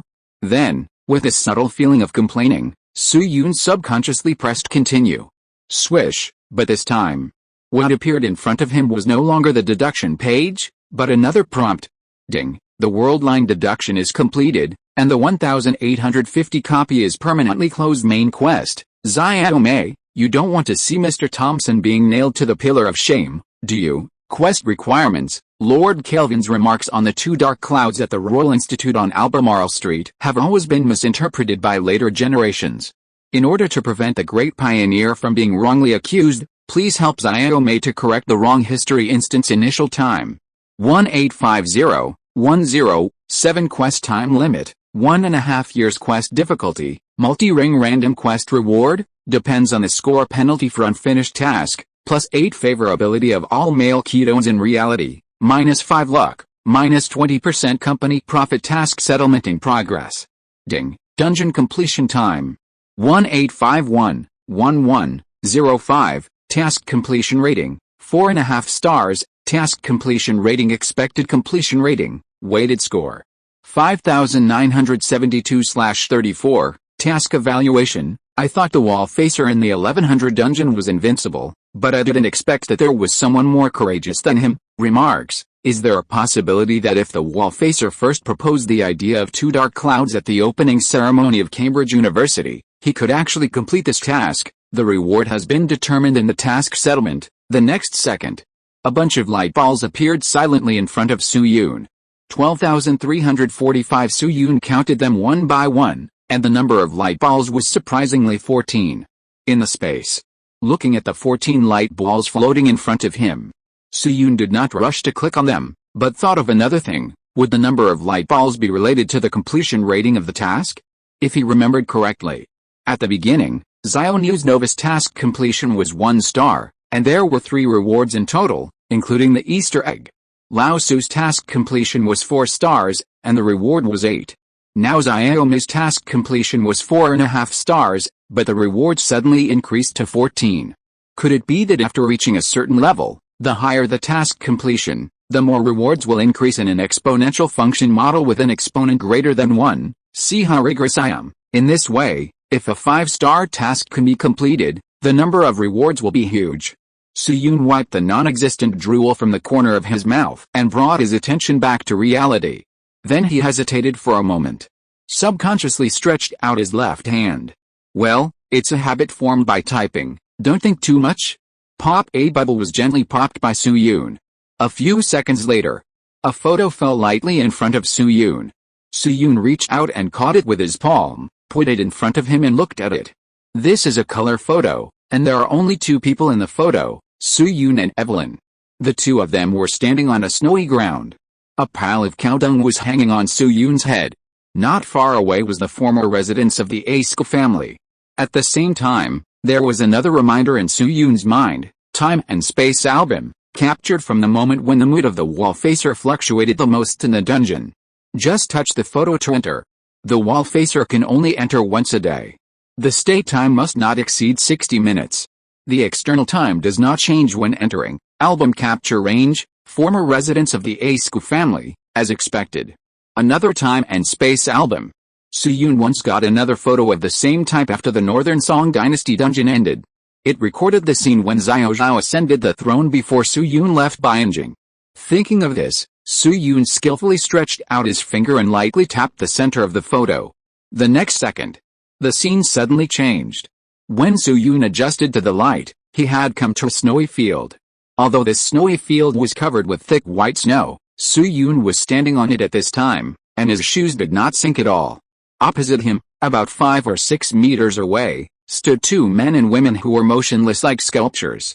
The man was Su Yun himself, and the woman was Evelyn. At the same time, Su Yun also discovered a situation that he had not noticed before. As a victim, after Evelyn had fed him cow dung, Su Yun's mind was on cleaning up the cow dung. This was everyone's first reaction, and it was normal. But because of this, he also ignored the expression of Evelyn opposite him. At this time, Evelyn was quietly retracting her hand, with a bright smile on her face. This smile was like the ripples of a clear spring, overflowing from the small vortex at the corner of her mouth, spreading all over her face. Looking at the smiling Evelyn, for some reason, Su Yun's mouth corners also unconsciously raised a little arc. Sure enough, she looks better when she smiles. Soon. Swish, Su Yun left the album and returned to the space. Looking at the time and space album in his hand, he was also full of emotion. Although the halo is not very reliable in many cases, it has never been bet in terms of rewards. If it weren't for this time-space album, He might never know that Evelyn had such a happy moment. Then he gently threw the photo. Whoosh, the photo instantly turned into a stream of particles, slowly drifting to the center of the halo. A few seconds later, it turned into another golden number on the edge of the Northern Song album. 1850. If the 1100 album is a large group photo of everyone, then the 1850 album is undoubtedly a memory that belongs exclusively to Evelyn. The two photos are like two styles of food, with different ingredients, methods, and tastes, but they are equally exciting. Soo-yoon stayed by the album for a few seconds, and then returned to the floating ball of light. He stretched out his finger. Pop! Another ball of light was punctured. Soon, something similar to a wallet appeared in front of Soo-yoon. This wallet floated quietly in front of Soo-yoon, motionless. Soo-yoon reached out and took it off, looking at it. This thing is about the size of a palm, with a leather surface, and no zipper at the opening, but a small flap with a magnetic buckle design. Click! Soo-yoon exerted a little force, and the magnetic buckle was easily opened. The two sides of the wallet popped open to the left and right sides, and the cross-section formed a V. On the inner pockets on the two sides of the wallet, several small cards could be seen at this time. Soo-yoon thought about it and took out a card at random. The texture of this card was very hard, and Soo-yoon was somewhat familiar with the size and feel. There was a portrait of a wheat man on it. Well, still very silly. At the same time, a light screen appeared in front of Soo-yoon. Character Thinking Experience Card, Getting an Faction Set, Limited Edition Special Reward. The set contains multiple Character Thinking Experience cards, which can be activated to have the brain power of the corresponding character within a specific time. The specific configuration is as follows: Gold Card, Peak Ocean Thinking Experience Card X1, activation time 30 minutes. Silver Card, Peak Maxwell Thinking Experience Card X1, activation time 60 minutes. 50% Peak State Remont Thinking Experience Card X1, activation time 50 minutes. Bronze Card, Peak Jacoby Thinking Experience Card X1, activation time 60 minutes. Peak Dirichlet Thinking Experience Card X1, activation time 80 minutes. Peak Datakant Thinking Experience Card X1, activation time 90 minutes. Special Card, Peak Able Thinking Experience Card X1, activation time 40 minutes. Peak Eisenstein Thinking Experience Card X1, activation time 90 minutes. He's looking at the light screen prompt in front of him. Soo-yoon's hand holding the wallet trembled slightly, and he almost dropped the wallet on the ground. Oh my god! This time it was a combination card of character thinking? You know, when the Novus mission was completed, Soo-yoon once got a Peak Mavericks thinking card, which was valid for 30 minutes. Later, on the night of calculating the sodium ion receptor channel of imidacloprid, Soo-yoon once experienced its effect. That feeling, I can only say one word: cool. At that time, it took only half an hour, and Soo-yoon successfully cracked the cell segment as MiG-38. If it must be converted into cash, in the long run, the value of that card is at least billions. This is just the number calculated according to the market share of Baymaze. And now this kind of thinking card, Soo-yoon got a deck of cards in one go. Let's take a look at the first three people first. Gauss, the Prince of Mathematics, is needless to say. His manuscripts directly or indirectly contributed to the birth of at least 3 Fields Medal winners, and a large amount of content has not been cracked until now. Although Xiaomei is somewhat inferior to Gauss, he can derive the Maxwell equations, and his mathematical level can at least rank in the top 30 in the history of mathematics. Riemann needs no further explanation. A Riemann hypothesis is enough to illustrate his status. He is the 5th person in the history of mathematics. After the extreme sublimation, he can fight against the 4 great mathematical kings such as Euler. He is at the level of the master of the restricted area. The experience cards of these 3 big guys alone are enough to make Soo-yoon laugh in his dreams. Not to mention that there are 5 more behind, and these 5 are not extras. Don't look at Jacoby, who looks like a Death Eater. His ability is not ordinary. He was recognized as one of the most prolific scientists in later generations. He is the founder of the theory of elliptic functions and has derived a series of achievements such as Jacobian determinants and Jacobian matrices. Dirichlet is the founder of number theory. Works such as number theory lectures and definite integrals are all from his hand. He is a scholar who is partial to creation. Dedekind was a good friend of Riemann. Although his field was more inclined towards philosophy, he had a deep knowledge of rational and irrational numbers. except for Dedekind. Jacobi and Dirichlet can both be ranked in the top 20 in the history of mathematics, and Jacobi can even be ranked in the top 10 in many cases. This is why the activation time of the three is different. There is also a gap between the bronze cards. As for special cards, the value of Eisenstein cards may not be that high, to be honest. It is probably at the same level as Dedekind cards. He was the last disciple of Gauss before Riemann. He published 25 papers in the magazine Creel within a year and was full of potential. But later he participated in political activities and was arrested, and died in 1852. He left behind the Eisenstein discriminate, which is still well known, but there are not many important achievements left. You know, although Eisenstein participated in political activities and was imprisoned, he was actually released after only 1 day. The real cause of his death was not detention, but tuberculosis. There are many geniuses or bigwigs who have suffered from tuberculosis in history, but there are still many people who have left amazing achievements before the end of their lives. But from 1848 to 1852, for a full 4 years, Eisenstein's achievements were few and far between. Indeed, Eisenstein's situation can be explained by reasons such as mental state, which is indeed possible.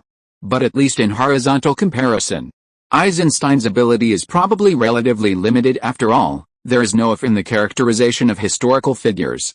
So even in later generations, occasionally, there are articles mentioning geniuses who died young, and you rarely see Eisenstein's name. But compared to Eisenstein, Abel's thinking card is another concept. This is a truly recognized genius who died young. Even though he was only 26 years old before his death, he could always rank in the top 20 or even the top 15 in all books or votes that mention mathematical rankings. Gauss also gave Abel's letter to Su Yun as an encouragement.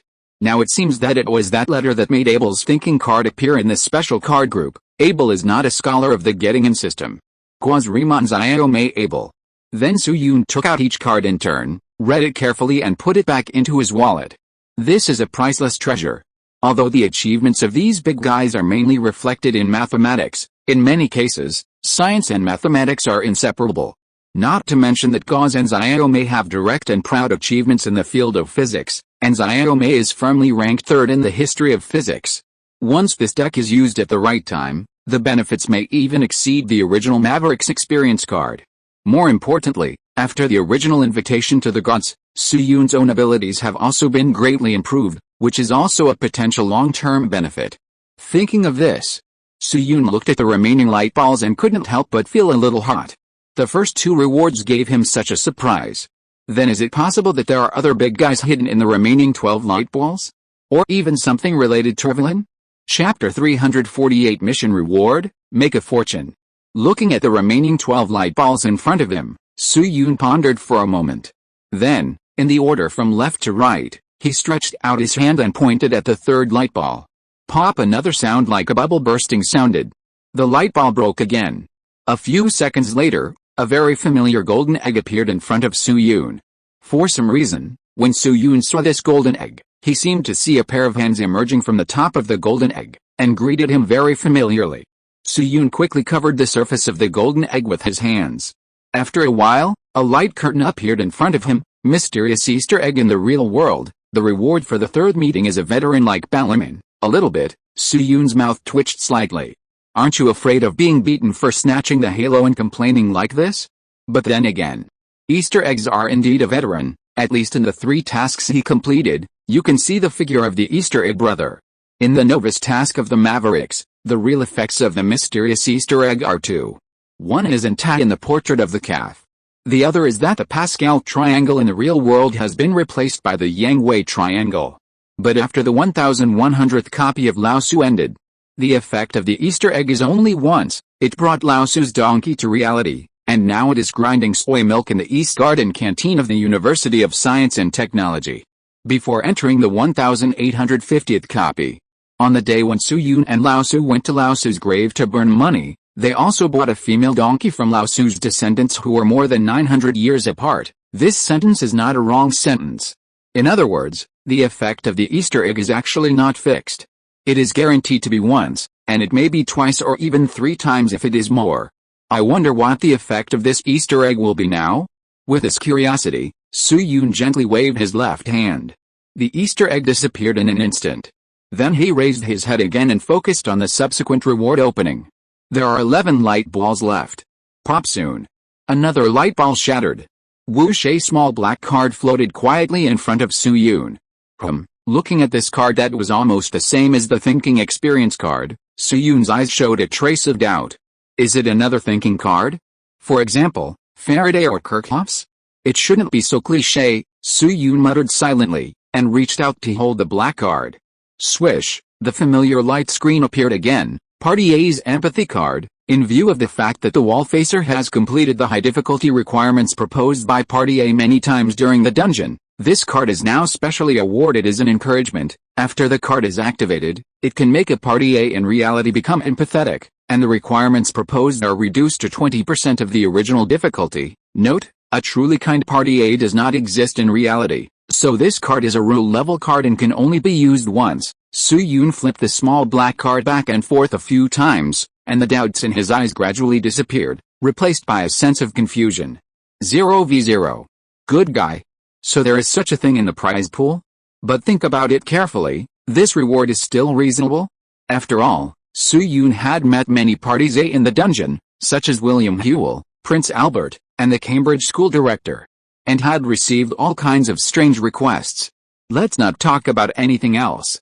Just talking about William Hewell's requirement for Su-Yun to complete the analytical machine before October, putting aside the golden finger of the time traveler, this is definitely an impossible task.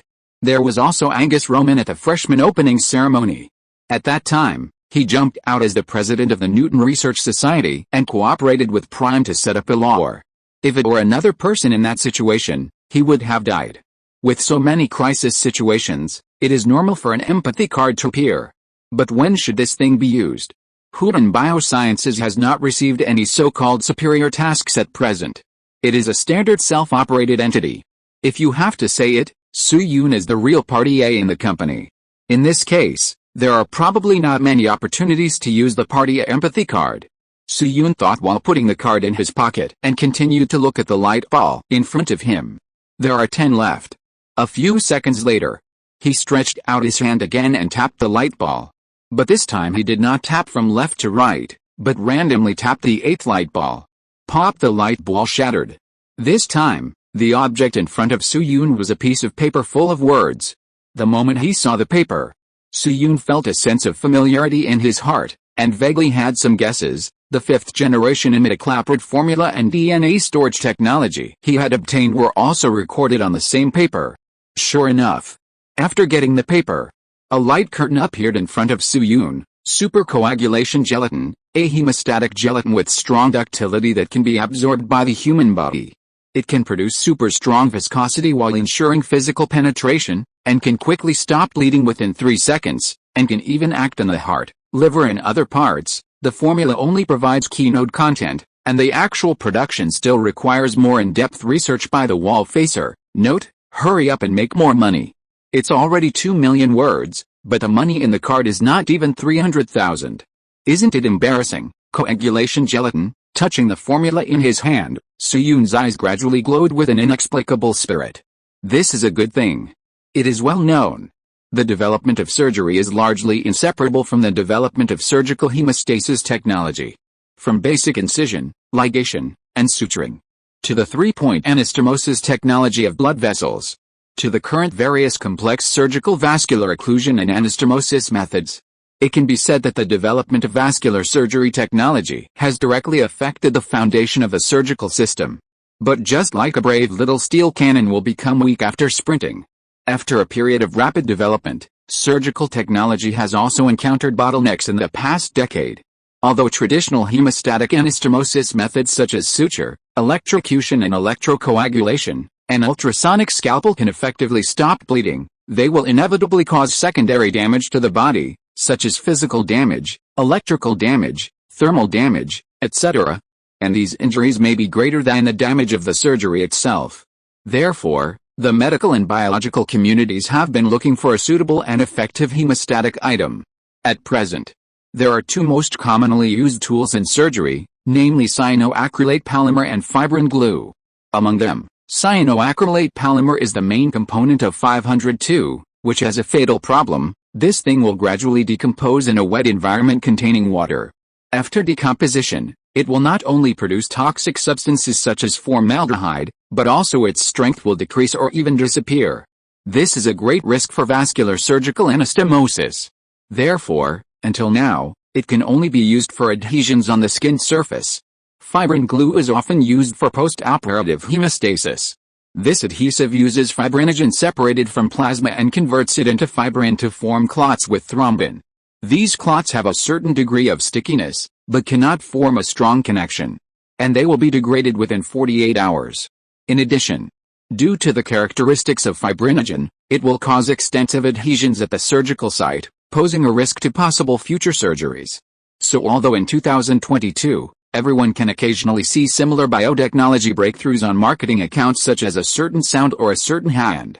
But in fact, they are basically exaggerated marketing or laboratory-level results, and are still a long way from actual production. To say something that sounds a bit exaggerated, but is actually quite true, if you want to know whether this kind of life-saving item has been used in reality, the most authoritative place is actually the forums where those doomsday anxiety brothers gather. They are so well informed about this information that they are outrageous, and even a little crazy. Therefore, before Su-Yun traveled through time, there were very few results of high-strength hemostatic gelatin or gel, let alone this absorbable hemostatic gelatin. The two best products in the civilian field are Neon Kobayashi and German SOS liquid band-aids. However, their use conditions are still relatively limited, and the smell is not very good. The advantage is that they are relatively waterproof and not easy to be allergic. As for military use, you can see from some videos released by Damao and Ermao that they still use CLS as granular inorganic hemostatic agent. More importantly, this technology is different from the 5th generation imidacloprid.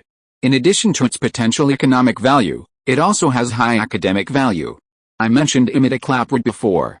Imidacloprid is a technology with broad economic prospects but average academic value. But this blood coagulation gelatin is different. Once it can be synthesized, even if it cannot be mass-produced for the time being, it is at least a CNS main journal level achievement.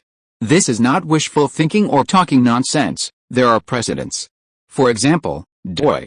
10.1126 Science A 6362, this is a Science main journal paper related to blood coagulation gelatin.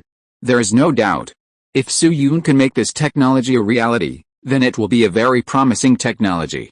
At the same time, due to the large number of researchers, there is no risk of the black guy showing his chicken feet. From the perspective of layout. First, imidacloprid laid the initial foundation, and then relied on coagulation gelatin to further expand the market, and a biomedical bridgehead was built. Of course, these two things alone are not enough. It would be great if the remaining 9 rings could produce 1 or 2 more technologies. Thinking of this, Su-Yun reached out his hand again and clicked on a light ball at random. Pop! The light ball shattered. This time, what appeared in front of Su-Yun was a super small silver helmet. This helmet is about the size of a 20-gram bottle of cooling oil, but Su-Yun can see every detail on it clearly. How to say the appearance is somewhat similar to the white soldier helmet of the Imperial Stormtrooper in Star Wars. Su-Yun frowned and looked at the helmet. What is this thing for? Although it is standard for fishermen to wear helmets, there is no need to waste a reward quota, right? With this curiosity, Su-Yun slowly stretched out his hand. A second later, the light curtain appeared in front of Su-Yun as usual. After seeing the content on the light curtain clearly, Su-Yun's pupils shrank heavily. MR helmet. Just as everyone knows that Babajada is a computer pioneer, but few people have heard of Count Lovelace, as the 3 R's of visual technology. MR is far less famous than VR and AR. The helmet comes with some MR barrier level technology, but it still requires the efforts of the wall facer to fully master it. If the reward of hemostatic gelatin brought Su-Yun a strong sense of joy, then the appearance of the MR helmet undoubtedly made Su-Yun feel shocked and amazed at the same time as joy. Oh my god. He really didn't expect that the reward given by the Halo would be this VR. The concept of VR appeared around the 1980s. Around 2010, VR and AR gradually began to be considered as investment outlets. These two products are very popular and appear in everyone's site every few days. VR refers to virtual reality. It means virtual reality. Simply put, VR is to present a completely virtual world to users through various head-mounted displays. This mode is generally fully enclosed, giving people a sense of immersion. So in the VR world, everything is virtual and fake. The most common application scenario for this technology at present is naturally games. The people you see wearing helmet displays and playing games at major exhibitions are basically VR, such as some four-legged chickens who like to watch panties, etc. AR is augmented reality. It means augmented reality. For example, a few years ago, there was a very famous game called Pokemon Go. Pokemons would appear at a fixed location in reality, and then you could use your mobile phone to throw Pokeballs. At that time, Suyun also joined in the fun and played in the gym. There was also the basketball court whale that made a sensation around the world by Magic Leap in 2015, which was also AR. Compared with AR and VR, MR is not as well known. MR refers to mixed reality. It means mixed reality. This is a relatively new concept. As mentioned earlier, the so-called AR is to superimpose virtual things on the real world. For example, a girl in women's clothing suddenly appears in the subway entrance and you are asked to catch her. MR, on the other hand, superimposes real things into the virtual world. It sounds similar, since it is superimposing reality and virtuality. But in fact, there is a big difference. Because it is easier to superimpose virtuality into reality, you only need to use a computer to generate virtual objects and then display them on the real screen. But it is more difficult to superimpose reality into virtuality. Because you first have to virtualize the real things, that is, scan and model. Virtualization generally uses a camera to scan objects for three-dimensional reconstruction. We all know that the images taken by the camera are actually two-dimensional, that is, the images are flat. It loses depth information, so there is no three-dimensional sense. Therefore, it is necessary to use algorithms to reconstruct the two-dimensional video taken by the camera into three dimensions to generate virtual three-dimensional objects, which we call virtualization of real objects. For example, in some movies, you can often see that the protagonist presses a button, and the heroine not far away will close her legs and tremble constantly. Wrong. It is the protagonist who presses a button, and a transparent light curtain appears in front of him. The top is usually made of Gundam parts or curvature engines, which look very high-end. This is actually an application of Mr. Of course. This simple light curtain is not very difficult to model in a specific environment, and related technologies have already appeared in reality. For example, the famous HoloLens is engaged in this field, but the technology is far from mature, and in Microsoft's product matrix, HoloLens is actually more inclined to AR. As for the prospects of this technology, here are a few examples that are easy to understand. For example, electrical appliance failure repair. When ordinary consumers encounter a failure in the use of electrical appliances, the traditional method is to call the after-sales service, and the consumer sends the appliance to the after-sales repair point, or the manufacturer provides a special after-sales door-to-door service. This round trip usually takes many days.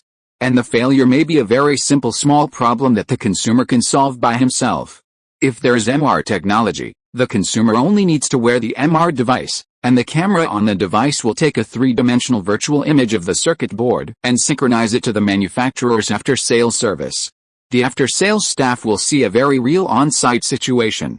After determining the problem, he can directly give repair suggestions and point out every step on the three-dimensional virtual entity. In this way, consumers just need to follow the instructions. Another example is in the field of decoration design. For example, a student who is not familiar with the industry wants to open a clothing store. In the past, he could only see the effect of the decoration after the decoration was completed.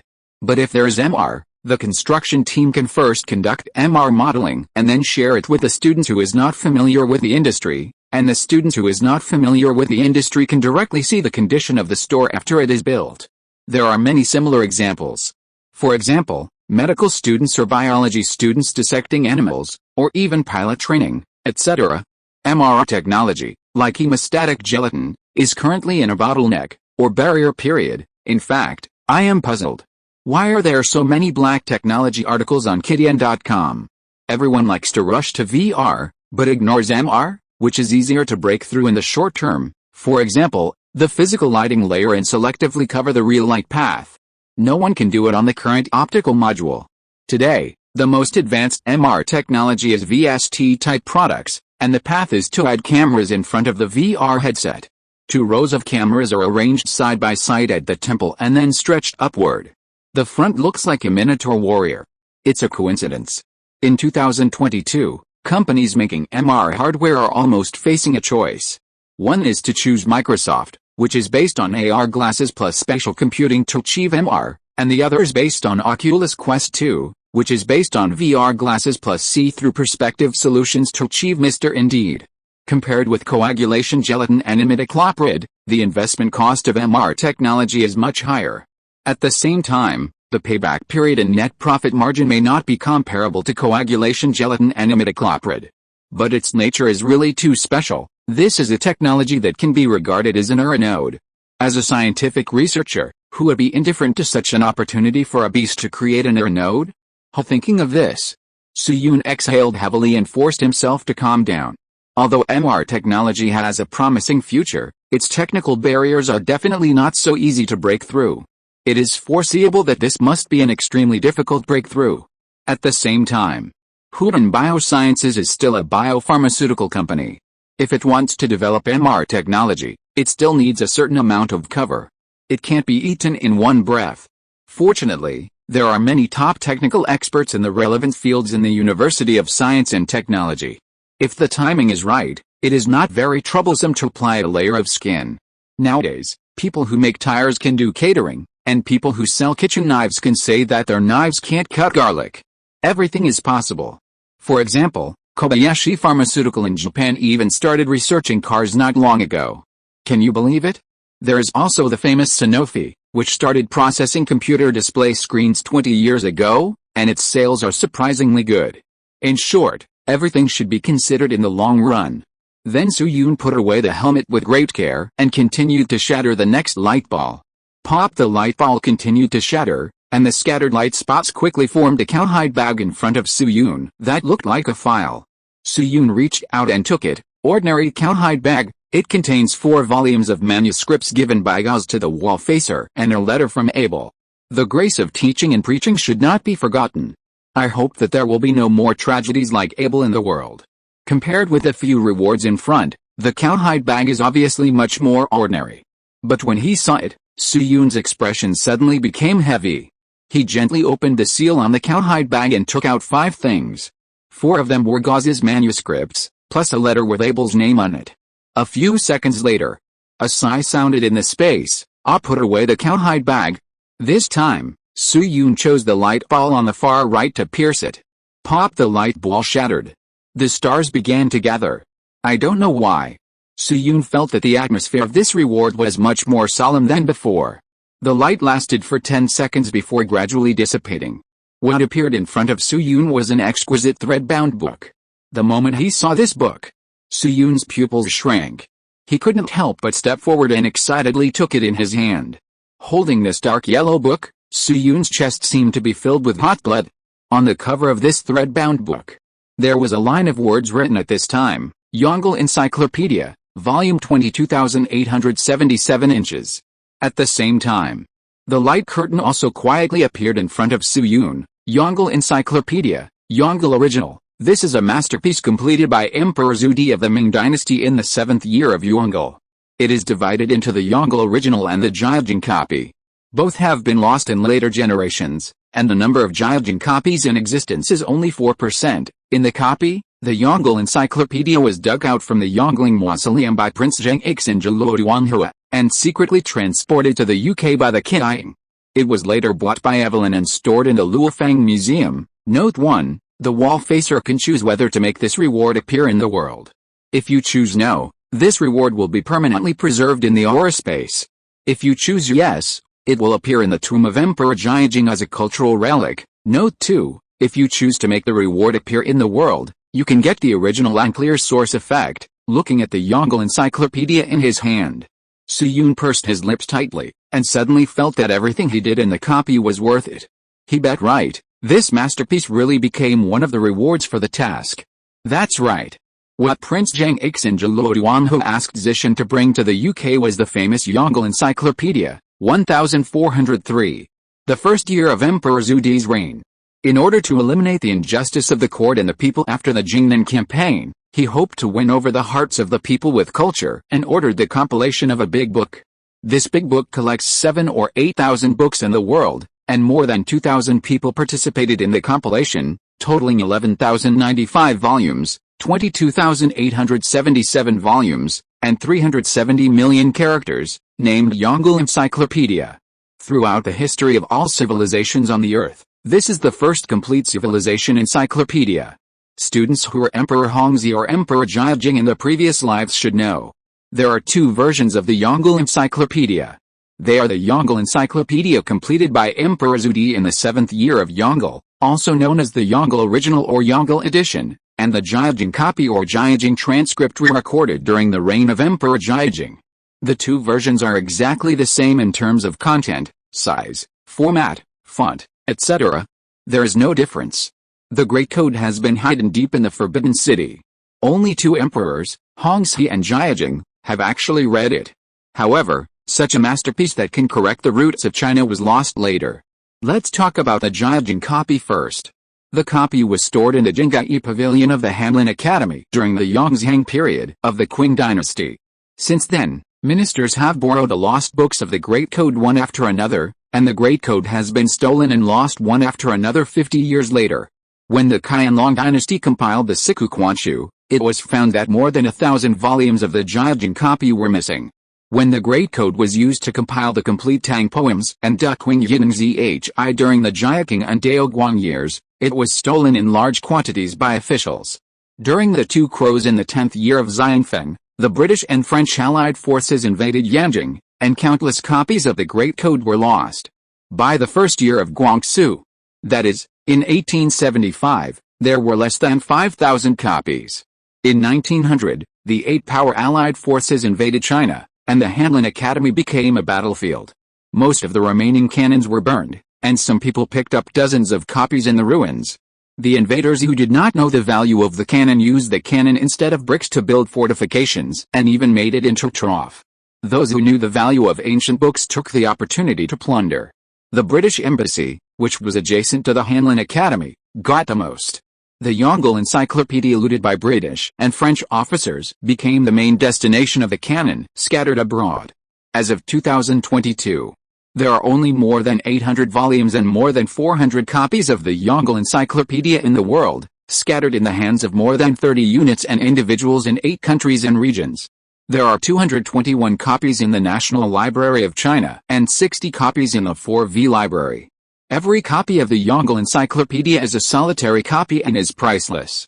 After the late Qing dynasty, the Yongle Encyclopedia is like a prehistoric site sunk into the ground. No one can tell how many copies there are in the world and where they are scattered. From time to time, new 0 volumes are archaeologically excavated and appear in libraries, auction houses, collectors, and even farmers' homes. The closest return to the time when you, the students who have rarely seen this chapter, was on July 7, 2020, when 2 volumes of the Yongle Encyclopedia appeared at an auction house in Paris. They were sold for a net price of 6.4 million euros, and the buyer was a Chinese collector. That was the first time that 0 volumes of the Yongle Encyclopedia were discovered again in the world after a lapse of 6 years. Yes, the last time the Yongle Encyclopedia appeared in the world was in 2014. Compared with the miserable Jiajing copy, the resume of the Yongle original is much simpler. Since the copy was re-recorded, the original has disappeared, and all the encyclopedias handed down today are Jiajing copies. That's right. No original copy has been found now. The loss of the Yongle original was called the biggest mystery in the history of Chinese books in later generations, and it is a recognized one. You know, that's a book of 20,000 volumes and more than 10,000 volumes. If it was looted, there would be no traces. The invaders would also write diaries or records. After the Chinese nation became strong, even the 7 volumes of the Yongle Encyclopedia that were taken to Vietnam could be found. Therefore, the historians have always had 3 views on the original copy of the Yongle Encyclopedia. First, they were burned in the war. After the disastrous defeat in the Battle of Yipanchi, Li Zicheng fled back to Yanjing and hastily became emperor. After having a good time, Li Zicheng set a fire in the palace and then fled. The fire burned most of the Forbidden City, and only the Wuang Hall, Jianji Hall, Yinghe Hall, Naxin Hall, The surrounding corner towers and Huangji Gate were not burned. The original copy of the Yongle Encyclopedia may be hidden or placed somewhere in the Forbidden City and was directly burned by the fire. Second, it was hidden somewhere during the war. Because books are extremely important to ancient Chinese intellectuals. When many ancient scholars died, they often held their favorite books, not their children and grandchildren. When the country was in chaos and in danger, the Yongle Encyclopedia was most likely hidden somewhere.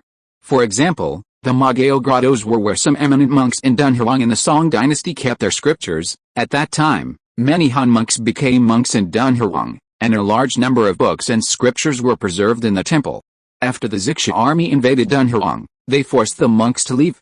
The monks could not take many books with them, and they carefully hid them in the caves for fear that foreign soldiers who did not know Chinese characters would burn the cultural treasures. Later, the monks were either killed or driven away, so the secret has never been revealed. But the books themselves are immortal. Hundreds of years later, the Sutra cave was discovered, and a large number of books were still published. Normally, the existence of copies of such a large-scale book as the Yongle Encyclopedia is for backup and preservation. According to the system of the Ming Dynasty, it is more likely that the original copy was placed in Jinling. After all, Jinling is the former capital of the Ming Dynasty, and there is a team of government left behind. These books may be hidden in a secret place in Jinling, and backed up in a different place from the copy of the Yongle Encyclopedia in Yanjing. After all, until today, Jinling still has many secrets of the Ming Dynasty that have not been cracked. For example, where's the underground palace of Zhu Yuanzhang and Empress Ma in the Ming Xia Erling Mausoleum? No one knows it yet. As for the third one, which is also the one with the most supporters, it is that the Yongle Encyclopedia was buried with the emperor in the Yongling Mausoleum of Emperor Jiajing. Emperor Jiajing loved the Yongle Encyclopedia so much during his lifetime that he couldn't let it go and was obsessed with it. Later, he recast the Jiajing copy, and then the Yongle original disappeared completely. Therefore, many people believe that the original copy of the Yongle Encyclopedia is likely to be buried with the emperor.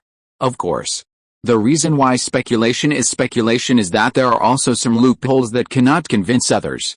For example, Jiajing's tomb. After all, the Yongle Encyclopedia has tens of thousands of volumes, and the volume of the whole book is so huge that it can fill several trucks. According to common sense, the book may need a large tomb to specifically place those books. However, preliminary exploration has shown that the Yongling Mausoleum of Emperor Jiajing is about the same size as the Dingling Mausoleum, and no specially developed tomb has been found. Therefore, it has been. People have never stopped speculating about the Yongle Encyclopedia, and no one knows the truth. But the only thing that can be confirmed is that once the Yongle Encyclopedia comes out, its value will exceed almost all national treasures at present.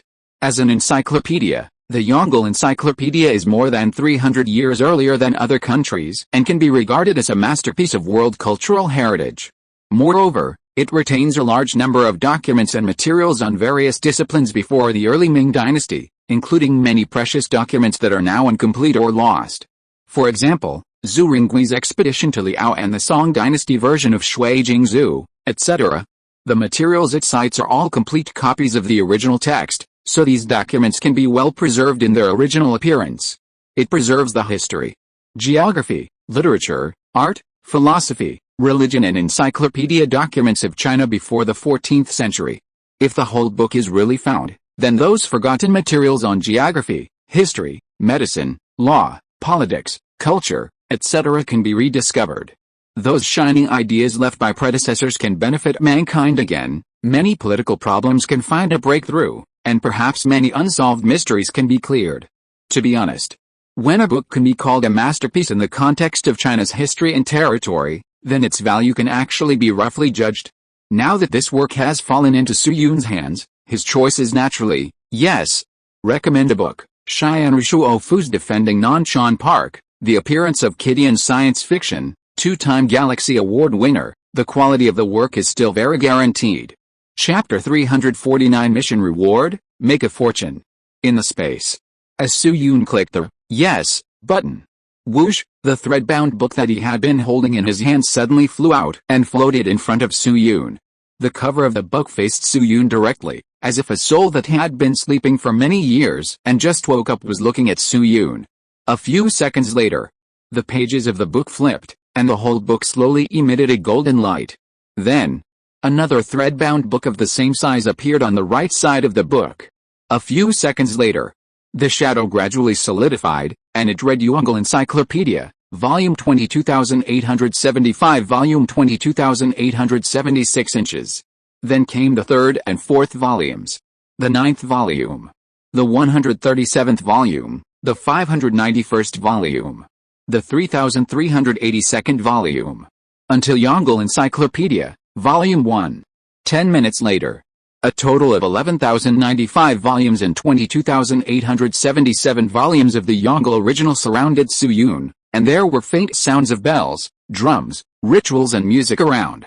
Actually, in 2022, when Su Yun traveled through time, this kind of view can occasionally be seen on the internet. The significance of the book Yongle Encyclopedia lies only in ancient times. In modern times, it is just a decadent memorial day with little objective value. This is a very narrow and extreme view. A treasure of the Chinese nation is by no means as simple as spiritual comfort. Here I will spend more time and ink to talk about whether the Yongle Encyclopedia has practical value. The first thing to explain is that up to now, the original versions of many ancient Chinese books have been lost, and quite a few literary works are only known by name, but their specific contents are unknown.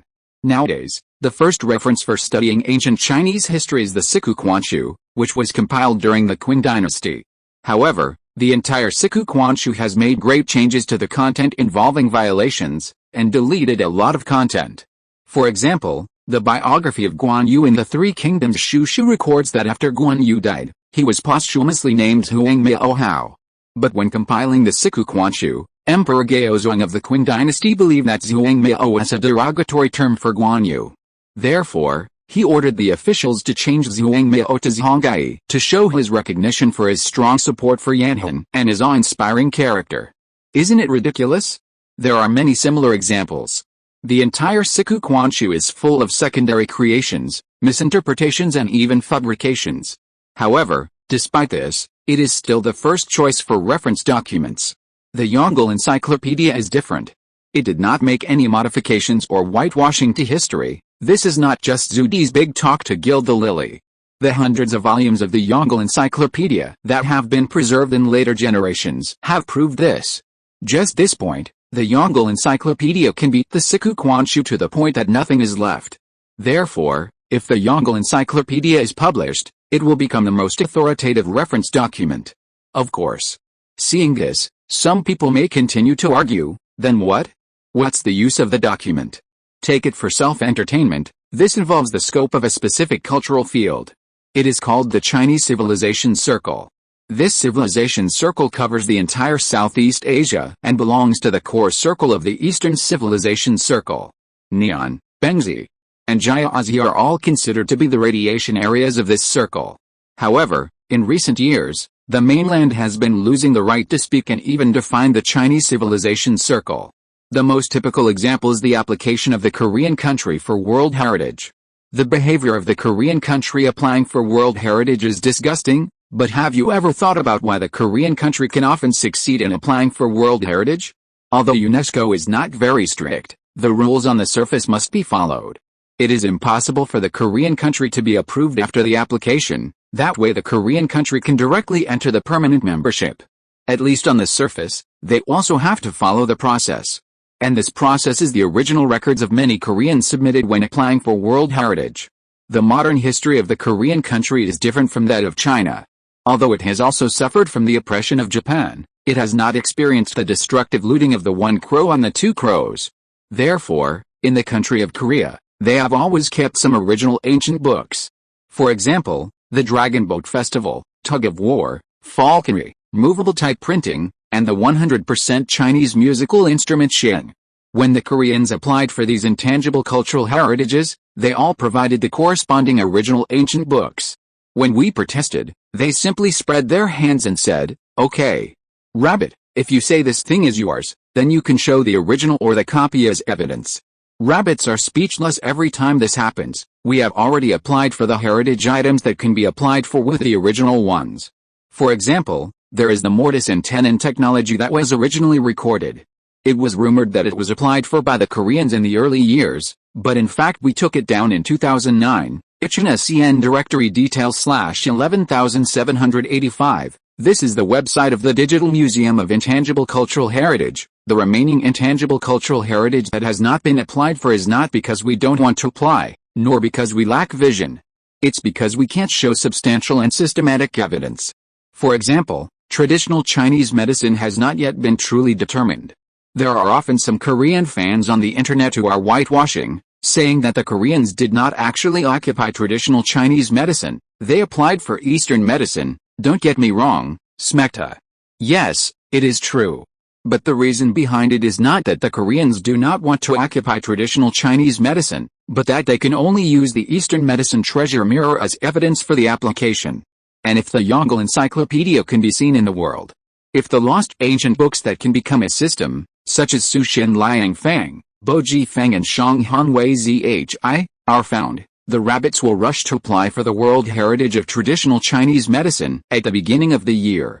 Even many intangible cultural heritages that were snatched away by the sticks can be appealed and taken back.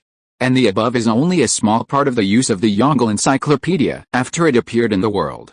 Can you still say that the Yongle Encyclopedia has no objective significance and is a decadent mascot, and is self-satisfied? Obviously negative. It does not mean that the Yongle Encyclopedia cannot be converted into foreign exchange, and cannot be used to build aircraft carriers or spacecraft, so it has no practical value. The site returns to reality.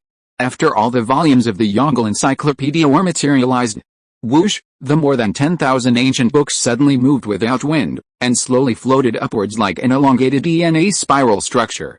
Finally, they disappeared at a high altitude. Looking at the ancient books that disappeared at the end of the space, Su Yun had no regrets in his heart about choosing to bring the Yongle Encyclopedia to the world. This wonderful work is the treasure of the Chinese nation and the wealth of a country. In this world, no one is qualified to take them for themselves. Su Yun just watched quietly as the volumes of the Yongle Encyclopedia disappeared and flew to Yongling. Su Yun murmured to himself, with expectation in his eyes. Yongling is one of the 13 tombs of the Ming Dynasty, located at the southern foot of Yankai Ridge in Jinling. According to the records of the Ming Dynasty Code, the diameter of the Yongling treasure city is 81 feet, the N hall has 7 double eaves, and the left and right side halls have 9 rooms each. Its regulations are second only to Changling. Although later generations have shown through remote sensing detection that the interior of Yongling has accumulated water. But since the Halo has determined that the Yongle Encyclopedia can be revealed, it will definitely be unearthed intact in Yongling. Su Yun is looking forward to the arrival of this day, which will be the day when China finds its roots. Just after the last volume of the Yongle Encyclopedia disappeared, a light curtain appeared in front of Su Yun again. Correct the original source, the buff effect that can be obtained after the appearance of Yongle Encyclopedia, national cohesion +10, legal notarization +10, social hostility -5, evil deeds -5. Correct the original source. Looking at the reward in front of him, Su Yun couldn't help but touch his chin. It sounds like a good buff. After all, the 4 attributes of the reward are almost all the links that are urgently needed in the current society. Nowadays, the internet is well developed, and all kinds of true and false news can be seen frequently. Some are real social chaos, but after the explosion, they choose to control comments and ban speech, which arouses people's anger. Some are monsters who make trouble, stir up trouble and lead a rhythm, then sneak away and continue to rush to the next hotspot. All kinds of situations are intertwined, resulting in the current chaos and heavy hostility on the internet. Let's not talk about anything else. Even in the small online literary circle, the author of Infinite Horror Zida, and the author of Shaosong Liudan Poshui have been slandered. Even if he is finally proven innocent, it is difficult to calm the impact of the incident. I hope it will be of some use. Then Su Yun sighed and put his target back on the light ball in front of him. So far, he has opened 8 rewards, namely, Space-Time Photo Album, Thinking Card Set, Reality Mystery Easter Egg, Partier's Empathy Card, Hemostatic Gelatin, MRR Technology, Cowhide Bag containing Gauze's Manuscript, Yongle Encyclopedia, 14 light balls, 6 left. Then Su Yun pondered for a moment and clicked on the 3rd light ball on the right. Pop this time. What appeared in front of Su Yun was another slightly smaller light ball. Su Yun, Are you putting dolls here? He tentatively reached out to the small light ball and tapped it lightly. The small light ball did not break like the reward light ball, but trembled slightly, as if Kun Kun was saying what you are doing. Then quickly, a prompt appeared in front of Su-Yun. Computing power module number 1, special reward. After materialization, it will be in the shape of an ordinary main processor. After use, it can increase the computing power of artificial intelligence by 1.14514%. Note, the artificial intelligence used by the wall-facer is an exponential growth type of intelligence. 1% computing power is about 21,220 T-FLOPS. 5% computing power is about 432,678 T-FLOPS, and 10% computing power is about 2.3 exaflops. Computing power module? To be honest, this reward was within his expectations. After all, in the 1850 copy, he helped Babbage and aided to change their fate. Not only did he come up with the analytical engine, he even invented the original computer 100 years in advance. This approach is bound to have a profound impact on the future of the copy. It would be unreasonable if there is no reward related to computers.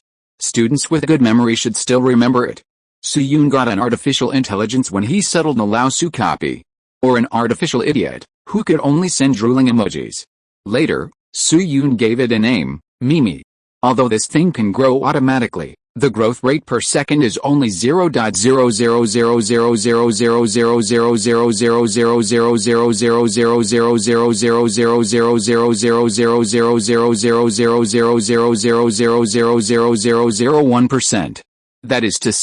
0.0000000000000000000000000000000000000000000000000000000000000000000000000000000000000000000000000000000000000000000000000000000000000000000000000000000000000000000000000000000000000000000000000000000000000000000000000000000000000000000000000000000000000000000000000000000000000000000000000000000000000000000000000000000000000000000000000000000000000000000000000000000000000000000000000000000000000000000000000000000000000000000000000000000000000000000000000000000000000000000000000000000000The idiot can only reach a growth rate of 0.00000000000000000000000000000000000000000000000000000000000000000000000000000000000000000000000000000000000000000000000000000000000000000000000000000000000000000000000000000000000000000000000000000000000000000000000000000000000000000000 through task rewards. For example, this time, the T-FLOPS prompted by the halo is a unit, which belongs to the category of flops, which is the number of floating point operations per second. It means 1 trillion floating point instructions per second, which is also a standard for measuring the computing power of a computer. In the latest supercomputer rankings announced on June 1, 2022, Yanjing time, the American supercomputer Frontier ranks first, with a speed of 1,102,000 T-FLOPS. The second is Japan's Fugaku, which is also known as Fugaku, with a computing speed of 442,010 T-FLOPS. Tehu Light dropped to 6th. Cheyenne 2 ranked 9th. By the way, here's a very interesting thing. The ranking of the top 500 supercomputers was released in 2013. When we took the first place before, a lot of public opinion was just a face-saving project, and there were still people in the western region who were not well fed. But this time, the Americans took the first place.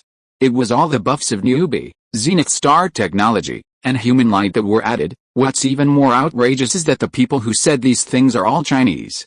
Sometimes, compared with the devils, the second devils attract more hatred. Okay. Let's get back to the point.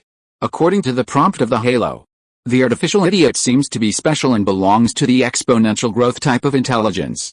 That is, for every 1% increase in computing power, the computing peak will be exponentially improved. When it reaches 5%, it can roughly reach the level of Fugaku. And when it reaches 10%, it will be more than twice that of Frontier. The computing power of the halo reward, this time, is 1.14514%. Even if it is calculated by simple multiplication, its computing peak is more than 24,290 T-FLOPS. According to the relevant rankings of the top 500 supercomputers, Mimi can probably be ranked around 270. Top500.org/lists/top500list 2022-06. This is a website for supercomputer rankings. You can bookmark it if you are interested. The one before this computing power is the old American Centennial, and the one after it is China's Pi A system, built by Sugan. It's not very advanced, but it's not too bad. The price of a supercomputer with this computing power is about $50 million, at most $60 million. After all, Halo doesn't offer any discounts on electricity, just consider the construction cost. If it goes through USTC's own channels, it shouldn't be difficult to reduce the cost to $40 million. According to the current development speed of Huadin Bioscience. About a year later, the company will have the financial resources to build such a supercomputer. So, this reward is quite standard, not something that can be used immediately. Ahem, combat power. Thinking of this, Su Yun temporarily put his thoughts aside. His attention returned to the remaining light balls. There are 5 left. Pop soon, another light ball shattered. A few seconds later, a mechanical device projection about 3 meters high, somewhat similar to the time-space shuttle that Trunks rode in Dragon Ball, appeared in front of Su Yun. Seeing this, Su Yun raised his eyebrows slightly, with a little surprise in his eyes. You know, all along, the rewards given by the Halo are either parchment or small thought cards with text, or small objects such as helmets that have been seen before. This is the first time Su Yun has encountered such a huge projection image. Then he walked forward and stretched out his hand to cover the projection. Gravity gradiometer, ultra-sensitive gravity gradiometer based on thermal field principle, with a sensing accuracy of 10⁻⁻16 meters per second, can perform completely isotropic changes, and is difficult to produce, drawing JPG, after releasing his hand. Su Yun's expression was vaguely subtle. When he saw this thing, he thought it was a Gundam engine, but he didn't expect it to be a gravity gradiometer. In 2022, if you randomly find 10 young people on the street and ask them what equipment China has on the embargo list, at least 7 people will tell you that it is a photolithography machine. But few people know about it. In another relatively small and unpopular field, there is also a barrier-level embargoed equipment, and its embargo level even exceeds that of the photolithography machine. That's right. It's the gravity gradiometer. The so-called gravity gradiometer is an instrument for measuring the vertical gradient of the gravity field. Its working principle is very simple. The normal vertical gradient of gravity on the Earth's surface will change slightly with a change of latitude and altitude. In addition, the undulation of the terrain will also cause a large change in the gradient. Therefore, as long as the relevant gradient is measured, a lot of terrain data can be obtained. Note: the gradient here does not refer to the value of 9.8 ms2. It refers to the gravity gradient value generated by each object at different positions on the ground. So at the beginning, this thing was only used for mountain surveys, looking for open-air resources and counting vegetation coverage. But with the development of technology, the gravity gradiometer has increasingly shown its particularity. Because when the accuracy reaches a certain level, it can not only measure geological structures and provide data for earthquake research, but also detect underground mineral resources. Then, it was expanded to the military field. Take our homeland as an example. Everyone knows that our country has a vast territory, a very long coastline, and a vast sea area. Therefore, some thieves have always put some detectors into our sea to secretly collect various information. Some are floating detectors, which are occasionally caught by fishermen in exchange for bonuses. Some are submersible detectors that patrol the seabed periodically. This situation is not easy to find. For example, in August last year. At that time, the USS Tulsa, the littoral combat ship of the 7th Fleet, the USS Kidd, and the 5th Mobile Ordnance Disposal Team from the 7th Fleet Command formed a surface action group. They conducted surface combat, mine confrontation, anti-submarine warfare and other combat operations in hot waters. From the scene of the exercise released by the Pacific Fleet, we can see that the opposite side of the sea dispatched ship-borne helicopters to launch and recover these mysterious equipment into the sea. And these equipment were eventually confirmed to be a batch of unmanned submarines named Swordfish. The main function is to search, identify and track submarines, and then transmit the acquired target submarine information to anti-submarine aircraft through internal antennas. In the waters around us, the number of such submarines is difficult to count. But if there is a high-precision gravity gradiometer, then as long as it is launched into the sky, a high-efficiency and high-precision detector search can be achieved. When the Eagle fought Laos, it was equipped with a gradiometer, and missile bases and radar arrays were directly displayed on the aircraft. The most accurate gravity gradiometer currently used in actual combat appeared 13 years ago. On March 27, 2009, the European Space Agency launched a GOES satellite equipped with the most accurate gravity gradiometer to date. Its sensing accuracy is 10⁻12 meters per second, which is 1/1,000,000th of the gravity acceleration accuracy. What does this mean? If it is placed on a 10,000-ton ship, it can sense the acceleration generated when a snowflake falls on the ship. At the same time, within 3 minutes, The average measurement error of the accelerometer distance of the same object does not exceed 1 angstrom. Angstrom is a unit used to measure the atomic radius, and 1 angstrom is 0.1 nanometers. As long as this machine is hung over the South China Sea, the detector at a depth of more than 2,000 meters can lock it out for you in minutes. So all along, gravity gradiometers are absolutely banned equipment, and the ban is even higher than that of photolithography machines. This sentence is really not an exaggeration. It was introduced earlier. Although photolithography machines are banned, it is not completely impossible to buy them. At present, most of the ways to buy lithography machines in China are as follows. Domestic companies cooperate with IMEC, and IMEC first buys equipment from ASML Applied Materials. After 5 years of use, it meets the requirements of the Wassenaar arrangement and then resells it to domestic companies. In other words, if you want to buy it, you can buy a 2017 lithography machine now. This is also the reason why the lithography machine of SMIC was withheld. It was customized in 2018. But what about the gravity gradiometer? Don't say 2017. You can't even buy a gravity gradiometer in 1997. At present, all gravity gradiometers in China are self-produced and self-developed, and there are countless epic stories. For example, Professor Wang Danian, a pillar of the country who has made amazing contributions. In 1992, Professor Wang Danian won one of the 30 places for government-sponsored overseas study in the country. With the full funding of the China-UK Friendship Scholarship Program, he was sent to the University of Leeds in the UK to pursue a doctorate. 4 years later, he graduated from the University of Leeds in the UK with a first place and obtained a doctorate in geophysics. Later, due to work needs, he became a British citizen. According to an interview with a retired ministerial leader, it can be confirmed that Professor Wang's resignation was approved by the organization because the underwater hidden targets at that time did not allow Chinese people to join the team. At the end of 2009, Professor Wang returned to China.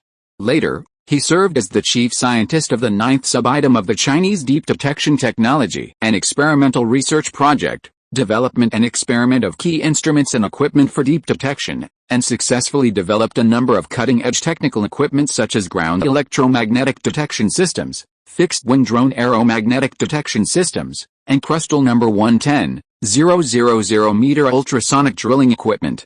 In 2009, the accuracy of China's gravity gradient meter was in the 4th echelon, and Thailand's technology was more advanced than ours. In 2017, China's gravity gradient meter has reached the middle of the 1st echelon. Nowadays, almost all of the gravity gradient meters on our aircraft carriers are projects set up by Professor Wang at the time. Unfortunately, God is jealous of talents. In the early morning of November 29, 2016, Professor Wang Danian fainted on his way to a business trip. After returning to Chongqing, the unit forced him to take an examination, but before the results came out, he went on a business trip to Yanjing. When he returned to Chongqing from Yanjing again, he received a hospitalization notice, bile duct cancer. On January 8, 2017, Professor Wang Danian died after an effective treatment. He was 58 years old. After that, China's gravity gradient instrument almost stagnated, without much output, and in the past 5 years it has been dragged down again. Of course. Since Professor Wang Danian is mentioned, let me dispel a rumor here.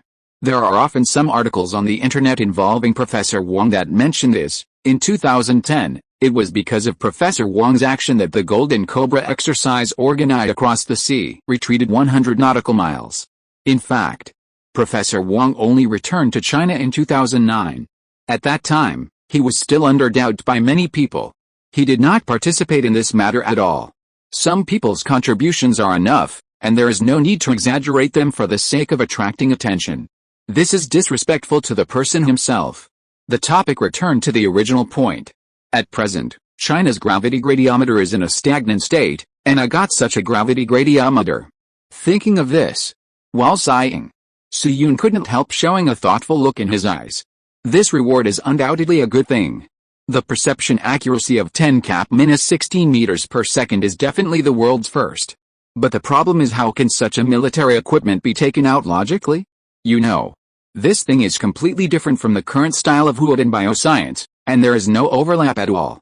Like the previous MR technology, coagulation gelatin, and computing power modules, They are all in line with the current or future development direction of wood and bioscience. At most, you can wait for a year or two. There are also previous midichlaprid and particle orbits, which can also be explained by a flash of inspiration. But the gravity gradiometer is different. Even if you wait for 2 or 3 years, it is difficult to explain where this thing came from. Not to mention the saying of a flash of inspiration, even Song Huzong would not believe it. What should I do then? Su Yun frowned and thought for several minutes, but still had no idea. So he could only temporarily put this idea behind his mind and continue to focus on the light ball in front of him. There were 14 light balls, and now there were only 4 left. Looking at these 4 light balls, Su Yun counted from left to right while humming a song. We are still are invincible. He hummed this twice, and his finger finally stopped on the second light ball from left to right. Pop! The light ball slowly broke. After a moment, a piece of metal plate about the size of an ordinary tablet and all black appeared in front of Su Yun. Su Yun stretched out his hand and grasped it, and found that the material of the metal plate was very light. At the same time, the relevant explanation appeared in front of him again: small biobattery, a special new type of battery that relies on internal bacteria to generate electricity. In a dry environment, the bacteria will be dormant. After adding glucose solution, they will be awakened and respire, releasing electrons and protons in the process. The silver nitrate cathode of the battery will capture these electrons to generate current, which can be used for simple small-scale power generation. Picture JPG, small biobattery. Su Yun tapped the metal plate with his fingers and uttered a soft tisk in his mouth. Originally, he thought that the fastest reward that could be put into production this time should be hemostatic gelatin, but now it seems that it is a bit early to define it. Microbial power generation. This is a very common scientific concept in 2022. The history of this technology can be traced back to 1910, when British botanist Mark Pitt discovered a situation. There are several bacterial culture solutions that can generate current, so he used platinum as an electrode and put it into the culture solution of Escherichia coli, or common yeast, and the first bacterial battery was born in his hands. Then in 1984, a microbial battery that can be used in outer space was born across the sea, and its fuel is live bacteria and astronauts' urine. Therefore, microbial batteries have always been regarded as a promising future energy source, such as providing power for cars. But as of 2022, microbial batteries are still a theoretical technology, and even the highest power in the laboratory is only 0.66 milliwatts per square centimeter. Because it has too many difficulties. For example, microbial fuel cells, like ordinary batteries, are composed of biological anodes and chemical cathodes. Because there are currently relatively large problems in these two parts, the power density and current density of the entire battery are far behind the more mature fuel cell systems. Without engineering bacteria, a standard MFC double-chamber battery potassium ferrocyanide cathode, carbon cloth electrode, 130 milliliters double chamber, the potential energy generated is 500 MV, which is a very good result. And an ordinary Nanfu number 7 battery is 1.5 V. Therefore, it is very difficult to industrialize such a low voltage, and it can only be used for sewage treatment at most. But in the field of sewage treatment, the process of anaerobic fermentation to produce methane is already quite mature, and the efficiency is much higher than that of microbial fuel cells. So to be honest, if you want to break through the microbial battery to the level where it can be used as a conventional power source, the difficulty is probably not much less than that of MR technology. But on the other hand, if you don't set your sights so high, just like the aura shows, use this technology to produce a small portable battery to charge small devices such as mobile phones, laptops, razors, and vibrators, then its difficulty will undoubtedly be much smaller. Although the selection of power-generating bacteria, the preparation of the storage chamber, or the efficiency of capturing electrons are all problems to be solved. But these are not without traces. For example, power-generating bacteria. At present, most of the ones used in this regard are Onidolacebacillus or Hafnia. In theory, you just need to slowly screen them according to the conditional experiments. Anyway, it's Chu Sheng who is doing this, not him, so it doesn't matter if he's tired. In addition, with the cooperation of some keynotes provided by the Aura Reward, Su Yun is confident that this technology will be able to break through in a short time. And microbial power generation happens to be in line with the research direction of chemical shield bioscience. After the breakthrough, it can even be seamlessly launched without a cooling period. In a sense, this metal plate should be the most suitable equipment for mass production that Su-Yun has obtained so far. It seems that Gong-hun really thinks he is a poor bastard. Then Su-Yun put away the metal plate, and his face gradually became serious. Now in front of him, there are only 3 light balls. No. It should be 2 light balls. Because among the 3 light balls, there must be that thing. At the same time, Su-Yun had a premonition without any sign in his heart. In addition to the light ball that can be confirmed as a reward, the remaining 2 light balls may not contain technical rewards. He was silent for a moment. He poked his finger at the light ball on the far right. Pop with a sound with one more wave than the previous light ball. A thick English book suddenly appeared in front of Su-Yun. This book is about 5 centimeters thick, 1 foot long and half a foot wide. The title of the book is Classical Physics. The moment Su-Yun saw this book, he understood its origin. After all, he has been in contact with it a lot in the past year. Then Su-Yun sighed and took it in his hand. Classical Physics, a book that Evelyn Escu never leaves, which once made Sylph feel the power of knowledge. Although it looks like a souvenir that a stupid author used to make up the number due to a miscalculation, it may be very useful in certain situations. Note, you can add a bumper or an iron chain, and the best way is to convince people with reason. Sure enough, this is the book Classical Physics that Evelyn has been holding in her arms since they met. Su-Yun flipped the pages casually again. In addition to the printed text, there are also many of Evelyn's beautiful essays and insights in the book, and the handwriting looks very comfortable. Although compared with many previous rewards, this book has almost no value. But for Su-Yun, it is an extremely precious treasure. More than 10 minutes later, Su-Yun put the book away and stretched his finger to a ball of light on the left. Pop! The ball of light shattered. Chapter 350. It's lonely. In the space, as Su-Yun poked out his finger, the second light ball shattered. Crash! But this time, the shattered light ball did not form tiny, invisible light spots like before. Instead, it turned into transparent, crystal clear hexagonal fragments.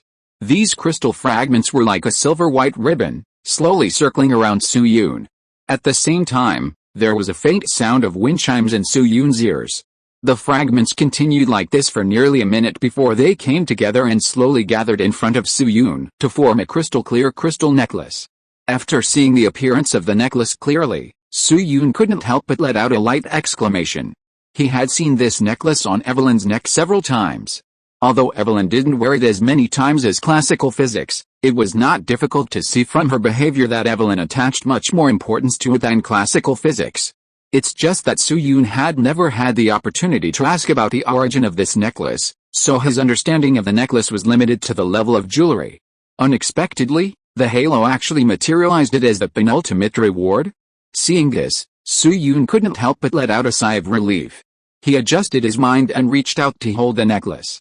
Whoosh! A light curtain quickly appeared in front of Su-Yun. Prism necklace. In 1665, with the guidance of the wall-facer, Isaac Newton discovered the dispersion phenomenon of light using a prism, opening the prelude to a legend. After the wall-facer disappeared, Isaac Newton gave the prism to Li Feiyu, who made it into a prism necklace and passed it down from generation to generation. As time went by, this necklace gradually became the identity certificate of the head of the Escu family. More than 100 years later, the necklace was passed to Evelyn Escu, who kept it close to her. Seeing this, Su-Yun couldn't help but pause slightly. He lowered his head and looked at the necklace in his hand again. It turned out that the main body of this necklace was the prism he had at the beginning. The prism was passed to Xioniu through his own hands, but more than 100 years later, it actually returned to his hands in this way? Is this considered a reincarnation? It was really amazing.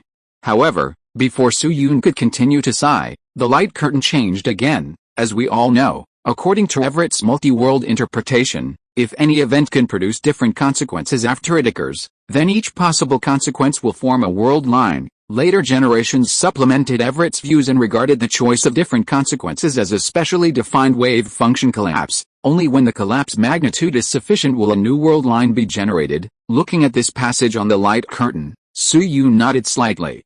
Multiverse. This has always been a controversial topic in the field of physics or science fiction. The earliest proposer of this theory was William James, and the multiverse theory he proposed was an experimental psychology explanation. Later, Trunks' time travel in Dragon Ball and some plots in Dragon Ball Super were based on this theory. However, with the development of quantum mechanics, the scientific community's explanation of the multiverse has become diverse. For example, the island universe in eternal inflation, the random emergence of cosmic bubbles in M-theory, the multi-world interpretation, etc. They can all create parallel universes. And their theoretical basis is the unobservable part of our universe. The unobservable part of our universe sounds a bit profound, but it is not difficult to understand. It is produced by the event that produced our universe. That event was called God creating the world in ancient times, and later called the Big Bang. In Hawking's place, it was changed to a quantum event under the Hawking-Hartle boundaryless condition, and in the simulation cosmology, it was called the model starting to run. Among the above theories, the proposer of the multi-world interpretation is Hugh Everett III, Wheeler's student. He believes that different possibilities of any event in life will form a new universe. For example, when you saw this passage, you were ready to vote for a monthly ticket, but because you still didn't see Evelyn, you chose Scylla, which would produce a new universe. Unfortunately, Everett's theory was not taken seriously during his lifetime. It was not until after his death. This theory was re-proposed by Wheeler at the Quantum Physics Conference and supported by many physicists. Today, the multiverse theory has become a successful theoretical hypothesis, called MWI, and many physics students will also take this course. To be honest, this is a theory with very distinct advantages and disadvantages. Its advantage is that it clearly gives observation a physical meaning. Observation is nothing more than a certain interaction between the observer and the observed system, which can and must be described by quantum theory itself. But at the same time, its disadvantages are also very obvious. If any event can lead to the emergence of a new universe, then where does the energy to generate a new universe come from? Indeed, the cosmic wave function does have one or more side branches in the extremely high-dimensional Hilbert space. But this side is not cheap enough to generate countless universes in 1 second. Think about it, 6 billion people on the Earth, minus 9 hours of sleep, are conscious for 15 hours a day. Suppose you encounter a choice every minute, for example, getting up from a chair, pressing the left or right button after going to the toilet, thinking about what to eat for lunch. At the end of the day, there are at least hundreds of billions of universes born. This is obviously contrary to common sense. So, front-end theory gave Everett's theory an optimization patch. The creation of the universe cannot be so cheap. Only the collapse of a wave function with a huge amount of information will lead to the creation of a new world line. For example, in reality, the magnitude of a baby's dilation is very low, so even if it happens, no world line will be generated. But if an old man dilates, the magnitude of his collapse information is also influential enough to generate a world line that is not dilated. This theory is not difficult to understand, but why would Halo mention such a point of view? You know, although Everett's theory is a very formal hypothesis, its main theoretical camp lies in some science fiction novels or science fiction forums. In the study of the universe in the pure physics community, its status is actually very low, and it is unlikely to be a Halo reward. But if it is not a reward, but an introduction to a certain narrative, could it be that Su-Yun had some vague premonitions in his heart? So he hurriedly continued to read on. In the 1850 instance, the bullet fired by the attacker Becky Smirnoff did not hit Prince Albert, but hit the head of Wilshire Kennedy beside him, but in a certain timeline, the bullet fired by Becky Smirnoff did not miss, and Prince Albert died on the spot, so Becky Smirnoff and others no longer attacked the auditorium as in the instance, but directly launched an indiscriminate attack on the guests at the venue. During the attack, Evelyn Ask left the crowd alone and attracted the attention of the attackers, and was later hit and killed by a stray bullet. The necklace contains Evelyn's soul. She is gone, but just like the reincarnation of the prism, the lost things may return one day. Current soul awakening progress. 16% can be obtained through task rating, looking at the content on the light screen in front of him. Su-Yun's hand holding the necklace subconsciously loosened. The prism crystal quickly fell to the ground. Fortunately, he reacted in time and grabbed the necklace again before landing. Then he straightened the prism crystal, placed it in the palm of his hand, and looked at it carefully. This polished prism crystal is about 3 centimeters long, smooth and translucent, with a silver chain on it. From the perspective of later generations, it can only be said to be ordinary. And this prism contains Evelyn's soul? Su-Yun looked at it for several minutes before slowly coming back to his senses. It has been explained above. According to the current patch for Everett's theory, in order to generate a parallel world line, the first thing to do is to reach a certain magnitude of the wave function of the event collapse. In layman's terms, the impact on history must be far-reaching enough. And it happened that the night when the copy ended just met this prerequisite. The firearms in 1850 did not have the complete ballistics of later generations. Even two guns with the same appearance firing at the same time from 100 meters away could have an error of more than several meters. Who Becky Smirnoff's bullet could hit was actually a question of probability. Therefore, when Becky Smirnoff's bullet was fired, there was a wave function magnitude that generated a new timeline. Judging from the people present at the time, there was even more than one timeline generated. In addition to Albert, there must be 5 timelines of Gauss's death, Riemann's death, Witt's death, Faraday's death, and even Soo-Yoon's death. Because they were standing a few meters away from Prince Albert, it was theoretically possible that they were hit. They are all people who have a profound impact on human history, so there must be a timeline after their death. For example, if Riemann died, the Riemann hypothesis and Riemann geometry would not appear, but at least the time of their appearance would be delayed. A large number of Riemann-related works in later generations had to be rewritten, and the impact was not small. The same is true for Prince Albert. When Prince Albert died, more than 70 attackers did not need to gather together to attack the auditorium as they did originally, but could launch indiscriminate attacks on the spot. In this way, the death rate of everyone on the scene increased by at least 5 times. Therefore, theoretically speaking, there is a real chance that Evelyn will be shot and killed. The halo has collected Evelyn's soul in that timeline into the necklace, and also left a reminder of the awakening progress. Does it mean that if the progress reaches 100%, Evelyn will be resurrected? More importantly, according to the reminder of the previous copy, the 1850 copy will be closed after settlement and cannot be opened again. In other words, if Evelyn is resurrected, will she appear in reality? Whilst thinking of this, Soo-Yoon subconsciously clenched his fists. After all, he owed Evelyn too much? Let's not talk about anything else. The cultural relics she collected later and the things she did in the East were all promises that were fulfilled regardless of cost or even safety. And Soo-Yoon left that girl with only endless regrets. He brought a beam of light to Evelyn, but extinguished it with his own hands in the end. To be honest, it's quite a scumbag. But there was no way. Soo-Yoon and Evelyn were from 2 different worlds.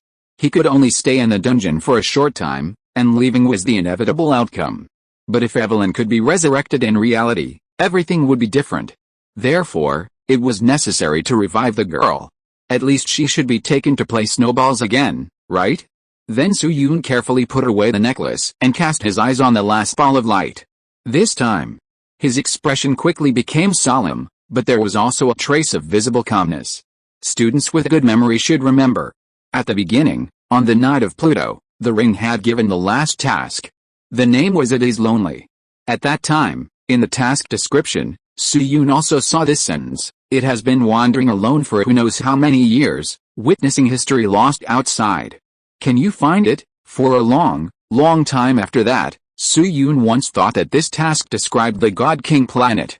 But until the end of the dungeon, when he personally took the thing from Gyeonhaeosuo, Soo-Yoon finally understood the meaning of this mission. No wonder when he saw the God King star, the halo only indicated that the routine mission was completed. In fact, it is not only the God King star that is truly lonely, but also the light ball broke again. A few seconds later, a shabby little purse appeared in front of Soo-Yoon. Soo-Yoon reached out and took it.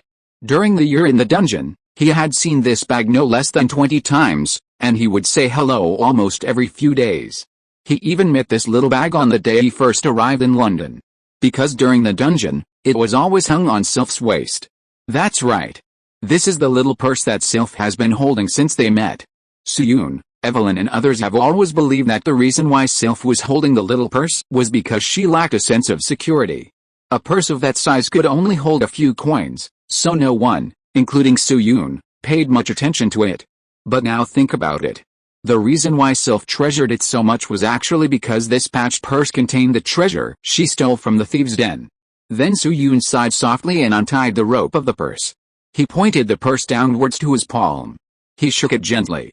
Whoosh, a square object slowly came out of the purse.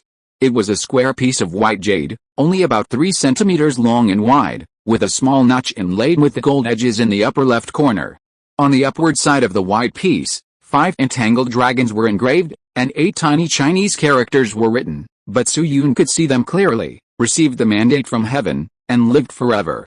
Among the vast number of national treasures in China, there are 2 cultural relics that are the most special. In the minds of most people, they are ranked higher than the preface to the Lanting collection and the Yongle Encyclopedia, firmly occupying the first and second places. The first of them is the mysterious 9 cauldrons. The earliest legend of the 9 cauldrons in Chinese history originated from the Xia dynasty. As for the statement in the Peking classics that the Xia people cast the cauldron, the earliest can be found in Zhuo's Huan, Zhuanggong's second year. The book records the famous historical event of Chu Zi asking for the cauldron. When Wang Sunman answered the origin of the cauldron, he clearly pointed out that it was cast by the Xia people. In the past, the Xia people had virtue. They sought things from afar and offered tributes of gold to the 9 pastors. They cast cauldrons to represent things and prepared for all things, so that the people would know the gods and treacherous things. Therefore, when the people entered the rivers, lakes, mountains and forests, they would not be as good as the ones they met. The Qimei Wang lion could not be met. They could coordinate with the upper and lower to receive the blessings of heaven. Zhuo's Huan, Zhuanggong's second year. The 9 cauldrons have a very magical feature. In the words of the online article, it can automatically recognize its master. When the Xia people failed, they went to the Yin people. When the Yin Shang failed, they went to the Zhou people. This is the so-called moving on its own without moving. However, the 9 cauldrons have always been legendary and even mythical. There are few clear records in history, and the records in the literature often conflict. For example, whether the 9 cauldrons were cast by Dao or Xiaqi has not been determined to this day. For example, Sima Jin's records of the Grand Historian, the Book of Xia in the Han Dynasty clearly pointed out that the 9 cauldrons were cast by Dao, which is the famous sentence, gathering gold from the 9 herdsmen, casting 9 cauldrons, representing the 9 states. Sima Jin, with the influence of his works, spread this statement to later generations, and many historians followed this statement.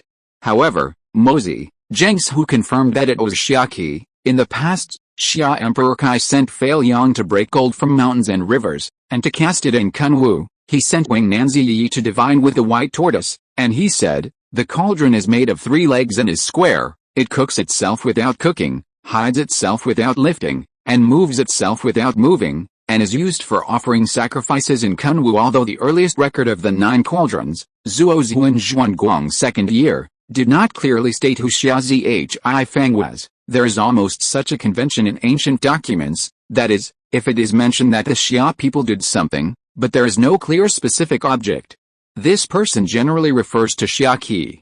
There are even 2 history professors in China who have been fighting for more than 10 years because of this difference of opinion, and even fought at a seminar. In addition to the caster, there is also a lot of controversy about where the 9 cauldrons went. The number of speculations about the whereabouts of the 9 cauldrons is even several times that of the Yongle Encyclopedia, and they are all recorded in ancient books. It can be said that up to now, except for the number of the 9 cauldrons being determined to be 9, no information is conclusive. Even whether the Zhouding and the 9 cauldrons are the same thing is still controversial. Therefore, many people believe that the 9 cauldrons do not actually exist and are fictitious objects. But even those who believe that the 9 cauldrons do not exist cannot deny the status and uniqueness of the 9 cauldrons in Chinese culture. Of course, the above-mentioned people refer to experts or related enthusiasts who simply believe that the 9 cauldrons are fictitious, excluding those idiots who follow the West and believe that the Xia dynasty did not exist and therefore the 9 cauldrons did not exist. In addition to the 9 cauldrons, the second treasure is naturally the imperial seal. The imperial seal is made of a treasure called the Heshibi, and there are 2 stories about it. One is called Bianhe weeping for the jade. The other is called the return of the jade intact to Zhao. Today, gambling on jade is popular in Yunnan province, and they believe that Bianhe is the ancestor of gambling on jade. Bianhe got a stone in Jingshan and determined that it was a precious jade. He presented it to King Li of Chu, but King Li of Chu did not believe it and determined that he was deceiving the king and gave him the punishment of digging out his knee bones. He was not convinced and presented the jade again to King Wu of Chu. As a result, he was again identified as deceiving the king and his other knee bone was dug out. Later, Bian He was still not convinced and cried day and night in Jingshan. When King Wen of Chu heard about it, he summoned him. He actually said, "I am not sad about my leg being cut off, but I am sad because a precious stone is called a stone and a loyal man is called a liar." So King Wen of Chu ordered people to break the stone and found the precious jade. Because the jade was presented by Bian He, it was named He Shibi. In the Warring States period, Qin heard about this precious jade and was willing to exchange it for 15 cities, which shows that the precious jade is priceless. But when the loyal and brave Lin Xiangru presented it, he would rather die than live in disgrace, which only made the value of He Shibi even higher. Of course. Whether it was the return of the jade intact to Zhao or Bian He weeping for the jade, they both have some secondary creation colors. For example, Bian He cried blood and tears, etc. But if we only discuss the He Shibi itself, there is no problem with its existence. After the Qin dynasty unified the world, Qin Shi Huang got this rare treasure and sent people to carve the He Shibi into a jade seal. He also ordered Li Si to write the 8 words "Receive the mandate from heaven, long life and eternal prosperity" on it. Maybe Li Si himself didn't know it. At this moment, he started the legendary career of He Shibi. From then on, it is a symbol of imperial power, and it has passed for thousands of years. However, Qin Shi Huang, who hoped to pass it down to the second generation and even to the 10,000 generations as the king, probably didn't expect that his dynasty not only failed to long life and eternal prosperity, but also died in the second generation under the witness of this jade seal. When Qin King Ziyang tied this imperial seal around his neck, He Shibi not only witnessed a change of dynasties, but also met its new owner Liu Bang. From then on, this jade seal is called Chuangguo Yuxi. Any new dynasty that wants to prove its mandate of heaven must obtain this precious jade that receives the mandate from heaven and prospers forever. Later, Wang Mang, who is highly suspected of being a time traveler, usurped the Han dynasty. When he sent his subordinate Wang Shun, the Marquis of Anyang, to ask his aunt, the Empress Dowager Wang Zhengjun, for the Chuangguo Yuxi, the old lady was furious and threw the Yuxi at the golden pillar. With a baiji, a corner of the Chuangguo Yuxi was knocked off. So, Wang Mang inlaid the Yuxi with a gold border. This is the origin of the term gold inlaid with jade. After Wang Mang, the next person who was entangled with the Yuxi was Sun Jian. At the end of the Eastern Han Dynasty, when the world was in chaos, Sun Jian led his troops and the princes to fight against Zhongzhou, but he did not expect to find this Yuxi under the dry well in the Luoyang Palace. The Yuxi once again proved its magic to everyone. Sun Jian felt that the advantage was in me and decided to fight for his own world. Everyone knows the result later. Sun Jian died under the sword and arrow, and his son, Sun Sen, the elder brother of Sun Shiwen, presented the jade seal to the skeleton king Yuan Shu. Dynasties changed, but the jade seal remained unchanged. After that, the 3 kingdoms were unified in Jin, and Jin was divided into the west and the east. Liu Kong of the former Zhao captured Sima Qi, the Emperor Yi of Jin, and the seal returned to the former Zhao. 19 years later, Shi Li of the later Zhao destroyed the former Zhao and obtained the seal. In order to prove his legitimacy and to promote his divinity, Shi Li engraved Shi and Ming Shishi on the right side of the jade seal. Their surname was Shi, and they got the gemstone, and they would have a destiny in the future. Unexpectedly, only a dozen years later, the jade seal was passed to Ran Wei with the destruction of the later Zhao. Later, Ran Wei begged for troops in the Eastern Jin dynasty, but he didn't expect that the seal of the state was cheated away by the generals of Jin. As a result, the seal of the state returned to the Sima family of the Jin dynasty. Just like that, the seal of the state has gone through 4 generations of Song, Qi, Liang, and Shen. When the Sui dynasty unified China, the seal of the state was taken into the Sui palace again. During the Sui dynasty, Emperor Yangguang was killed in Jiangdu, and the Sui dynasty fell. The imperial seal was taken by Empress Xiao and fled to the Turks in the northern desert. In the 4th year of Zhengun in the Tang dynasty, Li Jing led his army to attack the Turks, and the imperial seal was returned to Li Tang. In the 4th year of Xian'ao in the late Tang dynasty, Zhu Quanzhong deposed the Emperor Ai of the Tang dynasty and seized the imperial seal. 16 years later, Li Kongxi destroyed the later Liang dynasty and established the later Tang dynasty, and the imperial seal was transferred to the later Tang dynasty. In 939 AD, Shi Jingtang of the later Jin dynasty led the Khitan army to besiege Luoyang, and Li Kong, the last emperor of the later Tang dynasty, climbed the Zhuanwu Tower and burned himself. From then on, there was no trace of the imperial seal. Although there were rumors that the jade seal was discovered in the Song, Yuan, Ming and Qin dynasties, they were all proved to be false news. After Qianlong ascended the throne, he ordered people to carve 25 jade seals and place them in the Jiote Hall of the Forbidden City. The thick and square jade seals that everyone sees in later generations are this kind, 4 inches square, 2 inches thick, and 3 inches high. It looks like 3 packs of instant noodles stacked together. But in fact, the jade seals of the Qin and Han dynasties were not very big. For example, there is a seal in the Shaanxi History Museum that is only 2 centimeters high, 2.8 centimeters long, and weighs only 33 grams. It is completely inconspicuous from the perspective of modern people. But it is the highest level, earliest and only queen seal in my country found in the Han dynasty. The seal is square, and the button is a higher-leaf crouching dragon. The seal surface is engraved with the 4 characters Queen's Seal in seal script, and the font structure is rigorous and generous. The seal was picked up by Kong Zhonglian, who was still in elementary school at the time, beside the Lanjigao Canal in XY City in 1968. This place is in the cemetery about 1 kilometer west of the mound where Empress Lu and Liu Bang were buried together. Therefore, some experts speculate that it may be the seal worn by Empress Lu. In addition, according to the records of the 3 kingdoms, the jade seal is 4 inches square and round, with 5 intertwined dragons engraved on it. 1 corner is missing and inlaid with gold. There are 8 characters in seal script on it. Received the mandate from heaven, long life and eternal prosperity. At the same time, the 3 kingdoms quoted Wei Zhao's Book of Wu, which is the official history of the Wu kingdom. This description is also the earliest and most important record of the appearance of the jade seal. 1 Han inch is equal to 2.3 centimeters, where the square refers to the circumference rather than the side length, which means that the size of the imperial jade seal is about 2 to 3 centimeters. In addition, the thickness of the Heshibi can also serve as relevant evidence. In ancient times, B was a flat jade with a small hole in the middle. Araya, Shiki says, the flesh is twice as good as the good, it is called B. The good is twice as good as the flesh, it is called Yuan, and the flesh is as good as the same as the flesh. Flesh refers to the edge, and good refers to the hole. The edge is twice the diameter of the hole, which is a B.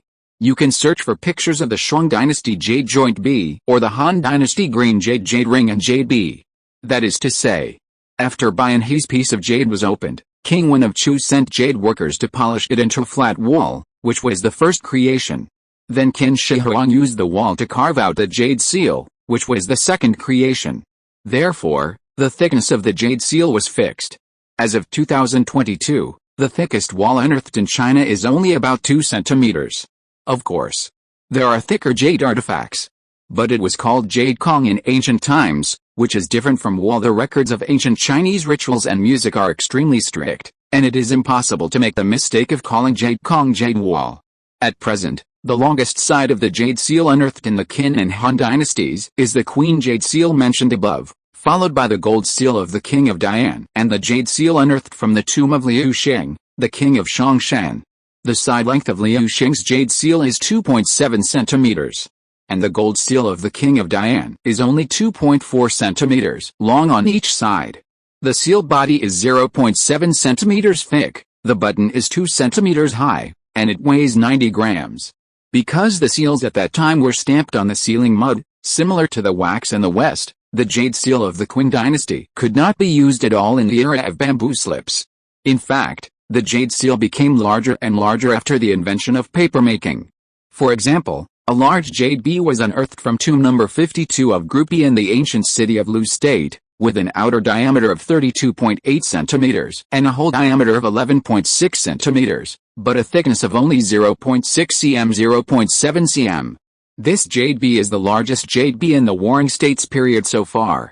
Therefore, the real Han Dynasty imperial seal is far less than that in film and television works. There is also a saying that the jade seal is made of Lanshan jade, then the size is not affected by the thickness, but Hushibi imperial seal is the most accepted one, and I also use this one. Imperial seal looking at the jade seal in his hand, Su Yun's mood is more complicated than ever. Of course, this complex entanglement does not matter whether to establish himself as a king or not. But as a Chinese, who doesn't have a jade seal complex? This plot has nothing to do with superstition about heaven's will, but is a kind of ritual and music inheritance engraved in the blood. Through the jade seal, Suyun seemed to see the distant years before. One emperor after another stood on the hill, leading the ancestors to pray to the sky, surrounded by chime stones, chime bells, and bells, burning calves in the southeast, hanging sky lanterns in the southwest, misty clouds, and swaying candlelight. It has witnessed the ups and downs of China for thousands of years, and the years are long, but it is still holy and unchanged. After being in a trance for a long time, Suyun brought his mind back to reality.